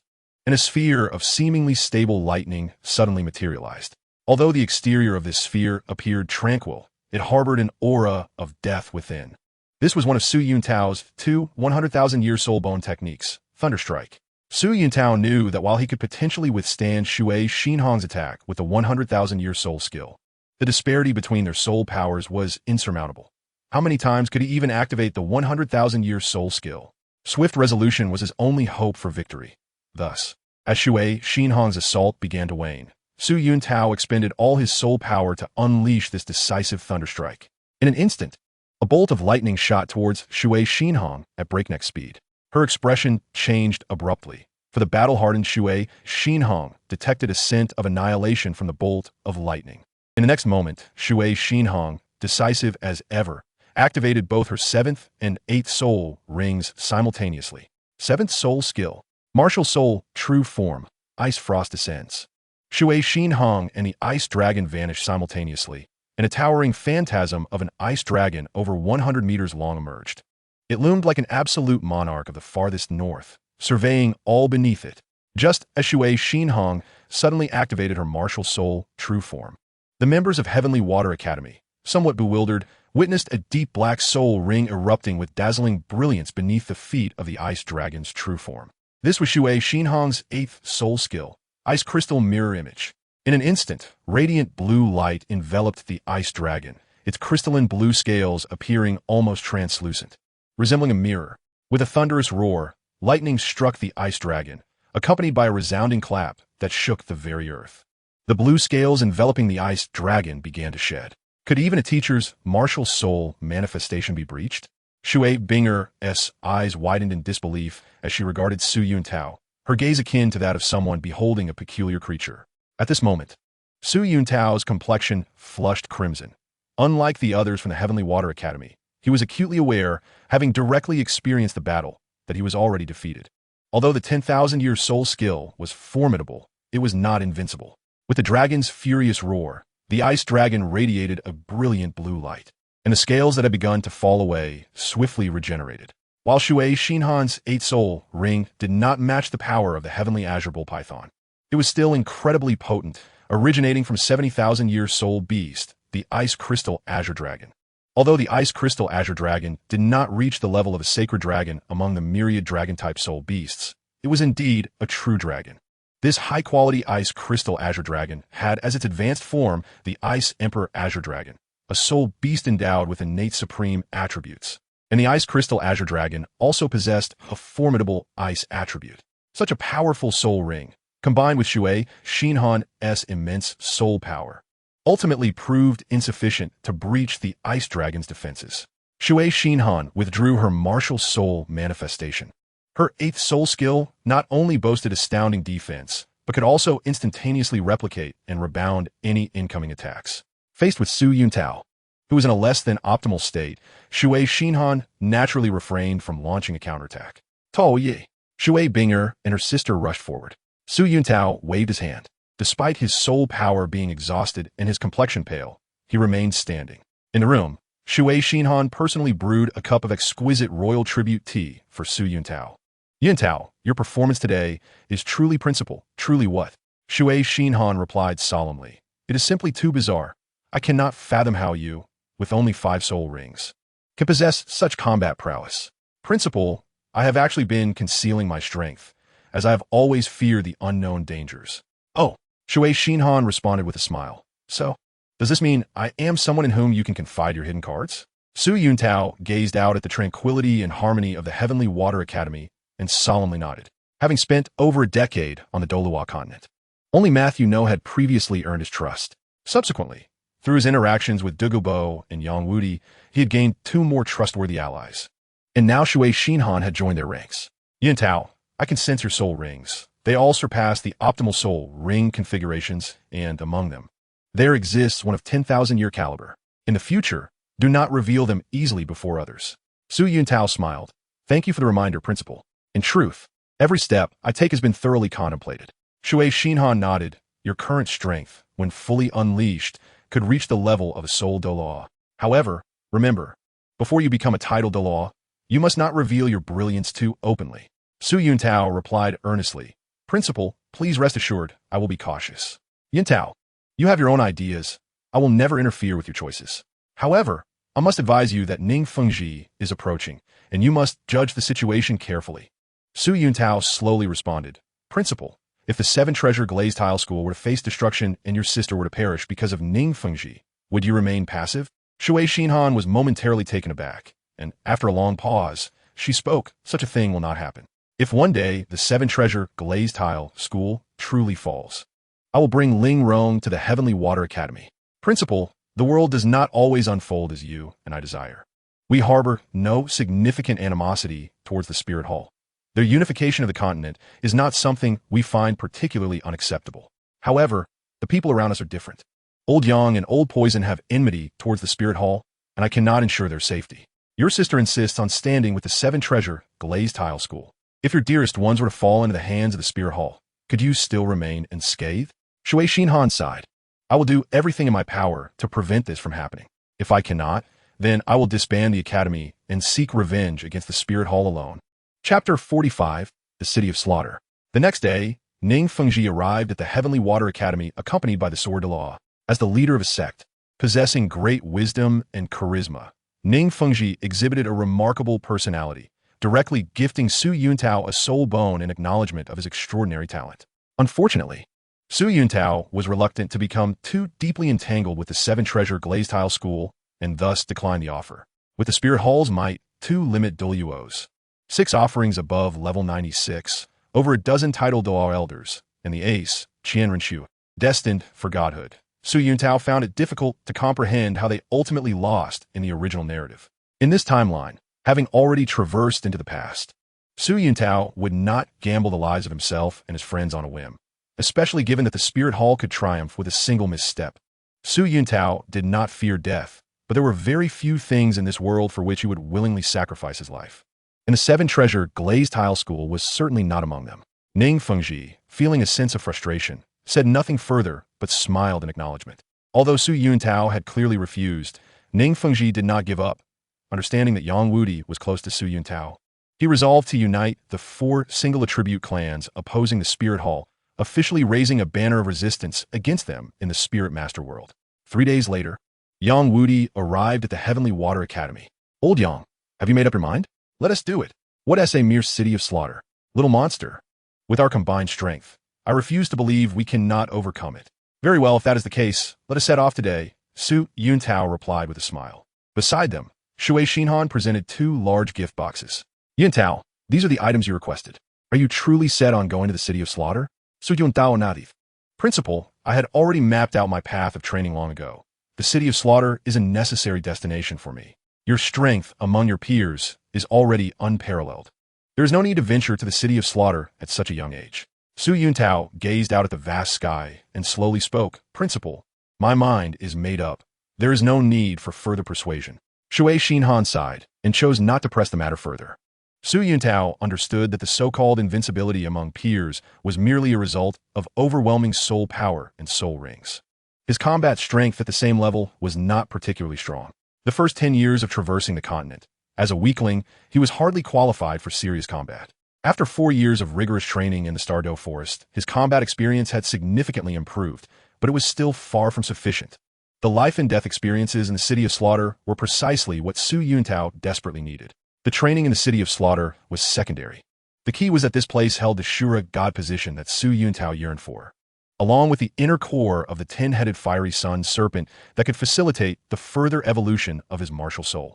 Su Yuntao was determined to succeed in his journey to the City of Slaughter. Principal, Su Yuntao produced several gift boxes and presented one. This is a gift for you. I hope you can successfully enhance your martial soul. Shui Xinhan, surprised, opened the box to find a flower radiating a chilling aura, the ice crystal jade bone. Yang Wudi's eyelids twitched and his heart raced. As Shui Xinhan beheld the ice crystal jade bone, she sensed an unsettling stir within her ice dragon martial soul.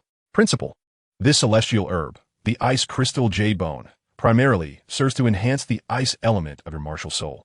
After consuming it, your martial soul may attain perfection, and the ice attribute of the ice dragon might reach the pinnacle. A fervent light shone in Shui Xinhan's eyes. The significance of the ice crystal jade bone was self-evident.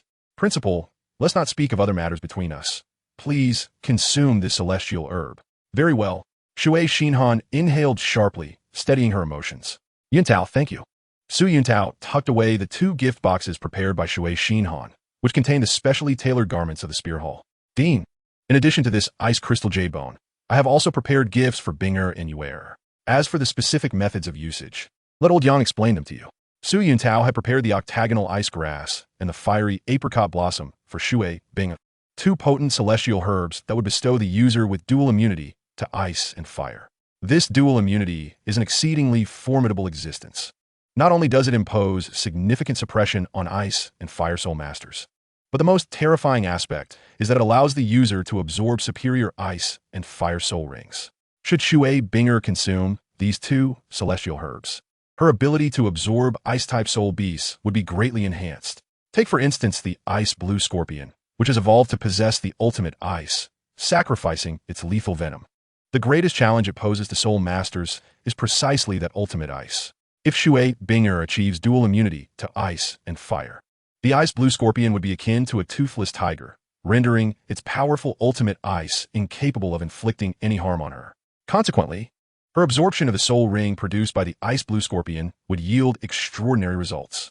Had Su Yuntao's lone wolf spirit not been a blank slate, requiring robust elemental support, he would have chosen these 2 celestial herbs to enhance his own soul ring absorption capabilities. Su Yuntao left the octagonal ice grass and fiery apricot blossom for Shui Binger, while bestowing upon Shui Yuer the water fairy jade bone. Gazing at the 4 priceless treasures before her, Shui Xinhan spoke. Yuntao, do you lack confidence in your journey to the city of slaughter? Su Yuntao smiled. Then, I have considerable confidence in myself, especially with Old Yang and I looking out for each other. However, the earlier these celestial herbs are consumed, the greater their future impact. I will be away for at least a year and a half, so presenting them to you now is a prudent choice. Shui Xinhan nodded. Yuntao, I shall not say more on the matter. I hope to see you wielding the domain of the god of slaughter in the future. Half a month later, after a satisfying journey, Su Yuntao and Yang Wudi arrived at a small town. This town appeared modest, yet Su Yuntao could distinctly sense an unsettling atmosphere surrounding them. Little monster, we have arrived. The entrance to the city of slaughter is right here. Su Yuntao infused his soul power into the soul guide device and retrieved 2 sets of Spirit Hall uniforms he had prepared in advance. Old Yang put on the Spirit Hall's attire. Yang Wudi furrowed his brow. Old Yang, the only true threats to the city of slaughter, apart from the offerings of the Spirit Hall, are Bibi Dong and Tang Hao, who possess the domain of the god of slaughter. Wearing this Spirit Hall uniform will render the city of slaughter cautious, deterring many malevolent entities. Yang Wudi responded slowly. I have no desire to use the Spirit Hall's belongings. Su Yuntao chuckled. Old Yang, you must understand that this is your opportunity to enhance your strength by leveraging the Spirit Hall's background. It is the Spirit Hall that should be concerned, not you. Chapter 46, The First Kill. Reluctantly persuaded by Su Yuntao, Yang Wudi soon felt at ease. Once they donned the Spirit Hall uniforms, they entered a tavern in the town center. The air within the tavern was thick and murky. Su Yuntao noted that all decorations were uniformly black. Despite the clear skies outside, stepping inside invoked a chilling sense of darkness. Su Yuntao and Yang Wudi settled into a corner, where a service attendant clad in black approached with an impassive expression. What would you like to order? Yang Wudi tossed a few gold soul coins onto the table. 2 Bloody Marys and a few appetizers. The attendant accepted the coins and inquired with interest, Are you sure? Yang Wudi scoffet, I dislike idol chatter. In a short while, 2 cups of murky liquid were served, their dark red hue exuding a pungent, blood-like odor. Su Yuntao understood that the so-called Bloody Mary was actually human blood. He chose not to disgust himself, and instead retrieved a flask of strong liquor and some jerky from his storage soul guide. Before heading to the city of slaughter, he had prepared ample clean provisions. As water could not be preserved for long, he opted for liquor instead, while meals were replaced with jerky and cured meat. Little monster, are you not drinking? Su Yuntao shook his head. I prefer not to discuss myself. Where did this brat come from? Go home. A voice jeered. Can't even handle a Bloody Mary, yet dares to come here? Ha! Go home and find your mother. Various vile insults reached Su Yuntao's ears, but they seemed to have no effect on him. In his eyes, these scoundrels, unworthy of even entering the city of slaughter, were not worth his concern. Old Yang, let us eat in peace. We need not bother with these ruffians. Upon hearing this, the miscreants in the tavern became enraged, and a burly man drew a cleaver. aiming a fierce strike at Su Yuntao's back. Unfazed, Su Yuntao remained calm and composed, casually tossing a pair of chopsticks. In the man's horrified expression, the chopsticks pierced through his throat, embedding themselves in the tavern's wall, stained with his filthy blood. Su Yuntao downed his drink in one gulp, feeling a tumultuous churn in his stomach. Yet he summoned immense willpower to maintain his composure. Though he felt no moral burden in his first kill, accepting it was still a challenge to his tranquility. Yang Wudi observed silently, sensing that Su Yuntao was undergoing a form of self-purification. In the tavern, aside from Su Yuntao and Yang Wudi, there were 18 others, including the attendant. Watching Su Yuntao's nonchalant demeanor, back turned to them, the group of outlaws felt a mix of fear and another emotion. Kill him. These desperate individuals believed that having insulted Su Yuntao, they had no way out, and the only hope lay in eliminating him first. Su Yuntao's brow furrowed slightly as he observed the 17 individuals brandishing various weapons. Suddenly, 5 soul rings of yellow, purple, and black lit up. Accompanied by a thunderous wolf howl, all 17 assailants met their demise at Su Yuntao's hands, their terror palpable. In the blink of an eye, Su Yuntao had slain 18 men. His eyes glimmered with a hint of crimson, but he quickly regained his composure, drawing upon his formidable self-regulation skills. With a ravenous hunger, he devoured the food on the table. Though the act of killing had not drained much energy, his heart raced with intense activity. Thus, he consumed a copious amount to replenish his energy and hastened the calming of his tumultuous emotions. The tavern attendant, undisturbed by the deaths of over a dozen patrons, remained as calm as Su Yuntao, seemingly accustomed to the scene of carnage before her. After a lengthy interval, Su Yuntao finished the last piece of dried meat and drained the final drop of liquor from his flask. Lead the way. The attendant smiled. Do you think that killing a few people grants you entry into the city of slaughter? You can't even handle a Bloody Mary. I fear you'd wet your pants upon entering. Su Yuntao smiled faintly, then suddenly rose and seized the attendant by the throat. She struggled desperately, but she was no match for Su Yuntao. As time passed, her face turned purple and her struggles weakened. Consider yourself fortunate. I have no desire to indiscriminately slay the innocent. Least of all, do I wish to harm a woman. The insolent attendant was flung to the ground. Coughing violently, she clutched her throat, desperately trying to lower her voice.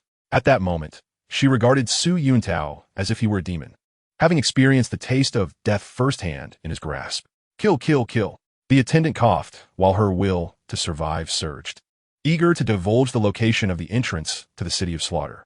However, Su Yuntao no longer required her guidance. With his mental faculties fully engaged, he detected anomalies at the bar counter. He approached the bar and gently tapped it, causing the surface to crack from top to bottom, revealing an entrance hidden beneath. Much to the astonishment of the bartender, Su Yuntao glanced back at Yang Wudi before leaping into the inky darkness of the entrance. Yang Wudi, wielding the Soulbreaker spear, remained vigilant in the tavern, guarding Su Yuntao's retreat. Only after receiving a definitive signal from Su Yuntao did he follow him into the city of carnage. As Yang Wudi's gaze fell upon that familiar figure again, he found Su Yuntao standing in a vast clearing, surrounded by several armored corpses at his feet. Old Yang, let us go. Su Yuntao smiled slightly and strode forward. Alas, once we enter, we can only traverse the path of hell to find our way out. Yang Wudi sighed as he matched Su Yuntao's pace. Welcome to the city of carnage. A young woman with a black veil greeted them at the grand entrance, flanked by rows of armored death knights. Su Yuntao nodded, opting not to engage further with the veiled woman, and continued his advance. Where are your tokens, esteemed sirs? She inquired. What tokens? Su Yuntao replied. At the entrance of our city of carnage, a group of knights bestows tokens upon newcomers. Su Yuntao's expression turned peculiar as he pointed to the distant corpses. Are these the knights you speak of? The veiled woman followed his gesture, her gaze falling upon the neatly arranged knights lying on the ground. Impudence! The surrounding death knights erupted in fury, encircling Yang Wudi and Su Yuntao. A faint, cold smile crept across Yang Wudi's lips as he unleashed a wave of oppressive energy from the Soulbreaker spear, forcing the so-called knights to kneel before him. Chapter 47. The Hellish Arena of Slaughter. Oomph! Yang Wudi scoffed, directing the Soulbreaker spear at them, causing them to tremble in fear. The veiled girl hastily spoke, My lord. Please forgive us. It is our ignorance that has led to this misunderstanding. Su Yuntao waved his hand dismissively and strode forward with Yang Wudi, entering the city renowned for its bloodshed. Although the veiled girl was frightened, she quickly rushed forward to present 2 tokens respectfully to Su Yuntao and Yang Wudi.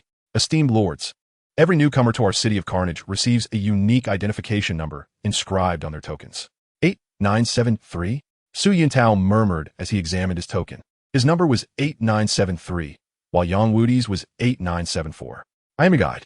Feel free to inquire about anything unclear within the next 12 hours.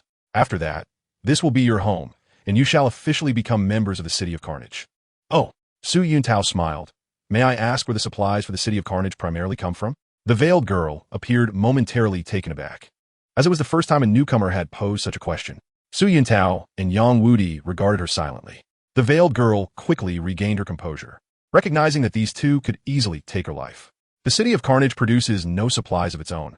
All food and clothing are imported from the outside world. Su Yuntao nodded, shaking the uniform of the Spirit Hall he wore. I presume the Spirit Hall is the primary supplier for the City of Carnage? The veiled girl replied respectfully. Indeed, my lordess' insight is remarkable. The Spirit Hall signed an agreement with our City of Carnage over a millennium ago, providing not only supplies, but also ensuring our safety. Oh, Su Yuntao inquired, as a price for the Spirit Hall support. Must the City of Carnage ensure that no one who enters may return to the mainland? Correct. The veiled girl smiled. You are indeed well informed about our City of Carnage. We strictly prohibit anyone from leaving. To exit, one must become the champion of the hellish arena and earn the right to challenge the path of hell. Once qualified, if one can traverse the path of hell, they may finally leave the City of Carnage and receive the title of God of Slaughter. However, merely 8 individuals have achieved this in 1,000 years. Su Yuntao nodded, harboring no resentment toward the Spirit Hall's actions. While it may seem that they did not eradicate these evildoers and evil spirit masters, they had indeed confined them within the prison of the City of Carnage. Over the millennia, only 8 had successfully traversed the path of hell to exit, including Tang Hao and Bibi Dong, who came here for the realm of the God of Slaughter. The Spirit Hall, when unable to fully dominate the continent, chose to adopt a strategy of containment, using the City of Carnage as a prison to compel evil spirit masters to enter. This not only significantly reduced the Spirit Hall's enforcement costs and prevented desperate evildoers from retaliating, but also minimized their influence on the outside world. The Spirit Hall's actions were truly a great merit for the common folk of the continent. Regrettably, after the downfall of the Spirit Hall, Tang San cared only for destruction, toppling the Spirit Hall before ascending to godhood, neglecting the responsibilities the Spirit Hall had fulfilled for the continent. The destruction of the City of Carnage, the obliteration of the Spirit Hall, and the power struggles among the continent's major factions ultimately led to the rampant rise of evil spirit masters a millennium later. You two must be here for training, correct? The veiled girl observed Su Yuntao and Yang Wudi's Spirit Hall uniforms thoughtfully. Su Yuntao stati fermi. Do not inquire about matters that do not concern you. Yes, yes. The veiled girl nodded fervently, intimidated by their strength. Su Yuntao smiled and, accompanied by Yang Wudi, made his way toward the inner city of the City of Carnage. In the outer city, the fallen humans need not fear for their safety, as it not only provides daily sustenance, but also prohibits any acts of violence. However, as a price, they must each contribute a cup of Bloody Mary daily, weighing half a pound. Even the strongest individual would find it taxing to lose half a pound of blood each day.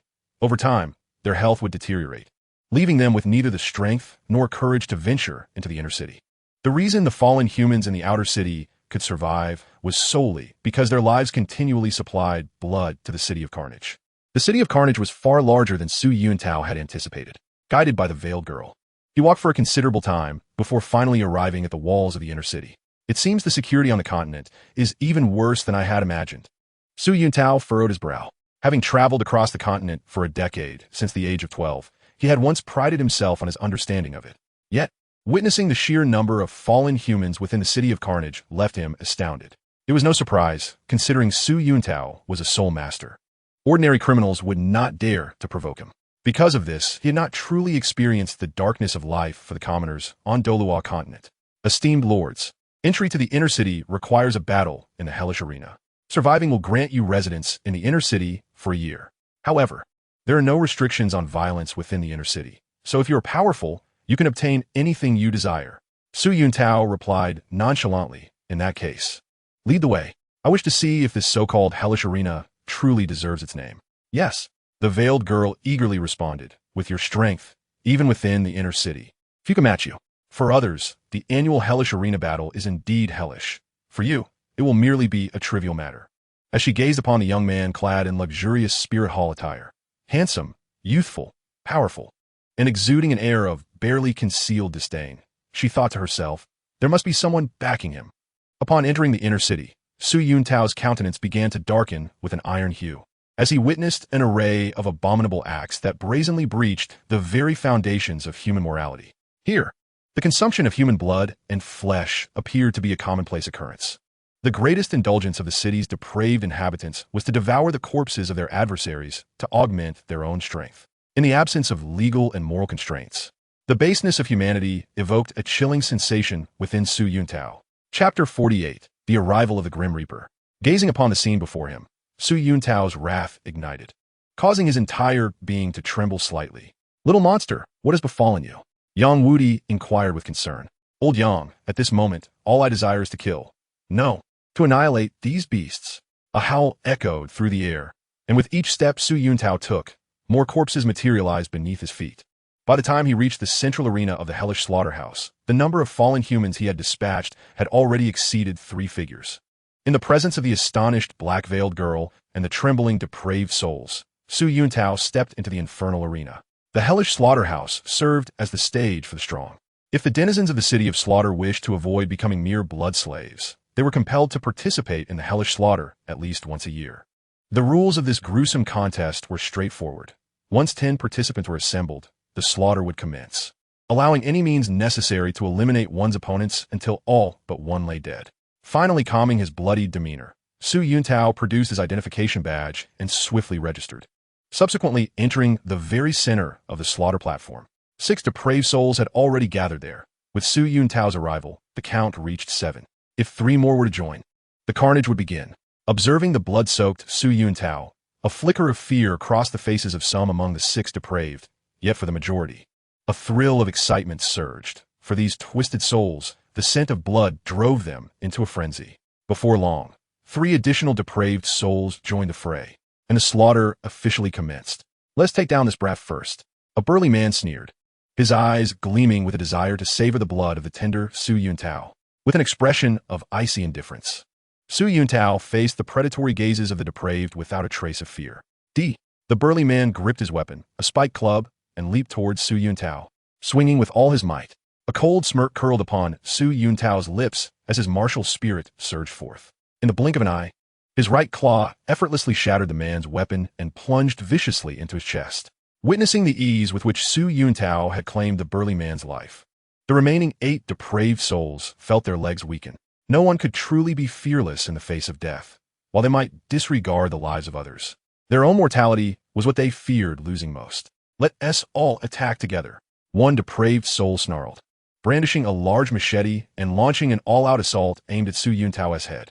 The others, sensing the impending doom, recognized the formidable strength Su Yuntao had just displayed. As the once powerful burly man was dispatched with a single strike, faced with such overwhelming power, the depraved understood that their only chance for survival lay in uniting to eliminate Su Yuntao first. Yet, alas, while packs of wolves may hunt a tiger, how could they hope to slay a dragon? Su Yuntao's prowess placed him in a realm of supremacy among the depraved. How could the status of a mighty dragon be shaken by mere insects? Despite the tumult of emotions within him, Su Yuntao's formidable mental acuity rendered the depraved's movements painfully slow in his eyes. He deftly evaded what appeared to be a lethal strike, his left claw swiftly piercing the heart of the attacking depraved soul. With a casual sweep of his right claw, he effortlessly severed the throats of 4 more depraved souls.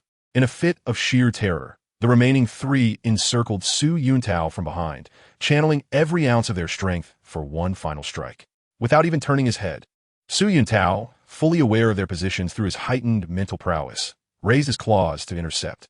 His razor-sharp talons tore through the weapons of 2 depraved souls, impaling their heads with brutal efficiency.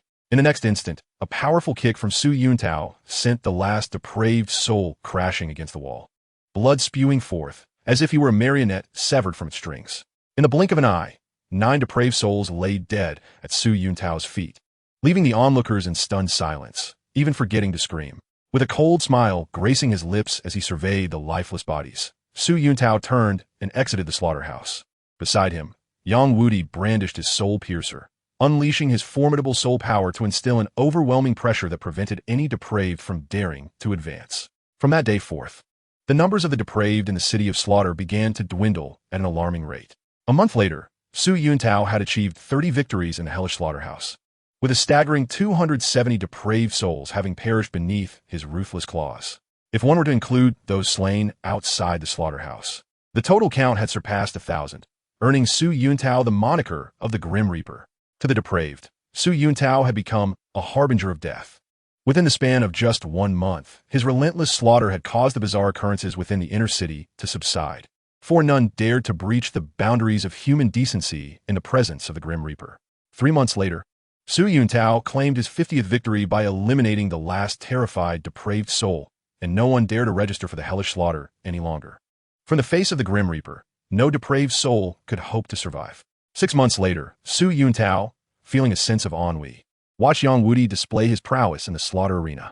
After Su Yuntao's 50th victory, Yang Wudi had begun to take the stage, and the depraved who had previously felt fortunate to have avoided the Grim Reaper now found themselves facing an even more ruthless adversary. Armed with his soul piercer, Yang Wudi wreaked havoc in the slaughterhouse without resorting to soul techniques, earning himself the title of the Slaughter God. By the time Su Yuntao and Yang Wudi had spent a year in the city of slaughter, the arena had seen no participants for several months, as the reputations of the Grim Reaper and the Slaughter God instilled an overwhelming fear that paralyzed the entire city, with their power rendering them idle. The dread surrounding Su Yuntao and Yang Wudi led to an environment where no one dared to provoke them, making it exceedingly difficult for the two to accumulate victories. As no one dared to voluntarily engage in the hellish slaughter, Su Yuntao and Yang Wudi could only await the inevitable participation of those depraved souls whose time was up. In a dark and expansive chamber within the city of slaughter, the King of Slaughter sat upon an extraordinarily large throne adorned with a mosaic of various crystals, signifying his esteemed status. "My king, the Grim Reaper has slain 11 more today," a chilling female voice intoned. "I am aware," the king replied. "My king, if this continues, the denizens of our city of slaughter shall be utterly decimated by the Grim Reaper and the Slaughter God." "Umph," the king retorted coldly. "Do you think I am unaware of this? My king, since the arrival of the Grim Reaper and the Slaughter God a year ago, our population in the inner city has diminished by over 60% in this brief span. If we fail to take action, the strength of our city will continue to erode." The woman in black pressed on, her resolve faltering. "Are you questioning my decisions?" The king seethed. "I would never." The woman stammered, beads of cold sweat forming on her brow. "I am fully aware of the havoc wrought by the Grim Reaper and the Slaughter God, but that young man, known as the Grim Reaper, possesses an extraordinary background. My king, must we still fear external forces?" "Fool!" the king bellowed, hurling a goblet at the woman clad in black. The woman clad in black let out a pained wail, quickly covering her bleeding forehead and hurriedly apologizing. "How could I, in all my wisdom, be surrounded by such worthless subordinates as you? My king, please temper your wrath. Your strength is unparalleled in this world, and we, your subordinates, are naturally far inferior." The King of Slaughter calmed himself and said softly, "Issue an order. For the time being, fighting is prohibited within the inner city. Except for those whose year-long term has expired and must participate, no one else is allowed to register for the Hell's Killing Arena." "My king," the woman in black asked. "By doing so, indeed, the casualties among the elite in the inner city can be greatly reduced. But to adjust our strategies due to the Grim Reaper and the God of Slaughter, what of the dignity of the city of slaughter?" "Umph," the King of Slaughter scoffed. "There exists a concept in this world known as flexibility. In the city of slaughter, we're the true rulers, though sadly, there are but 2 individuals outside who can genuinely threaten us. You are aware that those who traverse the Hell Road will gain the blessings of the God of Slaughter's domain, within the realms of the 2 contemporary gods of slaughter. Also, Master Soul rings can be utilized. That Grim Reaper stands behind a contemporary god of slaughter. Although I fear no challenge, I do not wish to oppose a true god of slaughter." The woman in black quickly replied, "Your insight is commendable, my king. I shall convey your will to the populace." Watching her retreating figure, the King of Slaughter sighed, supporting his forehead. In truth, he yearned to personally deal with Su Yuntao and Yang Wudi, but the fate of the city of slaughter hinged upon the Spirit Hall. Let alone the 7 high-ranking offerings led by Qian Douluo, merely the presence of the god of slaughter, Bibi Dong, in the city of slaughter was overwhelming. While the King of Slaughter had temporarily occupied the body of the 99th level limit Da Tangchun, he was acutely aware of his true strength. Although Su Yuntao and Yang Wudi were arrogant, they hailed from the Spirit Hall, the only force in the outside world he dared not offend. From that day forth, the city of Slaughter fell into a state of tranquility. The blood slaves in the outer city continued to struggle for survival, while the fallen in the inner city temporarily abandoned slaughter and conflict. The entire city of Slaughter appeared no different from an ordinary city. Initially, Su Yuntao and Yang Wudi were oblivious to these changes, continuing their ways until they noticed the diminishing speed at which their victories accumulated. Time passed swiftly, and after half a year, their victories had reached 81 and 74, respectively. They seemed exceedingly close to the 100 victories required, yet now, they could hardly participate in even a single Hell's Killing match in a month. Faced with such circumstances, Su Yuntao and Yang Wudi decided to begin eliminating the fallen in the inner city. My king, that fellow known as the Grim Reaper, is too arrogant. He is currently purging the citizens of our city of Slaughter. My king, the king of Slaughter, coldly replied, I'm already aware. I will deal with those two Grim Reapers myself. My king, if this continues, the entire city of Slaughter will be slaughtered by these two. They are provoking your authority. Please, my king, take action for the sake of our citizens. Before the words had fully escaped, two blood-red beams shot forth from the king of Slaughter's eyes, and the surrounding air thickened with a palpable stench of blood. The woman in black emitted a scream of excruciating pain, her curvaceous body devoid of all vitality. Do not think that my favor grants you license to act without restraint, the king of Slaughter murmured. That Grim Reaper appears no older than 20, yet possesses such strength. He is undoubtedly the most extraordinary genius within the Spirit Hall. Should such a talent perish at my hands, the city of Slaughter would invite disaster. Why do you, woman, fail to grasp this simple truth? In this world, sometimes good people do not die, nor do bad people. Only foolish individuals meet their end. The reason I have survived to this day is not just due to strength, but also because of this intellect. Confronted with Su Yuntao and Yang Wudi's aggressive tactics, the king of Slaughter began to forcibly arrange for the fallen to participate in the Hell's Killing matches. Recognizing the king of Slaughter's acumen, Su Yuntao and Yang Wudi naturally reciprocated, refraining from indiscriminately purging the fallen. Of course, should their victory accumulation slow down, the two would still clear out a wave of fallen to remind the king of Slaughter. Thus, leveraging the might of the Spirit Hall, in less than a month, Su Yuntao formally completed the remaining matches. 3 days later, Yang Wudi killed his last opponent, achieving the 100 victories as well. Grim Reaper, God of Slaughter. Grim Reaper, God of Slaughter. The fallen in the audience began to cheer for the two, driven by a reverence for the powerful. Congratulations, young Grim Reaper and God of Slaughter. A deep, sharp voice echoed from all directions, instantly elevating the emotions of the fallen in the Hell's Killing arena, for a blood-red figure was descending from the heavens. King of Slaughter, King of Slaughter, King of Slaughter, the fallen shouted with fervor. Su Yuntao scrutinized the King of Slaughter before him, noting the towering, imposing physique. Being aware of the plot, he understood that this body belonged to the previous supreme, Douluo, Tang Chun. The King of Slaughter's ability to outmaneuver a 99th level limit, Douluo, indicated a strength that Su Yuntao found difficult to contend with. Grim Reaper, God of Slaughter. Today I'm quite pleased. The city of Slaughter has not seen a 100 victory champion in decades, and I am delighted that you both have achieved such a feat. Thank you for rekindling the passion within me. To honor your achievements, I shall bestow upon you the title of God of Slaughter. Henceforth, you may enter and exit the city of Slaughter at will and be appointed as guest elders of my city of Slaughter. Su Yuntao and Yang Wudi exchanged glances. Respected King of Slaughter, we cannot allow our presence to disrupt the rules of the city of Slaughter. We are willing to undergo the trials of the Hell Road, hoping to rely on our own strength to leave this place and become true gods of slaughter. The King of Slaughter smiled. It is commendable for young men to have ambition, but the terrors of the Hell Road are not something you can easily comprehend. Life is singular. I do not wish to see such talent wither away. Su Yuntao's expression turned somewhat peculiar. Respected King of Slaughter, do you truly believe the words you speak? The moment those words escaped his lips, everyone, including Yang Wudi, was left momentarily stunned. Ahem. The King of Slaughter coughed a few times. Young man, heed my words. The Hell Road is not so easily traversed. Thank you, great King of Slaughter, for your warning. Nonetheless, I still wish to walk the Hell Road. The King of Slaughter chuckled coldly. So, it appears you are refusing my kindness and courting punishment. Before he could finish speaking, countless enforcers from the city of Slaughter surrounded Su Yuntao and Yang Wudi with menacing expressions. Yang Wudi's face grew solemn as he surveyed these formidable beings, sensing that among them were several who were of comparable strength to himself. Su Yuntao regarded the situation before him with calm dignity, stating, King of Slaughter, Are you intent on violating the rules of the city of slaughter that have endured for millennia? Are you declaring war against the Spirit Hall? Young man, I harbor no intention of opposing the Spirit Hall, yet I fear no threats. Su Yuntao replied coolly, King of Slaughter, we have reached 100 victories. According to the rules, we have the right to demand the opening of the Hell Road. If you truly wish to deny us, then so be it. We shall leave the city of slaughter now. As his words fell, Su Yuntao strode forward, nonchalantly beckoning Yang Wudi to follow. Very well, since you insist. I shall have no choice but to open the Hell Road. I hope you will not regret it. The King of Slaughter sighed inwardly. Opening the Hell Road would greatly deplete the strength of the city of slaughter. Yet the Spirit Hall was indeed formidable, and he lacked the power to defy the rules.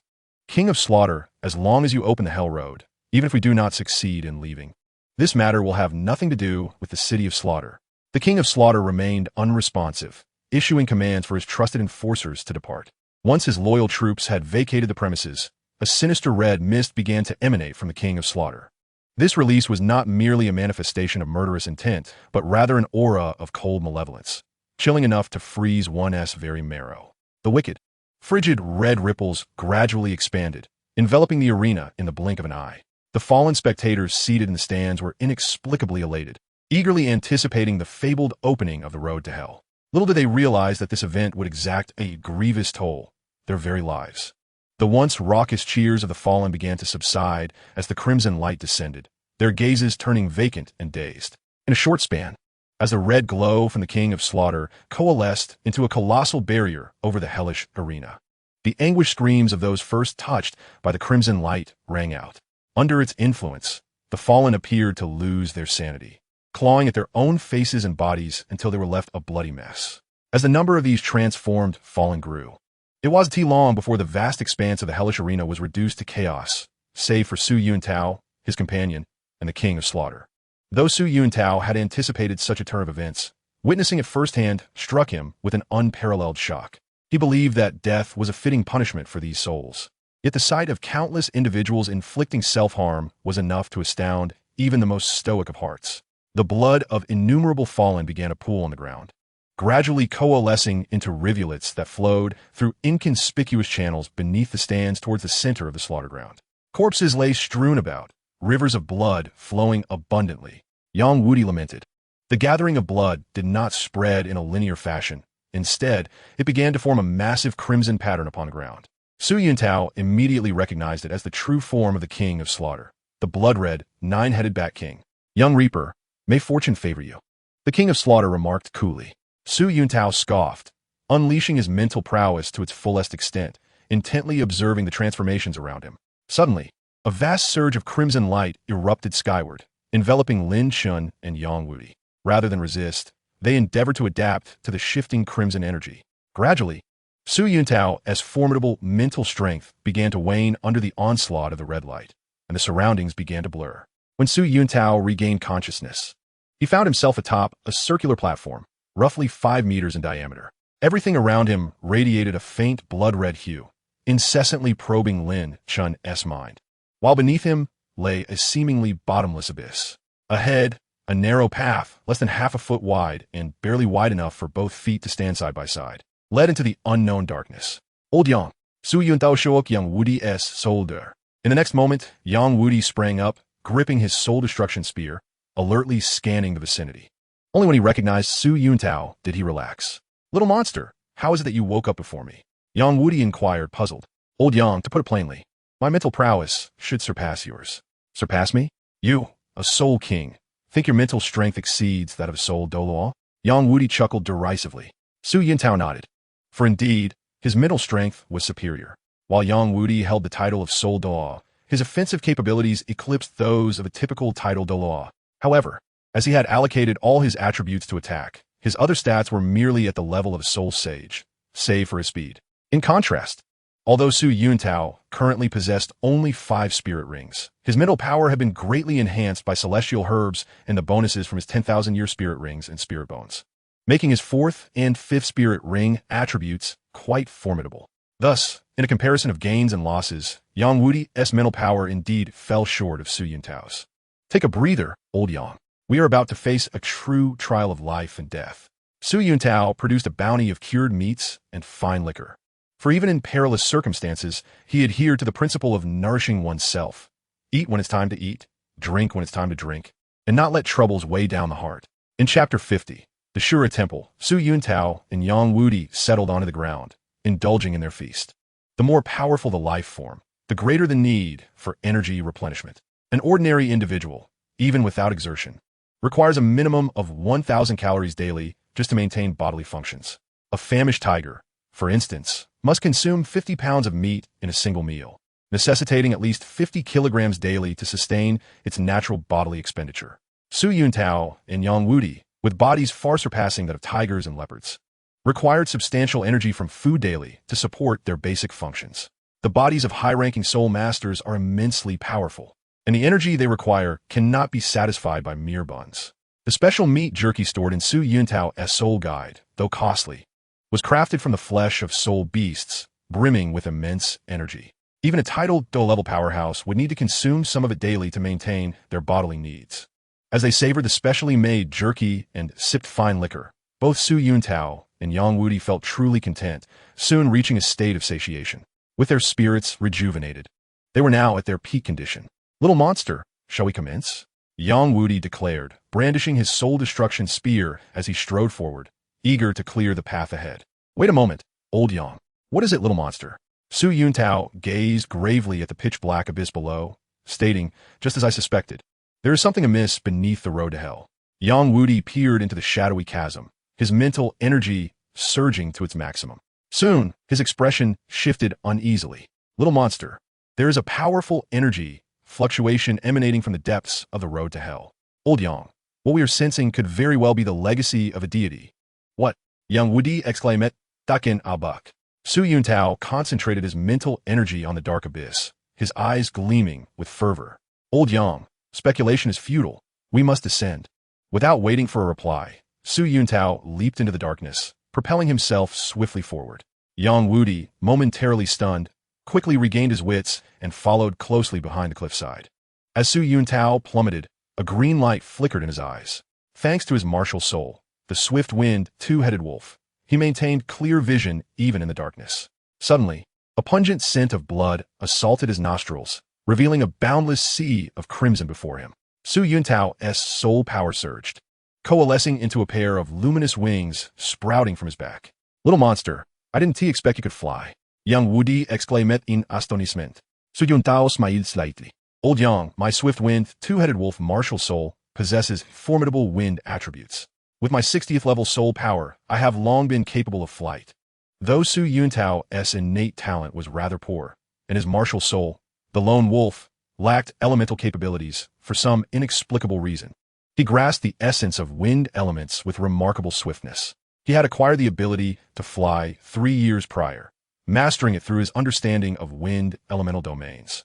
Though he had refrained from showcasing this ability, preferring to keep his cards close to his chest. "Alas, little monster, you truly possess an abundance of hidden talents." Su Yuntao spoke calmly. "Old Yang, there are indeed times when I find myself without options. In this world, it is undoubtedly wise to keep some cards close to your chest." The expanse of blood before them appeared endless, its sheer magnitude leaving both Su Yuntao and Yang Wudi profoundly shaken. The two activated their mental prowess to the fullest, exchanging a grave glance after a short while. The source of the immense energy fluctuations emanated from the depths of this sea of blood. Yang Wudi swiftly produced a dagger, slicing open his wrist and offering half a bowl of his blood to Su Yuntao. The air was thick with the stench of blood. They could sense that this sea was the accumulation of bloodshed over millennia in the city of slaughter. Such prolonged accumulation not only rendered this sea monumental in scale, but also infused it with tremendous power. Faced with the lethal toxins, consuming Yang Wudi's blood was the most prudent choice, for after partaking of the ethereal and fragrant celestial essence, Yang Wudi was rendered immune to all poisons, and his blood bore the same invulnerability. Without hesitation, Su Yuntao and Yang Wudi shut their eyes, their mental energies fully awakened as they plunged into the sea of blood. Soon, an extraordinary vortex-shaped entrance materialized before them, with blood swirling around it as if repelled by an unseen force, preventing even a single drop from breaching its threshold. Without a moment's pause, they accelerated and entered this peculiar portal. In an instant, Su Yuntao's mind went blank as a tremendous mental force bombarded his consciousness.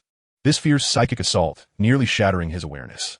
He summoned all his strength to maintain his mental defenses against the onslaught, and after what felt like an eternity, the assault began to wane. Upon opening his eyes, he found himself within a magnificent palace. The palace was breathtakingly grand, its walls adorned with exquisite carvings that seemed to recount epic mythologies. Inside, the illumination was resplendent, dizzying in its brilliance. As was his custom, Su Yuntao lifted his foot and kicked the unconscious Yang Wudi awake. "Little monster, where are we?" Yang Wudi inquired, his demeanor alert. "Old Yang, if my intuition serves me correctly, we are at the sacred site of the Shura goddess legacy. The Shura Temple." "The Shura Temple?" Yang Wudi's face was a mask of confusion. "You should recall the tales of Tang Chun, who left this world years ago in search of divine beings. A figure who once struck fear across the continent." Su Yuntao continued. Yang Wudi nodded. "Indeed, Tang Chun left the Haotian sect to seek out the deities in order to break through to the 100th level. Had it not been for his departure, many subsequent events would not have unfolded, and our clan would not have faced such calamities." Su Yuntao added, "As I understand it, Tang Chun sought the divine legacy of the Shura god, aspiring to inherit that very divine position." "What?" Yang Wudi gazed at the resplendent Shura temple before him, a sense of unreality washing over him. "Come, old Yang, let us uncover the nature of the Shura goddess legacy."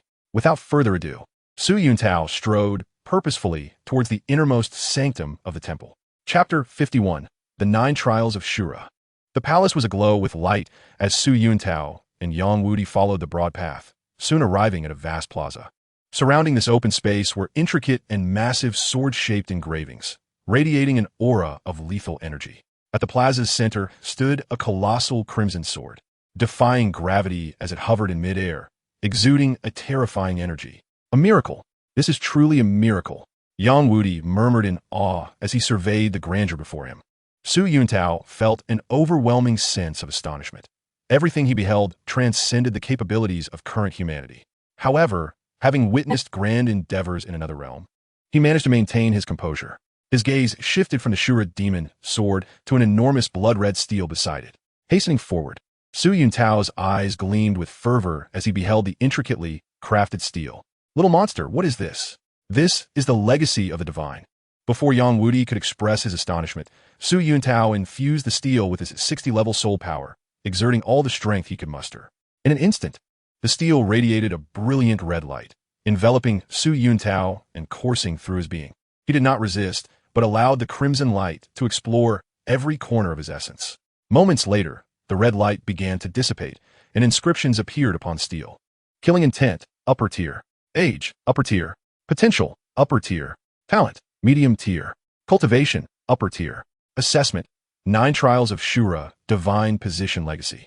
Suddenly, a voice echoed in Su Yuntao's mind. Shura's first trial, walk the path of hell. Su Yuntao's emotions surged violently. The red light had scrutinized his being, uncovering all his secrets, yet the final outcome left him exhilarated. Despite his rapid cultivation pace, bolstered by the dual gifts of the sky blue bull python and celestial herbs, his talents still paled in comparison to that of the Shura god. It was a cause for celebration that the killing intent he had amassed from slaying countless fallen beings in the city of slaughter had ultimately granted him the opportunity to undertake the 9 Trials of Shura. Perhaps my talent is still insufficient in the eyes of the divine. Figures like Tang Chun, who transcended innate soul power, are the true elite, while the unprecedented innate 20-level soul power of Qian Rinxue is the epitome of excellence. Yang Wudi, gazing at the inscriptions on the steel, trembled slightly. "Little monster, have you truly acquired the legacy of the Shura god?" "Indeed, old Yang, I have obtained the legacy of the Shura god." With a clatter, the broken soul spear fell to the ground as Yang Wudi, seeing Su Yuntao as a mere monster, found it hard to accept the gravity of acquiring divine legacy. What is a god? To Yang Wudi, a god was an ethereal myth. Even the once mighty Tang Chun, a 99th level limit Dou, had not returned after seeking divine status. Yet now, before him stood a living inheritor of divine legacy. Stunned into silence for a long half-hour, Yang Wudi finally spoke. "Little monster, I and Old Poison have always deemed you a prodigy rare in a millennium on the Douluo continent. But today, I realize your talent surpasses our expectations. In comparison, Old Poison and I have lived our lives in vain." Su Yuntao chuckled. "Isn't it splendid that I have obtained the divine legacy?"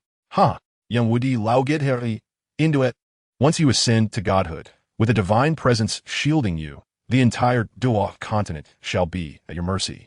Rest assured, old Yang, once I become a god, as long as it does not violate moral codes, you may pursue any endeavor you desire. Yang Wudi patted Su Yuntao on the shoulder, laughing with your assurance. I can be at ease. The broken clan will endure for another decade. After that, the entire continent shall be mine to traverse. Now, old Yang, why not test your potential as well? Upon hearing this, Yang Wudi summoned his 82nd level soul power, channeling all of his strength into the steel. Killing intent, upper tier. Age, lower tier. Potential, lower tier. Talent, medium tier. Cultivation, upper tier. Assessment, 5 trials of Shura. A voice similarly resonated in Yang Wudi's mind, revealing the contents of the Shura assessment. Gazing at the inscriptions on the steel, Yang Wudi asked, perplexed, little monster, why is your talent listed as medium, just like mine? I have no idea. Perhaps it is an error in its display, Su Yuntao replied dismissively. Indeed, Su Yuntao's cultivation speed, when accounting for the life force bestowed by the celestial blue bull python, is not significantly inferior to that of Yang Wudi, although he has consumed 3 celestial herbs. Yang Wudi's innate talent far surpasses his own. With such a solid foundation, coupled with the baptism of the fragrant Chua celestial product, it ultimately leads to their equal assessment of talent. The coveted Shura 9 trials, which Su Yuntao successfully acquired through his murderous aura and age advantage, now fills him with ambition and vitality. Lacking the innate gifts and background of Tang Chun, he nevertheless embarks on the path to divinity, driven by the advantages of the narrative, as well as his own perseverance and wisdom. As they tread cautiously along the road of hell, Yang Wudi and Su Yuntao proceed, one following the other. Despite Su Yuntao's elation from obtaining the divine trial, he suppresses his excitement and quickly resumes his journey down the infernal path. As time flows and they continue, Su Yuntao's heart begins to stir restlessly. Little monster, he remarks, the air of the hellish road contains some mental toxins. Though they are inconspicuous, prolonged exposure can profoundly affect one's psyche. Su Yuntao nods and replies, Old Yang, you truly are a master of toxins. Yang Wudi responds with pride. Indeed, little monster, while my innate talent may not compare to yours, no one across the continent possesses a greater understanding of poisons than I. With a smile, Su Yuntao presents Yang Wudi with a golden sea bowl, prompting a grimace from Yang Wudi at the sight. Whenever Su Yuntao attempts to show off, he always manages to leave others momentarily speechless. Yang Wudi draws forth a dagger and slices open his wrist, allowing a bowlful of blood, half a pound, to flow forth. Having consumed the fragrant Chua celestial product, Yang Wudi's blood is the finest antidote in existence. Thus, Su Yuntao refrains from preparing any detoxifying agents. Grasping the golden bowl, Su Yuntao drinks deeply, and upon finishing, he feels invigorated. All discomfort vanishes in an instant. Yang Wudi's blood truly lives up to its reputation as an antidote. Observing Yang Wudi's pale complexion from the excessive blood loss, Su Yuntao raises his right arm and returns the golden bowl. Go on, go on. A bowl of blood can neutralize 10 tons of crane-top red poison. Chapter 52. The 3 Trials of Hell. However, Su Yuntao jokes, Old Yang, I'm still feeling a bit dizzy. Oomph. Yang Wudi scoffs. Do you take me for a fool? The moment I consumed the fragrant Chua celestial product, I tested my blood. Drinking a bowl of it would only result in your demise if you treated arsenic as a meal. As the duo continues their advance, they begin to sense something amiss. In the depths of darkness, it feels as though something silently watches them from the shadows. Su Yuntao and Yang Wudi quickly heighten their vigilance, their movements becoming increasingly cautious, aware that the true test along the hellish road is about to present itself. Before long, the surrounding, constricted space begins to transform, opening up as they progress. Su Yuntao yishir sabworth. Yang Wudi looks up, instantly covered in goosebumps. Countless bats hang upside down, densely clustered above them. Holding their breath, they minimize their sounds. Yet, for reasons unknown, the swarm of bats begins to stir, the noise escalating as the massive horde awakens in unison. Let's go. Su Yuntao hisses, instantly summoning the windstorm 2-headed wolf spirit. His second soul ring flashing as his speed reaches its zenith. Yang Wudi, wielding the soul-breaking spear, channels his soul power to the fullest, his speed equally soaring. However, he is astonished to find Su Yuntao's pace matches his own. Both Su Yuntao and Yang Wudi outpace the bats. Theoretically, the swarm should pose no threat. Yet, on this road, the countless bats are endless, making it impossible for them to fully escape. given that the hellish road is a necessary passage for them. Su Yuntao and Yang Wudi are compelled to confront the Bat Horde head-on. The three trials of hell encapsulate the challenges faced by soul masters on this treacherous path. For millennia, all who have traversed the hellish road have encountered formidable obstacles. While the nature of these trials varies, their frequency remains consistent. And now Su Yuntao and Yang Wudi face their first trial. The brilliance of Su Yuntao's windstorm two-headed wolf shines brightly as he swiftly dispatches wave after wave of bats beneath his claws, while Yang Wudi fights valiantly, his soul-breaking spear cutting through the ranks, leaving more and more corpses in his wake. Yet, as time passes, they begin to sense something is amiss. The bats, eyes aglow with crimson light, surge forth fearlessly in relentless waves, as if guided by an unseen force. Old Yang, cover me. Su Yuntao goes. Understood. Yang Wudi below us. Channeling his soul power to its peak, the soul-breaking spear flowing through the air with remarkable grace, momentarily creating a relatively safe space for Su Yuntao. With swift precision, Su Yuntao adjusts his stance, his mental energy penetrating through one bat after another. Just as he suspected, a powerful energy fluctuation lurks in the dark depths behind the swarm. Old Yang, 9 o'clock. Got it. In the next moment, Yang Wudi's aura surges once more, his battle power reaching its utmost potential. Under Yang Wudi's protection, Su Yuntao hastens toward the target, a bolt of lightning beginning to coalesce in the palm of his right hand. With their soul rings restricted, Su Yuntao and Yang Wudi find themselves at a disadvantage against the ceaseless swarm of bats. To reverse this precarious situation, they must eliminate the mastermind lurking behind the horde. Su Yuntao's 10,000-year soul bone technique, Thunder Strike, is activated, terrifying energy gathering in his hand. Closer, just a bit closer. As time passes, the thunderous power compresses further. The might of the 10,000-year soul technique reaching its zenith. Old Yang Wudi swiftly rocks, his soul-breaking spear radiating brilliant light as the swarm of bats before Su Yuntao is swiftly cleared, creating a gap. In an instant, Su Yuntao, with his vibrant green eyes, gazes intently, spotting a dark golden blood bat towering over 20 meters, adorned with 3 heads upon its shoulders. Unite spirit and form. Strike at the enemy. Su Yuntao bellows, rapidly concentrating his mental energy, and in the next moment, a bolt of thunder, imbued with a sense of annihilation, hurls from his hand. With a resounding crash, the lightning strikes the dark golden bloodbat, the immense penetrating force instantly obliterating its central head. Not good. Su Yuntao's expression shifts dramatically. He realizes a significant flaw in his control of the 10,000-year soul technique. Due to the overwhelming power, the thunder pierces through the dark golden bloodbat's head, shattering the countless rocks behind it and triggering a cataclysmic explosion. The dark golden bloodbat emits a mournful wail. Although it has lost one head and suffered severe injury from the thunder, it remains alive. As the bat's anguished cries resonate, the entire swarm descends into a frenzied state. Little monster, leave it to me. You provide cover. Understood. Su Yuntao responds without hesitation, enduring the weakness from employing the 10,000-year soul technique, summoning his battle power to the utmost. In the heat of combat, Yang Wudi begins to regain his composure, the aura of his soul-breaking spear coalescing. Awoo! Su Yuntao channels his soul power with all his might, even as the strain on his body exceeds its limits. He grits his teeth and perseveres. In the next instant, the soul-breaking spear undergoes a transformation, a blood-red glow suddenly manifesting. Soul technique flashes through Su Yuntao's mind instinctively.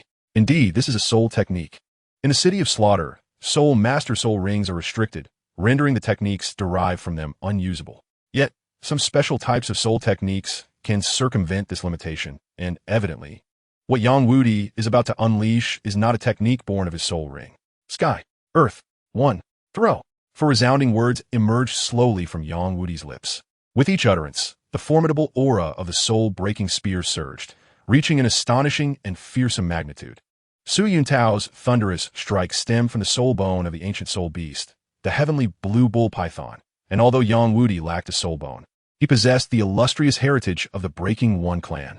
The Haotian sect boasts of explosive rings. The Seven Treasure Glazed Tile sect practices multifaceted utilization. And the Blue Electric Tyrannosaurus family wields dragon transformation. Through generations of meticulous study of their respective martial souls, these 3 great sects have ultimately evolved their unique ultimate skills. While the Breaking One clan may not rival the 3 great sects in stature, their legacy, honed over centuries, culminated in Yang Wudi, manifesting a brilliance of its own. The soul-breaking spear in Yang Wudi's grasp radiated an extraordinary aura, infused with the collective lifetime experiences of countless soul masters wielding the spear. As it was hurled furiously at the dark golden bloodbat lurking in the shadows, a more anguished wail echoed as the dark golden bloodbat was obliterated by the spear's overwhelming might. With the demise of the dark golden bloodbat, the swarm of bats lost its cohesion and began to scatter in disarray. Chapter 53, External Soulbone. With the battle concluded, Su Yuntao and Yang Wudi sat upon the ground, panting heavily. This confrontation undeniably showcased the terror of the Hell Road. Even a tidal Douluo amidst the boundless swarm of bats would succumb to exhaustion, stripped of the soul techniques that accompany their soul rings. Even Su Yuntao, a soul master empowered by a century-old soul bone, found the struggle immensely taxing. After a brief respite, their gazes fell upon the three corpses of the dark golden bloodbats. These three were exceedingly formidable mutant soul beasts. In the Douluo continent, the mightier the soul beast, the greater its worth. Not only do soul beasts yield soul rings, but their physical forms also possess immense value. The flesh of older soul beasts is imbued with energy, and consuming it not only replenishes one's vitality, but also nurtures a soul master-esque physique. Although bats are not the most esteemed of species, they are coveted as delicacies among the nobility of the continent. Human desires are perpetually insatiable. With greater power comes greater wealth. And those who possess everything often seek out forms of excitement that are peculiar, if not perverse, in nature. Yang Wudi gradually rose, intending to store the massive corpse of the dark golden bloodbat within his soul guide, while he had no need for sustenance. The flesh of a mutant soul beast was undeniably valuable. However, just as he reached for the dark golden bloodbat, a sudden crimson light illuminated the scene, causing the enormous corpse to begin dissipating. In the blink of an eye, all that remained on the ground was a pool of sanguine energy and a peculiar wing-shaped skeletal structure. External soul bone. Both Su Yuntao and Yang Wudi exclaimed in unison. Soul bones are far rarer than soul rings. While soul rings are relatively accessible, soul bones are exceedingly elusive. Upon integrating a soul bone into a soul master-esque body, although it does not directly enhance their soul power, it significantly augments their physical prowess and grants formidable soul bone techniques. When comparing soul bones and soul rings of the same age and quality, the value of soul bones far exceeds that of soul rings. In the Douluo continent, soul bones are extremely rare. Only powers of the caliber of the Spirit Hall, the two great empires, and the 7 major sects possess stable legacies of soul bones. There have been instances where 2 kingdoms waged full-scale wars over a single 10,000-year soul bone, resulting in rivers of blood. Thus, soul bones are aptly referred to as treasures of the blood river. Naturally, while soul bones are scarce, the Spirit Hall, with its millennia of heritage, can still produce them, albeit in limited quantities. However, just like soul rings, soul bones have physical quality requirements for their absorbers, although the narrative in the original text may differ. This conclusion can be validated by examining the talents across the continent. Huyan Li of the Armored Rhinoceros sect demonstrated the effects of an 8,000-year impact soul bone during the Elite Soul Master competition. If soul bones truly demanded no prerequisites from their absorbers, then Huyan Li should have been able to absorb this soul bone at the age of 6, leading to an astonishing soul ring configuration. An 8,000-year impact soul bone would significantly enhance a soul master-esque capacity to absorb a high-quality 1,000-year soul ring. If Huyan Li had absorbed the 8,000-year impact soul bone at 6, his soul ring configuration would have been at least 3 purple and 1 black. Powers of the caliber of the Spirit Hall and the upper 3 sects could undoubtedly provide 10,000-year soul bones. If Tang Hao had absorbed 1 or multiple legacy soul bones from the Haoyan sect at the age of 6, or if Ning Fengji had granted Ning Rongrong a 10,000-year soul bone at her age, or if Bibi Dong's daughter, Hulaina, absorbed a 10,000-year soul bone upon joining the Spirit Hall, the youth of these formidable factions would have soul ring configurations vastly exceeding the optimal ratio of 2 yellow and 2 purple. The absence of such occurrences can only be explained by one conclusion. Soul bones, like soul rings, impose stringent requirements on the physical constitution of their absorbers. The inheritors of various factions, in their youth, simply lack the physical capabilities to absorb 10,000-year or even 1,000-year soul bones. As for 100-year soul bones, theoretically, they are even rarer than 10,000-year soul bones. While the original text mentions a few 10,000-year soul bones, 100-year soul bones are indeed a rarity. The probability of soul beasts yielding soul bones is directly correlated to their age. The higher the age, the greater the probability. 10,000-year soul beasts are guaranteed to produce soul bones, and those over 70,000 years also possess a considerable likelihood, though 10,000-year soul beasts are a certainty, while 90,000-year beasts may yield less than 50%. The chance of a 10,000-year soul beast producing a soul bone is exceedingly low compared to that of a 1,000-year soul beast. Fortunately, the abundance of lower-quality soul bones compensates for their scarcity, as quantitative changes can lead to qualitative transformations. Thus, 1,000-year soul bones are the most common type across the continent, while 100-year soul beasts have a probability of producing soul bones that can be likened to a mere zero. Talents across the continent rarely succeed in absorbing soul bones in their youth, though exceptions exist, such as the angelically chosen Qianrenxue and Su Yuntao, who benefited from the sacrifice of the heavenly blue bull python. Thanks to this offering, Su Yuntao's 10,000-year left arm bone required no adaptation on his part. It would actively attune itself to him. Qianrenxue's successful absorption of a soul bone shares similarities with Su Yuntao. The angelic armor, comparable to a 10,000-year soul bone, would have been beyond her capacity to endure at her tender age. Yet, blessed with innate soul power of level 20, the angelic armor adapted to her. Consequently, before the age of 9, Qianrenxue successfully absorbed a piece of angelic armor, granting her the ability to disguise herself. Gazing upon the external soul bone before him, Yang Wudi's eyes sparkled with brilliance. Soul bones are rare, but external soul bones are even more exceptional. Theoretically, human soul masters can absorb a total of 6 soul bones, namely, the skull bone, torso bone, left and right arm bones, and left and right leg bones. External soul bones are not included in this count. They are among the few instances of a soul master's 7th soul bone. The value of an external soul bone produced by a powerful mutant soul beast like the dark golden bloodbat is incalculable. Yang Wudi glanced back at Su Yuntao, then settled to the ground, closed his eyes, and began absorbing his first soul bone. At that moment, he could not fathom that in his future, he would possess a complete set of soul bones, including those of 10,000-year origin. An hour later, Yang Wudi slowly opened his eyes, and in the next instant, a pair of enormous, blood-red dark golden bat wings unfurled before him. This external soul bone, named the dark golden bat wings, not only enhanced Yang Wudi's physique, but also bestowed him with the ability to fly. Now, armed with the external soul bone, Yang Wudi's agility reached an astonishing level. Due to the unique nature of his training path, with all 8 rings stacked in a full-force assault, the might of his soul-breaking spear was sufficient to instill trepidation in even a titled Douluo. At this moment, with the dark golden bat wings, his mobility was equally formidable, capable of evoking fear in titled Douluos. Chapter 54, 10-Headed Fiery Sun Serpent. Su Yuntao and Yang Wudi exchanged glances, and smiles of joy blossomed on their faces. Su Yuntao extracted a substantial quantity of specially crafted jerky from the soul guide device, alongside several large jars of fine wine. Without hesitation, Yang Wudi and he indulged themselves heartily. Although the recent battle had been brief, it was intensely fierce, leaving both of their soul power, physical strength, and mental fortitude severely depleted. After satisfying their hunger and thirst, Yang Wudi began to guard Su Yuntao. While physical strength could be replenished through sustenance, soul power required meditation and the absorption of elemental energies from the world to restore. 3 hours later, Su Yuntao emerged from his meditative state, having regained a considerable portion of his soul power. The two swiftly exchanged positions. After 6 hours, both had optimized their physical conditions. Following a simple meal of 20 pounds of jerky and 2 large jars of wine, they resumed their journey along the path of hell.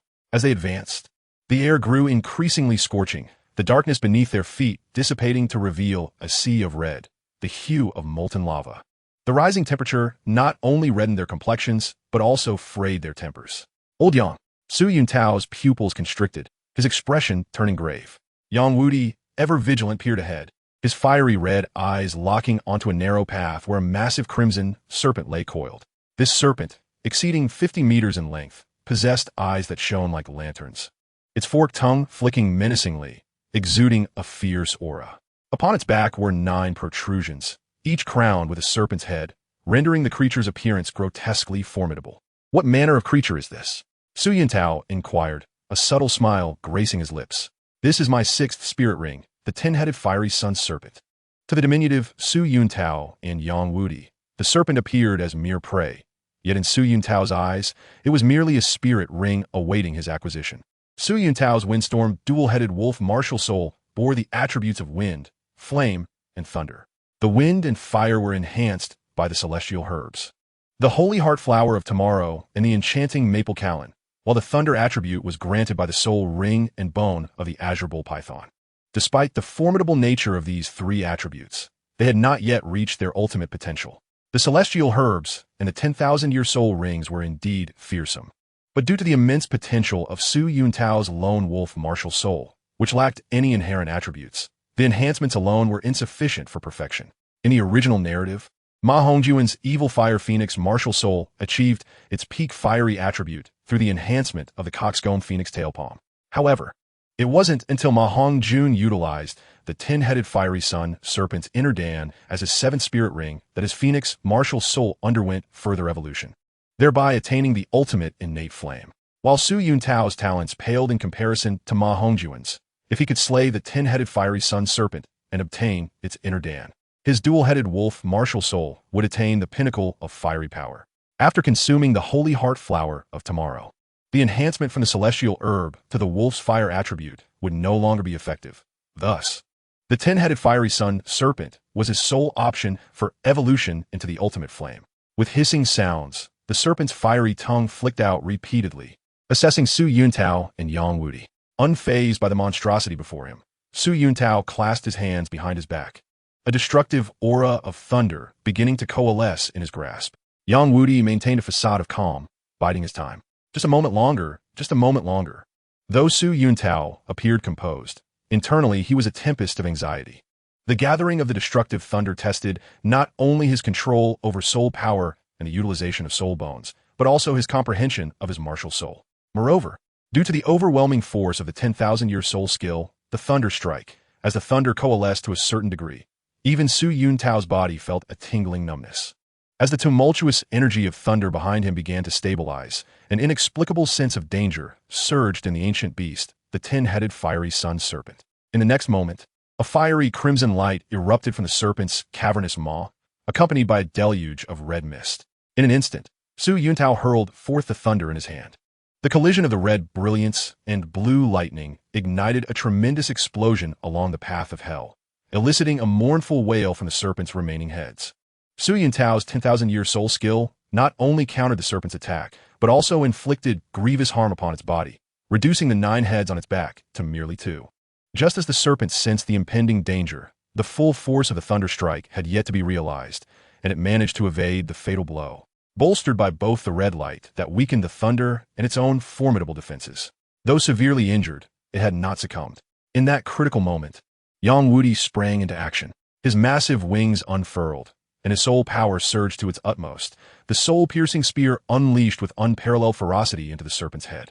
The 10-headed fiery sun serpent let out a frenzied scream as Yang Wudi unleashed over 10 successive strikes, each penetrating its defenses and finding their mark within its skull. Witnessing such astonishing speed, Su Yuntao couldn't help but exclaim, "Old Yang truly embodies the essence of a lifelong bachelor." In that fleeting moment, the serpent's head, comparable in size to a small house, shattered under the might of Yang Wudi's assault. Yet in the next heartbeat, the serpent's instinct for survival ignited a tremendous surge of power within it. Its colossal tail, propelled by an unparalleled force, lashed out violently at Yang Wudi. Blood gushed from Yang Wudi's mouth as he crashed into numerous rocks, barely stabilizing himself with Su Yuntao as assistance. What manner of monstrosity is this? Yang Wudi gasped in disbelief as he beheld the serpent's mangled form. The 10-headed fiery sun serpent possessed 10 heads. As long as any remained, it would not perish. At this moment, its once mighty body lay in tatters, the thunder strike having obliterated 7 of its heads, and Yang Wudi's ferocious onslaught had smashed its largest one. The remaining 2 heads of the 10-headed fiery sun serpent glared at them with venomous hatred. It was filled with both fury and terror. These humans, who should have been its prey, had turned the tide against it. In the next instant, the 2 heads expelled a vast cloud of red mist, and with their battered and fragmented body, they hastily retreated. Chapter 55. The Sixth Spirit Ring. The red mist expelled by the 10-headed fiery sun serpent contained highly potent toxins, one of its ultimate techniques. However, before Su Yuntao and Yang Wudi, its poisons would have no effect. Yang Wudi, having consumed the fragrant celestial herb, was impervious to it, and Su Yuntao, having ingested a vast quantity of Yang Wudi's blood, was similarly immune to toxins for an extended period. Seeing the 10-headed fiery sun serpent flee in a frenzy, Su Yuntao instantly maximized his speed. The serpent, already grievously wounded, was now ripe for the hunt. A deadly chase unfolded along the narrow path of hell, with the serpent's pace gradually faltering as its injuries took their toll. Seizing the opportunity, Su Yuntao unleashed his thunder, which, in the current state of the 10-headed fiery sun serpent, required no charging to ensure its demise. The thunder, imbued with the essence of death, surged forth at astonishing speed towards the serpent, which, in a moment of desperation, erupted in a dazzling red light. In a heartbeat, the serpent's speed was enhanced to its utmost, narrowly evading Su Yuntao's lethal strike and plunging into the searing lava below the path of hell. Burning the fire of life? Oomph. Yang Wudi chuckled coldly. This beast indeed possesses audacity. Su Yuntao replied calmly. Every creature unleashes its most formidable power when confronted with death. However, often, desperation fails to alter one as fate. Yang Wudi nodded. Little monster, I can sense the vitality of the 10-headed fiery serpent waning. Yet, now that it has plunged into the magma, what shall we do? Su Yuntao responded. The 10-headed fiery serpent is inherently the master of flames. Thus, the magma's extreme heat cannot harm it. Instead, it may serve as a source of energy. Old Yang, we must hasten to eliminate it. At this, Yang Wudi furrowed his brow. While the magma was indeed viscous enough to greatly restrict the 10-headed fiery serpent's mobility, its temperature, soaring over 1,000 degrees, was unbearable. Old Yang, you provide me with support from above. I shall descend to confront it. Little monster, are you certain your body can withstand the magma's searing heat? Su Yuntao smiled slightly. The Azure Bull Python's left arm bone has granted me 2 soul skills, Thunder Strike and Body of Thunder. The latter, a 10,000 years soul skill, allows my body to transform into thunder, akin to Xiao Wu's invincible golden body and Bibi Dong's immortal form. This skill can render me immune to all attacks for a brief period, making the magma a trivial challenge. With a surge of his 60th level soul power, Su Yuntao activated the wind attribute of the Gale double-headed wolf, swiftly manifesting a pair of ethereal wings. Following this, he soared aloft, and, after a short while of searching, he abruptly halted. Behind him, Yang Wudi harmoniously channeled his soul power, the momentum of the soul-piercing gun intensifying, while he prepared his self-created soul skill, Jinkuan Throw. In the next moment, Su Yuntao plunged downward, reaching maximum velocity, and upon contact with the magma, the 10,000-year soul skill body of thunder erupted instantaneously. With a thunderous roar, magma splattered everywhere, and the already battered 10-headed fiery serpent let out a frenzied howl. Having lost 7 of its heads, it faced the brunt of Su Yuntao's formidable assault, with yet another of its remaining heads obliterated. In agony, the 10-headed fiery serpent glowed fiercely, and countless flames erupted around it. In its final moments, it unleashed its most potent attack. The area within several hundred meters of the serpent transformed into a sea of flames, as rocks melted and magma evaporated under the extreme heat, showcasing the terrifying essence of fire. However, to its utter astonishment, this detestable human stood unscathed amidst the inferno. A profound fear surged from the depths of the 10-headed fiery serpent's heart, yet in the next instant, it could perceive nothing further, as a menacing soul-piercing gun pierced through its final head with unparalleled force. The battle had reached its conclusion. The 10-headed fiery serpent, devoid of all life signs, began to fade away, its colossal form vanishing entirely, leaving behind only a blood-red orb. Yang Wudi swiftly landed, supporting the already exhausted Su Yuntao. Due to the final desperate strike of the 10-headed fiery serpent, its flames had evaporated the surrounding magma, allowing the two to safely land and stand. Without hesitation, Su Yuntao produced food and wine, urgently needing sustenance and hydration after unleashing the 10,000-year soul skill and battling the 10-headed fiery serpent. The two sat upon the ground, indulging once more. After 5 minutes, having regained some strength, Su Yuntao's gaze fell upon the blood-red orb. Little monster, what is this? A rare fervor sparkled in Su Yuntao's eyes. Old Yang, this is the inner core of the 10-headed fiery serpent, my 6th soul ring.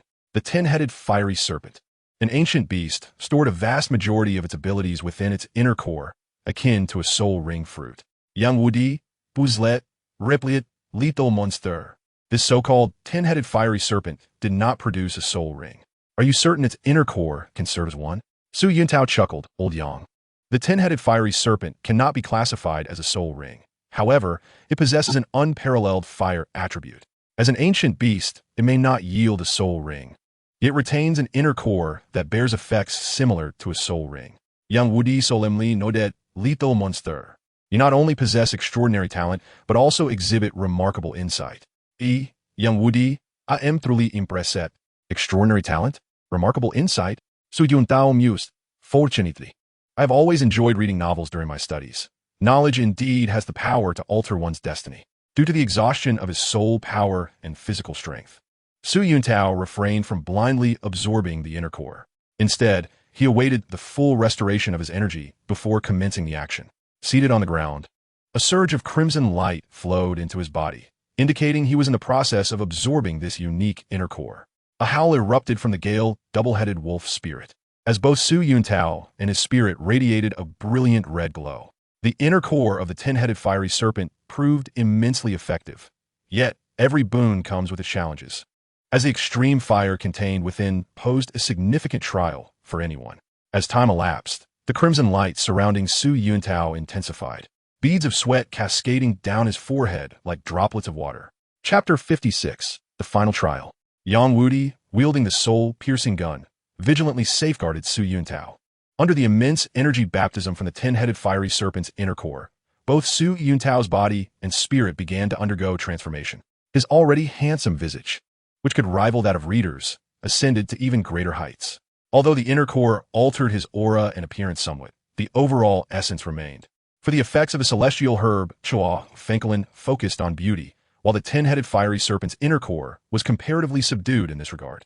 In contrast to the changes in his appearance and aura, the Gale double-headed wolf underwent astonishing evolution, originally embodying the attributes of wind, fire, and thunder. The wolf spirit gained an additional head under the influence of the inner core, elevating its fire attribute to an ultimate level. At this moment, referring to Su Yuntao's spirit as the Gale double-headed wolf had become inadequate. It was now aptly titled the Crimson Flame Tri-God Emperor. Beyond the extraordinary enhancement of his spirit, the inner core of the 10-headed fiery serpent bestowed upon Su Yuntao an exceptional sixth soul ring. Due to various factors, the perilous path traversed by Su Yuntao and Yang Wudi had proven more treacherous than that endured by Tang San and Hulaina, with the 10-headed fiery serpent's power far surpassing that depicted in the original narrative. Consequently, the inner core granted Su Yuntao a soul ring of superior quality, equivalent to that of a soul ring exceeding 70,000 years in age. Moreover, perhaps due to the 10-headed fiery serpent's status as an ancient beast, its inner core remarkably endowed Su Yuntao with two soul skills, Divine Emperor's Breath and Starfire Conflagration. The effect of Divine Emperor's Breath was to unleash a potent fire ray, enabling Su Yuntao, should he exert his utmost effort, to fire 3 such rays simultaneously from the 3 heads of his Crimson Flame Tri-God Emperor. This soul skill was immensely powerful, while Starfire Conflagration possessed a unique peculiarity. The activation of Starfire Conflagration required special conditions. During battle, any area Su Yuntao traversed would leave behind a spark, and upon activation, these sparks would ignite, creating an expansive inferno. Little monster, how are you faring? Su Yuntao exhaled deeply, wiping the sweat from his brow, as his 6 soul rings, yellow, yellow, purple, purple, black, black, illuminated beneath him. Yang Wudi scrutinized the black 6th soul ring with astonishment, noting its exceptionally profound hue, a characteristic befitting a soul ring exceeding 70,000 years. Little monster, you truly are a marvel. Su Yuntao chuckled. Old Yang, your praise is unwarranted. Acquiring an additional 10,000-year soul ring is nothing extraordinary. Yang Wudi spoke slowly, lethal monster. The strength of the 10-headed fierce sun serpent is actually approaching that of a tidal Douluo. Had you not severely injured it at the outset, we would not have found this endeavor so effortless. To obtain such a high-quality soul ring with your 6th soul ring, you are indeed crafting a legend within the Douluo continent. Legend? Su Yuntao gazed at the seemingly interminable road through hell before him, and slowly replied, perhaps. In truth, I yearn to be an ordinary person, living a simple life with my family. Yet, often I find myself with no choice but to press onward. Yang Wudi, Ben Sifei. Shift to the topic, little monster, what is your current soul power level? It should now be at 67. 67. Yang Wudi's eyes widened in disbelief, staring at Su Yuntao as though he had seen a ghost. Old Yang, Su Yuntao continued, when we first met, my soul power was already above 60. After acquiring this high-quality 6 soul ring, I have now reached the pinnacle of 67. Yang Wudi stoat momentarily dazed, moat agape. A 67-level soul emperor before the age of 16. This was indeed staggering. Little monster, your talent is beyond description. What a BB Dong. What Tang Hao. What a golden generation of the Spirit Hall. They are but a heap of refuse in your presence. Su Yuntao's lips twitched slightly in terms of talent. He felt he could not compare to any of those Yang Wudi mentioned. All right, old Yang, let us eat something first. We have passed 2 of the 3 trials of hell, yet the most arduous challenge still lies ahead. An hour later, invigorated, Su Yuntao and Yang Wudi resumed their journey. As they progressed, the temperature around them began to rise sharply. Little monster, what kind of infernal place is this? This is the first time old Yang has encountered a temperature exceeding 200 degrees. Su Yuntao retrieved a jar of fine liquor from his soul guide and tossed it to Yang Wudi. Old Yang, we must hasten our pace. In this temperature, if we linger too long and our supply of liquor runs out, we will be unable to survive on this path through hell. Yang Wudi took a hearty swig of the liquor, nodding solemnly. In truth, their soul guides contained a vast reserve of jerky and liquor. However, their year-long stay in the city of slaughter had greatly depleted these supplies. Though they still had enough to last a month, they needed to proceed with caution. A day later, Su Yuntao and Yang Wudi arrived in an expansive space. Before them lay a sea of magma stretching thousands of meters, with a glimmer of light visible at its far end. This was not the crimson glow of magma, but genuine sunlight. Faced with the sunlight, with hope, both men suppressed their excitement and carefully surveyed the vast sea of magma. However, to their astonishment, there was not a single sign of life within this fiery expanse. Little monster, have we truly completed the road through hell? Su Yuntao shook his head. Old Yang, there are no signs of life in this sea of fire. Yang Wudi pondered deeply, his expression shifting to one of gravity. Their spiritual energy had detected no signs of life in the fiery depths, which could only mean 2 possibilities. Either there were indeed no living beings within the magma, or the life forms residing there were far beyond their capabilities, thus eluding their senses. What do you think we should do? Regardless, we must gauge the depth of this sea of fire. As soon as Su Yuntao finished speaking, his 6th soul ring flickered to life. Since the 10-headed fierce sun serpent was an ancient beast that thrived in this hellish realm, the soul ring derived from its inner core was not subject to the restrictions of the city of slaughter. In an instant, accompanied by a colossal wolf howl, the Crimson Flame Tri-God Emperor unleashed 3 massive beams of red light, shattering the tranquility of the entire sea of magma. Su Yuntao shouted. As the might of the Crimson Flame Tri-God Emperor surged, his 67-level soul power fully channeled into the 6th soul ring. As the divine breath was unleashed repeatedly, just as Su Yuntao's soul power was nearing exhaustion, a rumbling arose from beneath the magma. Chapter 57. The Flame Giant Dragon. Boom! It was as though a powerful primordial beast was awakening beneath the sea of fire, causing the entire road through hell to tremble slightly, with the quakes intensifying over time.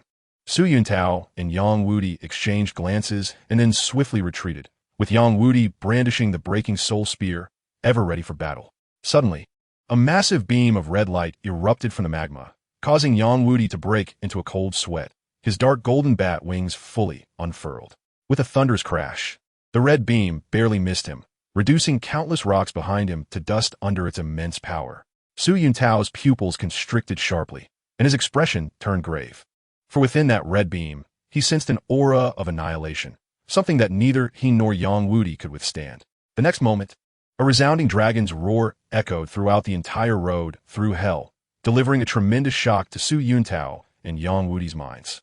Then, a flamed giant dragon, over 100 meters in length and radiating intense heat, unfurled its massive wings before them. Heavens! Yang Wudi exclaimed in shock. What soul beast is this?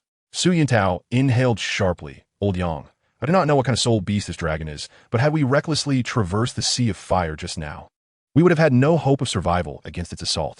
Yang Wudi's eyes, rare in their seriousness, perceived an overwhelming pressure emanating from the flame giant dragon, a clear sign of absolute suppression. This dragon was immensely powerful. Both Su Yuntao and Yang Wudi could distinctly sense that it was nearing the age of 100,000 years. Theoretically, at their current strength, they could defeat a 90,000-year soul beast. However, this flame giant dragon was not only a dragon, but also emanated an aura of unparalleled might from its devastating red light. A flame giant dragon possessing ultimate fire and nearing 100,000 years in age would indeed surpass the combat capabilities of most 100,000-year soul beasts. In comparison, the Blue-Silver Emperor and Xiao Wu's combat prowess paled significantly.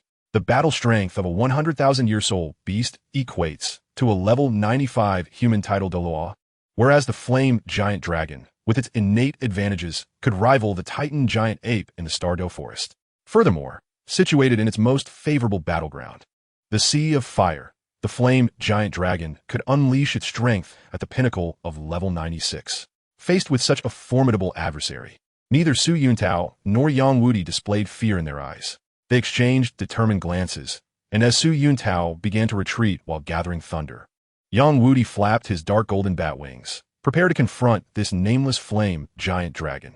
The massive eyes of the flame giant dragon flared with intense fury. Dragons, by nature, are easily provoked, and as the supreme rulers of the soul beast realm, the dragon clan has always held an aloof stance towards the world, particularly for a powerful flame giant dragon. Its authority was not to be challenged. A series of dragon roars erupted from the Sea of Fire, resonating throughout the road through hell. The flame giant dragon's roar was deep as an ox's bellow, yet high and clear like a crane's cry, a continuous ebb and flow. Faced with the disrespect of two insignificant ants, the flame giant dragon was genuinely enraged. Yang Wudi sneered, and in an instant, the breaking soul spear shot forth with a clang, piercing through the dragon's thick scales and embedding itself into its flesh. A torrent of blood flowed from the wound, accompanied by the dragon's wrath. In that moment, countless fireballs coalesced in the air, and the next instant, a storm of fireballs rushed toward Yang Wudi's position. Yang Wudi quickly enhanced his speed and retreated, his hair standing on end, cold sweat pouring down his face. He had already withdrawn the breaking soul spear, swiftly swinging it to deflect the barrage of fireballs. Although Yang Wudi's offensive capabilities are formidable enough to suppress most title Douluos below level 95, every advantage comes at a cost, and sacrifices must be made. One of the consequences of his overwhelming attack power is his lamentable lack of defense. Given that all 8 of Yang Wudi's soul rings, along with the soul ring inherent to the soul-breaking spear, are dedicated to enhancing his offensive might, his defensive attributes are virtually non-existent. As an 82-level Soul Douluo, Yang Wudi not only possesses defense equivalent to that of Soul Sage, but also lacks any defensive soul skills. If he were struck, he would have to rely solely on his physical resilience. Under such circumstances, if Yang Wudi were to be directly hit by the fireball of a colossal dragon, it would undoubtedly leave him severely injured, if not dead. Amidst the hail of fireballs, Yang Wudi deftly dodges and parries, wielding the soul-breaking spear with an artistry that evokes images of a ferocious predator. As the saying goes, an offense is the best defense. And this principle is exemplified in Yang Wudi's actions. Countless fireballs surge towards him, yet with each flourish of the spear, they are shattered, demonstrating Yang Wudi's unparalleled mastery of counter-offense. However, the disparity in strength between him and the fire-breathing dragon is staggering. Although Yang Wudi manages to hold his ground momentarily through sheer experience and skill, the seemingly endless barrage of fireballs begins to overwhelm him, causing his movements to grow erratic. The flame dragon, despite its volatile temperament, is undoubtedly as intelligent as a human, and sensing Yang Wudi's faltering defense, it slowly opens its massive jaws, energy dissipating from its body as a crimson light begins to coalesce within. Douluo, Yang Wudi, who is already expending significant soul power and stamina, recognizes the impending threat but remains composed, for a trustworthy companion stands behind him. In the next moment, a beam of fiery energy, brimming with immense power, erupts from the dragon's maw. Ignoring it, Yang Wudi continues to disperse the remaining fireballs. With a thunderous roar, just as the fiery beam is about to strike Yang Wudi, a blue lightning bolt suddenly descends.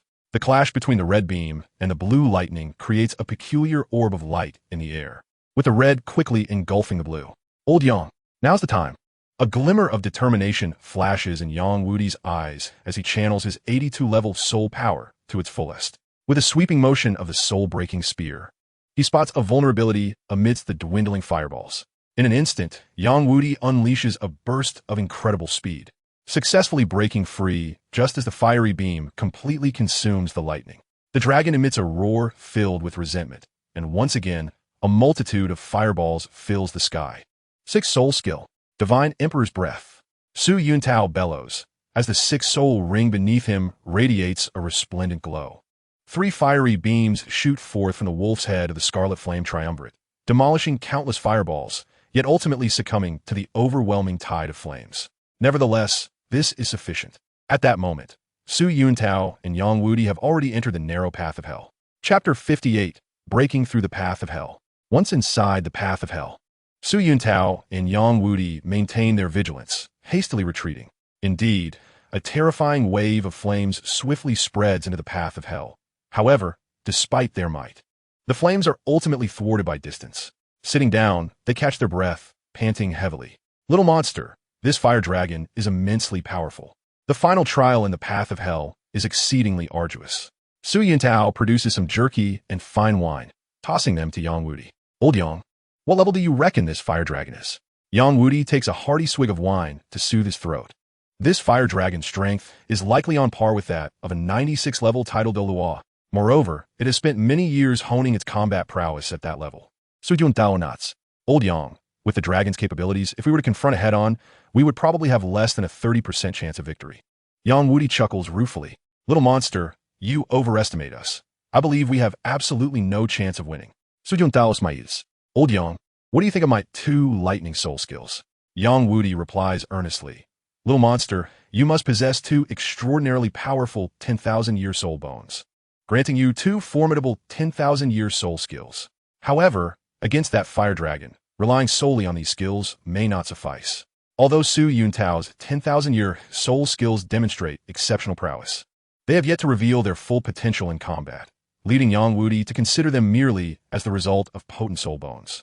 Old Yang, I can unequivocally tell you that I possess only 1 soul bone, and these 2 soul skills stem from that single source. Yang Wudi is taken aback, his expression one of astonishment. Little monster, are you saying you have a 10,000-year soul bone? How is that possible? Su Yuntao states solemnly at this juncture. I shall not hide the truth from you. My soul bone is indeed 10,000 years old. During my battle with the 10-headed fiery sun serpent, my 2 soul skills did not showcase their maximum power. The thunder strike was never fully charged, and my transformation into lightning to counter the magma did not allow its strength to manifest even 1/10. In the earlier confrontation, to force out the flame dragon, I unleashed my 6th soul skill multiple times, and by the time I prepared to use Thunderstrike, my soul power was already waning. In peak condition, if the flame dragon were caught unawares, my Thunderstrike could potentially deliver a fatal blow, and my transformation into lightning could temporarily grant me an invincible state, rendering me immune to all attacks, including those from the flame dragon.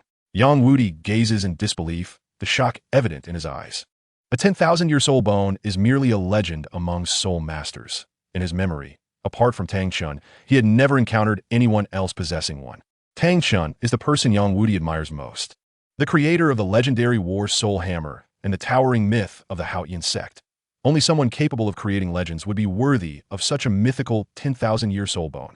Yet Tang Chun obtained his 10,000-year soul bone well into his 40s, while the present Su Yuntao is not yet 16. Little monster, just how many secrets do you conceal? Su Yuntao smiled slightly. Old Yang, I might even inherit the title of the Shura God. Thus, the appearance of a 10,000-year soul bone on me is not particularly astonishing. Yang Wudi sigs. You're right. You are such a prodigy that you may very well succeed in inheriting a divine title, let alone possessing a 10,000-year soul bone. The 10,000-year soul bone is merely a legend, whereas divine titles are true myths. Su Yuntao replies nonchalantly, Old Yang, with my 10,000-year soul bone, I can withstand any attack from the flame dragon directly. If I use Thunderstrike for surprise assault, I may even be able to kill it. However, the flame dragon's foundation is too formidable, and in a deathmatch, we would likely have less than a 30% chance of success. Yang Wudi nods. Although Su Yuntao's 10,000-year soul skills pose a significant threat to the flame dragon, their immense soul power consumption prevents them from being used consecutively, making their chances of victory in a deathmatch against the flame dragon considerably slim. Little monster, if that's the case, what are your thoughts? Su Yuntao calmly states, Old Yang, our odds of winning against the flame dragon are exceedingly low, and our objective is to traverse the path of hell, not to slay the fire dragon. If we set this as our premise, our chances of success will greatly increase. Indeed, Yang Wudi agrees. With the assistance of a 10,000-year soul skill, overcoming the flame dragon's obstruction is not an impossible feat. Su Yuntao and Yang Wudi meticulously discuss their battle strategy, and after a day of feasting and revelry, the two, in high spirits, stand once more before the sea of flames. "Little monster, it's your turn," Su Yuntao says with a confident smile, as a pair of ethereal wings rapidly coalesce behind him. Gazing at the faint sunlight a distance away, Su Yuntao slowly ascends, flying close to the overhead rocks to maximize his reaction time.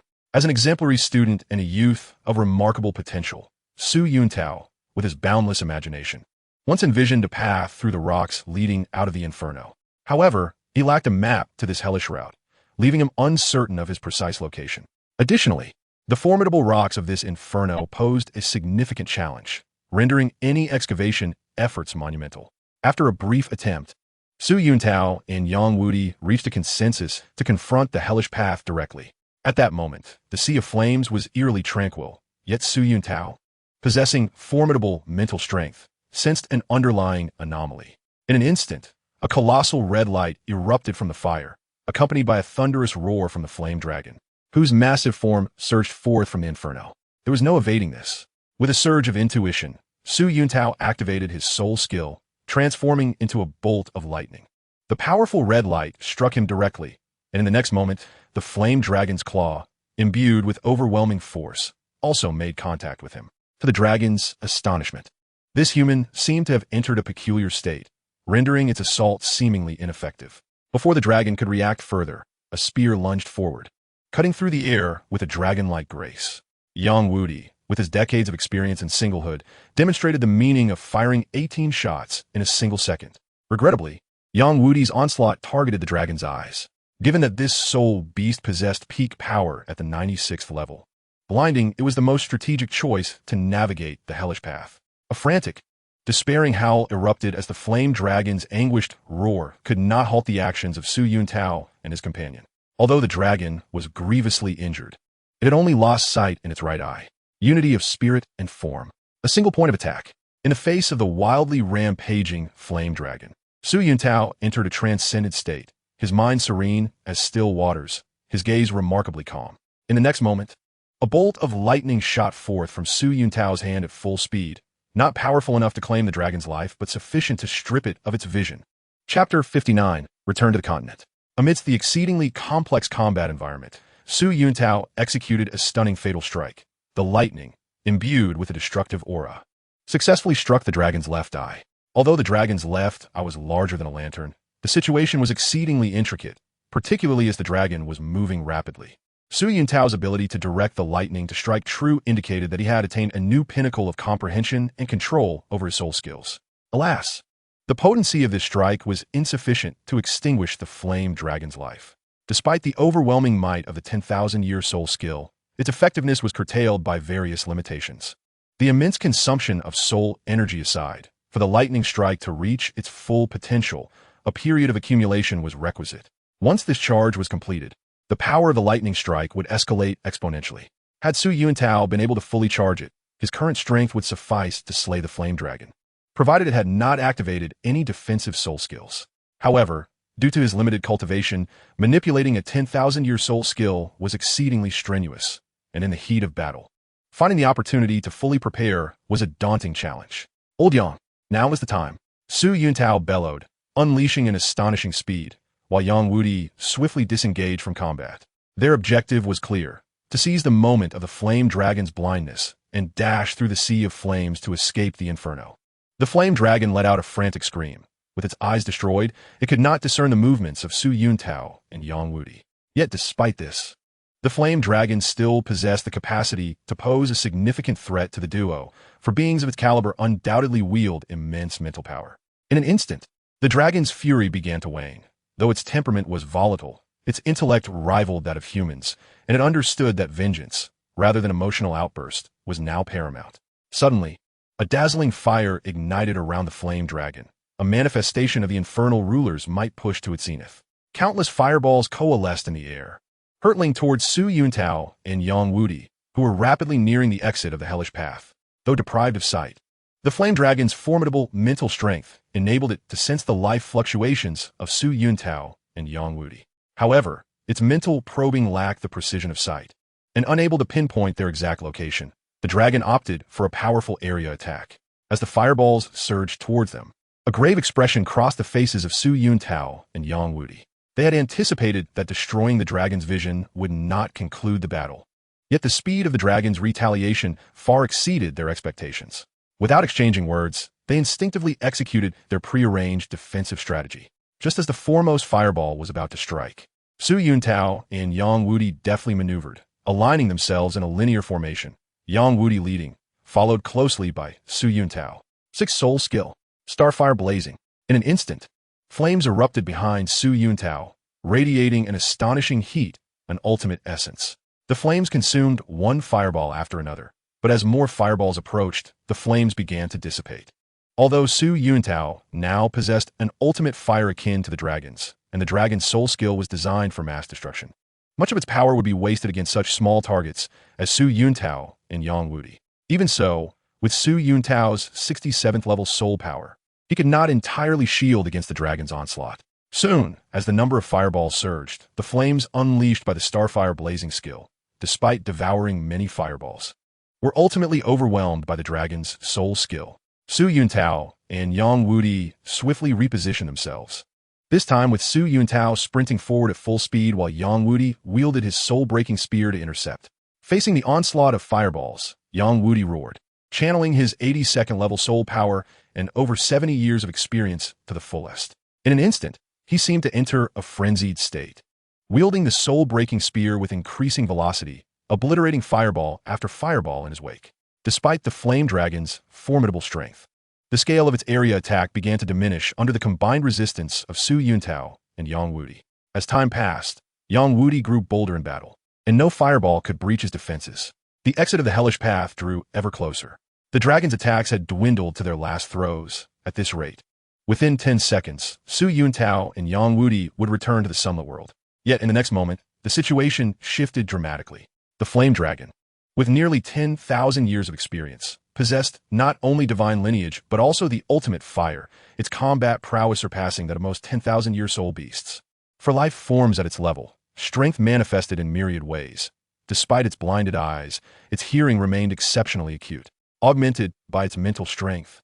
The flame dragon successfully pinpointed Yang Wudi's location through the sounds of battle. In a flash, the flames enveloping the dragon dimmed, and a dangerously intense red light coalesced within its massive jaws. The next instant, this red light erupted from the dragon's mouth, aimed directly at Yang Wudi, who stood resolute against the fireballs. Not good. Yang Wudi was taken aback. Although the red light had yet to reach him, he felt an uncanny clarity enveloping him, as if everything around him had sharpened into focus, allowing him to sense the impending attack. Was this what it felt like to be on the brink of death? In the next moment, the world in Yang Wudi's eyes resumed its normal function, the crimson light arriving as anticipated, yet a bolt of thunder stood defiantly before him. The collision between the red light and the thunder was astonishingly silent, as if the crimson hue were ensnared in a quagmire, continuously surging forth only to vanish mysteriously. Old Yang, hurry! Su Yuntao spat blood, his soul power nearly depleted, yet he forcefully activated his 10,000-year soul skill, transforming into thunder, enduring the weakness of his body as he charged into that radiant realm. Yang Wudi swiftly reacted, his enormous dark golden bat wings flapping at full speed, propelling him into that dimension as well. At that moment, the path to hell was devoid of humanity, leaving only a furious, roaring flame dragon. Chapter 60. The Second Trial of Shura. The intense sunlight was blinding to Su Yuntao, who had spent over a year in the dark, murderous city, making it difficult for him to adjust to the brightness outside. Beside him, Yang Wudi found it equally challenging to lift his gaze amidst the dazzling sunlight. Before either could utter their sentiments, an extraordinary sensation washed over them. Despite it being midday, both Su Yuntao and Yang Wudi felt an inexplicable chill piercing through them. This was not a chill of temperature, but rather the cold emanating from the accumulated killing intent they had gathered over their time in the city of slaughter. At that moment, Su Yuntao felt as if he were simultaneously engulfed in molten lava, his body ablaze with heat, then as if he were in the far north, enduring a blizzard's onslaught. Amidst this oscillation of warmth and cold, a tremendous killing intent surged within Su Yuntao's mind. He felt as though his head might explode under the intense pain, yet with remarkable willpower, he fought to control his body, resiliently resisting the onslaught of murderous energy. As the sun dipped low, a streak of twilight illuminated Su Yuntao, while Yang Wudi sat beside him, anxiously observing. In the next moment, Su Yuntao's tightly shut eyes slowly opened, a wave of immense red light radiating from him, enveloping the surroundings. In an instant, Yang Wudi felt a chilling aura wash over him, as if all his being was subdued by some unseen force. Su Yuntao exhaled deeply. After enduring what felt like hellish torment, a voice echoed in his mind. Shura's first trial. Exit the path of hell completed. Shura's second trial. Strike no more than 3 times to secure victory in the Continental Soul Master Elite Competition. A faint smile graced Su Yuntao lips. The difficulty of the second trial was not insubstantial. With the limitation of striking no more than 3 times, even with formidable personal strength, he would require a cadre of extraordinary teammates to complete this challenge. However, with the abundance of celestial and spiritual herbs at his disposal, any team he chose to bolster would be transformed into an undeniable powerhouse. Little monster, what's wrong? Young Wudi inquired, unable to restrain himself as he watched Su Yuntao lost in thought. Old Yang, it's nothing. I have completed Shura's first trial and successfully condensed the God of Killing domain. Upon hearing the term God of Killing, Yang Wudi gasped, but quickly added, Little monster, your God of Killing domain differs somewhat from mine. Oh, Su Yuntao asked, curiosity piqued. Old Yang, how do our God of Killing domains differ? Rather than responding verbally, Yang Wudi activated his own God of Killing domain. Instantly, a brilliant white light burst forth from him, and Su Yuntao felt his aura completely suppressed. In the next moment, a surge of red light erupted as Su Yuntao activated his own domain, distinctly perceiving the disparity between their realms. The pressure Yang Wudi exerted over him vanished, and it appeared as though he were the one overpowering Yang Wudi. Little monster, your God of Killing domain is far superior to mine. Even though my soul power far exceeds yours, I find myself suppressed when we both activate our domains. Su Yuntao focused, retracting his domain, and upon further contemplation of Yang Wudi's God of Killing domain, he reactivated his own. After several iterations of this, Su Yuntao remarked, Old Yang, perhaps it is because I am the inheritor of the God of Shura. Upon exiting the path of hell, what I condensed is not merely the God of Killing domain, but rather the domain of slaughter. The domain of slaughter? Yang Wudi pondered. Little monster, your domain of slaughter must be an advanced version of the God of Killing domain. That is one way to interpret it.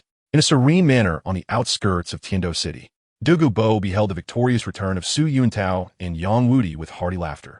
Little monster, Old Yang, you both truly excelled. Initially, Douluo Bo had vehemently opposed Su Yuntao's entry into the city of slaughter, believing him too young for such an endeavor.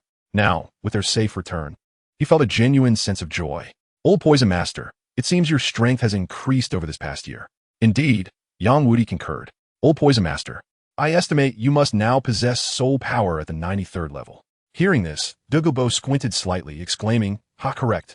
After detoxification, my soul power broke through to 92. As you entered the city of slaughter, I experienced further enlightenment during my seclusion, leading to a direct breakthrough to 93. By the way, little monster, what is your current soul power level? Su Yuntao smiled faintly as 6 large soul rings, 2 yellow, 2 purple, and 2 black, suddenly manifested beneath him. Old Poison Master, I currently possess soul power at the 67th level. Douluo Bo's eyes widened in disbelief. What? 67th level? Little monster, you must be jesting. Su Yuntao smiled nonchalantly, then lifted the concealment of the eternal illusion flower over his soul power. In an instant, Douluo Bo sensed a not insignificant wave of soul power emanating from Su Yuntao. 67th level. A 67th level soul emperor before the age of 16. Su Yuntao and Yang Wudi exchanged glances, both breaking into smiles, while they were not the main characters. Witnessing Douluo Bo's bewilderment brought them a sense of satisfaction. After a lengthy pause, Douluo Bo gasped, Little monster, you are no longer a child. Yin Yin has also matured. How about? Both Su Yuntao and Yang Wudi erupted into coughs, evidently taken aback by Douluo Bo's suggestion. Old Poison Master, how can someone of your age utter such words? Old Yang, what is wrong with male-female affection? Douluo Bo tortit. I merely believe that Little Monster and Yin Yin are a fitting match and wish for them to unite soon. I refuse. Old Poison Master at your age. How can you still think about such matters? Isn't that rather shameless? Douluo Bo replied, somewhat irked, Old Yang. You speak as if you are unaware of the joys of companionship.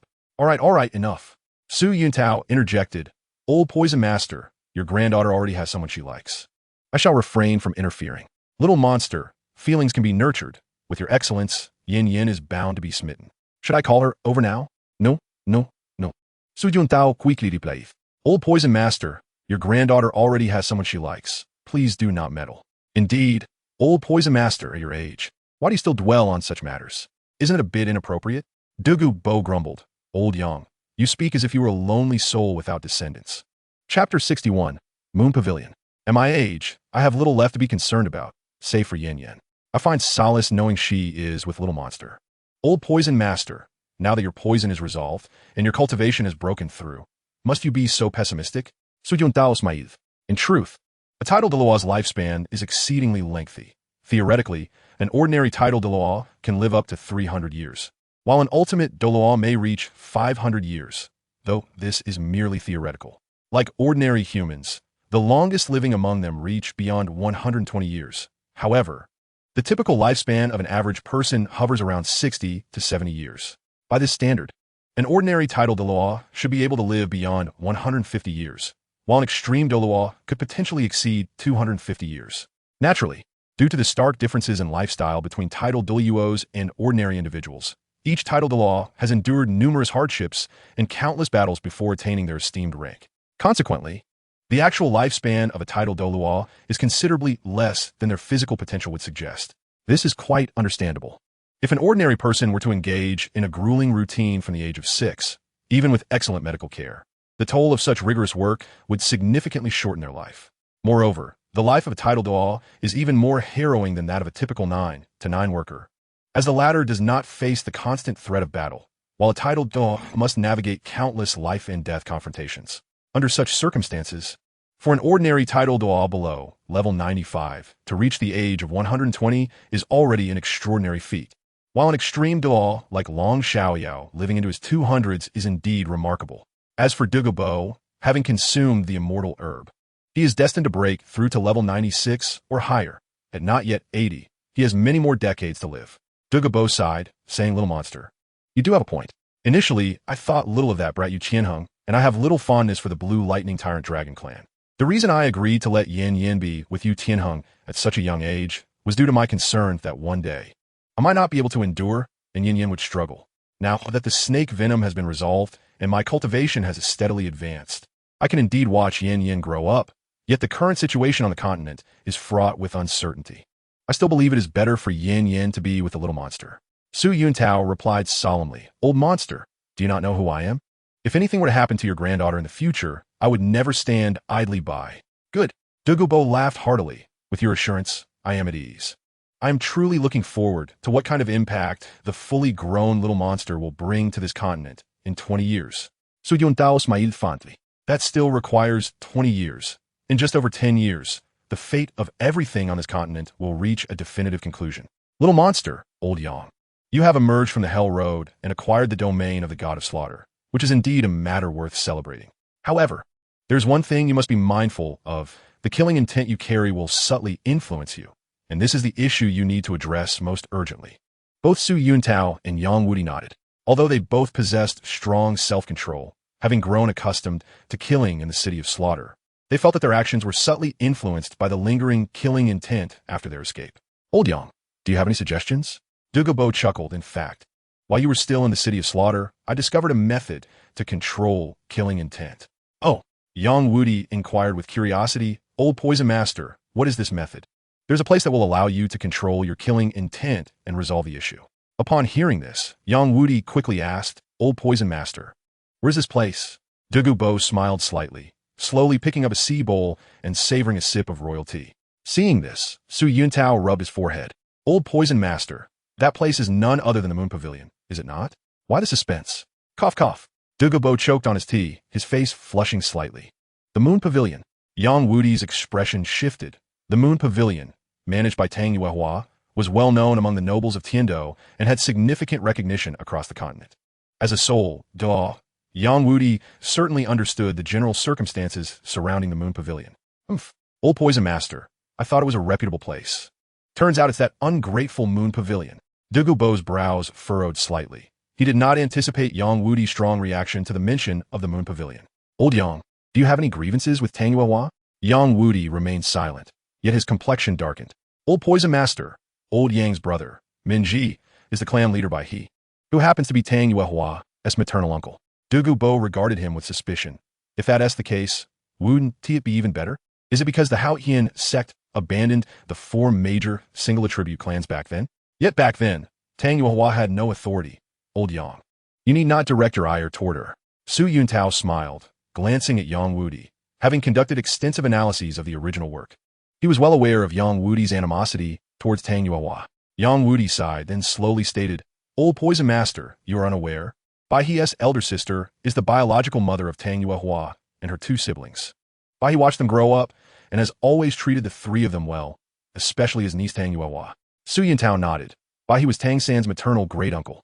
After their first meeting, to assist Tang San, he directly presented the family treasure, the crystal blood dragon ginseng, demonstrating his deep regard for familial ties. However, despite this, he ultimately received little in return. Since the Haotian sect closed its doors, the Minji clan has struggled to survive, and it has been through our occasional assistance that they have managed to get by. Meanwhile, Tang Yuehua has thrived in Tiando City for over a decade, mingling joyfully with the nobles of the Tiando Empire. Yet she has never sent a single letter to her uncle, nor offered even a single coin. As the saying goes, true feelings are revealed in times of adversity. This is how Bai He's beloved niece treats her uncle. Tang Yuehua may appear noble and elegant, but in reality, she is nothing but a thoroughgoing ingrate. The Moon Pavilion she operates is merely a venue for the entertainment of Tiando nobles, while they superficially uphold noble etiquette, are, in truth, no better than thieves and harlots. Such a wretched place is beneath my old Yang's contempt. Chapter 62. The Learning Time of Soul Masters. Bo sighed lightly upon hearing this, choosing not to comment further. As a titled Douluo, he possessed his own judgment. Bai He was indeed Tang Yuehua's maternal uncle. Yet for many years, she had thrived in Tiando City without a care for him. Given Tang Yuehua's abilities and her influential background, it would have been a trivial matter for her to secretly support her uncle with some financial assistance. Regrettably, her actions over the years indicate that she has not kept her uncle in her thoughts. Do not mention the suppression from the Spear Hall. If Tang Yuehua genuinely wished to help, there are always more solutions than difficulties. Conversely, if she does not care for her uncle at all, then any excuse will suffice. Old Yang, think positively. The Haotian sect will traverse their own solitary path, and we shall walk our own sunny road. King, Young Wudi lamented. This matter originally had nothing to do with me. I merely feel it is unfair for old Bai He. He was so devoted to Tang Yuehua and her siblings. Especially to her, Sai. All right. Bo shifted the topic. We shall not consider the Moon Pavilion. However, Old Yang, the issue of your and the little monster's killing intent is not so easily resolved. Old Poison Master, controlling killing intent is not particularly difficult. Oh. Bo and Yang Wudi chorused. Little monster, what do you propose? Su Yuntao smiled. Thunder and rain. Both are graces from heaven. Every morsel and sip is part of cultivation. Both Bo and Yang Wudi express surprise, for this little monster always managed to articulate peculiar, yet profound insights. To thoroughly control killing intent, Old Yang and I merely need to achieve inner peace. Over time, the killing intent will naturally stabilize. Little monster, do you have a specific plan? Journeying across vast distances and immersing oneself in countless tomes, I have traversed the long roads years ago. In recent times, I have dedicated myself to exploring the myriad aspects of Douluo continent literature to refine my character and broaden my horizons. As time progresses, I find that the aura of lethality can be effortlessly mastered. A spark of interest ignited in Bo's eyes, indeed. The proposal put forth by Su Yuntao harbored significant potential for success. Little monster, you have chosen to delve into literature. What me? Su Yuntao replied nonchalantly, Old Yang. You can join me in reading. Please no. Yang Wudi hastily waved his hands. Since I turned 18, I have not opened a book. And now that I am in my twilight years, the mere thought of reading overwhelms me. In truth, for soul masters, the years before turning 18 represent the solitary opportunity to engage in earnest study. The path of cultivation is fraught with challenges. Soul masters must strive to ascend to higher realms while their vitality remains robust. For lower-tier soul masters, failing to surpass level 30 before the age of 30 condemns them to remain stagnant at level 29 for life. For formidable individuals like Yang Wudi, if one does not break through to level 90 before 70, they will forever be trapped at level 89. At times, the difference between an 89 ranked Soul Douluo and a 95 ranked Title Douluo hinges on a mere additional effort.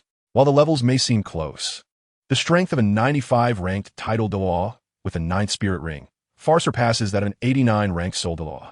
The path of cultivation is often a matter of minute differences. Seizing opportunities can lead to a breakthrough beyond level 90, allowing one to eventually reach level 95, even when their potential is fully exhausted. Conversely, failing to grasp such opportunities can result in being forever ensnared at level 89. The rigors of cultivation render the early years the sole period for learning. Yet during this time, young soul masters are still maturing and cannot endure excessive training intensity. Overexerting them may lead to injuries or even halt their cultivation entirely.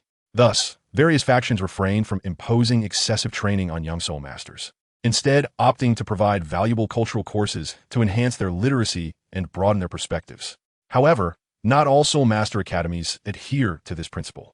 Many subpar institutions lack cultural curricula, resulting in a plethora of so-called free soul masters who are not only illiterate, but also lack proper refinement. It is imperative to call out Ma Hongjun, Oscar, and Xiao Wu, as none of them have received a formal education. Upon hearing this, Su Yuntao smiled in that case. Old Yang, you may traverse the continent, experiencing its customs and cultures, allowing your mindset to stabilize. Yang Wudi nodded. Little monster, your suggestion is indeed commendable. I once roamed the continent in my youth. Now it is fitting to observe how it has transformed. Old Yang, there is no rush. I wish to inquire about a thought I have concerning you and Old Poison. What thought? Su Yuntao activated his storage soul guide, revealing 2 herbs, a 5,000-year-old snow lotus and an 8,000-year-old ginseng. Yang Wudi's eyes sparkled with excitement upon seeing these herbs. Although Su Yuntao had merely plucked them from the periphery of the ice-fire yin-yang eye, their value was substantial, albeit they did not qualify as spirit herbs. Little monster, what exactly is your plan? Douluo inquired.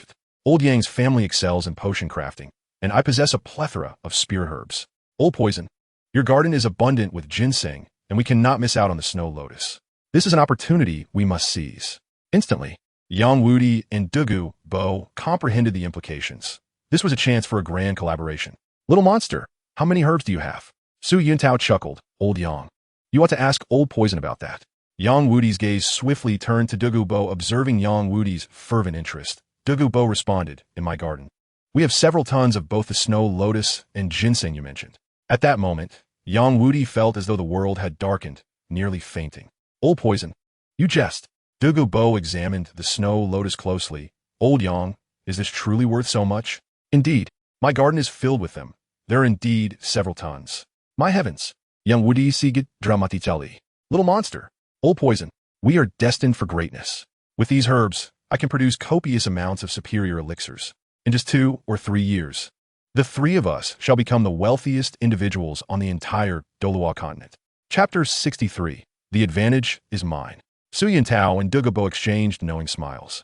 With the assistance of the entire Yang family in potion crafting, the herbs in their possession would undoubtedly reach their maximum potential. O Yang, your family should consider relocating entirely to Tiando City. I shall speak with the Tiando royal family to ensure you settle in the most luxurious area of the city. At the very least, the profits from potion crafting and elixir sales will benefit us all. What do you think? Excellent. No problem. Yang Wudi laughed heartily. After several rounds of toasting and enjoying a sumptuous meal, Yang Wudi suddenly spoke. Old Poison, this drinking lacks excitement. How about we spar instead? Upon hearing this, Su Yuntao's lips curled into a smile, aware that the battle-hungry Yang Wudi, emerging from the city of slaughter, could no longer resist testing his strength. Old Yang, are you certain? Douluo Bo inquired with a smile. Absolutely. Douluo Bo replied nonchalantly, that sounds good. My hands have been itching for a while now. It's a perfect opportunity to stretch my muscles. Observing Douluo Bo's relaxed demeanor, Su Yuntao shook his head. Little monster, what troubles you? Douluo Bo queried, noticing Su Yuntao's peculiar expression. Do you believe that the outcome of a match between Old Yang and me would not end favorably? Cough, cough. Su Yuntao choked on his drink. Old Poison, it's nothing. Just spar well with Old Yang. In the open area outside the manor, Yang Wudi and Douluo Bo faced each other, a gentle breeze tousling their hair, a scene that epitomized the prowess of both masters. Douluo Bo smiled, and beneath his feet, 9 enormous soul rings of yellow, purple, and black appeared in succession. Instantly, an overwhelming aura enveloped the surroundings. Unfazed by the pressure emanating from a tidal Dou, Yang Wudi's soul rings, 8 in total, glimmered as he summoned them. Though he lacked the crucial 9th soul ring, his imposing presence remained undiminished. Suddenly, A grayish-white light radiated from Yang Wudi as the broken soul spear, accompanied by a black 10,000-year soul ring, manifested in his grasp. The broken soul spear was a uniquely remarkable martial soul, possessing the ability to inherently bear a 10,000-year soul ring, which would only appear once the wielder reached level 70. Had the soul ring manifested at the time of martial soul awakening, the broken soul spear would have been the most formidable martial soul in existence. Its overall quality potentially surpassing even divine-level martial souls like the six-winged angel. Consider a 6-year-old child endowed with a 10,000-year soul ring, empowered by this soul ring. What color would their first soul ring be? The quality of the first soul ring would far exceed that of other soul masters, resulting in an exponential advantage for broken soul spear wielders as they progressed. Feeling an unusual constraint enveloping him, Douluo's gaze sharpened. Despite merely being a soul Douluo, Yang Wudi's aura rivaled his own, and with the presence of the god of slaughter's domain, he was capable of exerting pressure on the title Douluo. 7th Soul Skill. Martial Soul, True Form. As the 7th spirit ring of Douluo illuminated, a serpent-like phantom, measuring over 50 zhang in length, materialized behind him. In the face of his adversary, Yang Wudi, Douluo did not approach the confrontation with any sense of carelessness. Activating his martial soul's true form was both a precaution against misfortune and a show of respect for his opponent. The 7th spirit skill, Soul Breaker True Form. In an instant, a towering apparition, over 20 zhang tall and wielding the Soul Breaker Spear, emerged behind Yang Wudi. The two figures, one man and one serpent, stood in stark opposition, their formidable auras sweeping across the entire plaza. Observing the resplendent Douluo and Yang Wudi, Su Yuntao reflected on a profound truth. True masters, indeed, radiate an aura of extraordinary effect. Without a moment's hesitation, Douluo unleashed a torrent of verdant mist from the mouth of the Emerald Phosphor Serpent King. His favored method of probing an opponent's strength through poison, particularly against an adversary whose capabilities remained unknown. The toxic fog rapidly enveloped the space, yet to Douluo's astonishment, Yang Wudi, shrouded in the noxious haze, exhibited no signs of distress. What could this mean? Douluo's mind raced with alarm. That old poison master, Yang, had ingested a celestial herb known as the ethereal fragrance of the enchantress, which granted him immunity to all toxins. Not only was Douluo's serpent venom ineffective, but even the peerless poison of the Spider Emperor, Bibi Dong, would hold no threat for him. Douluo's expression turned grave as he regarded the seemingly unaffected Yang Wudi, genuine wariness blossoming within him. In a heartbeat, Douluo summoned forth his immense mental power, concentrating it entirely on Yang Wudi. To his astonishment, upon locking onto his old friend, he discerned that Yang was replete with vulnerabilities, and these flaws were not intentionally exposed. They were genuine. Just as Douluo processed this revelation, Yang Wudi sprang into action. In the blink of an eye, Yang Wudi's aura surged as he activated all 6 of his preceding spirit rings simultaneously. The path of the Break One clan centered on amplifying offensive prowess, a journey Yang Wudi had pursued to its utmost limits. The 6 spirit skills bestowed by his rings were devoid of any defensive capabilities, nor even offensive ones. Their sole purpose was to grant Yang Wudi an array of attribute enhancements, all aimed at elevating his state to the pinnacle, allowing him to deliver the most potent strike and decisively alter the course of battle. Though Yang Wudi possessed 8 spirit rings, he had only 2 genuine attack skills apart from a singular set of spear techniques. One was his self-crafted ranged attack, the Heaven and Earth Toss, and the other was the 8th spirit skill, Soul Break Strike. This formidable close combat skill drastically enhanced his speed for a brief duration, delivering devastating damage. Confronted with Douluo, a titled Douluo, Yang Wudi was unwavering. He typically employed a single shot against genuine foes, and after that solitary strike, it was a matter of life or death. This fearless approach was now directed towards Douluo as well. Douluo, witnessing Yang Wudi's escalating momentum, drew upon decades of combat experience without a shred of hesitation, instantly igniting his 9th spirit ring, the 9th spirit skill, Emerald Scale Divine Light. In that moment, the lantern-like eyes of the Emerald Phosphor Serpent King emitted 2 terrifying beams of white light, imbued with a cataclysmic aura. Yet, Yang Wudi activated his 8th spirit ring in response, and the Soul Breaker Spear radiated a dazzling crimson glow. In the next instant, a surge of red light shot forth, the spear striking with the swiftness of a dragon. With a thunderous crash, the immense Soul Breaker Spear shattered the white light, and as the wielder moved, the spear followed with lethal precision. In a heartbeat, The spear, imbued with an earth-shattering killing intent, found its mark upon the emerald phosphor Serpent King. In the next heartbeat, the Serpent King began to dissolve, a clear indication that Douluo's martial soul true form had been breached. Chapter 64, just one shot. Douluo's complexion flushed crimson, a mouthful of ancient blood lodged in his throat, although Yang Wudi had held back. The overwhelming force of the Soul Breaker Spear not only dismantled his martial soul true form, but also inflicted injury upon him. However, as a rank 93 titled Douluo, he could not afford to lose face before others, so despite his wounds, he endeavored to maintain the dignity befitting a titled Douluo. The outcome of the contest with Douluo was now apparent, and Yang Wudi's martial soul true form began to dissipate. The true form of the martial soul provided a qualitative enhancement to his spirit master's strength, yet once employed, it required a full 7 days to cool down. Of course, if the martial soul true form was voluntarily dispelled before its natural dissipation, the cooldown period would be significantly reduced. At this moment, having triumphed over Douluo, Yang Wudi's aura only intensified. As long as his spirit power was not exhausted, he would grow ever more valiant in battle, his offensive capabilities and momentum continuously escalating.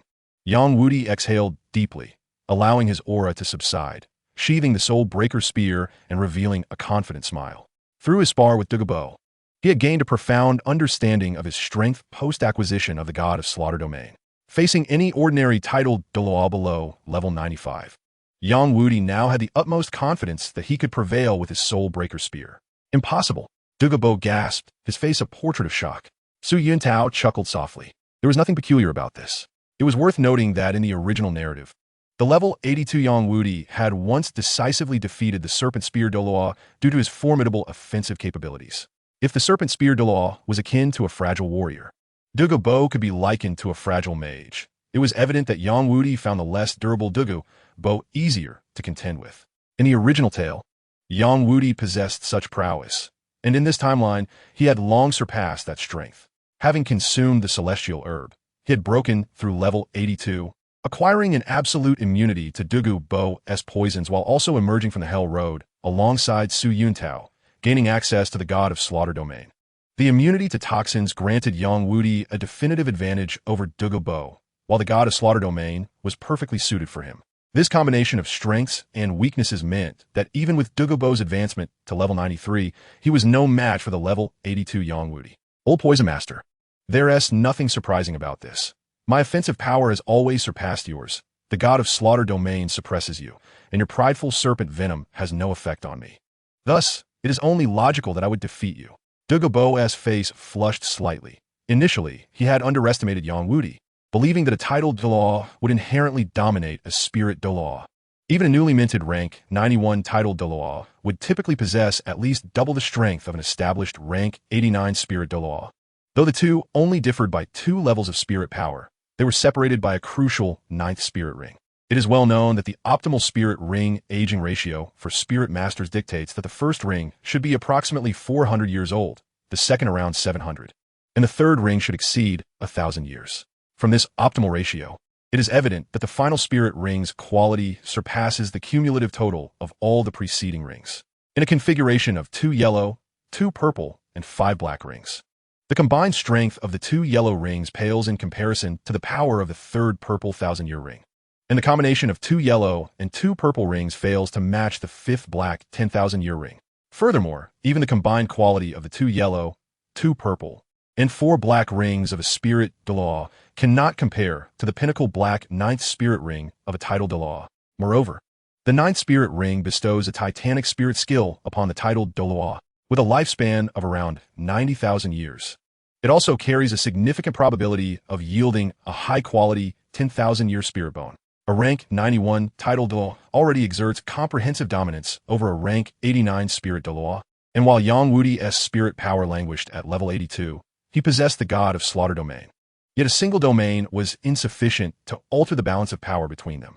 In Douluo's mind, it was clear that rank 93 held the advantage over rank 82.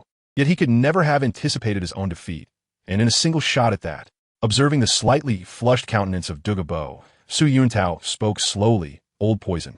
The reason for your restraint lies in the fact that your green-scaled serpent venom is utterly ineffective against Old Yang.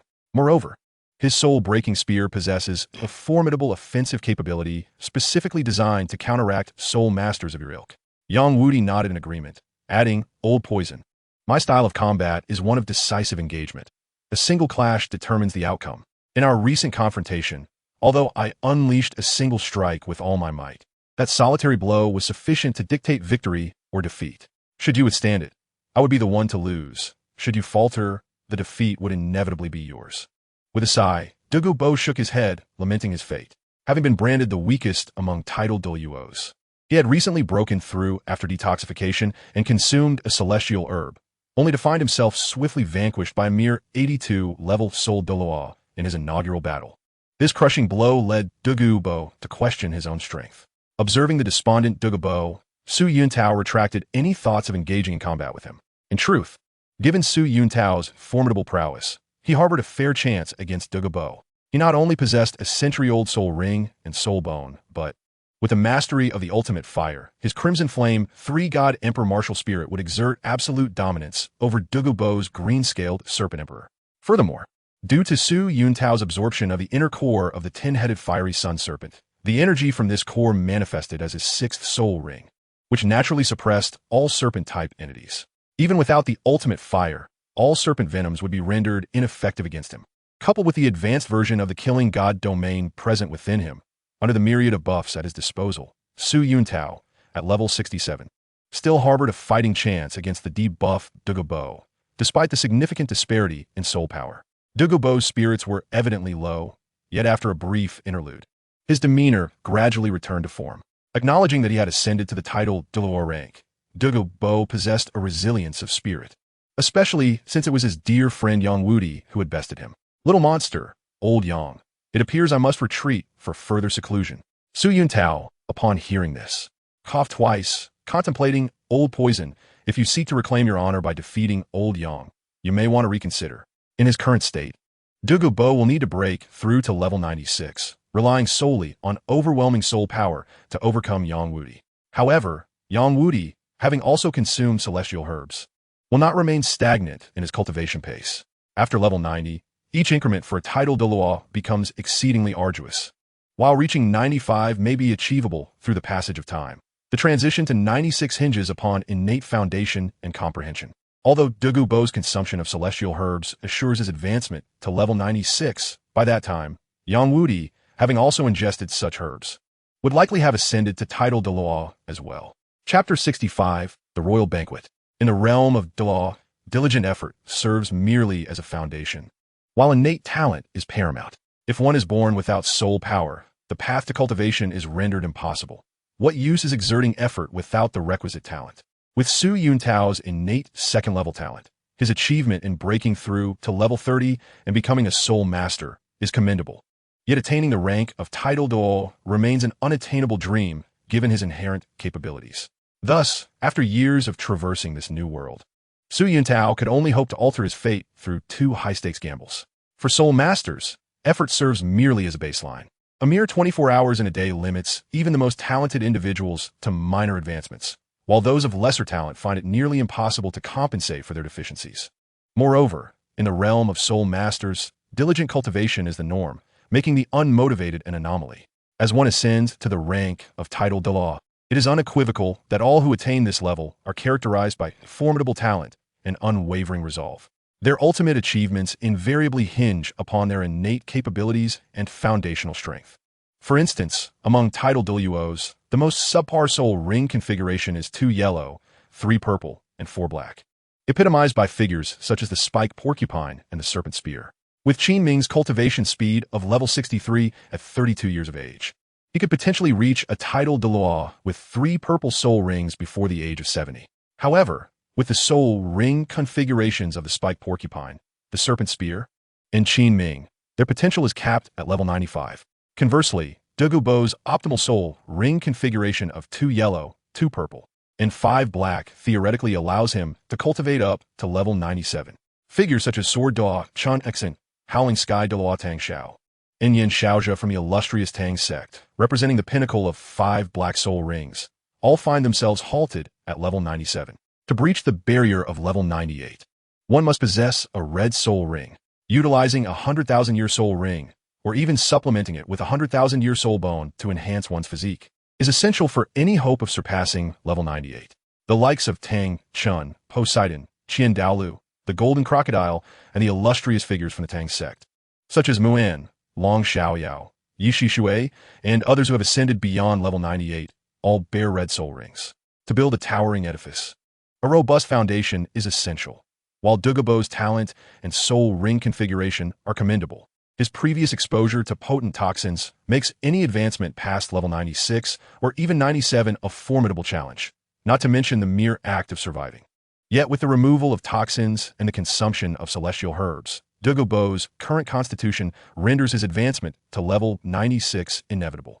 And a breakthrough to 97 is certainly within reach, with level 98 not entirely beyond the realm of possibility. For celestial herbs offer far superior enhancements to innate talent and constitution than even a 100,000-year soul ring or soul bone. Yang Wudi, once advanced in years, had lost hope of surpassing level 90, but remained a formidable force. This is precisely why, in the original narrative, after Yang Wudi ascended to Soul Douluo, he did not rush to cultivate, but rather immersed himself in alchemy, leading to his soul power rising from 81 to 82 after many years. Now, having consumed the exquisite Yangshi Chua celestial product, Yang Wudi's improved physique has reinstated his eligibility to challenge the rank of Title Douluo. Coupled with the acquisition of the Killing God domain and external soul bones, Yang Wudi now stands as a paragon, unmatched by any below level 95. As time flowed gently by, months slipped away, and winter descended upon the land, blanketing Tiando City in a flurry of snowflakes. These delicate, white flakes floated gracefully, reminiscent of goose feathers, white flowers, soft smoke, and willow fluff, cascading gently to the earth below. Within the tranquil estate, Su Yuntao scrutinized the tome in his hands, while the nearby hearth exuded a fragrant warmth. As a royal guest of the Tiando Empire, Dougobo, being the sole title de law of the empire, held a status surpassing that of a prince, and thus, the offerings bestowed upon him were far from ordinary. The fuel in the hearth was not mere coal, but a substance known as clear soul charcoal, derived from the bodies of plant-type soul beasts. It not only produced immense heat, but also released a refreshing aroma. A knock echoed through the air, reaching Su Yuntao's ears. "Enter, my lord." A servant pushed the door open, announcing, "Lord Dougu requests your presence at tonight's banquet."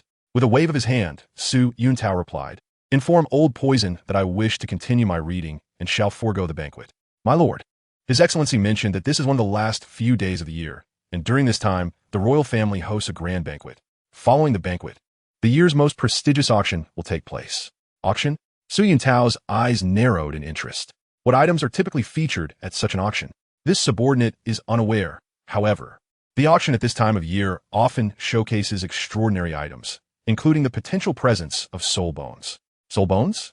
A faint smile graced Su Yuntao's lips, intrigue sparking within him. Over the past few months, the Pa family had already relocated to Tiando City, and the herbs in the possession of both Su Yuntao and Dougobo had begun to be supplied in large quantities. Under Yang Wudi's personally crafted prescriptions, the Pa family had manufactured a significant number of high-quality elixirs.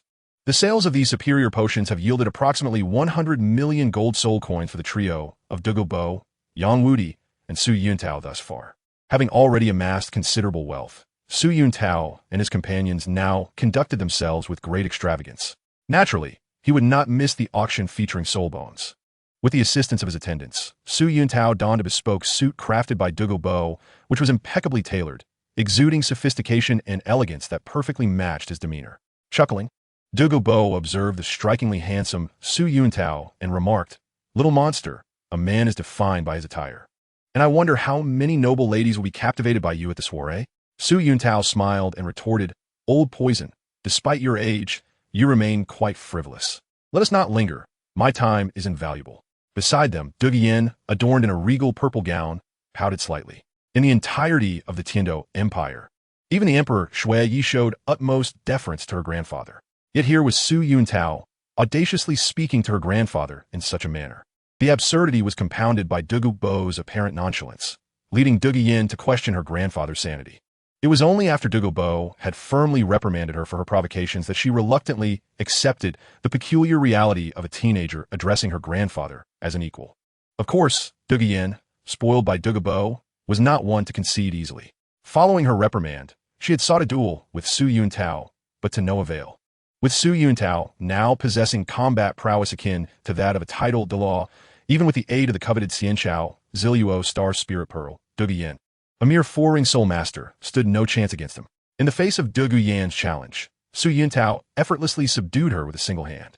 Douluo, observing the lackluster engagement between the two, shook his head in disappointment.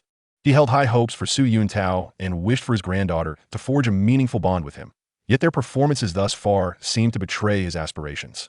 The trio boarded a lavish carriage, drawn by 8 horned scale horses, gliding smoothly along the grand avenue of Tiando City. Su Yuntao stretched lazily, drawing back the curtains to gaze upon the snow-clad cityscape. Over the past few months, he had devoted himself to studying various texts about Douluo continent. Having perused nearly all the tomes in the Tiando Royal Library through Dugu Bo's connections, his explorations spanned history, geography, culture, and cultivation, even delving into the esoteric art of forging.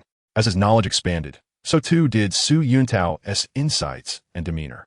He not only developed a more nuanced understanding of Douluo society, but also learned to better regulate his emotions. While he had not experienced any breakthroughs in his soul power during these months, the invaluable collection of Soul Master manuscripts had deepened his comprehension of his martial soul.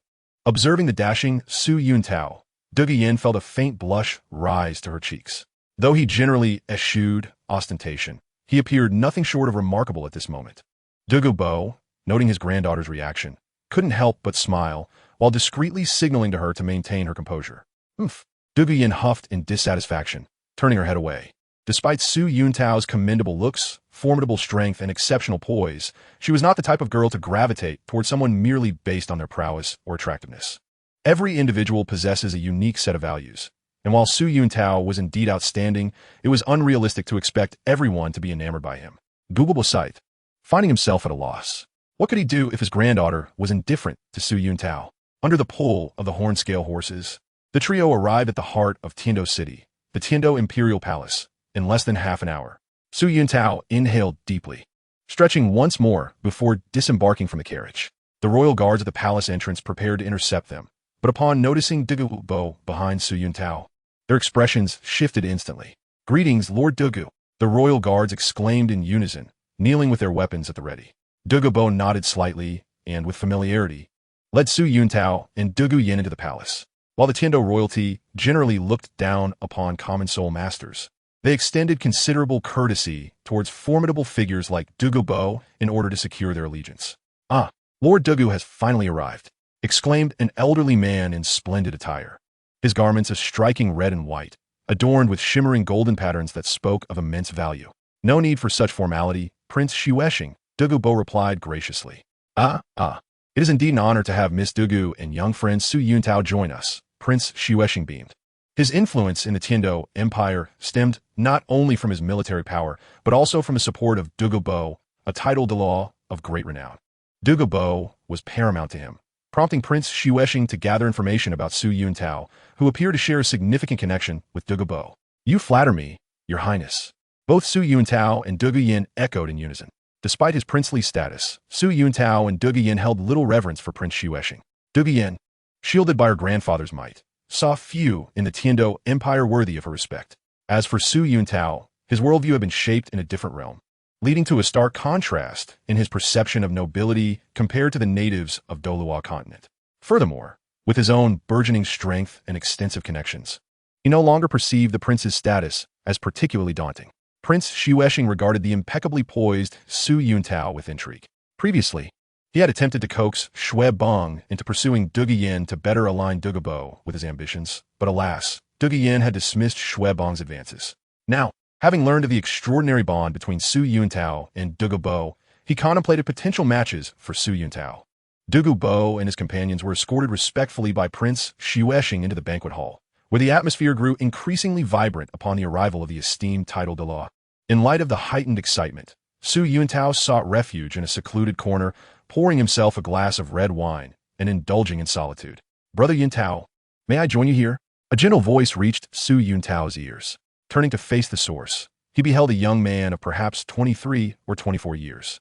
This young man, with a gentle demeanor and striking features, sported short golden hair and donned a lavish attire of gold and crimson, exuding an air of nobility. Could this be Xueqinghe? Su Yuntao remained composed. Your Highness, please feel free. The young man smiled subtly. How did you deduce my identity, Brother Yuntao? Su Yuntao replied with a grin. I wasn't certain at first, but now I am convinced that you are indeed His Highness, Prince Xueqinghe. Xueqinghe's expression momentarily faltered before he chuckled. Brother Yuntao, your insight is indeed remarkable. How about this? Since we're now acquainted, you may call me Brother Xue henceforth. As the words left his lips, a delicate white hand extended towards Su Yuntao. A smile graced Su Yuntao's lips, for he realized this was a test from Xueqinghe. The illusionary effect of the eternal phantom flower intensified as he extended his right hand to clasp the prince's delicate grip. At just 22 years old, Su Yuntao had already attained the rank of Soul King. While this prince's talent may not rival that of a certain woman, he was nonetheless astonishingly impressive. As he gazed into Qian Rengshu's eyes, which exhibited no significant astonishment, Su Yuntao realized that his eternal illusion flower had taken effect. Should she discover that his bone age was merely 16, even if Qian Rengshu remained oblivious to her true strength, the mere revelation of her Soul King prowess before the Dream God machine 2 years prior would suffice for the Spirit Hall to take action against her. Although Qian Rengshu's expression betrayed little surprise, waves of intrigue surged within Su Yuntao. What a marvel!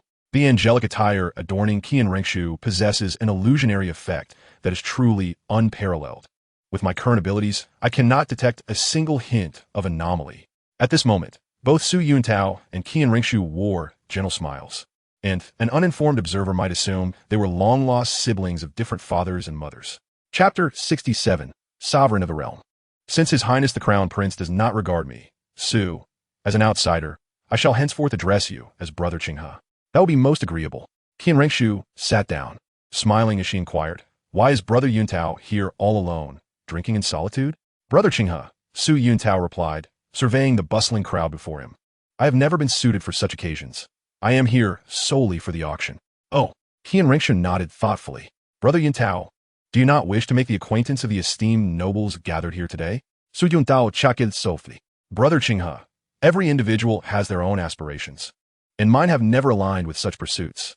Qian Rengshu nodded slightly, recognizing that Su Yuntao indeed possessed extraordinary qualities, devoid of any desire to curry favor with the powerful. As Qian Rengshu scrutinized Su Yuntao, he, too, examined her with keen interest. In the original narrative, Bibi Dong, Qian Rengshu, and Hu Laina were celebrated as the three beauties of the Spirit Hall, yet they were also known by another moniker, the Three Fools of the Spirit Hall. Bibi Dong, without question, was deeply enmeshed in romantic fantasies with her master, Qian Xuanji, having doted on her since childhood. Even after she became involved with Yu Xiaojiang, Qian Xuanji initially chose to tolerate the relationship, allowing Yu Xiaojiang ample opportunity to pilfer valuable information from the Spirit Hall and the divine island of Shanghai. Regrettably, Bibi Dong's naivety was exploited by the cunning and malicious Yu Xiaojiang, and when she sought to sever ties with the Spirit Hall, Qian Xuanji's negative emotions were fully awakened. After an encounter in a secret chamber, Qian Xuanji sustained grievous injuries at the hands of Tang Hao and ultimately perished at Bibi Dong's hands. Examining the tumultuous history between Bibi Dong and Qian Xuanji, it becomes evident that everything Bibi Dong possessed was bestowed upon her by Qian Xuanji. Even as a ninth ring soul master, Qian Xuanji continued to strive for Bibi Dong's acquisition of a 100,000-year soul ring for her partner, Yin, even in his dying moments. Prior to the events in the secret chamber, Qian Xuanji's actions bore no blemish. Alas, he could not contain his own psyche and ultimately transgressed moral boundaries, resulting in a catastrophic shift in circumstances. Qian Xuanji's demise was perhaps justified, for he had sacrificed more for Bibi Dong than anyone else, ultimately paying for his transgressions with his life. While Bibi Dong can be viewed as a victim, she cannot escape the reality of her betrayal. In contrast, Hu Laina, Bibi Dong's disciple, shared a similar background of hardship. After joining the Spirit Hall, she became a disciple of the Pope. Unlike Bibi Dong, Hu Laina is not a betrayer, although she fell for Tang Yin upon discovering that he was Tang San. She resolutely stood by her teacher's side. In truth, the pursuit of love at all costs can be a form of selfishness. Qian Xuanji had raised Bibi Dong, pouring resources into her upbringing for over 20 years, only for Bibi Dong to oppose the Spirit Hall for the sake of love. Her actions exemplify extreme selfishness. Even if she later becomes a victim, that fact remains unchanged. As for Qian Rengshu, who stood before Su Yuntao, she was initially among the most resilient and astute within the Spirit Hall. Regrettably, In a bid to elevate the protagonist, Qian Rengshu was forcefully imbued with romantic fantasies. It was not Qian Rengshu who fancied the sea god, Tang San, but rather the hypocritical Tang San who harbored desires for the angel god, Qian Rengshu. Brother Yuntao, how impressive that at such a young age, you show no inclination to befriend the powerful, Qian Rengshu remarked, her admiration evident. Brother Qinghe, you flatter me. Su Yuntao replied with a smile. To cultivate relationships with the powerful and seek their favor is not inherently a negative endeavor. After all, individuals naturally seek to ascend, and one cannot fault the pursuit of greater connections. However, many resort to unscrupulous means to curry favor with the influential, betraying friends, or even offering up their spouses. It is precisely because of such individuals that the act of befriending the powerful is often viewed with disdain. Brother Yuntao, at such a tender age, you possess remarkable strength and insight. It seems that you are destined to be a leading figure among the rising stars of the Tiando Empire. Here it comes again.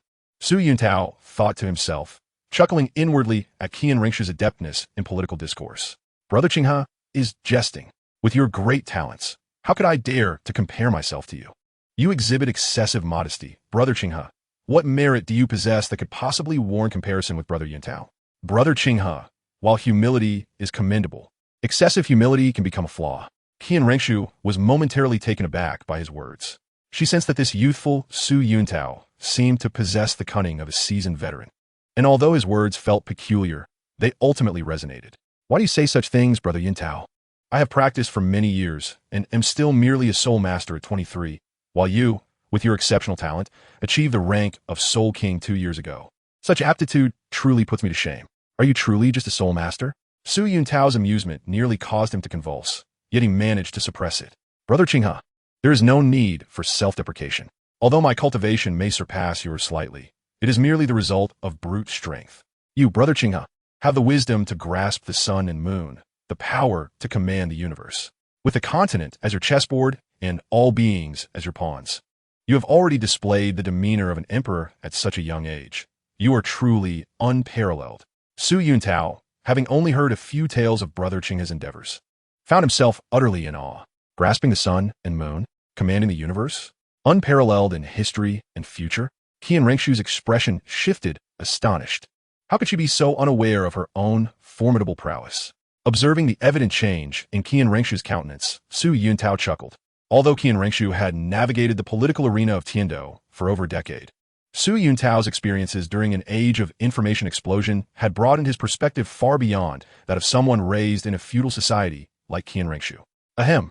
Qian Rengshu collected herself and continued, Brother Yuntao, your eloquence is truly remarkable. I am but a humble individual. How can I deserve such praise? You are but humble? You might as well claim to be a mere sapling instead. Su Yuntao replied earnestly. Brother Qinghe, your actions, though concealed from others, cannot escape my notice. You lie in wait like a dragon beneath the depths, poised to soar like a phoenix when the time is ripe, ready to astonish the world. Qian Rengshu was taken aback, as Su Yuntao's words resonated deeply with her own sentiments. Yet she quickly rationalized, considering the spirit hall's meticulous scheming combined with her own strength. Who in this world could truly uncover her genuine identity? With Brother Qinghe's exceptional talents, you shall undoubtedly blossom forth in due time, ruling over all. Blossom forth in due time? Rule over all? Qian Rengshu's delicate form trembled at these words, which seemed to possess an enchanting power that stirred her very soul.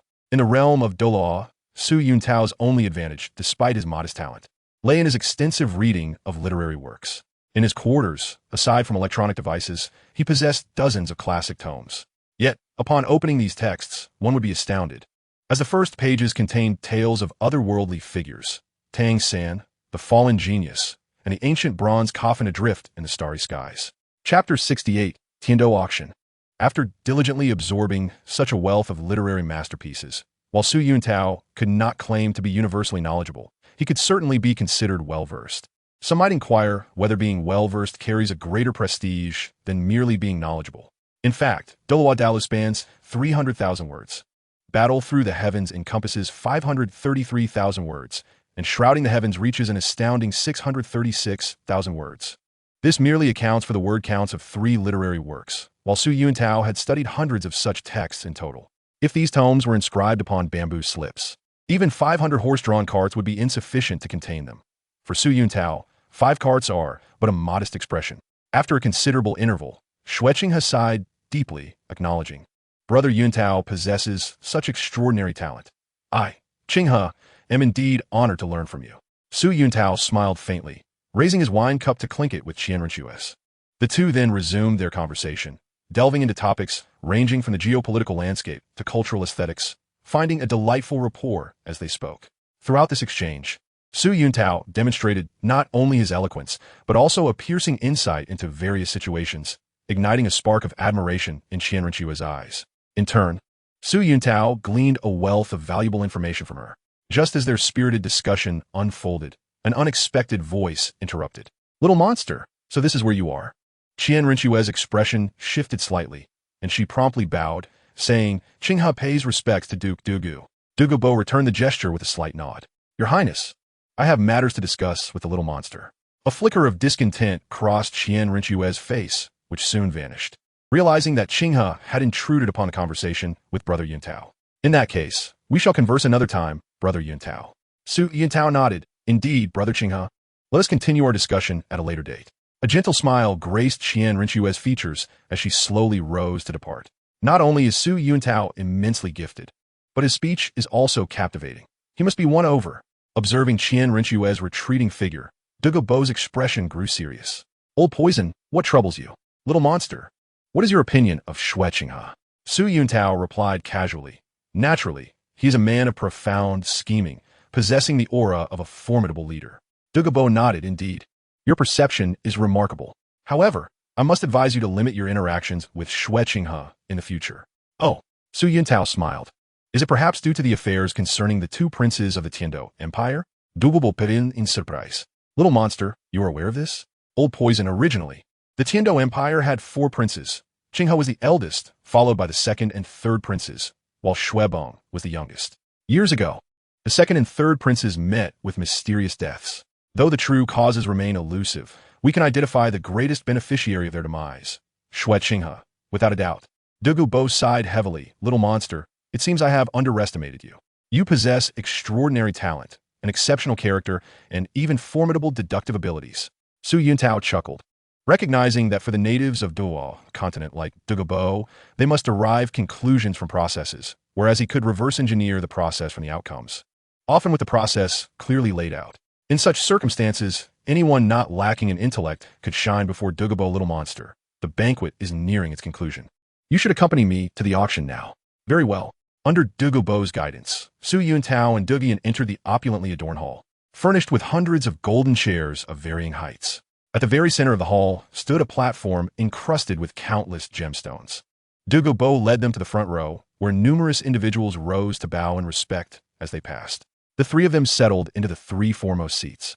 As a titled Douluo and the only one in the Tiando Empire, Dugubo was undoubtedly entitled to this privilege. Su Yuntao surveyed his surroundings, observing the nobles in the auction hall, men clad in vibrant colors and women adorned in splendid attire, creating a scene brimming with grandeur. Shortly thereafter, Qianrenquez entered Su Yuntao's line of sight, promptly taking a seat beside him. Su Yuntao exchanged a bewildered glance with Dugubo, both expressing confusion. Your Highness, what does this mean? Duke Dugu, I have come to participate in the auction, naturally. Su Yuntao remarked, Brother Qinghe, is this auction not hosted by your family? Is your presence truly necessary? Brother Yuntao, you may not be aware, but the items for auction are sourced from the national treasury. Even if Qinghe wishes to acquire something, he must bid for it himself. Since I am here, it is only fitting to sit beside the fated Brother Yuntao. Very well. Your reasoning leaves me speechless, Brother Qinghe. Qianrenquez smiled, having regained some ground in their earlier conversation, which had left her in a somewhat disadvantaged position. The two resumed their dialogue on various subjects. Brother Yuntao, may I inquire your thoughts on the current state of the Soul Master world? At present, the Soul Master realm exhibits a dynamic of one dominating force amidst many strong contenders. One dominant force and many strong contenders? Qianrenquez pondered these words carefully. Brother Yuntao, what constitutes the dominant force? The Spirit Hall reigns supreme in the Soul Master world, their strength elevating them beyond the mundane. Thus, they're the dominant force. The Tiando and Xingluo empires command vast territories, with a multitude of Soul Masters numbering in the hundreds of thousands, making them formidable contenders. The Haoyan sect, though currently diminished, remains a significant force, and the seven-treasure glazed tile school, boasting 2 titled Douluos and a united 5,000 soul masters, cannot be underestimated. Although the Blue Lightning Tyrant Dragon clan's growth has been limited in recent years, as long as the powerful title Douluo Yuanjin remains, their influence endures. Observing Su Yuntao's commanding presence as he delineated the power dynamics, both Qian Rinxue and Douluo, along with Douluo Yin, exhibited expressions of astonishment. Soon, as the hall quieted, Qian Rinxue reluctantly concluded her conversation with Su Yuntao. At that moment, a curtain abruptly rose, revealing a middle-aged man clad in a blue ceremonial outfit adorned with a diamond insignia, stepping forth from behind the curtain. Esteemed guests, I sincerely appreciate your presence at our royal auction amidst your busy schedules. I assure you, this auction will not disappoint. Now, allow me to introduce our first item for bidding. Chapter 69, The Butterfly Maiden. As the highest caliber auction in the Tiandou Empire, this event's layout markedly differed from the usual. The auction platform, centrally located and encircled by special guest seating, featured items raised from below via mechanisms, a design that undoubtedly elevated the prestige of this auction. The host approached the pre-prepared display and lifted the multicolored cloth draping over it. 2 neat rows of specially crafted purple crystals emerged before Su Yuntao's eyes. These are the Empire's highest-grade imaging crystals. I trust the esteemed guests are aware of their function. There are 10 in total, each priced at 30,000. Imaging crystals?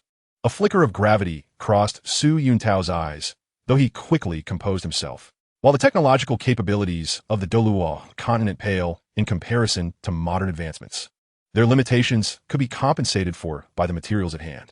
The continent may lack the technology to produce imaging products, yet it possesses a plethora of crystals, some capable of testing soul power, others for healing wounds, and indeed, some that can capture surrounding images. In an age where storage soul tools exist, the emergence of imaging crystals is entirely comprehensible. 300,000. Bidder number 32 offers 300,000. Is there a higher bid? In the auction hall's frontmost circle, there were 72 seats, with Douluo Yin, Douluo, and Su Yuntao occupying the 13th, 14th, and 15th positions, respectively, while Qian Rinxue naturally occupied the 16th. Although the host recognized all the prominent figures in the first row, they would refer to each by their seat number during this auction. Su Yuntao refrained from rising to observe the bidder, knowing that while the first row was filled with individuals of considerable background, he possessed the qualifications to bid, given his current strength and connections. 400,000. On the 15th bid, the guest offered 400,000. 500,000. The 32nd guest bid 500,000. Su Yuntao smiled faintly, subsequently adjusting his bid on the button of his seat. 1 million. The 15th guest bid 1 million. With the emergence of this figure, the atmosphere of the auction momentarily stiffened, as the price had far exceeded the value of the 10 coveted crystals. How vexing. The elderly gentleman in splendid attire at the 32nd VIP seat snorted disdainfully. Little monster, your competitor is the Platinum Bishop of the Spirit Hall, Salus. The individuals from the Spirit Hall are notoriously arrogant, and Salus is among the most prominent of them. Beside him, Qian Rinxue appeared composed, but turmoil brewed within her heart. Douluo's underhanded tactics against Su Yuntao posed a conundrum for her, as she harbored intentions of winning him over. As the items were auctioned one after another, the atmosphere gradually intensified. Following a series of high bids, the host's face revealed a knowing smile. Now let's present the 5th item, with a clattering of mechanisms.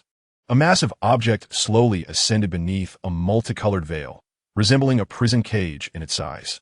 Su Yuntao furrowed his brow slightly. He hadn't anticipated that such creatures as cat girls and leopard girls would be auctioned in such a setting. In my original world, many powerful individuals indulged in extravagant gatherings. Yet the aristocratic atmosphere of Tiandou was, surprisingly, even more extravagant than what I had known. The host smiled subtly, displaying an expression understood by men, and with a grand gesture, unveiled a golden cage containing a young girl curled up within. The girl appeared to be around 8 or 9 years old, her silvery hair cascading around her petite frame, exuding an undeniably endearing aura. Although her features were partially obscured by her hair, her physique and demeanor suggested she was a striking beauty.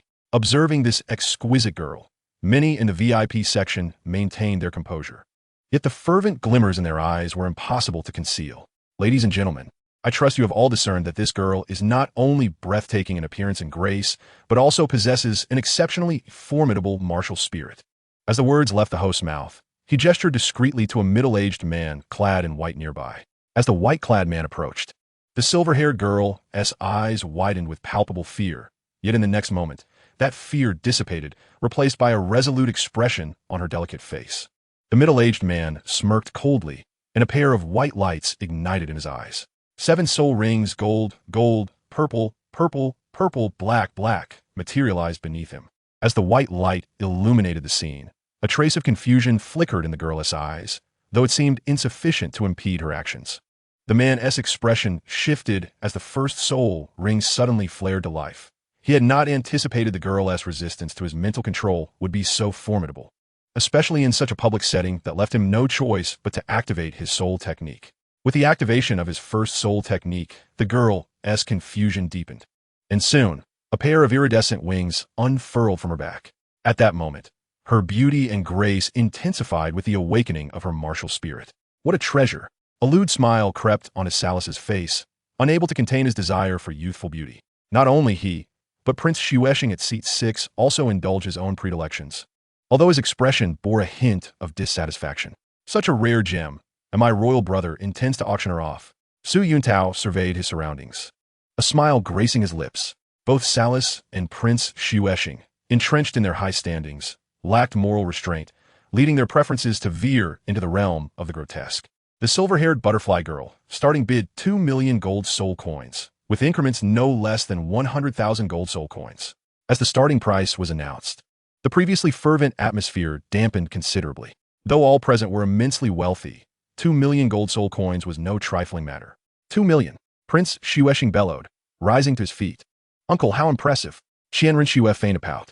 Douluo Bo chuckled derisively, aware that Qian Xinghe was subtly undermining Su Yuntao. Yet Su Yuntao was no ordinary man. He would not be swayed by such trivialities. Maintaining a serene demeanor, he focused his attention on the silver-haired girl. The determination etched on her face and the defiance in her eyes resonated with Su Yuntao's heartstrings. The injustices in this world were far too numerous. He was not a saint, nor did he aspire to be one. In his heart, Su Yuntao believed that one must prioritize oneself above all. In the face of this cruel world, his foremost concern was the well-being of his loved ones. Nevertheless, when within his capacity, he did not shy away from actions that might render the world a better place. Chapter 70. The Appearance of the Soul Bone. The words of Prince Xuesheng carried the weight of divine proclamation, for he was second only to Shui Yi and Qianren Xue in power within the Tiando Empire. His commanding presence stifled most attendees, yet Salus, fortified by the Spirit Hall, remained unfazed. 2,100,000. The host's tone grew cautious, shedding the earlier boldness. As the bidding escalated between figures of such high stature. 2,200,000. Prince Xuesheng's brow furrowed. In the Tiando Empire, few dared to oppose him. Even Qianren Xue, who bore the title of Crown Prince, was cautious in his presence. However, Salus, as the Platinum Bishop of the Spirit Hall, was a different matter entirely. Should he dare to leverage his power against Salus, it was certain that his elder brother Shui Yi would swiftly intervene. Salus is Mirkith, showing no interest in adjusting his bid any further. 2,300,000, he declared lazily. 2,300,000. Prince Xuesheng's eyes ignited with fury. Having indulged in various women, he had never before encountered a silver-haired butterfly girl of such exquisite quality. Even if I perish, I must possess this butterfly girl. 2,400,000. Prince Xuesheng proclaimed. Salus's expression shifted as he realized the bidding was becoming a heavy burden for him. Yet gazing upon the pure, yet alluring silver-haired girl, he uttered 2,000,005. Su Yuntao smiled subtly, his fingers deftly adjusting the bid on his seat. 3 million. The 15th guest bids 3 million. The host, though astonished, maintained a neutral tone as he announced Su Yuntao's offer. The moment 3 million was mentioned, an uproar ensued. Not solely due to the price, but because someone dared to contend with Prince Xuesheng, a figure of such stature. Instantly, all eyes were drawn to Su Yuntao, as the young man, poised and distinguished, sat with a calm demeanor, while the expressions of Douluo Bo and Qianren Xue varied among the Tiando aristocrats. Su Yuntao, I thought you were unique, but it seems you were just another one of them. Douluo Yin scoffed. Yin refrained from speaking recklessly. Yuntao is merely at an age brimming with passion. There is no harm in acquiring a maid. Besides, purchasing maidservants is quite common. Which of the Tiando nobility does not have a harem of girls? Upon hearing this, Su Yuntao coughed twice. Realizing that the ideological perceptions of the indigenous people of Douluo continent were indeed vastly different from his own, The frequent occurrences of such transactions involving young girls had rendered the populace somewhat desensitized. Qian Renxue furrowed her brow. Her initial fondness for Su Yuntao had begun to wane. Brother Yuntao, do you truly intend to purchase this silver-haired butterfly girl? Su Yuntao solemnly nodded. Indeed, Qinghe, I have made up my mind to acquire this silver-haired maiden today. Oh, Qian Renxue's gaze dimmed slightly. Yet she probed further. If Brother Yuntao favors such a choice, then Qinghe can select a group of maidens to present to your residence. What are your thoughts on this? Su Yuntao chuckled softly. Brother Qinghe, you misunderstand. I have no need for the kind of maidens you speak of. Oh, Qian Renxue continued. Since Brother Qinghe does not require maidens, what is the purpose of purchasing the silver-haired butterfly girl? To grant her freedom. To grant her freedom? Qian Renxue, along with Douluo and Yin, were taken aback. Spending 3 million gold soul coins merely to bestow freedom upon a stranger? Brother Yuntao, your reasoning is quite astonishing. Qian Renxue remarked with a smile. You little monster, Douluo said sternly, from what I know of you, you are not one to act out of mere altruism. Do you truly believe this expenditure is worthwhile, especially if it antagonizes others? Is it worthwhile? Su Yuntao replied with a smile. Old poisoner, I am aware that everyone will consider me a fool for this decision. Then why proceed? Su Yuntao's expression was as calm as still water. His heart recalling a singular thought. Old poisoner, there are individuals in this world who, though human, have never lived a life of their own. Their existence is dictated by others. Among these individuals, some have sold their souls for survival, and such souls will never attain freedom, for their spirits are shackled. Even if someone could unbind their physical restraints, they could never liberate their inner selves. He gestured toward the silver-haired maiden, speaking slowly. And there are others whose lives are not merely to exist, but to burn brightly. They are willing to sacrifice their lives for freedom. Such individuals can never be slaves, for their souls remain eternally unshackled. I cannot bear to witness a life with a free spirit vanish from this world, which is why I must rescue her myself. At his words, Qian Renxue's eyes sparkled with intrigue, her shock lingering on her face for quite some time. She had never anticipated that someone like Su Yuntao could exist in this world. Douluo and Yin exchanged glances, and after a prolonged silence, Douluo gave a thumbs up. You little monster, you are a person of great compassion. Su Yuntao smiled but offered no reply. He had never considered himself a paragon of virtue, merely adhering to his moral principles. 3 million once, 3 million twice. SoulLand glared at the silver-haired butterfly girl with a hint of menace. I shall see what grounds that young man has to compete with me. 3,100,000. Guest number 32 bids 3,100,000. With a cold sneer, Su Yuntao raised the price directly to 3,500,000. Having recently accumulated substantial wealth from the production of elixirs, he was not easily overshadowed by the financial strength of a platinum bishop. 3,500,000. Guest number 15 bids 3,500,000. Prince Xuexing gazed at the silver-haired maiden with palpable reluctance. His financial capacity was not lacking, yet he dared not offend Douluo. Despite holding significant power in the Tiando Empire, his authority ultimately stemmed from Douluo's support and a fraction of military power. Though Xuexing was lustful, he was also astute. He understood that his military influence was granted by Emperor Shuiyi to prevent the Qinghe family from becoming too dominant. For Emperor Shuiyi, the most terrifying scenario was not the death of a man while the throne remained, but rather the survival of a man after losing the throne.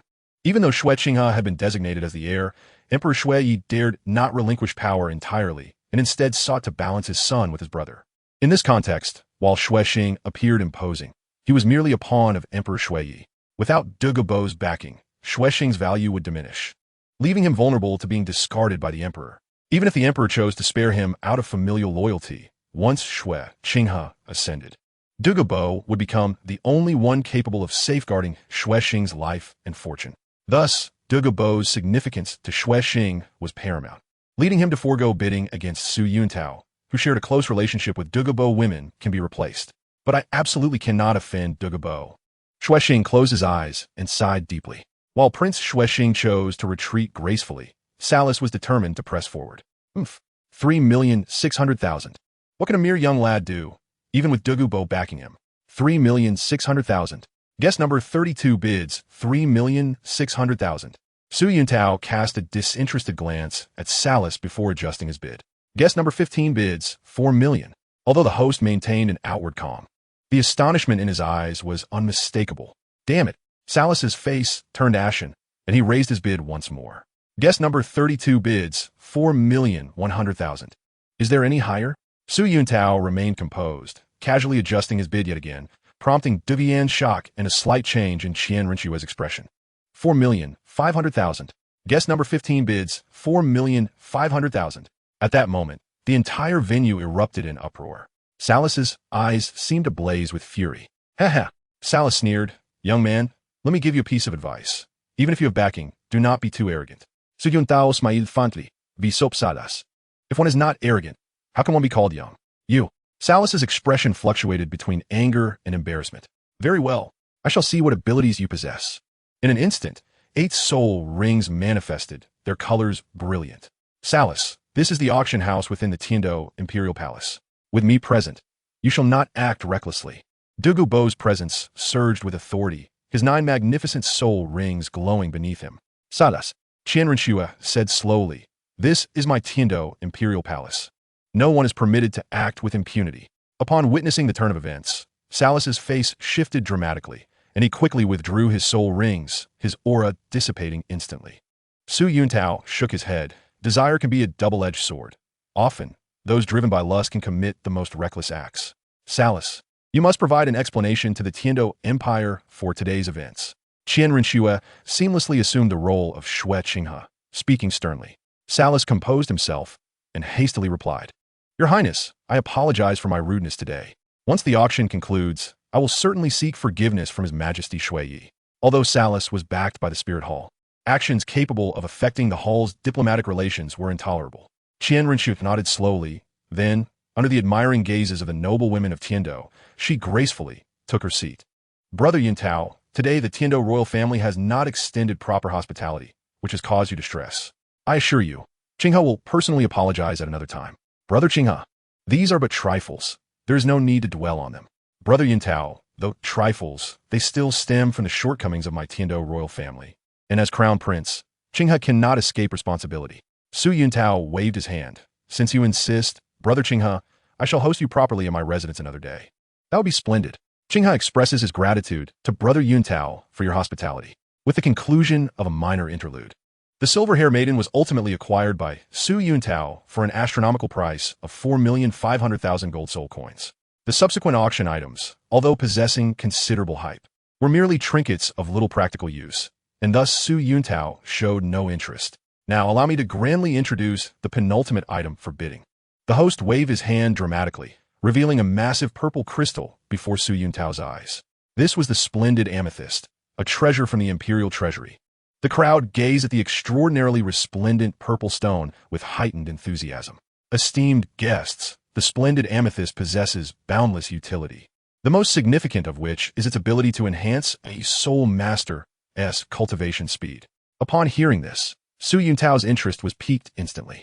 The splendid amethyst can invigorate the mind, allowing soul masters to maintain heightened focus during their training, thereby improving both the quality and speed of their cultivation. A rare fervor ignited in Su Yuntao's eyes, but it quickly faded. Invigorating the mind? Wasn't that akin to the effects of Red Bull? The starting bid for the splendid amethyst was set at 4 million gold soul coins, with increments no less than 100,000. Su Yuntao chuckled. Compared to this gaudy stone, Red Bull not only tasted better, but at merely 6 yuan per can, it was far more economical. Soon, the splendid amethyst, a lavish stone with effects comparable to Red Bull, was sold for a staggering 5,500,000. The host gasped, then turned his serious gaze to the final item of the auction, causing an immediate hush to fall over the crowd, for they knew the main event had arrived. The host slowly turned and, adopting a standard gesture, presented a peculiar red bone radiating a crimson glow before the audience. The torso bone of the Flame Lion King. Aged 15,000 years. The significance of soul bones hardly needs reiteration. The starting bid was set at 8 million gold soul coins, with increments not exceeding 200,000. Su Yuntao furrowed his brow. While this soul bone was indeed impressive, being second only to the skull bone, it ultimately fell short for Su Yuntao at this moment. Qian Rinchua, observing Su Yuntao's reaction, felt a pang of concern. Did her brother Yuntao deem this soul bone unworthy of him? Su Yuntao was taken aback, but quickly suppressed any change in his expression. Alas, Brother Qinghe, it is not that the soul bone is unworthy of me. Rather, its attributes simply do not align with mine. What a pity that such a splendid soul bone is beyond my reach. Qian Rinxue smiled. Indeed. Qinghe has mentioned that your martial soul is the Gale, twin-headed wolf. Su Yuntao nodded solemnly, then sighed. Indeed, my martial soul is the Gale, twin-headed wolf, which possesses wind attributes and is ill-suited to be paired with a fire attribute soulbone. Qian Rinxue smiled reassuringly. Do not be disheartened, Brother Yuntao. The vastness of the Tiandou Empire is rich in resources. The soul bone you seek is surely not absent. Chapter 71. Inflation. Brother Qinghe, you jest. As the saying goes, no merit, no reward. I have yet to earn my keep in Tiandou, so how could I indulge in such treasures as soul bones? Qian Rinxue chuckled, choosing not to press further. To win over someone like Su Yuntao, she understood that patience was essential. A gentle approach would yield abundant opportunities to draw him in later. Douluo Bo observed Su Yuntao's demeanor and nodded slightly, then adjusted himself in his seat. 10 million. Guest number 14 bid a full 10 million. Though Su Yuntao found it difficult to bid personally without arousing Qian Rinxue's suspicions. His good friend Douluo Bo was well aware of the situation and could act on his behalf. With Douluo Bo's bid, the atmosphere in the auction hall fell silent. In the Tiandou Empire, Douluo Bo, a titled Douluo, held a status second only to the Snow Knight Emperor and Prince Xueqinghe. Even the highest-ranking prince, Xueqing, dared not act rashly in his presence. The reason was simple. In the Douluo continent, while status and identity could dictate much, strength determined everything. Those with status, but lacking strength, were merely ornaments. Yet with strength, status, and identity would naturally follow. With Douluo Bo's titled Douluo prowess, it was hard to find anyone in the Tiandou Empire capable of suppressing him. Even the Snow Knight Emperor would respectfully address him as Mr. Douluo. As an extraordinary figure in the Tiandou Empire, Douluo Bo's intervention would undoubtedly intimidate the nobility present. 10,050,000. Guest number 32 bid 1,050,000 gold soul coins. Watching the fervent eyes of Salis, Douluo Bo smiled and raised the price to 11 million. In truth, if Douluo Bo wished, he could simply retrieve 2 soul bones directly from the Tiandou treasury. However, for him, accruing favors from the Tiandou Empire was inevitable. The more he owed, the more restrictions he would face in the future. As the bid reached 11 million, Salis's eyes darkened, having finally found a captivating treasure. Only to have it snatched away by Su Yuntao, he now faced Douluo Bo, who emerged with a soul bone aligned with his own attributes. After much deliberation, Salis gritted his teeth and declared a bid of 12 million, hoping to intimidate Douluo Bo with a bold move, despite this amount exhausting his finances.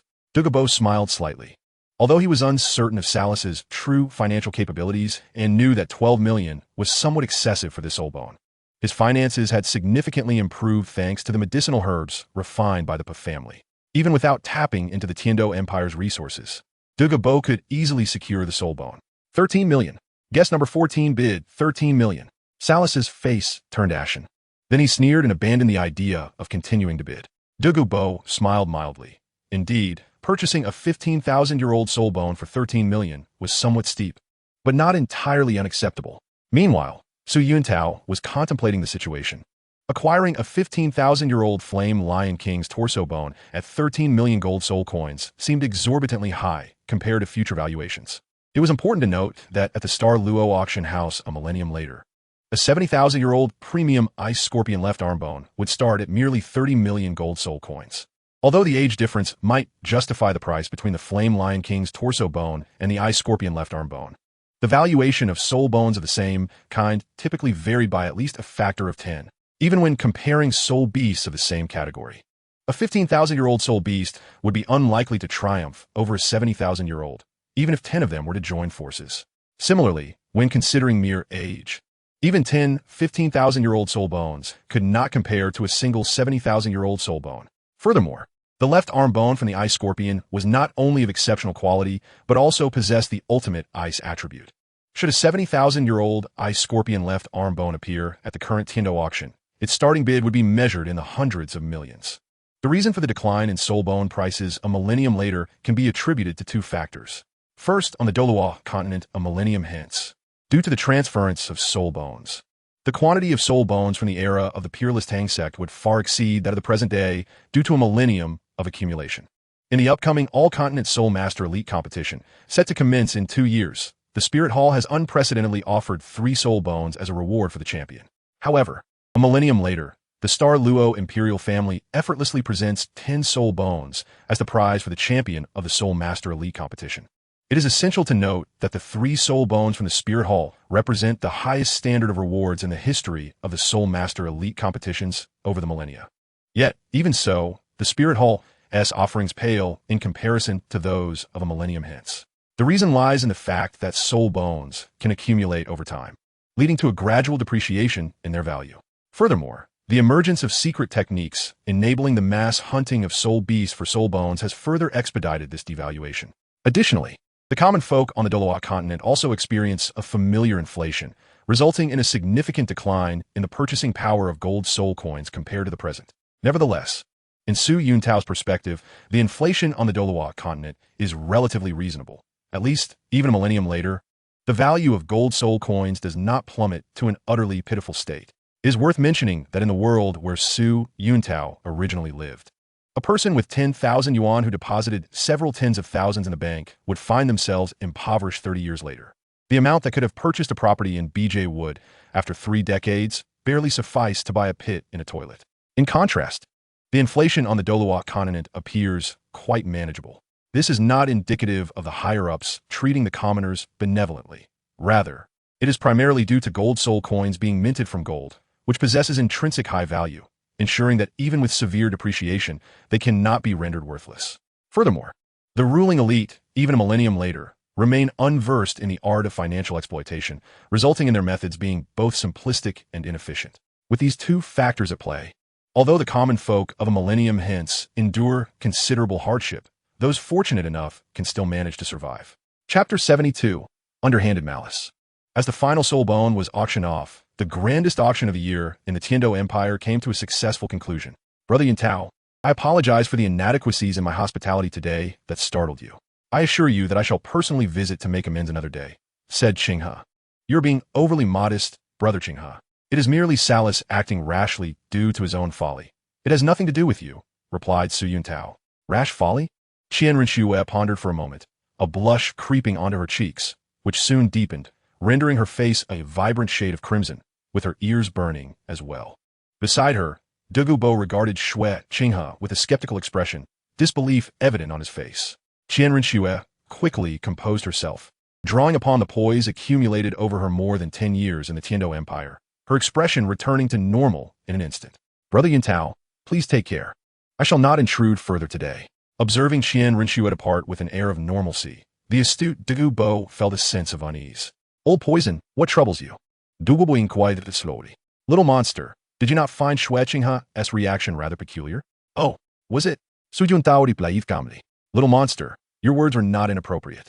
While the term rash folly is novel, it aptly describes Salus' behavior. Logically, Shui Qinghe should not have reacted so strongly. I cannot shake the feeling that her response was akin to. Su Yuntao interjected, old poison, akin to what? Douluo Bo contemplated for a long while before stating, like that of an innocent girl unacquainted with the ways of the world. Su Yuntao smiled slightly. In truth, Qian Rinxue's strong reaction had exceeded his expectations. But it was also understandable. Qian Rinxue was, after all, a girl with little emotional experience. Everyone is initially filled with shyness regarding emotions, particularly in matters of romance. Su Yuntao himself had blushed while speaking to girls in his youth, only to change completely after growing up and being influenced by online interactions. Although Qian Rinxue held a high position in the Tiando Empire, her emotional experiences remained limited. Thus, her reaction upon hearing the term rash folly was naturally more pronounced. Old poison. I believe you are overthinking this, Su Yuntao remarked. Douluo Bo's expression grew solemn, yet unable to unravel the intricacies, he sighed in resignation.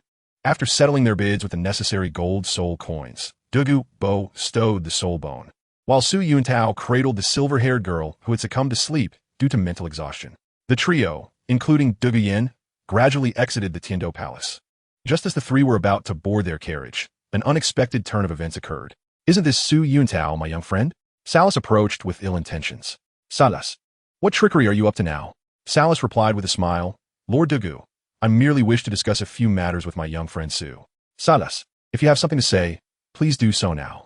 Salus's smile widened, but a glint of malice flickered in his eyes, which Su Yuntao keenly detected.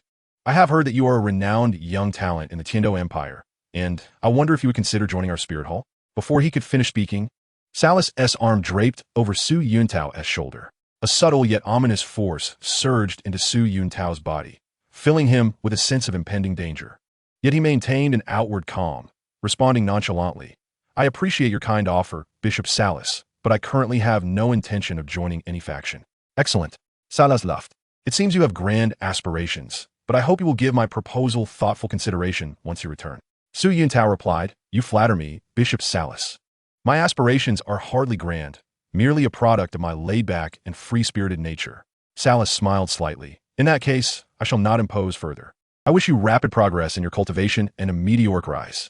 Su Yuntao calmly responded, Thank you for your kindness, Bishop Salas. I shall deliberate carefully. Salas glanced at the silver-haired girl cradled in Su Yuntao's arms, a hint of reluctance crossing his face, yet he quickly masked his emotions, speaking with a casual tone. I eagerly anticipate your performance in the next Soul Master Elite competition. Watching Salas depart, Douluo's eyes narrowed, pondering the ulterior motives behind Salas's actions. Old Poison. Let us discuss this in the carriage. The three boarded the carriage, and Su Yuntao swiftly assumed a meditative position, circulating his soul power. Grandfather, what is Su Yuntao doing? Yin Yen. Douluo quickly admonished, Do not speak. The carriage sped smoothly towards the outskirts of Tiando City. A quarter of an hour later, Su Yuntao's complexion turned red, and he spat out a mouthful of black blood. Seeing this, Douluo's eyes flashed with a fierce light, and he suddenly rose. Grandfather, where are you going? Douluo exclaimed, her intelligence allowing her to grasp the situation. Naturally, I intend to take advantage of the cover of night to deal with Salas. Grandfather. While Salas may deserve punishment, he is a member of the Spirit Hall. What of the Spirit Hall? If need be, I will take you to wander the world. Su Yuntao is my brother. Anyone who dares to harm him must first answer to my green-scaled Serpent King. A wave of emotion surged within Su Yuntao. He realized that Douluo was a person who could truly become a lifelong friend. Old Poison, killing Salas, a platinum bishop, will not allow you to escape unscathed in the Tiando Empire. Douluo snickered, and what of it? If Bibi Dong dares to push me to my limits, I shall pay a visit to Spirit City under the cover of darkness and poison her entire family. Su Yuntao's heart quaked, his mind conjuring terrifying images of a city turned green. Old Poison, do not use a sledgehammer to crack a nut. There is no need to employ your green-scaled serpent's venom against a minor character like Salas. Minor character? Observing Su Yuntao's troubled expression, Douluo rolled her eyes. If Salas is a minor character, would you be this concerned? However, as Su Yuntao was currently preventing her grandfather from acting rashly, Douluo refrained from arguing further. Minor character? Douluo, filled with skepticism, remarked, Little monster, Salas is a platinum bishop of the Spirit Hall, whose status is only subordinate to that of the Pope and the elders. Are you certain you can contend with him? A cold smirk spread across Su Yuntao's face as he replied, Old Poison, in a world where water is too clear, there are no fish. When a person is too despicable, they become invincible.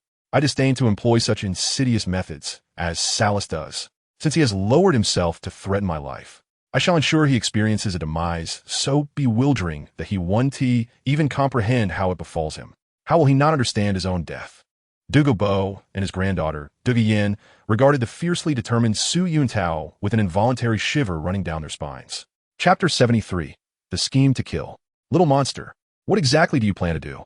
Is there anything you need from me? Su Yuntao smiled. Old Poison, tomorrow, take me to the Spirit Hall in Heavendo City to meet this platinum bishop, Salas. Douluo nodded. Little monster, what will we do after meeting Salas? After the meeting, Su Yuntao said cryptically, You need not concern yourself with the subsequent matters. The meeting itself will be sufficient to seal Salas's fate. Douluo, perplexed, asked, Little monster, what exactly are you hinting at? Su Yuntao smiled. Old Poison, this matter is intricate. I shall inform you of what you need to know, but there are things that are better left unknown to you. Douluo, though doubtful, nodded. Very well. I shall personally escort you to the Spirit Hall tomorrow morning. Su Yuntao affirmed, Old Poison, that is excellent. After our meeting, Salas's death will not be far off. Braggart. Douluo interjected, displeased. Ever since this, Su Yuntao appeared. Her grandfather had been fraternizing with him incessantly. Were it not for the fact that her martial spirit was the green-scale serpent, Douluo would have begun to question whether her father was truly Douluo's biological son. While she was certain of her paternity, her grandfather's behavior towards Su Yuntao made her doubt her own lineage, wondering if she was indeed Douluo's genuine granddaughter. Yin, Su Yuntao said casually, sometimes, the most effective method of killing is not through martial spirits, blades, or fists, but through words. Douluo rolled her eyes. Are you suggesting you can make Salas feel so ashamed tomorrow that he takes his own life? Su Yuntao chuckled. While I cannot guarantee that, I assure you that although I won't bring about his immediate demise, I can promise that within a year, at most two, Salas will undoubtedly meet his end. Dugu Yin scoffed. I could just as easily claim that I've poisoned Salas today, ensuring his death within a century. Cough, cough. Su Yuntao choked, relieved that they were not at a banquet. Yin, I can't help but feel that you are the epitome of traditional martial arts. Perhaps even a direct disciple of the esteemed leader of the Hunyuan Xingyi Taiji School. Hunyuan Xingyi Taiji School? Dugu Yin and Dugu Bo exchanged bewildered glances. Little monster, is this sect exceptionally powerful? Su Yuntao nodded, a peculiar expression on his face. Little monster, why have I never heard of this sect? Are they truly formidable? Su Yuntao sighed deeply and replied solemnly. Indeed, they are formidable, especially their leader, who stands unrivaled in the martial world. Dugubo's interest was piqued. Little monster, what makes this sect so powerful? One cannot underestimate the absurdity of laughter. The following morning, a silver-haired maiden awoke from her comfortable bed. You're awake? A gentle, melodious male voice reached her ears. The silver-haired girl scanned her surroundings, her eyes narrowing with hostility as she regarded the unfamiliar man before her. Do not be alarmed. My name is Su Yuntao. You are free to leave, but I advise you against it, for with your beauty, you would make an easy target in the outside world. The silver-haired girl's expression shifted slightly at his words, though her animosity remained unyielding. Very well. Su Yuntao sighed and rang a bell. Some experiences are so profound that even time cannot heal them. The silver-haired girl had been wounded by this unforgiving world, rendering her gaze filled with hostility towards everything it encompassed. My lord, 6 attendants entered the room, carrying various items. Su Yuntao stretched and said, I have matters to attend to this morning. Please take good care of this girl. Help her wash up, then lead her to the dining hall for the finest meal. And afterward, allow her to explore this estate thoroughly. At your command. The 6 attendants replied in unison. Upon hearing this, the silver-haired girl displayed a look of astonishment, her eyes reflecting a newfound emotion. After leaving the room and stretching his limbs, Su Yuntao arrived at Dugubo's dedicated training ground. Little monster, so early. Old poison. When one has important matters to attend to, it is best to be proactive. Dugubo shook his head. Little monster, in these past few months, you seem to have neglected your training. Su Yuntao smiled. Old poison. I've mentioned before that every drop of rain and every morsel is a blessing from the heavens. For someone nearing the soul sage level like me, it is crucial to solidify my foundation. Only with a firm base can a house be built ever higher. Dugubo nodded in agreement. You are correct. Achieving near soul sage prowess at the age of 16 is impressive, and your experiences must also progress alongside your cultivation. Su Yuntao smiled, recognizing that he was indeed not in a hurry to break through to soul sage. The essence of killing, experience, and understanding must align with one's cultivation to traverse further down the path of advancement. During his time in the Star Dou forest, Su Yuntao, at level 29, had made a meteoric rise, yet he did not succumb to the allure of divine herbs and the acquisition of soul rings and bones. Throughout 4 years in the Star Dou forest, he concentrated on honing his body and strengthening his combat experience. Although his time spent cultivating soul power was limited, those 4 years solidified his realm. Upon returning from the city of slaughter, Su Yuntao, now possessing the extreme fire, felt a renewed sense of inadequacy. Despite wielding such power, his understanding of his martial spirit and attributes remained insufficient, preventing him from manifesting a domain of his own. Typically, domains are innate awakenings for those with exceptional talent. Powerful soul masters often only realize their domains upon achieving the 9th soul ring and ascending to the rank of title Douluo, through their comprehension of their martial spirit and attributes. In truth, only a rare few title Douluo possess their own domains. However, as Su Yuntao now possessed the extreme fire, as long as he gained a certain understanding of flames, his domain would naturally manifest. While Su Yuntao's talent may be considered lacking, his perceptiveness was commendable. His situation bore similarity to that of the fearsome emperor from Shrouding the Heavens. Both individuals were of humble origins with limited talent, yet their comprehension remained high. Albeit Su Yuntao's insight fell just short of the emperor's. Chapter 74, The Plot Unveiled. Su Yuntao and Dugu Bo boarded a carriage, drawn swiftly and smoothly into Heaven Dou City by 8-horned scaled horses. In less than a quarter of an hour, a grand edifice in the heart of the city came into view, sprawling over an area estimated to encompass at least 10 football fields. Little monster, Douluo slowly opened his eyes. We have arrived. A playful smile graced Su Yuntao's lips as he replied, Old monster, let us now meet this platinum Bishop Salus.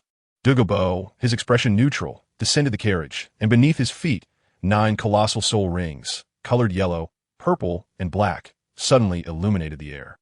The guards of the spirit hall trembled at the sight, unable to muster any resistance against the imposing aura of a titled Douluo, as they were mere soul masters.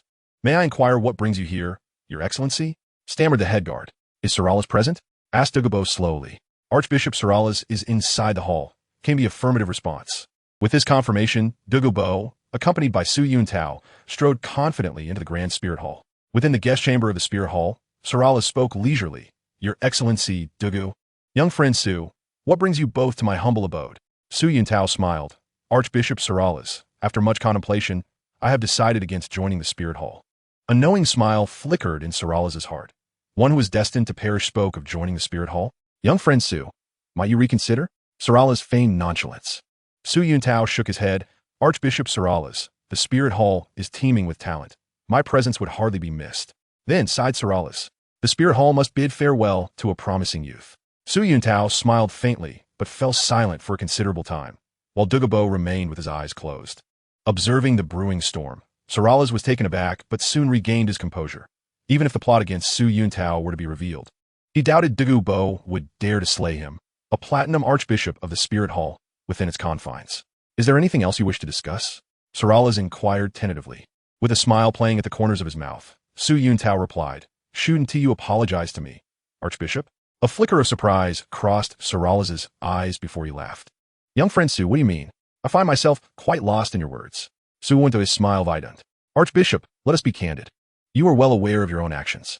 I present you with an opportunity. SoulLand cast a wary glance at Douluo, but then, emboldened by the reassurance of his specially tailored archbishop robes, his confidence surged. Haha, young friend Su, are you jesting? I, SoulLand, have always acted with integrity. Besides, he pivoted. As a platinum archbishop of the Spirit Hall, what merit do you possess to bestow opportunities upon me? SoulLand. Douluo slammed his palm onto the table. Old poison. Su Yuntao interjected, restraining Douluo from lashing out. Archbishop, remember your words today. Ha! SoulLand sneered. Young friend Su, I bid you farewell. With a cold laugh, Su Yuntao strode purposefully towards the exit of the Spirit Hall. Little monster, are we just going to let him go? Douluo questioned incredulously. Let him go. He seeks death, and I shall graciously deliver him to it. Su Yuntao retorted disdainfully. Little monster, do you not realize SoulLand is a platinum archbishop? How could you hope to kill him without allowing me to act? Douluo asked, confused. Old poison. SoulLand relies on the Spirit Hall's backing. My plan is to incite the Spirit Hall to deal with him directly. Su Yuntao declared. Incite the Spirit Hall to act? Douluo's face was one of astonishment. Doubting to enter sanity. Very well, old poison, just wait and see. Today's meeting is sufficient to seal SoulLand's fate. 3 days later, within the manor, Su Yuntao wielded a special spatula in one hand while manipulating flames with the other. The ingredients from Douluo continent were of exceptional quality, though his culinary skills left much to be desired. Over the past few months, he had utilized knowledge gleaned for novels to concoct a broth from millennial-old mountain chicken, extracting essence, and had procured a millennium of cinnamon and a myriad of star anise. This endeavor had significantly elevated his standard of living. The fusion of Douluo's spirit-beast ingredients with culinary concepts from another realm culminated in a pinnacle of gastronomy. Adjusting the flames with dexterity, he added a small amount of earth dragon fat, swiftly rendered the dragon oil, and began to craft his signature dish, braised earth dragon meat. Brother, the Crown Prince Shueqinghe is here. A melodious young girl's voice chimed in Su Yuntao's ears. Yuinea, I have told you countless times to call me Tao Ge. Brother is not a term to be used lightly. All right, Tao Ge. The silver-haired girl's spirits instantly dampened. Su Yuntao shook his head. The girl, originally named Su Yanxi, had been affectionately nicknamed Ain for her silver hair. To avoid awkwardness, he had changed it to Iner. Wiping his hands, a smile graced Su Yuntao's lips. Iner, please have the servants prepare for dinner. However, you cannot dine with me today. I must speak privately with Crown Prince Shueqinghe. Understood, Tao Yi. Su Yuntao nodded with a smile and strode out of the kitchen. Little monster, come with me to greet Crown Prince Shueqinghe, Douluo urged. Su Yuntao waved his hand. Old poison, today's matters concern SoulLand. My conversation with Shueqinghe involves too much. You should refrain from being present. Seralis? Douluo frowned. Little monster, do you intend to use Xue Qinghe against Seralis? Though he is the crown prince of Tiandou, he cannot deal with Seralis. Indeed, Xue Qinghe could not eliminate Seralis, Su Yuntao thought with a slight smile. But Qianren Xue can. Brother Yuntao, Brother Qinghe. Upon seeing the slightly disheveled Su Yuntao, Qianren Xue's eyes brightened. The already handsome Su Yuntao appeared even more striking, momentarily leaving her captivated. Brother Qinghe, your timing is impeccable. I have just prepared a feast to properly entertain you. A feast? Qianren Xue was momentarily taken aback, then smiled. I did not expect Brother Yuntao to be so well-versed. Not only do you possess knowledge of astronomy and geography, but you also delve into the culinary arts. I am truly impressed. Su Yuntao felt a pang of annoyance at the formality, but maintained a composed smile. Brother Qinghe, you flatter me. I merely indulge in these trivial pursuits. You are too modest, Brother Yuntao. With your talent, I am sure your culinary achievements are not insignificant, Qianren Xue complimented. Oh, it's nothing much. I have only learned for a few days and can barely manage to prepare dishes, Su Yuntao humbly replied. You are being modest again with your talents. The dishes you create must be exquisite. Although I have already had breakfast, I must indulge in your culinary delights today. Qianren Xue's smile remained gentle, but she was not particularly impressed by Su Yuntao's feast, considering the royal kitchens of the Tiandou Palace were filled with top-class chefs. Guiding Qianren Xue into the dining hall. As soon as they entered, an extraordinary aroma wafted through the air. Brother Yuntao, what is that delightful fragrance? Qianren Xue inquired, sniffing the air. That would naturally be my cooking, he replied. Qianren Xue was mildly surprised, and after some polite exchanges, they took their seats. Before them lay dishes that, while not exquisitely presented, exuded an unusual fragrance.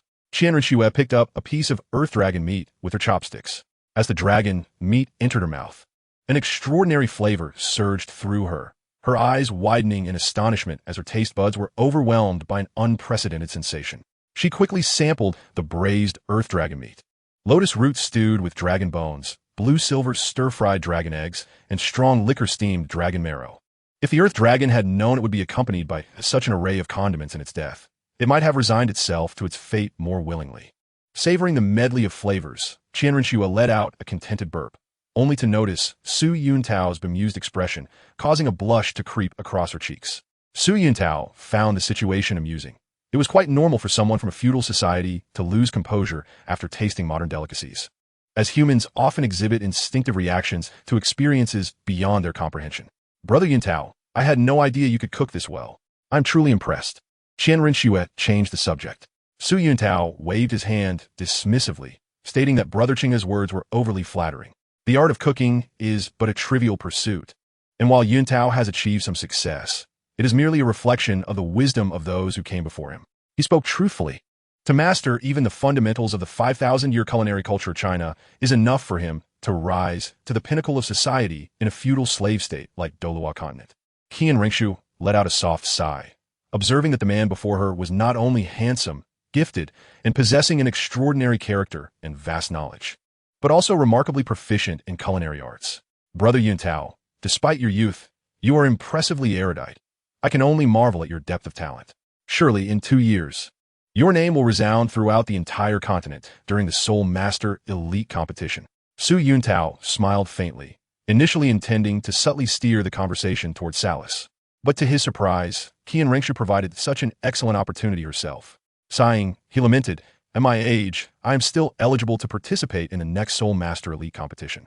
Qianren Xue, puzzled, inquired, Brother Yuntao, is that not a good thing? Why the sigh? Su Yuntao's expression turned grave as he replied, Brother Qinghe, you may not be aware, but I have confidence in breaking through to the Soul Emperor level within 2 years. Qianren Xue was taken aback. Just 3 days prior, she had discerned through their handshake that Su Yuntao had the appearance of a 22-year-old. A 24-year-old Soul Emperor, while perhaps not surpassing me or that woman, would certainly dominate all from the Golden Generation. Why then, with such rapid cultivation, did he still sigh? Her heart filled with doubt, but maintaining a calm demeanor, she said, Brother Yuntao, your cultivation speed puts me to shame. What is the reason for your gloomy expression? Slowly lifting the tea before him, Su Yuntao spoke each word with gravity. Brother Qinghe, you do not understand. While I am confident of breaking through to Soul Emperor in 2 years, I am utterly unprepared for the Spear Hall's team.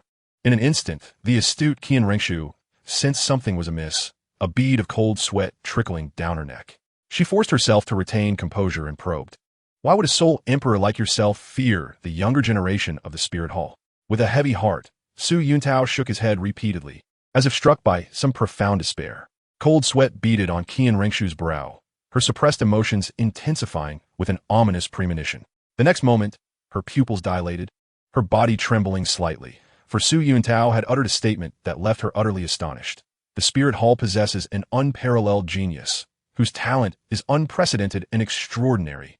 Qian Rengshu forced a smile, her formidable self-control suppressing her instinctive response. Brother Yuntao, what makes this genius from the Spirit Hall so formidable? Is it perhaps a full innate soul power? Su Yuntao sighed again, feeling a pang of discomfort as he observed Qian Rengshu. Brother Qinghe, a full innate soul power is still insufficient to evoke such a reaction from me. Oh, Qian Rengshu's lovely feet trembled slightly, yet she maintained her facade. Could it be that this genius from the Spirit Hall is a second Tang Chun? Dan Jian. Su Yuntao chuckled wryly. If it were merely Tang Chen's talent, I would be astonished, but I would not be deterred from competing against him. Qian Rengshu's pupils narrowed further. Brother Yuntao, what then is the nature of this genius's talent? An innate level of 20. Su Yuntao trembled. An innate level of 20. The genius from the Spirit Hall possesses an unprecedented innate soul power of 20. In an instant, Qian Rengshu's face turned pale as fear enveloped her entire being. She struggled to regain her composure, but the instinctual response only grew stronger. Brother Yuntao, is what you say truly real? If the Spirit Hall truly has a genius with innate level 20 soul power, then what will become of our Tiando Empire? She stammered, trembling. Su Yuntao endeavored to control his expression. Qian Rengshu was indeed remarkable. In a state where her instincts were difficult to master, she still managed to present an unblemished facade. Had he not already seen through her hidden cards, perhaps her act of trembling might have deceived him. Sighing, Su Yuntao remarked, I once believed myself to be a transcendent genius of the continent, only to discover that there are indeed greater heights beyond my own and stronger individuals beyond mere strength. Gasping for breath, Qian Rengshu struggled to calm herself and suppress her instincts. She tentatively inquired, Brother Yuntao, an innate level 20 talent is truly unheard of. Can you confirm the accuracy of this information? Absolutely. Su Yuntao replied, his face heavy with concern. Qian Rengshu swallowed hard, her voice low. May I ask how Brother Yuntao obtained this confidential information? Sighing softly, Su Yuntao took a sip of tea, revealing with deliberate calm. From the platinum Bishop Salas of the Spirit Hall. He had once believed that his talent would allow him to stand proudly in the world, only to realize he was merely a frog at the bottom of a well. Salas, what a formidable figure. Qian Rengshu clenched her teeth, yet even in her moment of clarity, she exuded a commanding presence. Brother Yuntao, Salas's words may not be credible. An innate level 20 talent is something unheard of. Surely Salas must have fabricated this to undermine you. Su Yuntao firmly stated, Brother Qinghe, you do not understand. Salas openly invited me to join the Spirit Hall at the palace gates. Although I declined to avoid offending the Spirit Hall, I visited him 3 days ago. During the visit, we had some sharp exchanges, and in his anger, Bishop Salas revealed some information about that genius from the Spirit Hall. With a long sigh, Su Yuntao continued, Brother Qinghe, I possess my own judgment. From Salas's demeanor and tone, I can ascertain that he was not lying. Moreover, he revealed the true identity of this genius. A tremor of concern washed over Qian Rengshu, momentarily disrupting her composure, but she swiftly regained her calm. Brother Yuntao, what is the identity of this genius from the Spirit Hall? Su Yuntao sighed again. Her surname is Qian, and she is a descendant of the six-winged angels. Perhaps only the strongest lineage of angels on the continent could birth such an extraordinary being. Qian Rengshu's breath quickened, her fury now fully ignited. Only a select few in the offering hall know of my existence, and yet Salas, as that woman's confidant, has somehow learned of this top-secret information. Excellent. Truly excellent. Qian Rengshu's heart seethed with rage disguised as a smile. How admirable, Salas. Blushing slightly, she returned to her usual demeanor. Brother Yuntao, an innate level 20 soul power is unfathomable. Such talent has never existed on the continent. If the Spirit Hall truly has such a genius, why has there been no whisper of it? Salas's claims are indeed hard to believe. Su Yuntao slowly replied, breathtakingly. It is precisely because there has been no rumor on the continent that Salas's words are even more credible. Qian Rengshu, perplexed, asked Brother Yuntao, why is that? Brother Qinghe, the reason is simple. For the Spirit Hall, A genius with innate full soul power needs not be hidden away. Their strength is more than sufficient to protect them. They are even bold enough to showcase talents like Bibi Dong, who possesses twin martial souls and can aspire to reach the pinnacle of 99 levels. Currently, there is not a whisper regarding the scion of the angel upon the mainland. A situation that could only stem from two possibilities. The first being that this angelic descendant does not exist at all. The second being that her innate talents surpass all historical figures, to such an extent that even the Spirit Hall would dare not showcase her publicly. Such a prodigy, once fully realized, would leave no room for survival for any other factions. It is precisely for this reason that the claim of an innate soul power of level 20, as mentioned by Salus, holds a measure of credibility. Only a peerless genius endowed with such innate power would compel even the proud Spirit Hall to choose obscurity. Upon hearing this, Qian Rinchu's teeth ground together in fury, her ire barely contained. Su Yuntao sighed, saying, "If the Spirit Hall indeed possesses such a peerless genius with innate level 20 soul power, then Brother Qinghe's burden would be great." Qian Rinchue forced a smile, replying, "Brother Yuntao, while your analysis is indeed quite rational, the notion of innate level 20 soul power remains rather elusive. However, Salus's information may not be without merit. We must find a way to verify this matter." Su Yuntao nodded in agreement. "Brother Qinghe speaks true. I, Su, have never feared any genius on the continent. Yet the specter of a being with innate level 20 soul power still evokes a sense of dread. Please forgive me, Brother Qinghe. Should the Spirit Hall truly harbor such a talent, I fear I would be unable to assist Tiando in the future." Qian Rinchue felt a surge of satisfaction within. Yet her countenance remained somber as she replied, "Brother Yuntao, you exaggerate. If the Spirit Hall does indeed possess such a genius, your choice is merely an act of self-preservation, which Qinghe understands." Alas, Su Yuntao sighed deeply, shaking his head repeatedly, "Innate level 20, innate level 20, innate level 20. For some reason, witnessing Su Yuntao's despondent demeanor quelled much of Qian Rinchue's own fury. With a grave expression, she remarked, "Brother Yuntao, thank you for your hospitality. But given the gravity of the matter concerning innate level 20, I must postpone my visit to your esteemed residence. Brother Qinghe speaks with weight. This matter pertains to the safety of Tiando, and, as the Prince of Tiando, it is only right for you to address it promptly. Thus, I must apologize for my rudeness." Observing Qian Rinchue's hurried departure, Su Yuntao allowed a hint of a smile to grace his lips. Once that calumny takes root, it will only be a matter of time before Salus meets his demise. Possessing the advantage of narrative is Su Yuntao's unique boon. Used wisely, it can be lethal. Yet misapplied, it becomes trivial. In just 3 days, he had prepared thoroughly, having already surveyed the VIP chamber of the Spirit Hall during his meeting with Salus. Upon discovering the absence of any surveillance stones, he promptly instructed his kin from the Broken One clan to disseminate a rumor regarding the innate level 20 soul power throughout Tiando City, thereby digging a pitfall for Salus. Today's encounter with Qian Rinchue further propelled Salus into an abyss of despair.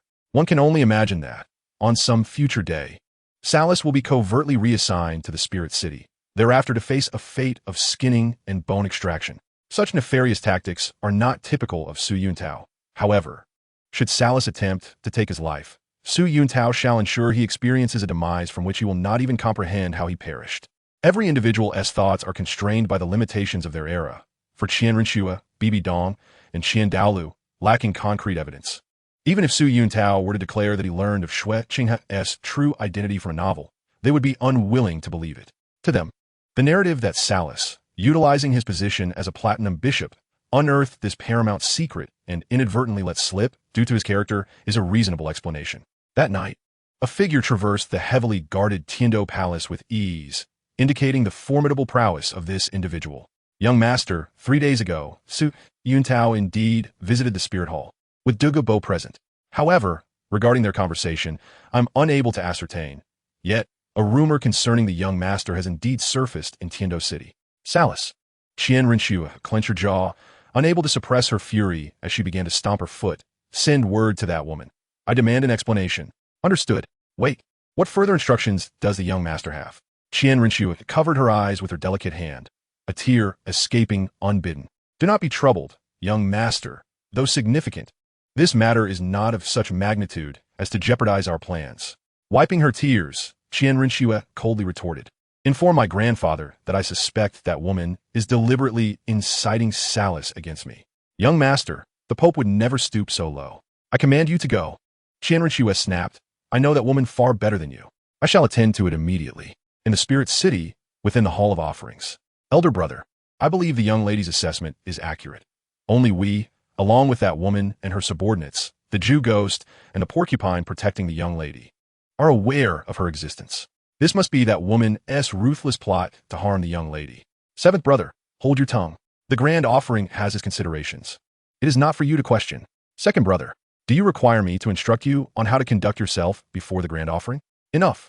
From the throne beneath the angelic statue, a towering man spoke. This cannot possibly be Bibi Dong's scheme against Xiaoxue. If she truly harbored such intentions, I would not have allowed her to remain until now. Second brother, go inform that woman to watch her words and actions. Xiaoxue is my bottom line. If there is a next time, she shall bear the consequences. In the Pope's chamber, a woman sat facing accusations. Your Holiness, you are aware of the situation. You must provide us with an explanation. Golden Crocodile, you must understand that I am the supreme ruler of the Spirit Hall. Your Holiness speaks truth, but your status as supreme ruler is conferred by our Hall of Offerings. If you do not provide us with an explanation regarding this matter, then you know the consequences. Ha ha ha. Go back and inform the grand offering that I shall provide him with an explanation. Once Golden Crocodile departed, the woman's expression shifted to one of rage. Salus, how dare you harm her? I shall ensure you meet a most wretched end. Should you act now, you will only confirm the veracity of the rumors. However, in the future, I shall show you the meaning of a fate worse than death. In a tranquil manner, Su Yuntao, Yang Wudi, and Douluo, three prominent figures of the Douluo continent, were invigorating themselves in physical activity. With the old year gone and the new year upon them, Yang Wudi, having traveled the continent for months, returned to Tiando City on New Year's Day. After celebrating the new year, under Su Yuntao's guidance, the trio sought out Yi Lingrong, the matriarch of the Jiuxin Haitang clan. With the comprehensive healing provided by Jiuxin Haitang, the accumulated injuries of the three were entirely restored. Given their current physical conditions, only Yi Lingrong, an auxiliary soul Dou, could effectively treat their wounds. The efficacy of an auxiliary soul master as support is contingent upon both their own strength and that of the target. For instance, taking the 7-treasure glazed tile pagoda as an example, the auxiliary boost provided by Ning Rongrong, a level 26 Great Soul Master, is 30%, while for Ning Fengji, an 80-level Soul Sage, the boost is 100%. However, regrettably, while Ning Fengji's auxiliary effects can influence the battle between title Douluos, they do not maximize effectiveness. This can be easily understood. The impact of aiding a Great Soul Master cannot be compared to that of assisting a title Douluo, as it is impossible for the 26th level Ning Rongrong to provide them with a 30% boost across all attributes. This is akin to the original work where Ning Rongrong, despite being a title Douluo, found her assistance ineffective against a god-level entity like the Phantom White Tiger due to the vast disparity in cultivation. The disparity between a title Douluo and a Great Soul Master is, in fact, far more pronounced than that between a god-level entity and a title Douluo. The pinnacle of Tang Hao at level 97, capable of unleashing the full power of his 9 rings, can momentarily approach the might of a god. Although he cannot truly conquer a deity, he could at least exchange blows. However, when the 20-something level Tang Hao faces a title Douluo, the very notion of detonating his rings becomes utterly futile. Even if he were to self-destruct, it would yield no benefit. Hence, when an auxiliary system Soul Master aids a target whose strength is comparable to their own, the efficacy of their support can reach a full 100%. Conversely, if there is a significant disparity in strength, the effectiveness of the auxiliary support diminishes against stronger targets and conversely amplifies against weaker ones. Ning Feng Qi, possessing the cultivation of a Soul Sage, assists the 2 titled Douluos Jiangu and Jiandou. However, the enhancement he provides cannot achieve a full 100% efficacy. Otherwise, under his support, the peak level 96 Jiandou would see an all-encompassing doubling of attack, defense, speed, strength, soul power, and mental fortitude, rendering the 4 ordinary title Douluos of the Spirit Hall utterly obsolete. Upon arriving in the world of Douluo, Su Yuntao was astonished to discover that this timeline's Douluo continent, while still unfolding in its narrative, presents a more coherent reality than that of the original work. For instance, the healing effects of the 9 Hearts Sea Tang vary significantly depending on the Soul Master utilizing it. Given Yi Lingling's current strength at 35, The restoration of a 3-ring Soul Master's body differs fundamentally from that of a 9-ring title Douluo. The former could, with sufficient soul power, even regenerate severed limbs, while the latter remains an insurmountable challenge. Even Yi Lingrong, with her Soul Dou-level prowess, can only mend the injuries of a title Douluo without facilitating limb regeneration. To achieve such a feat, Yi Lingrong would need to transcend to the level of a title Douluo herself. In Su Yuntao's view, the effects of auxiliary soul masters are more logically consistent, and the potency of martial soul fusion techniques appears more plausible in this timeline. Here, the martial soul fusion technique executed by 2 soul masters can indeed reach the level of a soul emperor. Yet the fusion techniques of 2 title Douluos fail to attain divine levels. The gap in strength between soul emperors and soul masters is, in fact, considerably narrower than that between title Douluos and gods. Taking the example of the Nether White Tiger, 2 soul masters with soul power in the 40s can fuse to achieve levels exceeding 60. However, the combined strength of 4 yellow and 4 purple soul rings pales in comparison to the 6 soul rings of Soul Emperor. Nevertheless, thanks to the fusion of the top-tier martial souls, the Evil Eye White Tiger exerts absolute suppression over the martial soul of a Soul Emperor. Thus, in a short burst, the Nether White Tiger can unleash combat power at the Soul Emperor level, easily defeating a Soul Emperor with 1 white, 1 yellow, 3 purple, and 1 black ring.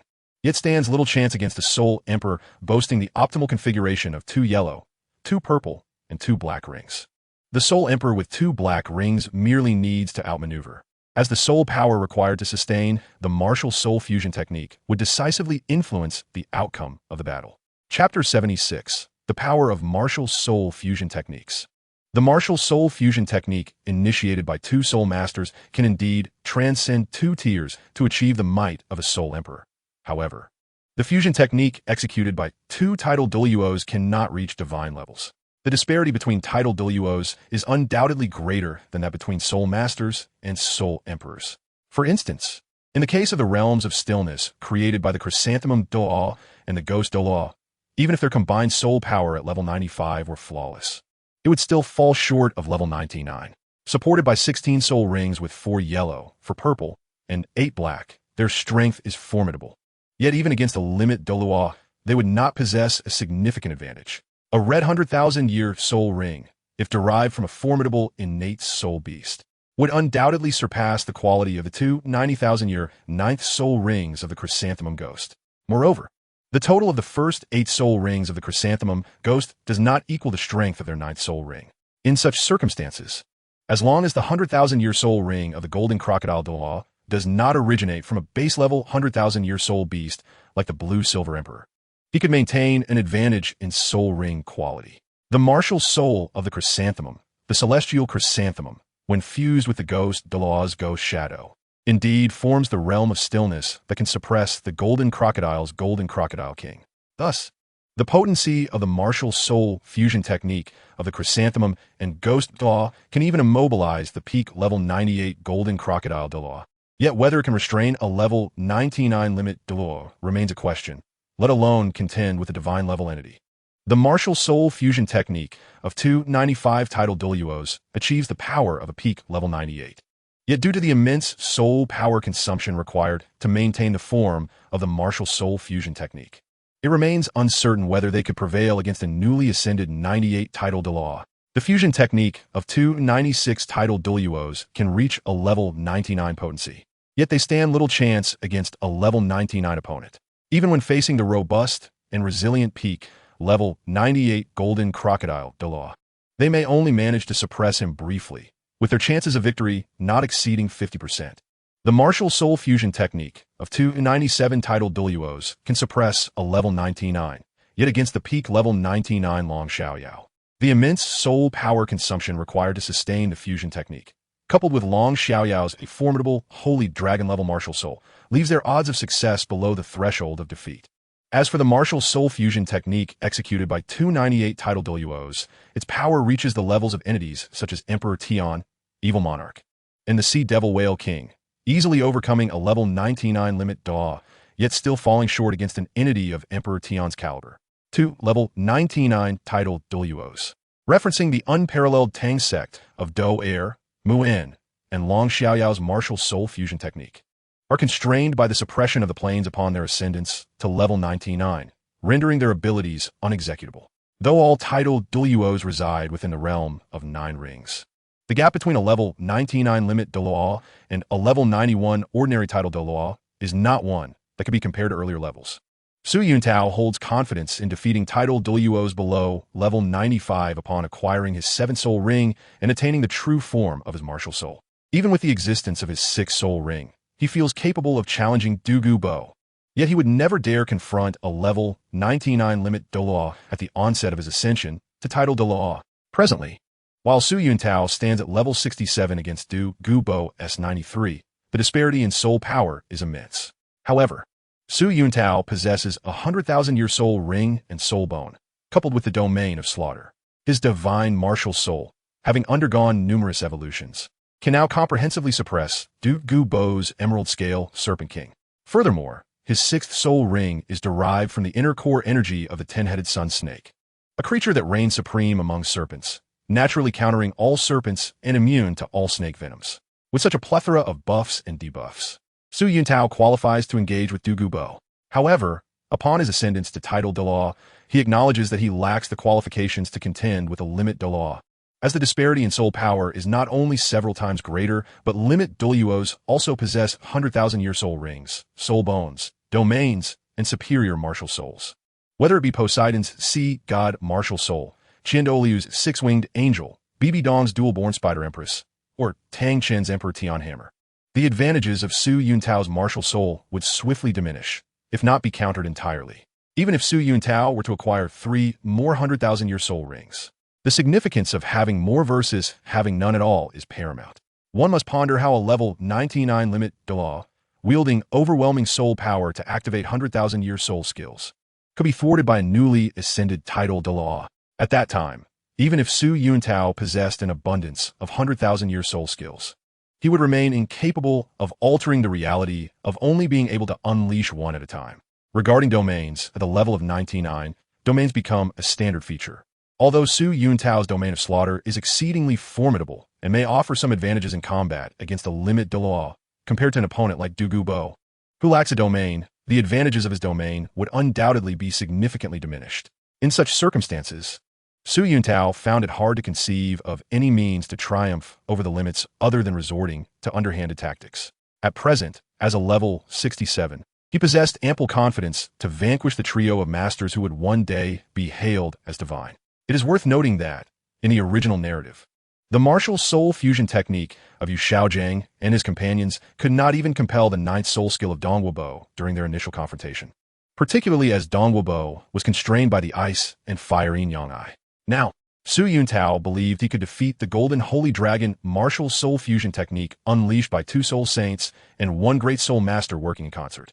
Should he ascend to the rank of title Douluo, even if Yu Shaojiang and his companions were also title Douluos, Su Yuntao would remain confident in his ability to shatter their Golden Holy Dragon. While Su Yuntao felt assured of overcoming martial soul fusion techniques of the same rank, he harbored no such confidence in defeating a limit Douluo, let alone challenging a god.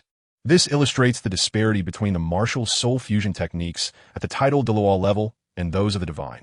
The portrayal of the divine level Yuming White Tiger and the so-called divine Golden Holy Dragon after ascending to title Douluo in the original work is, in fact, quite unreasonable. Despite the formidable prowess of Yu Shaojiang and his companions' martial soul fusion techniques, they would not even come close to contending with the divine level. At soul power levels below 95, they would undoubtedly be overwhelmed by a limit Douluo, lacking domains and with very few soul bones, even when facing Poseidon and Qiandoulu. The combined soul rings of the trio would not offer any advantage against the 8 black and 1 red of Poseidon and Qiandoulu.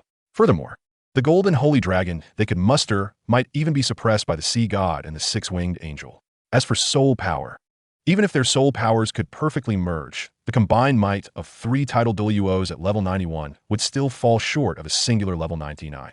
In confrontations with Poseidon and Qiandoulu, they would be thoroughly outmatched, and if faced with Tang Chun, they would likely be reduced to fools. Theoretically speaking, Bibi Dong is the most gifted, resilient, and powerful entity among all limit Douluos, possessing the most 10,000-year soul rings and soul bones, as well as the most domains. Among the 4 limit entities, only Bibi Dong has ascended to godhood, and among the three divine powerhouses, only she lacks a guide, having undergone the most stringent divine trials. Prior to Tang San assuming the Shura God position, she was theoretically the strongest. Unfortunately, she encountered a significant obstacle and became a source of shame for the limit Douluos. In Chapter 77, the Sleeping Dragon and the Phoenix Chick, Su Yuntao, Douluo, and Yang Wudi took a deep breath, feeling comfortable after receiving the comprehensive treatment from the Nine-Heart Sea Tang. However, during this time, Yi Lingrong, who administered their treatment, appeared somewhat pale. Patriarche, you have worked hard, Su Yuntao remarked. Not at all, she replied, as long as the three of you do not mind. You may seek my treatment any time in the future. The trio smiled gently. Having a soul master with an exceptional healing martial soul assisting them would undoubtedly benefit their cultivation journey. However, they were aware that favors owed would eventually need to be repaid. Yi Lingrong, possessing high emotional intelligence, was currently extending kindness to the three without seeking anything in return. But as long as they were not ungrateful, it was certain that they would assist her when she sought help in the future. Su Yuntao's expression grew serious. He understood Yi Lingrong's intentions. She hoped that he, the old poison, and Yang Wudi could aid Ning Fengji in the future. Nevertheless, the Spirit Hall was exceedingly powerful. Should Bibi Dong, Qian Daolu, or Qian Renxue make even the slightest mistake in the original narrative, the Spirit Hall could seize the final victory in this unprecedented upheaval. From what Su Yuntao had gathered, Qian Renxue was by no means a naive and sweet individual. Although the storyline of Douluo continent in this timeline was still unfolding, as a time traveler, represented the greatest variable. Who could predict what the future held? Patriarchy, I wish to express my gratitude with these 3 gifts, he said, placing 3 ornate boxes on the table. Su Xiaoyu, there is no need for such formalities.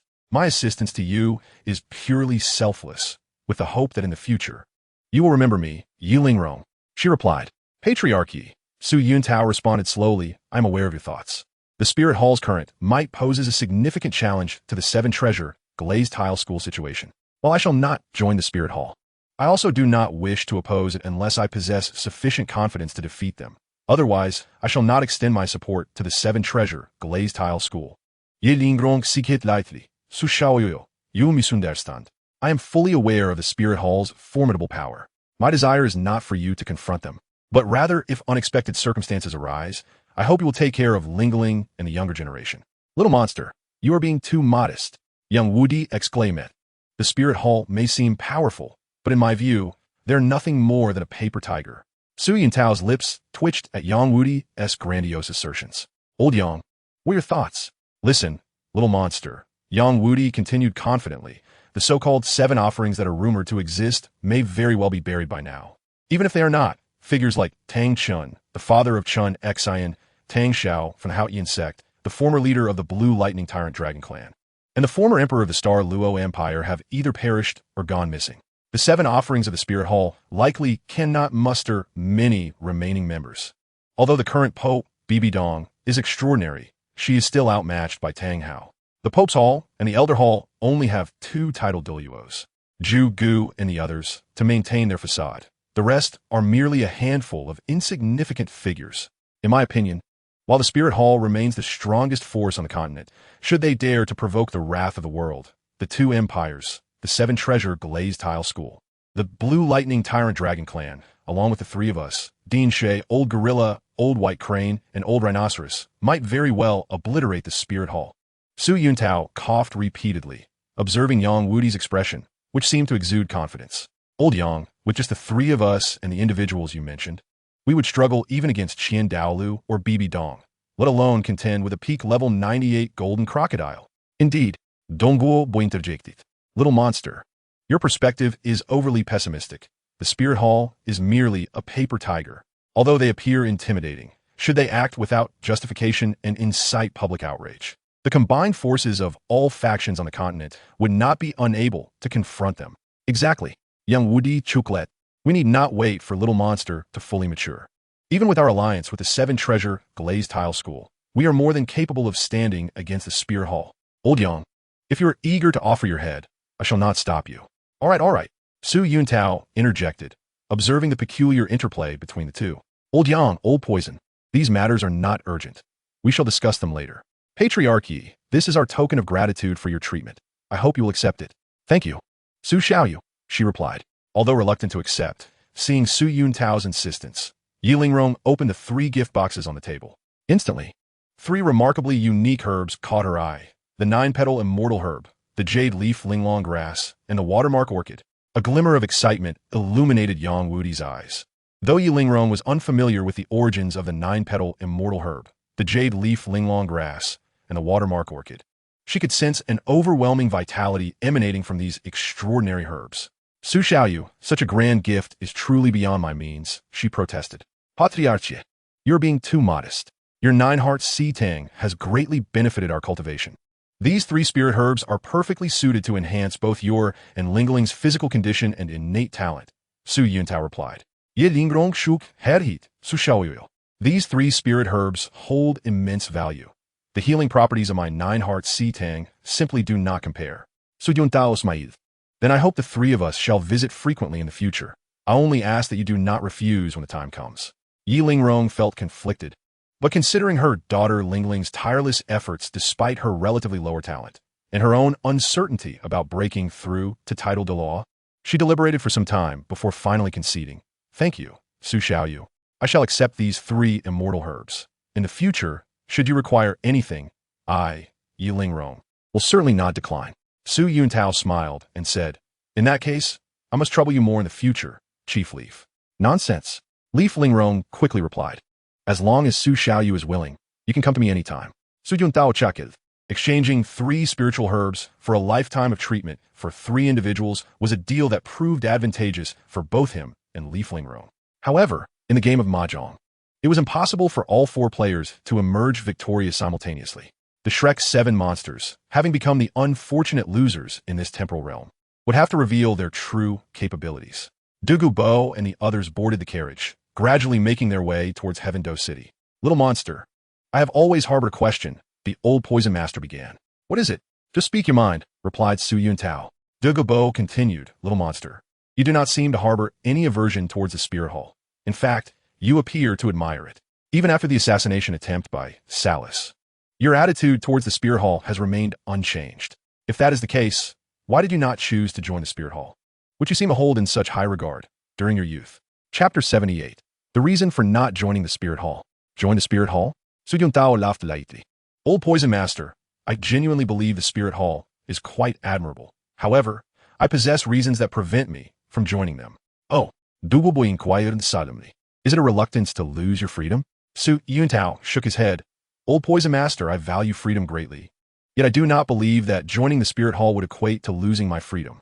There are 2 types of freedom, absolute freedom and relative freedom. Accepting resources from a powerful entity and contributing to it seems both reasonable and liberating to me. If one wishes to gain without giving, such an absolute notion of freedom is merely the behavior of an ungrateful wolf. A sudden sneeze echoed within the Pope's hall. Little monster, Yang Wudi said gravely. If that is the case, why do you choose to befriend me and the old poison master instead of joining the spirit hall? With the profound heritage of the spirit hall, you would undoubtedly have a brighter future there. Su Yuntao smiled. Old Yang, old poison master. My friendship with you both stems solely from my belief that you are truly good people. There are no ulterior motives. In truth, I lean towards the spirit hall. For among the continent's paramount forces, only the 7-treasure glazed tile school and the spirit hall are benevolent towards commoner soul masters, and I am indeed one of them. My reasons for not joining the spirit hall are quite personal. Even if that reason were to vanish now, I would still hesitate to join, for it has persisted, forcing me into opposition with the spirit hall. Yang Wudi's expression turned grave upon hearing this. Noticing his friend's demeanor, Su Yuntao said earnestly, Old Yang, I am aware of your clan's enmity towards the spirit hall. However, as your friend, if it were not for that reason, I would undoubtedly join the spirit hall, for it would be beneficial to me, to you, and to old poison master. With my strength, joining the spirit hall would ensure that they do not trouble you and old poison master. Enough of that, Douluo interjected, shifting the topic. Little monster, what is the true reason you cannot join the spirit hall? Su Yuntao smiled slightly, and a peculiar sword-shaped mark appeared on his forehead. What is this? Douluo exclaimed, his body trembling involuntarily as he sensed an energy fluctuation from the mark that transcended that of a titled Douluo. Old poison master, you must have felt it too. Though faint, it is indeed the aura of a divine-level power. I have obtained the legacy of a deity on the path of hell. Douluo was left dumbfounded. Although he considered Su Yuntao extraordinarily talented, the fact that he had acquired a divine legacy was beyond his expectations. After a long silence, Douluo finally spoke. Little monster, I originally believed you would achieve an ultimate position, surpassing Tang Chun, but it seems I have underestimated you. Little monster, Yang Wudi asked in confusion. Is obtaining the position of the Shura god the reason you cannot join the Spirit Hall? Indeed, Douluo queried. Little monster, with your prodigious talent, the Spirit Hall should value you even more. Su Yuntao chuckled. Theoretically, it should be so. A genius with the potential to become a god would surely hold a status higher than even the Pope within the Spirit Hall. Little monster, what exactly is your connection with the Spirit Hall? The more I listen, the more perplexed I become. Su Yuntao spoke slowly. The reason is simple. There are also inheritors of divine positions within the Spirit Hall. What? Douluo and Yang Wudi exclaimed in shock. Little monster, is the rumor you spread about possessing innate soul power of level 20 true? Indeed, Su Yuntao nodded. The last Pope of the Spirit Hall, Qinshuanji's daughter, possessed innate level 20 soul power. Her talent surpasses even that of the ancestors of the angel clan. She will inevitably become the second angel god. Yang Wudi's expression shifted, but he quickly regained his composure, thinking with Su Yuntao's extraordinary talent, that angel heir might not be able to laugh until the end. Little monster, is it because two tigers cannot coexist on the same mountain that you dare not join the Spirit Hall? Old Poison Master, my status as a halfway inheritor of a divine position is indeed an uncontrollable factor. But the true reason I chose to stand against the Spirit Hall is not merely that. Oh, little monster, do not keep us in suspense. What is the reason that makes you hesitate to join the Spirit Hall? Su Yuntao said solemnly. There is not just one inheritor of the divine position in the Spirit Hall. Upon hearing this, Douluo and Yang Wudi's expressions changed instantly. Little monster, are you speaking the truth? Su Yuntao let out a light chuckle. At this point, Old Poison Master, Old Yang, I shall not keep you in the dark any longer. Currently, there are two individuals in the Spirit Hall qualified to ascend to godhood, one of whom is the descendant of Qianjia with innate level 20 soul power. The other, whom you are both quite familiar with, is the current Pope of the Spirit Hall, Bibi Dong. Hearing this, both Yang Wudi and Douluo were overwhelmed by a profound sense of helplessness. For them, gods were merely legends, yet now, the Spirit Hall boasted two individuals who had obtained divine inheritance. Little monster, how can the Spirit Hall have two divine position inheritors at once? This is unimaginable.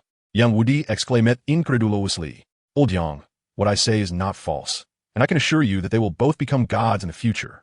Douluo and Yang Wudi exchanged glances, each recognizing the complex emotions reflected in the other's eyes. Despite the shocking nature of Su Yuntao's claims, they held no doubt at this moment, for they simply believed in Su Yuntao. Su Yuntao smiled and said, Old Poison Master, Old Yang, do not be so pessimistic. One of them inherits the angel god position, while the other inherits the Rakshasa god position. As for me, I inherit the Shura god position. Angel? Rakshasa? Shura. Douluo sighed. Little monster, the angel god position is not a secret on the continent.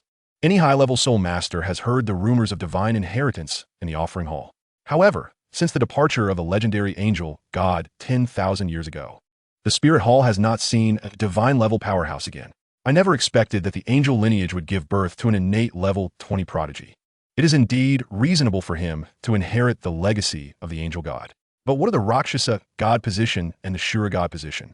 As a title Douluo, I have never heard of them. Little monster, does your tone imply that the Shura god position is more powerful than the angel god and Rakshasa god positions? Su Yuntao replied with a smile. The legacy of the angel god has always existed in the offering hall of Spirit City. While I am unaware of how Bibi Dong acquired the Rakshasa god position, however, I can definitively tell you, Old Poison Master, that if I successfully inherit the Shura god position that I obtained on the path of hell, even if the angel god and Rakshasa god were to reappear, I would not fear them. Douluo and Yang Wudi both exhaled deeply. The existence of two divine position inheritors in the Spirit Hall had instilled a sense of despair in them. Yet they found solace in having the prodigious Su Yuntao by their side, believing they still had a chance against the Spirit Hall. Old Poison, Old Yang, I have always held the angel lineage in high regard. It was the ancestors of the angel clan who quelled the chaos wrought by the evil soul masters a millennium ago, driving away the soul beasts and, through their collective goodwill, ascended to divinity.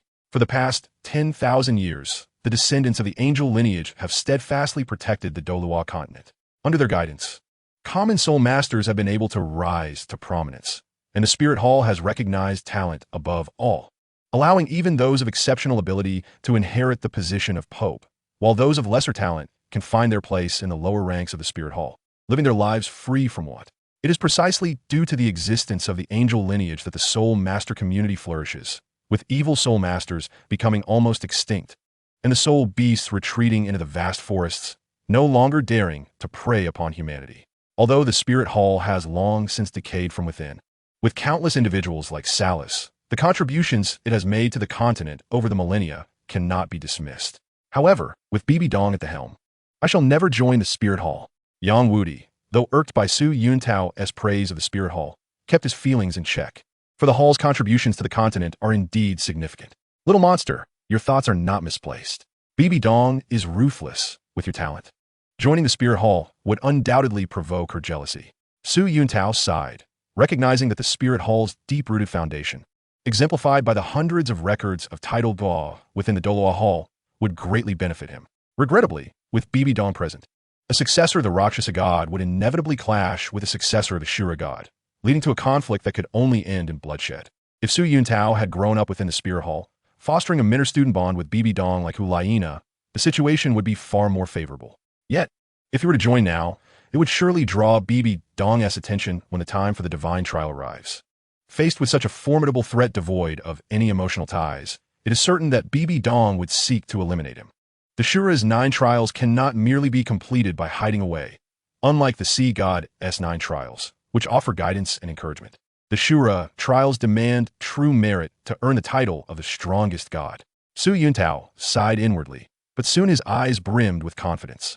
The first trial of Shura did not bestow upon him any divine rewards, while the second trial required him to secure victory over the continent's elite soul masters within 3 strikes.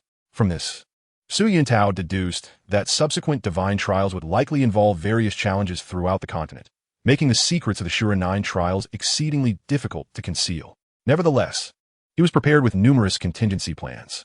Should the Spirit Hall, under BB Dong's leadership, exhibit sufficient wisdom, Su Yuntao would persuade Shui Xinhuan to lead the Tianshui Academy to join the Spirit Hall and convince Duga Bo to take Duga Yan into seclusion, then incapacitate Yang Wudi to prevent him from acting foolishly.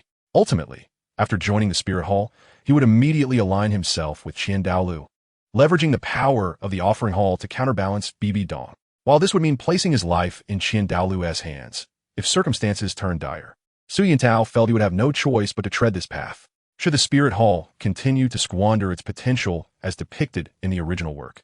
Su Yuntao would utilize the celestial herbs at his disposal to cultivate a cadre of titled Douluo, then, during the soul-hunting operation, render BB Dong incapacitated. Chapter 79, Lies and Deceit. Within the Tiando Palace, Su Yuntao and Qian Renshua languidly recline in lounge chairs by a vast artificial lake, engaged in leisurely conversation while fishing. Brother Yuntao, your skills have become increasingly refined. Brother Qinghe, you flatter me, Su Yuntao replied, gazing at the disguised Qian Renshua with a complex expression. If Brother Qinghe desires, I can have my attendants deliver meals to the palace daily. That would be inappropriate. Brother Yuntao must dedicate himself to rigorous training. I would feel uneasy if my culinary cravings were to disturb you, Qian Renshua replied, her concern evident. It is of no consequence, Su Yuntao responded slowly. I enjoy cooking for myself. If I am to prepare meals, the quantity matters little. A faint smile graced Qian Renshua's lips as she calmly remarked, in that case, I shall not hesitate to trouble you. However, upon witnessing the fleeting innocence in Qian Renshua's smile, Su Yuntao's mood darkened further. Inside Dugu Bo's estate, Su Yuntao sat in a bathtub, lost in contemplation. He had always held disdain for the master's actions in exploiting BB Dong's emotions to extract information from the Spirit Hall, wishing nothing more than to see the master meet a gruesome end. Yet, what distinguished Su Yuntao from the master now? Was he not also attempting to manipulate a naive girl for his own gain? Regardless of the myriad reasons and excuses Su Yuntao concocted, they could not obscure the fact that he was deceiving Qian Renshua. Their interactions had been superficial, lacking any genuine connection or love at first sight. His actions were merely a means to an end, utilizing Qian Renshua to pave the way for his future. The situation was dire. Should the Spirit Hall refrain from erring, he could leverage Qian Renshua's feelings against her own mother and grandfather to secure the time required for the divine trial. Alternatively, if the spirit hall faltered, and during a soul-hunting operation, he incapacitated Bibi Dong, rendering her isolated, he could then seize this opportunity to coerce the girl, who had developed a fondness for him under his influence, to turn against her grandfather. Su Yuntao chakedarkli. Su Yuntao.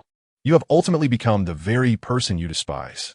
In this harsh world, Su Yuntao found himself with limited options. As the inheritor of the Shura god, his existence was intolerable not only to Bibi Dong, but also likely unwelcome to Douluo, who would not wish for the future of the continent to rest in the hands of someone he had never encountered. Faced with such circumstances, Su Yuntao could only seek resolution through Qianrenxue. Yet, resorting to deceit to obtain a girl's affection as leverage left even him looking down upon himself.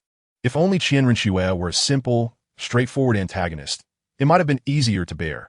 At least his conscience would not be so heavily burdened.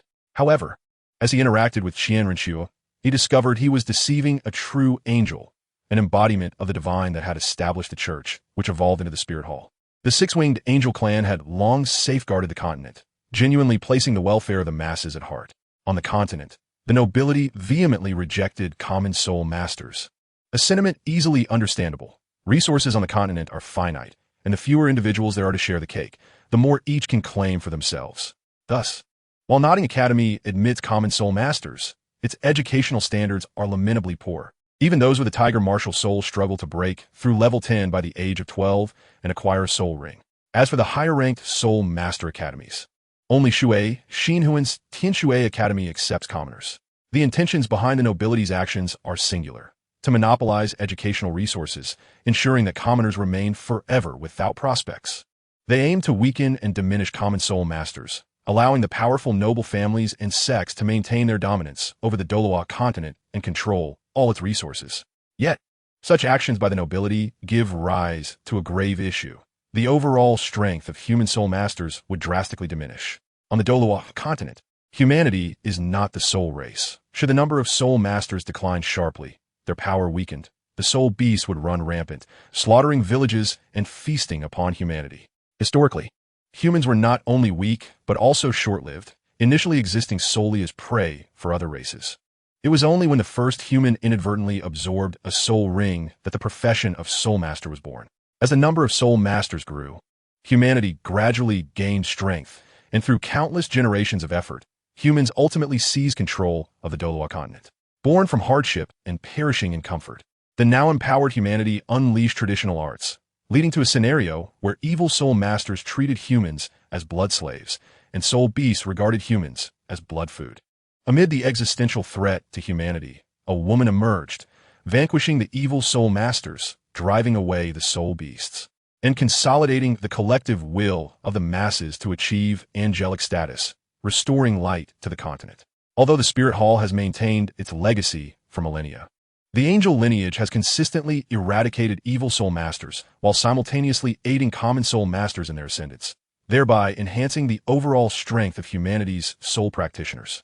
Qianrenxue, as the most gifted member of the six-winged angel clan, exemplifies the true essence of an angel through her daily actions, demonstrating a profound concern for the welfare of all beings. At the tender age of 9, she infiltrated the Heaven Dou Empire, and despite her youth, the deaths of the two princes are inextricably linked to her. This incident remains an indelible stain on Qianrenxue's character, despite her myriad justifications. The essence of the matter reveals that the Spirit Hall engaged in disgraceful acts to covertly dominate the Heaven Dou Empire. A wise adage proclaims that one should not seek excuses for invasion, for no rationale can obscure the inherent nature of such acts. Qianrenxue's actions will forever mark her as flawed, yet for the sake of the world, she continues to honor her ancestors' wishes and contributes to the welfare of humanity. Whenever Su Yuntao gazes into Qianrenxue's eyes, which reflect compassion and innocence, he feels a profound sense of moral decay within himself. After a considerable time, Su Yuntao exhaled deeply, gradually rising from the now frigid bathtub. In that moment, his gaze transformed, resolute. Deceiving a genuinely benevolent girl would remain his life's blemish. The only course of action available to him was to bring joy to her life, and to grow stronger rapidly. Only by acquiring sufficient power could he live life on his own terms. Su Yuntao's actions now mirrored those of Yu Xiaojiang. However, unlike Yu Xiaojiang, he did not take for granted the repeated pain inflicted upon the girl who cherished him. Bibi Dong, Qian Douluo, Qian Renxue. Su Yuntao. Each of these individuals is not inherently malevolent. Qian Douluo possesses strength, allowing him to follow his own convictions. Bibi Dong, once innocent and kind-hearted, ultimately fell victim to her own tragic fate. Qian Renxue yearned for Bibi Dong's approval, which led to her treacherous act against the two princes. As a transmigrator, Su Yuntao, after much effort and lacking a background or sufficient strength, found himself compelled to undertake actions he wished to avoid. In a world where strength reigns supreme, notions of good and evil reside solely within the hearts of individuals. Those with absolute power and devoid of conscience may find their existence quite comfortable. Chapter 80. The Malevolent Poison Body. Su Yuntao slowly exited the bathroom, making his way with familiarity to the kitchen. Inside, a petite figure was hurriedly preparing various ingredients. These tasks can be entrusted to the servants, he suggested. All right, Brother Tao, Ina replied, her voice tinged with nervousness. I will be more careful next time. Su Yuntao shook his head. Ina, there's no need to be so anxious. It's not that I don't want you to help, but you are still too young. Assisting in the kitchen is not safe. Upon hearing this, a glimmer of hope sparked in Ina's eyes. However, Su Yuntao's heart felt heavy. This 8-year-old girl, who had endured the tribulations of the world, would melt at the slightest warmth. All right, Ina, go play for a while. In 15 minutes. Call Old Poison and Old Yang for dinner. Remember, I want you to enjoy yourself, not to train. Okay, Brother Tao, Ina chimed, her habitual phrase escaping her lips as she joyfully left the kitchen. With a sigh, Su Yuntao reflected on Ina's innate soul power, which was remarkably high. Her martial spirit, the butterfly, had even evolved into the holy Rakshasa under the influence of her innate soul power. According to ancient texts, the holy Rakshasa is a super martial spirit with toxicity that reaches its peak. Unfortunately, Ina's soul power had now been rendered completely ineffective, leaving her devoid of any potential for cultivation. Due to the whims of fate, Ina, who could have become the second Shui Xinhuan or Shui Hebing, ended up as a plaything for Saralas or the Prince of Shueshing in the original narrative. Her extraordinary talent and the beauty of the holy Rakshasa were ultimately obliterated by the high standards of beauty that accompanied them. Even divine herbs could not mend Ina's body, and the Leaf Clan's intervention would be futile. Though the Nine-Heart Begonia's healing is formidable, it is far from omnipotent. Perhaps the crystal snow dragon ginseng from the Min family could restore Ina's lost talents. As he manipulated the flames, Su Yuntao pondered. He was not a saint, nor did he possess the capacity to manage the myriad troubles of the world. His initial decision to save Ina stemmed merely from the stubborn spark in her eyes that touched him. Now, as he spent time with her, he found himself growing fond of this kind-hearted little girl. Witnessing Ina, who should have been lively and spirited, burdened by deep-seated vendettas at such a tender age, Su Yuntao felt compelled to assist her further. At the dining table, as Ina beheld the spread of delectable dishes, her eyes sparkled with delight. However, instead of indulging immediately, she demonstrated remarkable maturity by first preparing bowls and chopsticks for Su Yuntao and the others, waiting for them to begin before cautiously sampling the food. Young Wudi, who had no children or grandchildren, observed the small, adorable, and considerate Ina, a serene smile gracing his face. Old Poison, what is the nature of Ina's physique? Su Yuntao inquired, having been informed at the auction that Ina possessed a remarkably unique constitution, rendering her immune to all narcotics. Only spirit masters specializing in mental manipulation could exert control over her during confrontations. With a grave expression, Douluo replied, "Little monster, I have scoured ancient texts, but found no mention of Ina's constitution. However, I have discovered that her body does not resist drugs. Rather, it appears to absorb them." Absorb drugs? Both Su Yuntao and Yang Wudi exchanged contemplative glances. Douluo rose slowly, refraining from dispensing poison across the table, knowing that if the food became tainted, Su Yuntao would insist on consuming it all. With a sweeping gesture, a green mist enveloped Ina, and as the mist dissipated, she exhibited no signs of discomfort. Rather, her expression grew increasingly exuberant. Su Yuntao was left dumbfounded, for Ina's delicate face flushed, akin to one who had ingested a stimulant. Suddenly, Yang Wudi sprang to his feet, his eyes wide as if he wished to devour Ina whole. "Old Yang, what have you discovered?" Both Su Yuntao and Douluo inquired in unison. Yang Wudi's astonishment escalated, and after a prolonged silence, he uttered 4 words with deliberate slowness: "Malevolent. Poison. Body." In an instant, Su Yuntao was taken aback, instinctively exclaiming, "Old Yang, you're a transmigrator too?" "Transmigrator?" Douluo and Yang Wudi turned their attention to Su Yuntao, bewildered. Little monster, what is a transmigrator? Yang Wudi asked, perplexed. Su Yuntao's expression remained impassive, honed by years of cultivating his composure. It's nothing, he averted the topic. Old Yang, what is the malevolent poison body? Yang Wudi took a sip of royal-grade wine. Speaking gravely, the malevolent poison body is an extraordinarily powerful constitution. Throughout the history of Douluo continent, it has appeared only twice in over 10,000 years. And Iner is the third individual to possess this physique. Old Yang, what makes this constitution so special? Douluo inquired. Yang Wudi replied solemnly. Those endowed with this constitution need not engage in prolonged cultivation of soul power to grow stronger. They merely need to consume poison. The malevolent poison body automatically converts the toxins contained within poisons into a unique form of soul power. The more potent the poison, the greater the enhancement to the wielder's strength. Thus, individuals with a malevolent poison body only need to continuously ingest poisons, and their cultivation will perpetually advance. Theoretically, as long as their bodies can withstand it, transcending to the 99th level and becoming divine beings is well within reach. Upon hearing the words, Douluo's eyes sparkled with excitement, gazing at Iner as if she were his beloved granddaughter. Little monster, since you have no time to mentor her, why not let me take her on as a disciple? Su Yuntao chuckled, acknowledging the idea, for he was merely an amateur in the realm of poison and could not truly teach Iner. Yang Wudi shook his head, saying, Old Poison Master, you are overestimating the ease of the cultivation path. Douluo, calming his fervor, asked, Old Yang, could there be any deficiencies in the evil poison body? Yang Wudi replied slowly, the evil poison body can be both a boon and a bane. Its greatest flaw lies within the body itself. The first owner of the evil poison body was born without soul power. In his quest for strength, he consumed poison until he reached the Soul King realm, only to have his body unable to withstand the backlash, resulting in his demise and the destruction of an entire town by the accumulated toxins within him. The second was slightly better, reaching the Soul Sage through poison, yet he too met his end in a self-detonation, turning his city into a ghost town overnight. With the streets rife with a sickly green hue, Su Yuntao interjected, Old Yang, if Iner's body were to be restored, and she could cultivate with her talent, she could enhance her physique while consuming poison to break through various bottlenecks. If she avoids the temptation of comfort and diligently practices, theoretically, her cultivation limit would be boundless. Sighing, Yang Wudi lamented, I cannot say for certain, but theoretically, as long as Iner prioritizes cultivation over medicine, with her talent combined with the evil poison body, reaching the pinnacle of a 99th level Douluo should not pose a problem. Alas, her current soul power is crippled, her internal meridians severely damaged. Self-cultivation is no longer a possibility.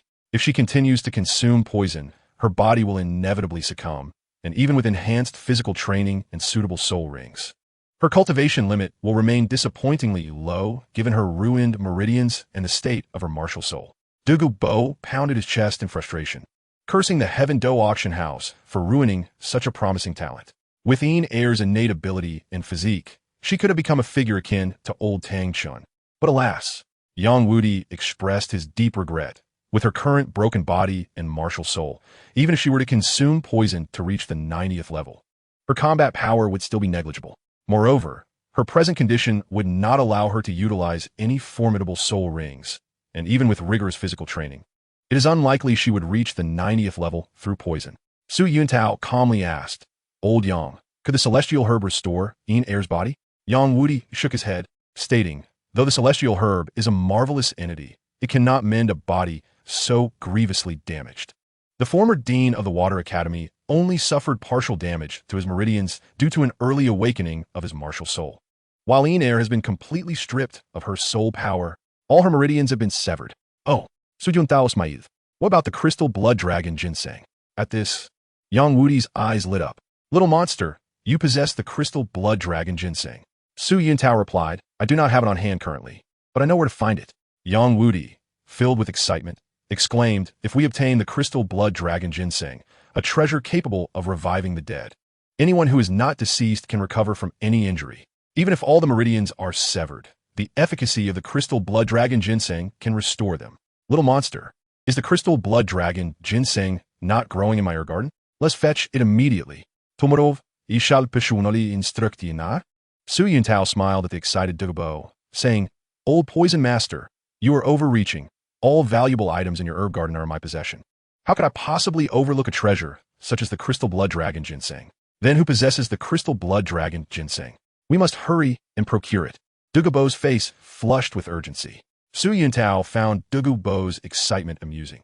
After all, who wouldn't be thrilled to mentor a potential disciple capable of achieving extraordinary heights? Old Poison Master, you are dreaming. I am far more knowledgeable about toxins than you, and Air shall naturally become my disciple. Old Yang, I was clearly the first to seek a disciple, retorted Dougalbo. Yang Wudi scoffed. That is only because I initially understood that Air's path to cultivation was severed. Now that we have news of the crystal blood dragon ginseng, I shall certainly take her as my disciple. Would it not be splendid for her to learn the art of poison, crafting, and alchemy under my guidance? Chapter 81.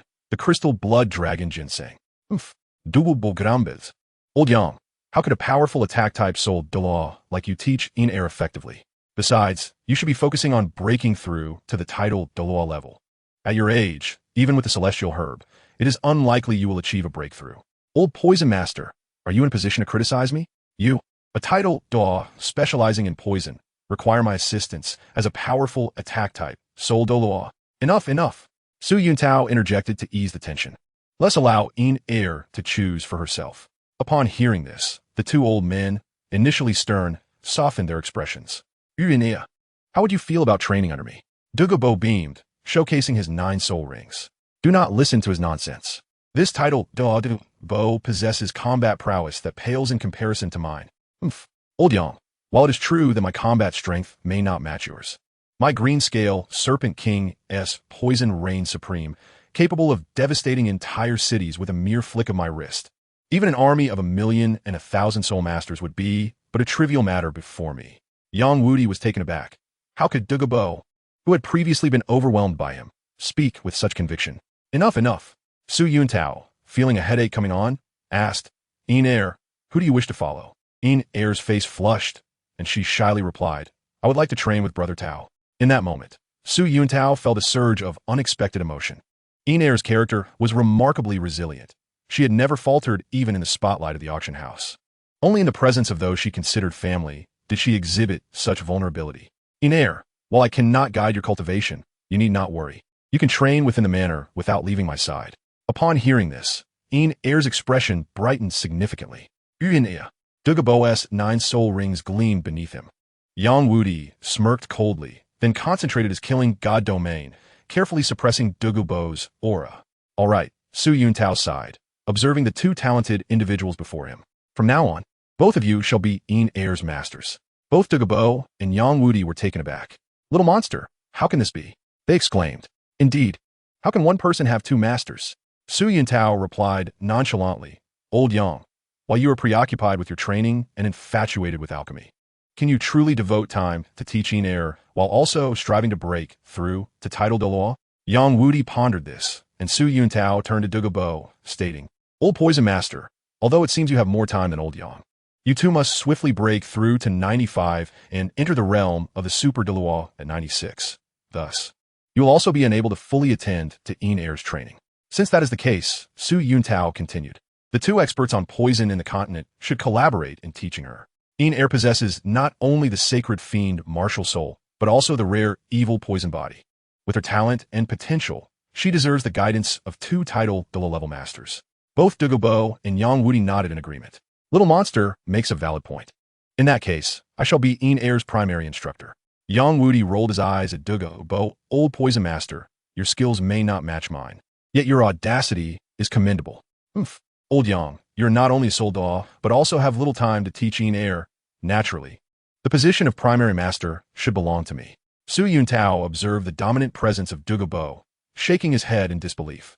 Though Dougalbo was somewhat lacking in skill, his high rank afforded him a sense of superiority as a king among the stars, which seemed rather commonplace.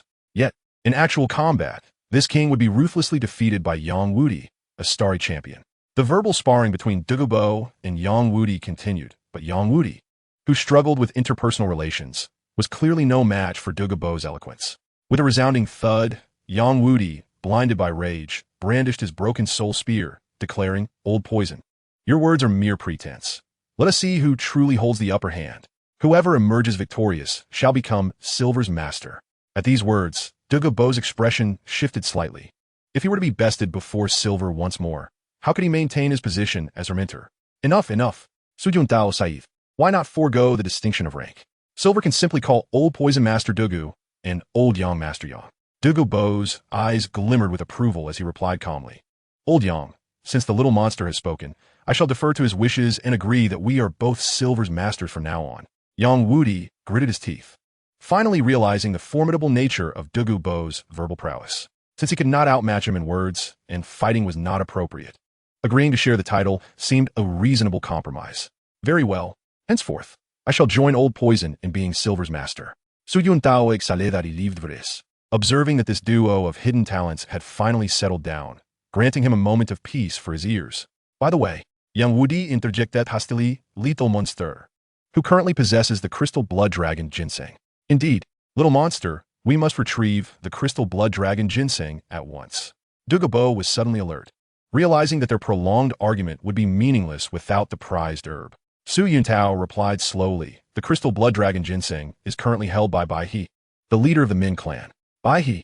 Yang Wudi's eyes darkened. How dare he conceal such a treasure from me, knowing my fondness for herbs? Su Yuntao shrugged, recounting how Bai He hoarded the ginseng as if it were a family heirloom, resulting in his brother not receiving it, nor his granddaughter benefiting from it, ultimately leading to Tang San gaining the advantage. Consequently, his talented granddaughter, Bai Qinxiang, missed out on even a single spiritual herb and was marginalized by the Shrek 7 monsters due to her disdain for the lecherous Ma Hongjun.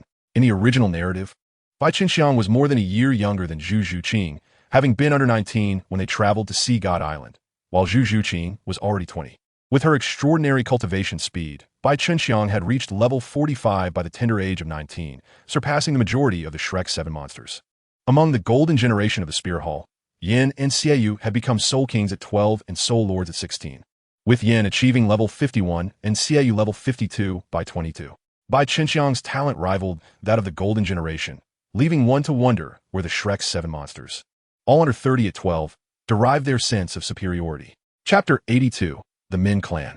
Given this, Old Yang, Little Monster, let us set forth to the Min Clan. Old Poison, Little Monster, let us abandon the horse-drawn carriage and expend our soul power to reach Old Bai He today. However, there is one thing you must eat. What should we be cautious of, Old Yang? Su Yuntao Inguayev. Old Bai He is notoriously miserly and greedy. He hoards treasures and is reluctant to part with anything, waiting for them to gather dust. Extracting anything from him is akin to scaling the heavens. Su Yuntao and Douluo exchanged glances. Old Yang, it appears we are in for quite the expenditure. Yang Wudi scoffet expenditure? Nonsense. I know Old Bai He better than anyone. I could predict his every move. Su Yuntao coughed twice, somewhat taken aback by Yang Wudi's brazen remarks. I once easily acquired 1,000-year-old blood ginseng from him for merely 500 gold soul coins. Old Yang, Douluo interjected, what is the true value of that 1,000-year-old blood ginseng? At least 100,000 gold soul coins. That is utterly unethical to swindle your own brother like that. Yang Wudi retorted coldly, if I had stated 100,000 gold soul coins outright, given Old Bai He's nature, he would have likely crushed my entire clan, despite possessing many treasures. Old Bai He lacks discernment and does not grasp their true worth. I suspect he is entirely unaware of the actual value of the crystal blood dragon ginseng. Old Yang, what shall we do on this journey? Simply put, we should change our attire, conceal any valuable items, and prepare a substantial amount of gold soul coins, preferably in cash rather than cards. Once we arrive at the Min clan, I will handle negotiations with Old Bai He. Little Monster, you and Su Yuntao merely need to observe carefully. Today, I intend to demonstrate to Old Bai He what it means to be a butcher. After about 15 minutes of scheming, Yang Wudi lifted Silver into his arms, activating his dark golden bloodbat wings. Douluo stared in astonishment at Yang Wudi's transformed state, nearly dropping his jaw in disbelief. Little Monster, Old Yang has acquired an external soul bone. Huh. Su Yuntao chuckled and stretched, explaining Old Poison along the road to hell. Old Yang managed to slay a 10,000-year-old dark golden three-headed bloodbat, and fortune favored him with the dark golden wings as an external soul bone. Googleable site. Having expected Yang Wudi to ride his own emerald scale snake emperor, not realizing he possessed an external soul bone that enabled flight. Old Poison, you must diligently cultivate and strive to break through level 96. lest old Yang ascend the title Douluo, and you find yourself forever unable to reclaim that spear. Sighing gravely, Douluo took to the skies. Su Yuntao smiled, rapidly condensing his soul power into 2 luminous wings, matching the pace of Yang Wudi and Douluo. Within Star Dou City, the trio arrived at a rather modest, even shabby estate. Yang Wudi looked upon the scene before him with a confident smile. Little monster. The Min clan has always been the poorest among our 4 single-attribute clans, surviving primarily through the support of our broken clan. After being abandoned by the Haotian clan, and having suffered mutual casualties with the Spirit Hall, most of them congregated in the capitals of the 2 great empires. Currently, the Broken Clan and the Strength Clan are refining medicines and forging in Heaven Dou City, while the Min clan struggles to survive in Star Dou City. And the Yu clan specializes in construction, often taking on projects across the continent. Yang Wudi, glancing at the familiar estate, exchanged a knowing look with Su Yuntao and Douluo. However, his smile quickly faded, replaced by a surge of anger. Clan Li Yang, it is an honor for you to visit. The gatekeeper of the Min clan greeted respectfully. Yang Wudi coldly replied, Go tell old Bai He that Yang Wudi has arrived. He should hurry and come out. Clan leader Yang, please step inside. We will inform him at once. Yang Wudi, holding silver, wore an unpleased expression as he entered the Min clan's estate alongside Su Yuntao and Douluo. Upon entering, they immediately sensed something amiss. The Min clan members approached to pay their respects. Despite their humble attire, each bore a spirited demeanor, radiating vitality, clearly indicative of good nourishment. Has old Bai He struck it rich in the past 2 years? Yang Wudi pondered. In previous visits, they appeared gaunt. Now, they seem more vibrant than even my broken clan members. The 4 of them arrived at the Min clan's reception room, where they were served with inferior tea. Su Yuntao, Yang Wudi, and Douluo both sighed in relief, while Silver, after sipping the tea, stuck out her tongue, displaying a look of distress. The clan leader, Yang, arrived accompanied by an elder, a young man, and a little girl, seemingly intent on seeking retribution. Retribution. Bai He felt an unsettling premonition. Had the old goat discovered the secret of my unexpected fortune over the past 2 years? Quickly, summon Xiangxiang and retrieve my patchwork robe. After approximately 5 minutes of waiting in the living room, a voice resonated. Ha ha ha, old goat. After 2 years, you finally come to see your old buddy. Su Yuntao lifted his gaze to see an elder leading a little girl as they slowly entered the living room. The elder was tall and slender, clad in a tattered gray robe, with long hair cascading down his back. Despite his rosy complexion, his hair had turned completely white. Beside Bai He was a strikingly beautiful little girl, approximately 10 years of age, with a well-proportioned figure and long purple hair tied in a ponytail, instantly captivating those around her. This elder and the little girl by his side were none other than the clan leader Bai He and his beloved granddaughter Bai Qinxiang. Grandpa Yang, you finally arrived. Xiangxiang missed you so much. Bai Qinxiang joyfully leaped into Yang Wudi's embrace. I didn't expect that after 2 years. Our Xiangxiang has grown so beautiful. The old goat finally made his appearance, Bai He remarked wearily, observing Bai He dressed in a tattered robe with snow-white hair. Yang Wudi felt a pang of sympathy. 2 years had passed. He had spent over a year in the city of slaughter, followed by months wandering the continent. The Bai clan had prospered, but he never imagined his old friend had fallen into more difficult circumstances. Old Bai He, I have wronged you over the past 2 years. Before he could finish his sentence, Yang Wudi prepared to produce his diamond card, which held millions of gold soul coins. Wait, little monster, what's wrong? Su Yuntao looked at the unusually rosy-faced Bai He, a smirk appearing on his lips. Old Yang, there is something off about Bai He's hair. Chapter 83. The Embarrassment of Bai He. Upon hearing this, cold sweat instantly trickled down the back of Bai He's neck. Something off about my hair? Yang Wudi scrutinized Bai He. Little monster, what do you mean by that? Su Yuntao chuckled. Bai He appears sprightly, and his complexion is rosy. But having experienced another era of popular hair dyeing, one can easily discern the issue with his snow-white hair. Old Yang, although Bai He looks weary, his vigor is unmistakable. And while his robe is worn, his face is exceptionally flush. Don't you find it odd that his white hair contrasts so starkly with his health? Yang Wudi's expression shifted to one of suspicion as he reached out to grasp Bai He's hair for inspection. Old goat, I have matters to attend to. I'm leaving. Bai He turned to flee. Stop. Yang Wudi drew his soul gun, his voice cold. Old goat, don't be so agitated, Bai He replied nervously. Old Bai He, let us see whose swift movement prevails at this close distance. Your swift tail swallows or my soul gun? Old goat, don't say such things. It's inappropriate for us brothers to fight. Without hesitation, Yang Wudi seized Bai He's hair and to his astonishment, his hand was smeared with white powder. "You old Bai He, I can't believe you deceived, even me at your age." Calm down, Bai said, sweat pouring down his face. "I did this to avoid trouble with you. It was a last resort." Yang Wudi unleashed a torrent of curses upon Bai He, which lasted a full hour, leaving Bai He drenched in sweat and causing chaos throughout the Bai clan. Su Yuntao and Douluo remained composed, quietly sipping their specially brewed drinks and enjoying the spectacle. "Old goat, stop cursing. I was wrong. Bai He lamented. "After just 2 years apart, your tongue has become so sharp." Su Yuntao instinctively glanced at Douluo and was surprised to find Douluo also looking at him. Old Yang was never eloquent. Surely, it was the cunning old poison master who led him astray. Old Yang was never eloquent. It must have been the peculiar little monster who corrupted him. Yang Wudi gasped for breath and then sat down, sipping his drink to soothe his throat before saying, "Now tell me, what great winds have blown in these past 2 years to make the members of your Bai clan so prosperous?" Bai wiped his face, old goat. "It's thanks to the Ning clan leader of the 7 Treasure Glazed Tile School who has been extending goodwill, frequently sending us aid, and hoping we would join their sect.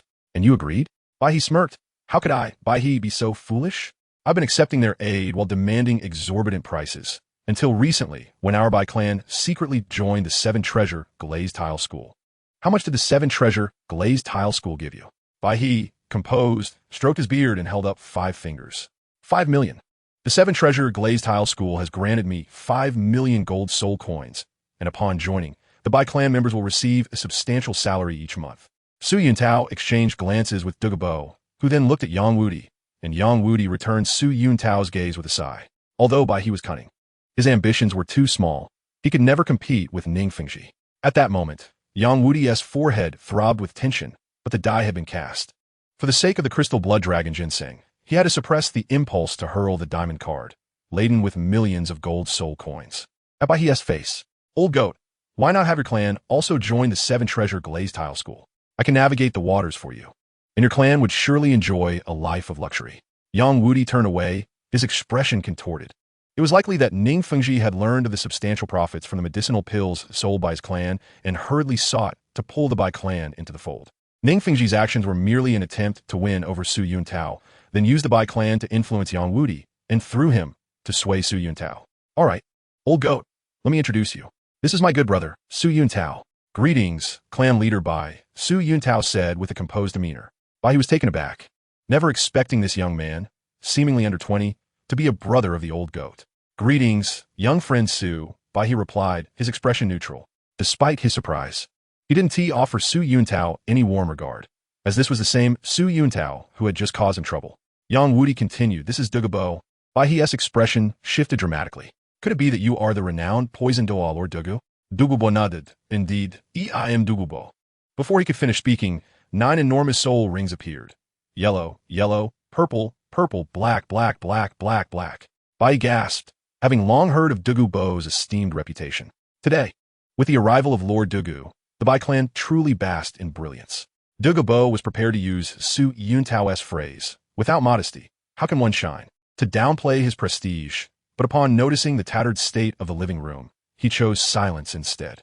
Yang Wudi observed Bai's respectful demeanor towards Douluo, and the tension on his forehead intensified. Bai's ambitions were limited. While the old poison master might not match Yang Wudi, 9 soul rings of a title Douluo would undoubtedly intimidate Bai. "Old Bai, you've got 5 million now. Why do you still live in such squalor?"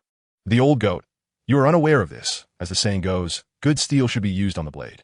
The younger generation of our Min family is currently feasting on soul beast meat and soaking in medicinal baths. Under these conditions, the youth are thriving in their cultivation." Su Yuntao nodded in agreement. Investing resources into cultivation is undeniably wise. Without soul beast meat and medicinal baths, the young soul masters' bodies would certainly not withstand the rigors of intense training. "All right, Ener, come here," Yang Wudi called. Ener, being exceptionally sensible, walked over to Yang Wudi's side. Whereupon he turned his gaze. "Old White Crane, behold my beloved granddaughter, Yang Yin. Quickly greet Grandfather White Crane." "Grandfather White Crane." Old White Crane laughed heartily, lifting Ener into his arms, a gentle smile illuminating his face. Cough. Both Douluo and Su Yuntao choked on their drinks, exchanging bewildered glances. Su Yuntao realized that Yang Wudi and White Crane were indeed the true hidden talents. Chapter 84. Is a granddaughter truly your own? Su Yuntao sighed deeply, observing the elderly white crane clad in tattered robes with a head of white hair and the kindly visage of Yang Wudi. At that moment, he felt a rush of emotions. Damn it, brothers are indeed meant to be taken advantage of. Old goat, when did you acquire such an adorable granddaughter? Sighing, Yang Wudi replied, in my youth, I was quite the dandy, leaving behind a lineage. Old white crane raised an eyebrow, pondering how the old goat, who spent his youth either practicing marksmanship or alchemy, could have been so dashing. Old white crane, I have come seeking your assistance. Speak freely, old goat. White crane responded slowly. If the old goat was in need, he could always share a portion of the 5 million to help. Old white crane, please examine Ener's condition. White crane, though puzzled, gently infused Ener with a stream of soft soul power. As the energy coursed through her, he was utterly astonished to discover that all of Ener's meridians were completely severed. Old goat, what has happened to Ener? Young Wudi Sigid. She was abducted by individuals from the Tiendo auction house when she was young, and by the time I arrived, her soul power had already been rendered useless. Damn! Who dares to bully my granddaughter? White crane exclaimed in a furious outburst. Seizing the moment, Yang Wudi pressed on, Old white crane at this point. Only you can save Ener. Old goat, just tell me what you need. Since Ener is your granddaughter, she is naturally my granddaughter as well. As a grandfather, how could I stand idly by if my granddaughter is in trouble? Sighing, Yang Wudi added, Old white crane, now I must bring up a grievance against you. A grievance against me? White crane looked mildly astonished. Oomph. You possess a top-grade herb, the crystal blood dragon ginseng, yet you have kept it hidden. What do you mean by this? Old white crane's heart jolted. How did the old goat know about the crystal blood dragon ginseng? Young Wudi Sigid, I have long been aware of this matter. You, old white crane, have underestimated my character. I, Yang Wudi, am not one to covet herbs. You are. Su Yuntao and Douluo scoffed inwardly. I know you, old white crane, like the back of my hand. Previously, I refrained from shattering this thin veil to spare you embarrassment, but now the situation is different. Young Wudi lamented. My granddaughter's soul power was crippled at the age of 6. For the past 2 years, I have painstakingly concocted numerous healing elixirs for her. Yet now I find myself at an impasse. Only your herb can help. Old goat, please do not say any more. White crane's eyes glistened with unshed tears. White crane, unvoti. You have supported our Min family for years, and yet I, upon acquiring the crystal blood dragon ginseng, allowed my fears of your intentions to cloud my judgment. I am truly unworthy. Witnessing this emotional display, Su Yuntao and Douluo exchanged bemused glances. Old Yang is quite the clever man. When he is not impulsive, he can truly perform. Wiping the tears from his eyes, White Crane retrieved a jade box from his soul guide. Yang Wudi could no longer contain himself, a smile beginning to form on his lips, though he knew the revolution was not yet complete. Old Yang still had work to do. White Crane opened the jade box, revealing a ginseng over a foot long, its entire form a brilliant blood-red, crystal-clear hue. The surface of the ginseng was adorned with distinct protrusions that formed a unique pattern reminiscent of a 5-clawed blood dragon soaring through the skies. At that moment, as Yang Wudi beheld the true form of the crystal blood dragon ginseng, he could no longer suppress his joy. His face radiated ecstasy, and his eyes sparkled with fervor. White Crane sighed gently, then glanced back, only to see Yang Wudi quickly mask his expression in shock. Old White Crane, I thank you on behalf of Ener. Yang Wudi reached for the crystal blood dragon ginseng. Wait, White Crane pondered. Yang Wudi felt a tinge of awkwardness but maintained a sorrowful demeanor. Old White Crane, what troubles you? White Crane cradled Ener, carefully examining her face, then glanced at Yang Wudi. After a prolonged silence, he solemnly asked Old Goat, Is your granddaughter truly your own? Old White Crane, what nonsense is this? Ener is undoubtedly my granddaughter. Oomph. White Crane let out a cold laugh. Old Goat, you have never spoken a single truth regarding matters of herbs. Ener, tell grandfather White Crane. Am I your true grandfather?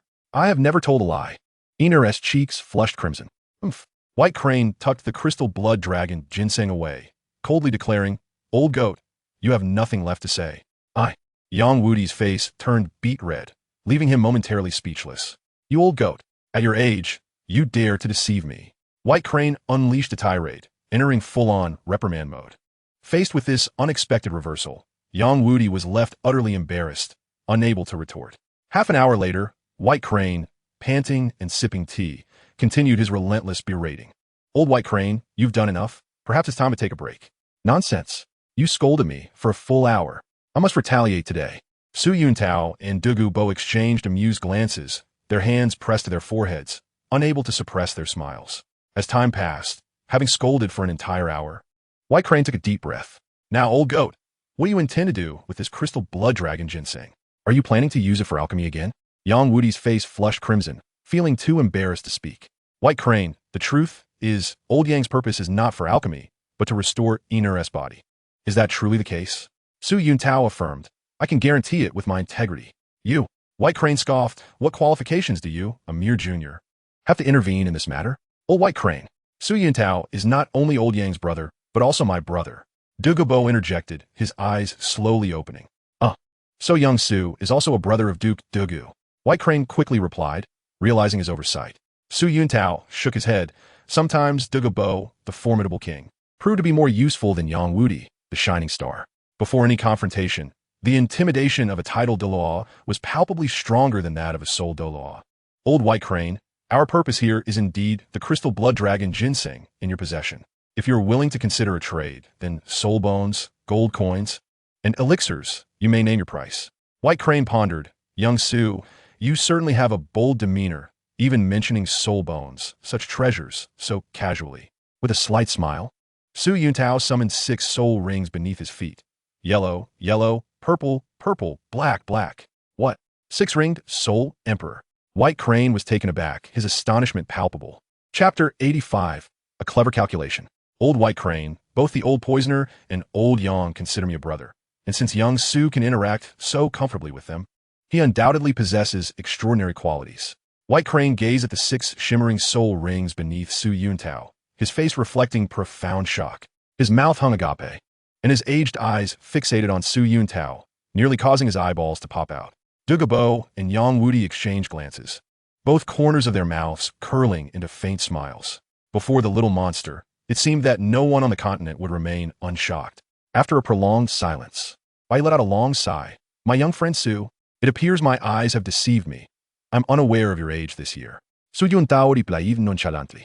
16. Bai's eyes widened once more, the astonishment that had begun to wane surging back to his face with fervor. 16. A soul emperor at just 16. How could this be possible? Old Bai, Yang Wudi chuckled, the truth stands before us. The little monster is indeed only 16. And I can further inform you that he is not a novice soul emperor, but already possesses a soul power of 67 levels. 67 at 16. Bai was utterly taken aback. Not only by he, but even Iner and by Qinxiang wore expressions of sheer astonishment. Though still young, they grasped the significance of a 16-year-old soul emperor at that level. Admiration glimmered in the eyes of both Iner and Bai Qinxiang. Bai Qinxiang's on needed no elaboration, while Iner, despite knowing of Su Yuntao's extraordinary strength, had never seen him display 6 spirit rings, which left her profoundly shaken. Having faced repeated setbacks, Bai felt a flush creep across his aged face. Just moments ago, he had held his status and experience over Su Yuntao, only to discover that the person before him was a true prodigy. Young friend Su, I am in awe. With your talents, even old Tang Chun would likely feel inferior. Su Yuntao smiled gently. You flatter me, clan leader Bai. I wonder if you might be willing to part with the crystal blood dragon ginseng in your possession? Bai's eyes darted, clearly calculating the potential gains and losses. After a moment, he spoke slowly. Young friend Su's talent surpasses all on the continent. Yet to obtain this crystal blood dragon ginseng, you must first accomplish a task. Oh, Su Yuntao replied slowly. What does clan leader Bai wish for me to do?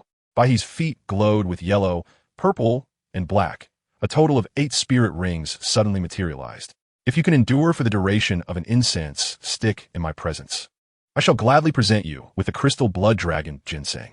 At this declaration, Su Yuntao's expression remained relatively calm, but Yang Wudi and Douluo shook their heads in disapproval. Bai furrowed his brow slightly.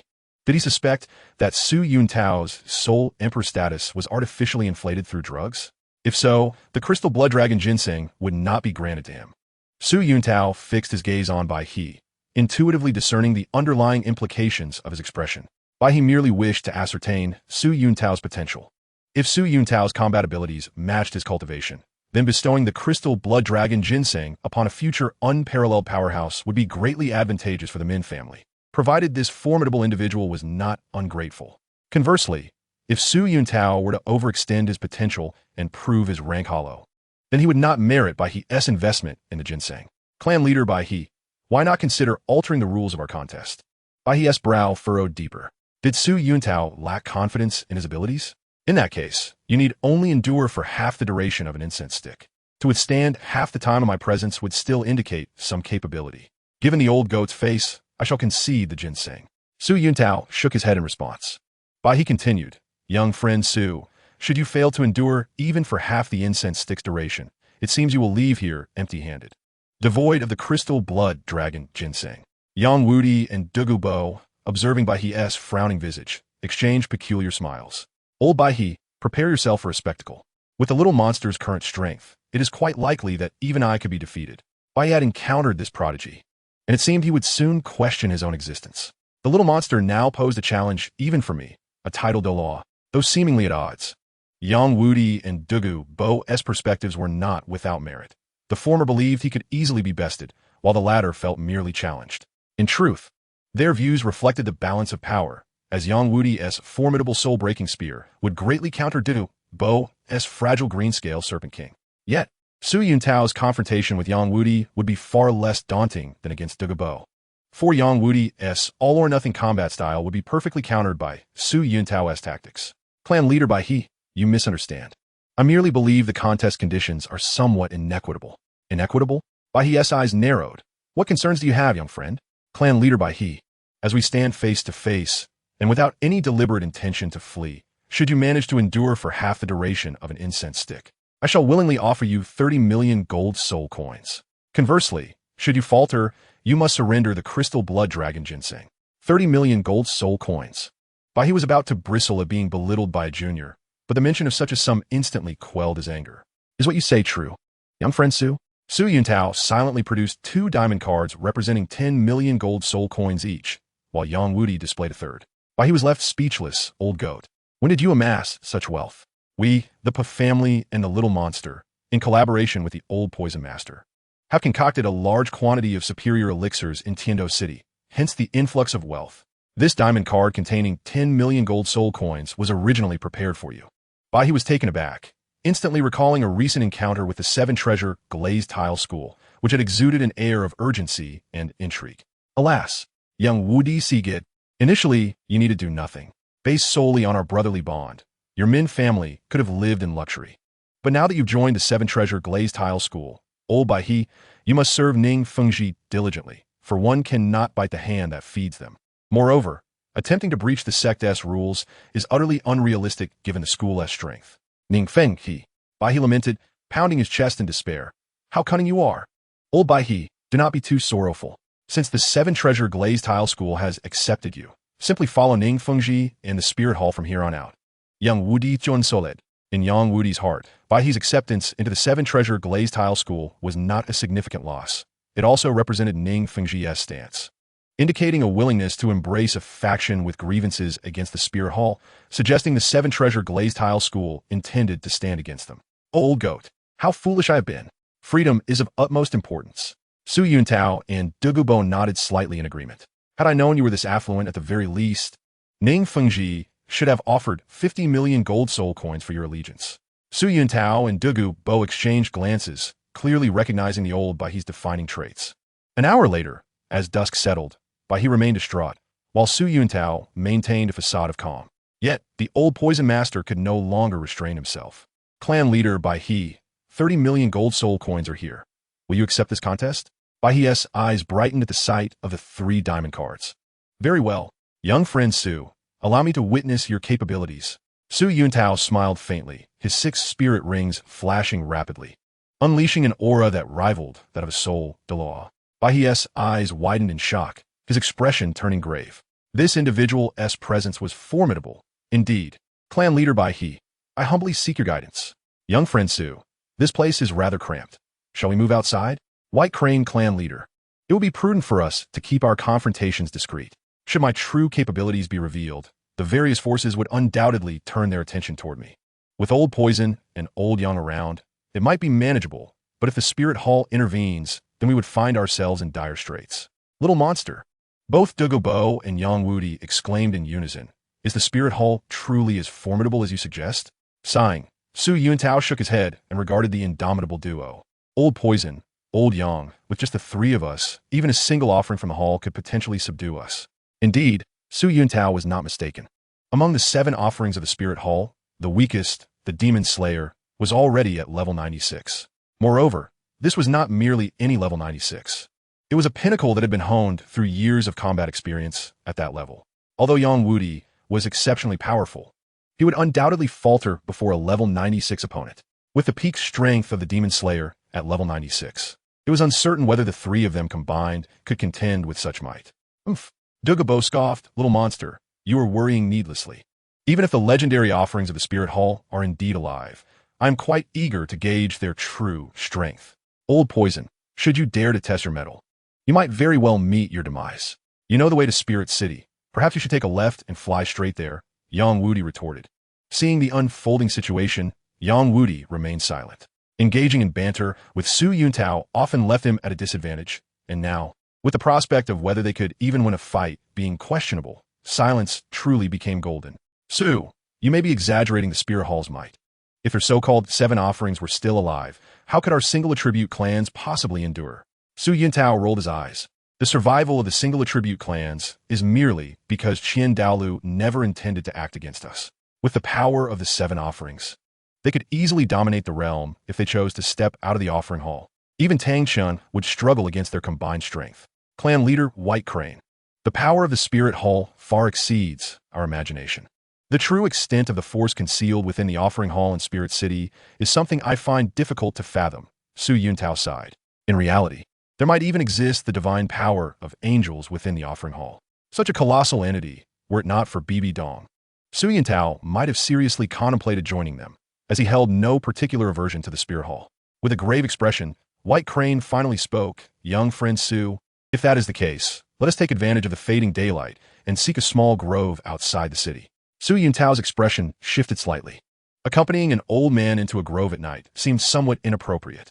However, given the circumstances, venturing into the grove was undoubtedly the wisest course of action. In a small grove outside Xinglua City, Su Yuntao and White Crane stood with their hands clasped behind their backs, exuding an aura befitting true warriors. "Young friend Su, let us commence." In an instant, the 14 spirit rings on both individuals illuminated, and Su Yuntao's first spirit ring erupted with energy. First spirit skill, Demon Wolf Claw Strike. With a wolf's howl, the spectral image of the Divine Emperor manifested behind Su Yuntao, elevating his presence to a terrifying level. What manner of spirit is this? White Crane gasped in astonishment, as a swift-tail swallow spirit instinctively trembled, an indication of being utterly suppressed. Su Yuntao launched a rápida assault. His right claw aimed ferociously at White Crane. Though startled, White Crane, a seasoned Soul Dou with decades of combat experience, swiftly repressed his body's instinctual fears. His 8 spirit rings flared brilliantly, and with an overwhelming level of soul power at level 81, he deftly evaded Su Yuntao's attack in the blink of an eye. What astonishing speed! What formidable power! Both Su Yuntao and White Crane bore expressions of gravity, their performances exceeding each other's expectations. Second spirit skill, Demon Wolf Acceleration. Without hesitation, Su Yuntao activated his second spirit ring, increasing his speed further as he charged at White Crane once more. How powerful! What kind of spirit rings does he possess to enable a Soul Emperor to unleash such incredible speed and strength? White Crane could hardly fathom it. For Su Yuntao's first 2 spirit rings were the most inferior quality. Yet, due to Su Yuntao's physical prowess nearing that of a titled Douluo, he was able to unleash such overwhelming pressure with merely 2 subpar spirit skills. Third spirit skill, Swallow Clone. Suddenly, White Crane's form was enveloped in a verdant light, rendering him momentarily ethereal. What astonished Su Yuntao even more was the simultaneous appearance of 2 identical figures beside White Crane. Chapter 87. The Flames of War Spread. In an instant, as White Crane activated his clone, Su Yuntao's attack struck true.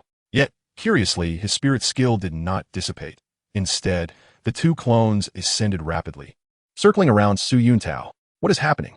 Su Yuntao frowned, recalling only the essential details of the main supporting characters from the original narrative. While White Crane's clones could be considered ethereal, they could also be deemed corporeal, as his essence could shift onto any of the clones at will. Yang Wudi remarked slowly.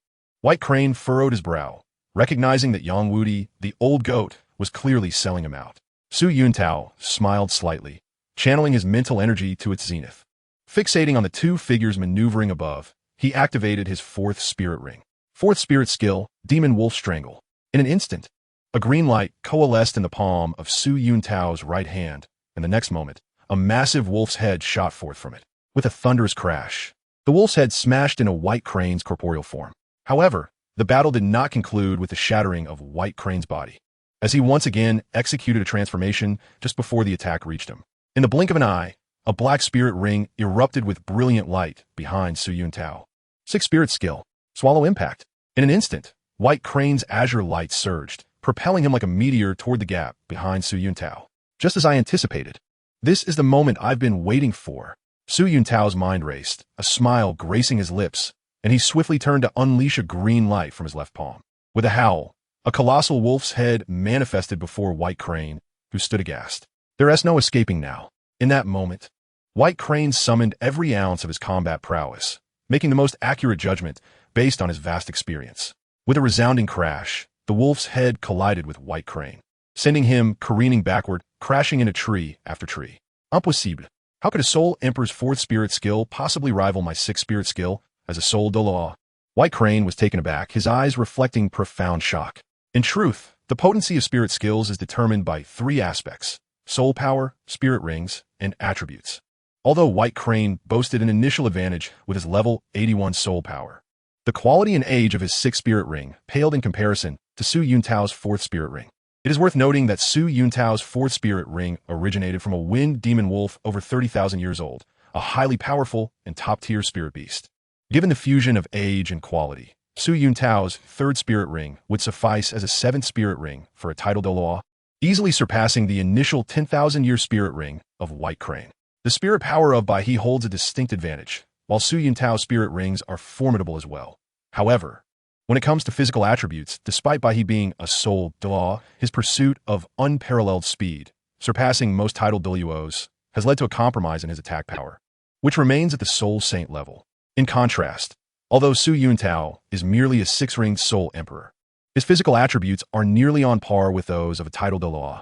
This means that Su Yuntao, as a Soul Emperor, possesses a level of attack power that can unequivocally overpower Bai He. Considering all factors, even a single critical strike from the combined assault of the Twin Wolves would suffice to shatter Bai He's rain-swallowing impact. Su Yuntao man saident. For the duel was still ongoing, presenting an opportune moment to determine victory. With a sudden howl, Su Yuntao fervently infused his 4th spirit ring with power, and in an instant, he unleashed a flawless wolf head attack. Bai He was taken aback, instinctively sensing a dangerously ominous aura. In a flash, 2 brilliant azure beams erupted from his eyes, and beneath him, the light of his 7th spirit ring surged. Under the influence of this 7th ring, layers of unique luminescence radiated from Bai He, and in a heartbeat, his form became ethereal, transforming into a sharp-tailed rain swallow, measuring 1 meter in length with a wingspan of half a zhang. Typically, soul masters possessing beast martial souls would see their martial soul manifest in a larger form, enhancing their attributes comprehensively. Yet, Bai He's martial soul manifestation serves to diminish his physical size. This does not imply a reduction in attributes, as Bai He's powers have indeed been fortified with the purpose of unleashing extraordinary speed. With a resounding crash, the twin wolf attack undoubtedly shattered Bai He's corporeal form. But Su Yuntao frowned upon noticing 4 identical sharp-tailed rain swallow replicas materializing in the air. A twitch flickered at the corner of Su Yuntao's mouth. While Bai He's combat prowess may be lacking, his speed and evasion capabilities are unrivaled across the continent. Given his extraordinary velocity, which surpasses that of most titled Douluos, how many could intercept all 5 figures as they scatter? Fortunately, Su Yuntao had deliberately included a rule against intentional evasion in the duel's regulations.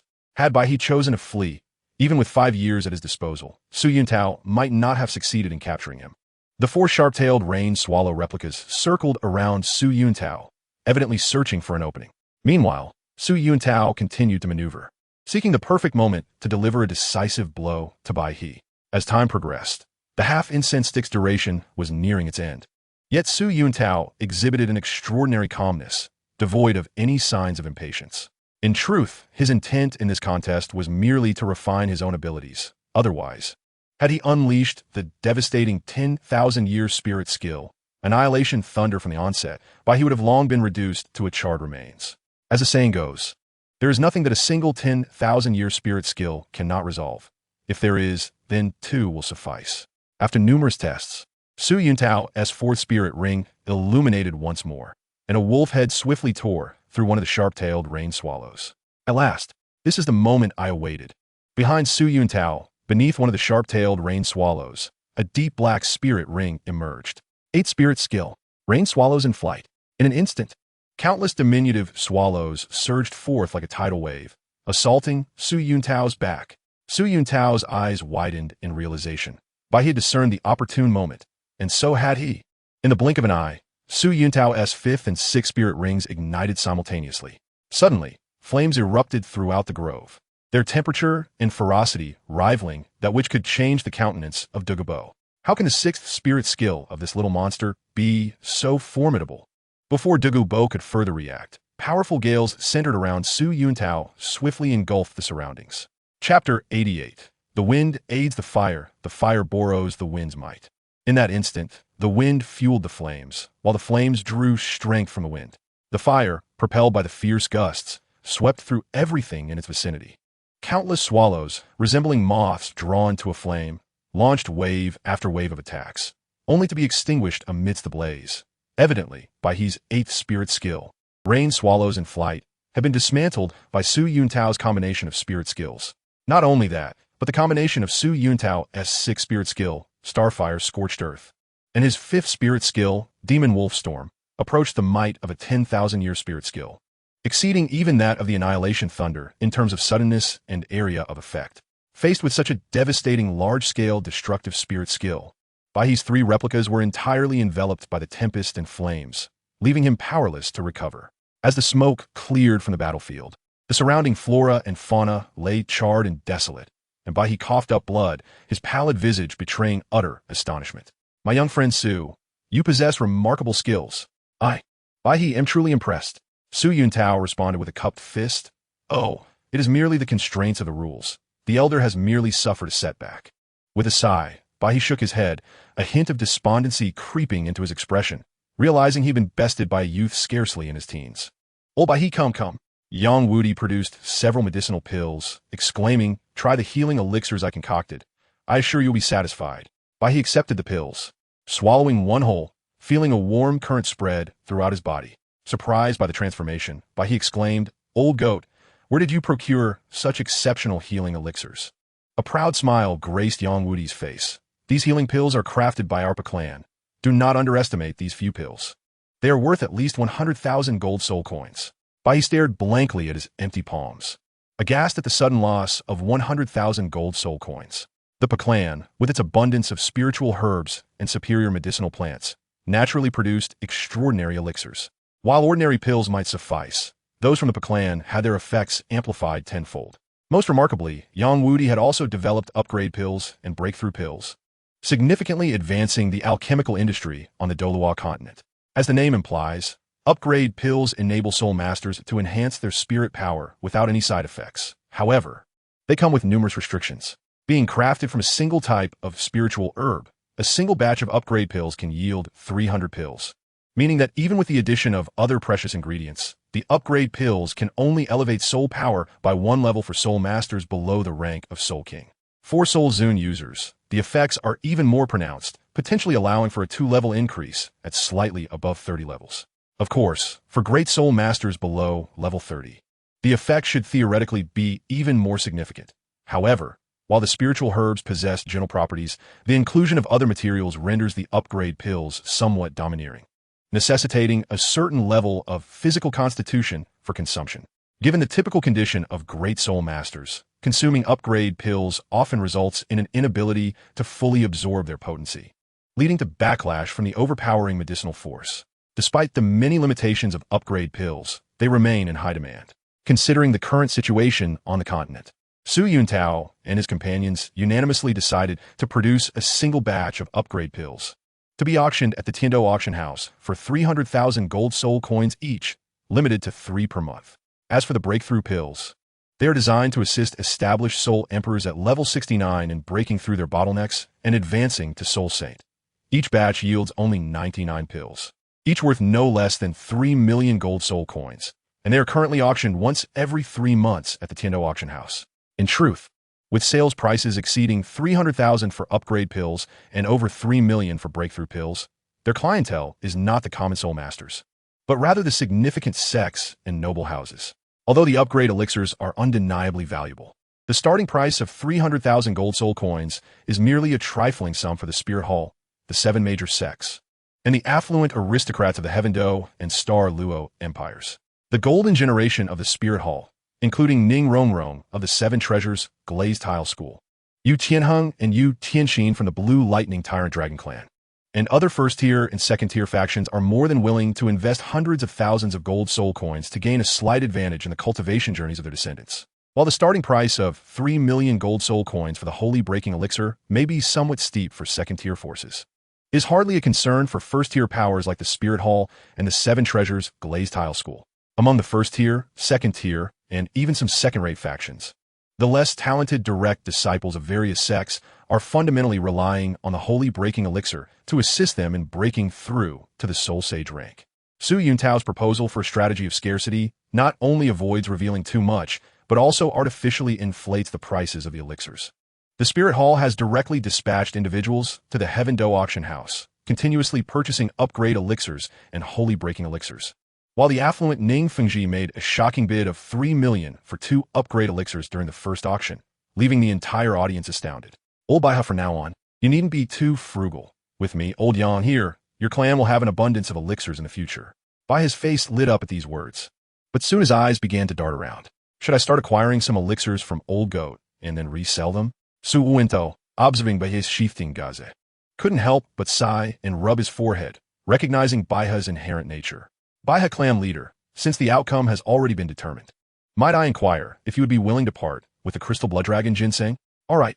Baiha promptly produced the original jade box, his eyes reflecting a deep reluctance. Su Xiaoyu, I, Baiha, am a man of my word. This Crystal Blood Dragon ginseng shall henceforth be yours.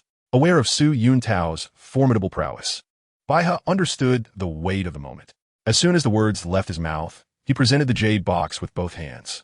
Su Yuntao nodded solemnly and accepted the precious herb. Old Yang, reserve 10 million gold soul coins for clan leader Baiha, and select a suitable spirit herb to leave for Xiangshan. That's out of the question, Baiha exclaimed hastily. Old Baiha, I know exactly who you are, so take it. Otherwise, you won't sleep a wink tonight. Baiha displayed a conflicted expression, yet a fleeting glimmer of joy flickered in his eyes. Cough cough. Su Yuntao and Douluo, both seasoned veterans, instantly caught sight of that fleeting joy in Baiha's eyes. Very well. Yang Wudi put away the diamond card and feigned indifference, since that is the case. Old Baiha, I shall keep this 10 million gold soul coins. Just as his words fell, Yang Wudi pretended to turn back toward the Minji clan to fetch Iner, causing Baiha's expression to change abruptly. Old Goat, actually. Yang Wudi smiled and disregarded Baiha's plea, his enormous dark golden bat wings unfurling instantly. Old Goat, wait for me. Su Yuntao chuckled. Yang Wudi, with his impulsive nature, only seemed to think rationally in the presence of his brothers, while the somewhat small-minded Baiha could only take advantage of the situation when with them. The mutual teasing between Old Yang and Baiha proved to be a source of amusement for both themselves and Su Yuntao. Chapter 89. The hatred that should not persist in a mansion on the outskirts of Heaven Dou City. Iner sat cross-legged on the ground, absorbing the medicinal power of the Crystal Blood Dragon ginseng, according to Master Yang's personal guidance. Behind her, a pair of enormous butterfly wings grew increasingly vibrant. The expressions of Douluo and Yang Wudi became animated alongside the wings' brilliance. The Holy Rakshasa. Indeed, the true Holy Rakshasa possesses unparalleled levels of toxin. Douluo exclaimed. I never expected that my mastery of poisons could produce a successor like Iner. Ha ha ha. All right, let us conclude for today. Yang Wudi Chuklet, Su Yuntao Nadif. The potency of the Crystal Blood Dragon ginseng was immense, and although its properties were exceptionally gentle, Iner's frail body required a gradual approach to absorption. Old poison. Old Yang, let us dine. Douluo and Yang Wudi nodded slightly, while Iner, emerging from her absorption state, brightened at the prospect of food. At the dining table, Iner remained as cautious as ever, nibbling at her meal bit by bit. Su Yuntao frowned and directly handed her a large bowl piled high with delicious food. Thank you. Brother Tao, it's nothing. Iner, your body is no longer what it once was. The Holy Rakshasa, this super martial soul, provides a terrifying enhancement to your physique. At your current state, you are even stronger than several adults. Moreover, After your long illness, your body is in dire need of nourishment. So henceforth, do not eat in small bites. Just eat like us. Okay, Brother Tao, Yu Yin replied, somewhat excited. Douluo affectionately ruffled Yiner's hair, a serene smile gracing his face, while Yang Wudi also softened his demeanor in the presence of his petite, adorable disciple, once known as a killer of children. Douluo and Yang Wudi now displayed a gentler side in front of Yiner, who had likewise earned such treatment. After the meal, Su Yuntao boarded the carriage, heading straight for the Heaven Dou Imperial Palace. Qian Rinxue had invited him a few days prior to attend an opera, and he certainly could not disappoint her. Yuntao, Qinghe, Qian Rinxue, and Su Yuntao exchanged warm smiles, their rapport having grown more intimate with time, reflected in their affectionate manner of address. Both wore gentle smiles, yet the sincerity of those smiles was known only to themselves. Initially, Su Yuntao found their interactions somewhat exhausting, but upon remembering that Qian Rinxue had lived in the Heaven Dou Empire for over a decade, a peculiar feeling surged within him. As the carriage exited the palace, Qian Rinxue inquired, Qinghe, do you know where we are headed? With a slight smile, she succinctly replied, Yuexian. With their relationship more intimate, their conversations naturally became less filled with pleasantries. Yuexian? Su Yuntao frowned. What's wrong? Qian Rinxue asked, slightly surprised. Does Yuntao not enjoy such a refined and elegant place? No. Su Yuntao slowly replied. Qinghe, you misunderstand. I genuinely appreciate poetry and opera, as they are the cultural treasures of humanity. What I despise is merely the proprietor of Yuexian, Tang Yuehua, and the duplicitous individuals within. At his words, curiosity flickered across Qian Rinxue's face. What grievance do you have with Tang Yuehua? Su Yuntao chuckled. If I truly had a grievance with Tang Yuehua, what would you plan to do, Qinghe? Naturally, I would ensure that Tang Yuehua has no ground to stand on in the Heaven Dou Empire, Qian Rinxue declared earnestly. Su Yuntao surveyed the sincerity in Qian Rinxue's eyes and sighed inwardly. Qinghe, in truth, I have no enmity with Tang Yuehua. I merely disdain her character. Oh, Qian Rinxue inquired with curiosity. Why is that? Qinghe, you may not be aware, but Tang Yuehua has an uncle named Baihe. Baihe? Is that not the clan leader of the Mingji clan? Indeed, Su Yuntao replied nonchalantly. Baihe is exceedingly miserly. Yet he places great importance on relationships and has always treated Tang Yuehua exceptionally well since childhood. Unfortunately, after the Haotian sect abandoned the Mingji clan, Baihe fell into dire straits, struggling even to procure 200 gold soul coins during his most challenging times.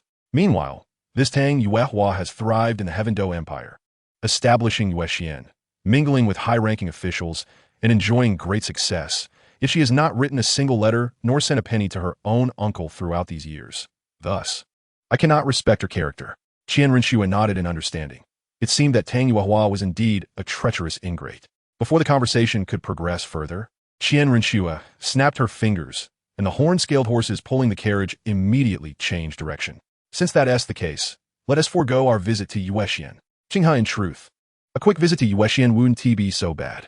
Yuntao, you are the guest, and I am the host. As the host, I must never let my guests feel slighted. Su Yuntao smiled gently. Then, Qinghe, where shall we go now? Qian Rinxue replied with a smile. Why don't we venture into the commoner district and experience the vibrant pulse of humanity? For individuals of our stature, the lives of the common folk may offer a unique flavor. Excellent. Within the commoner district, Qian Rinxue and Su Yuntao strolled leisurely, taking in the bustling throngs of people before them. Qian Rinxue felt a sense of ease wash over her. Yuntao, perhaps being an ordinary person sometimes brings a greater sense of happiness.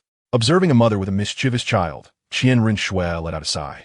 Qinghe, you are only seeing the surface. In this world, strength dictates everything. Only those who are truly powerful can seize more opportunities to live the life they desire. These commoners reside in Heaven Dou City, specifically in the wealthiest enclave of the commoner district. They represent the most fortunate among the empire's millions of commoners. Yet even so, a mere minor noble can shatter their lives. Qian Rinxue sighed. You are right. Yuntao, strength determines all. However, the pursuit of power is often a wearying endeavor. Sometimes the genuine happiness lies in leading a simple life with loved ones. But for individuals like you and me, the choice of a mundane existence is simply unattainable. Extraordinary individuals must tread the path of the extraordinary. As Su Yuntao gazed at Qian Rinxue, he was stirred within, perhaps in this girl's heart. Nothing held more significance than family. Her endurance of humiliation in the Heaven Dou Empire for over a decade was solely to earn her mother's approval. It is profoundly unjust for a girl to sacrifice her most beautiful years for her mother. Qian Sunji indeed deserved condemnation. Yet Bai Dong should not extend her hatred towards Qian Renshui, the angel lineage, the spirit hall, or even the entire world.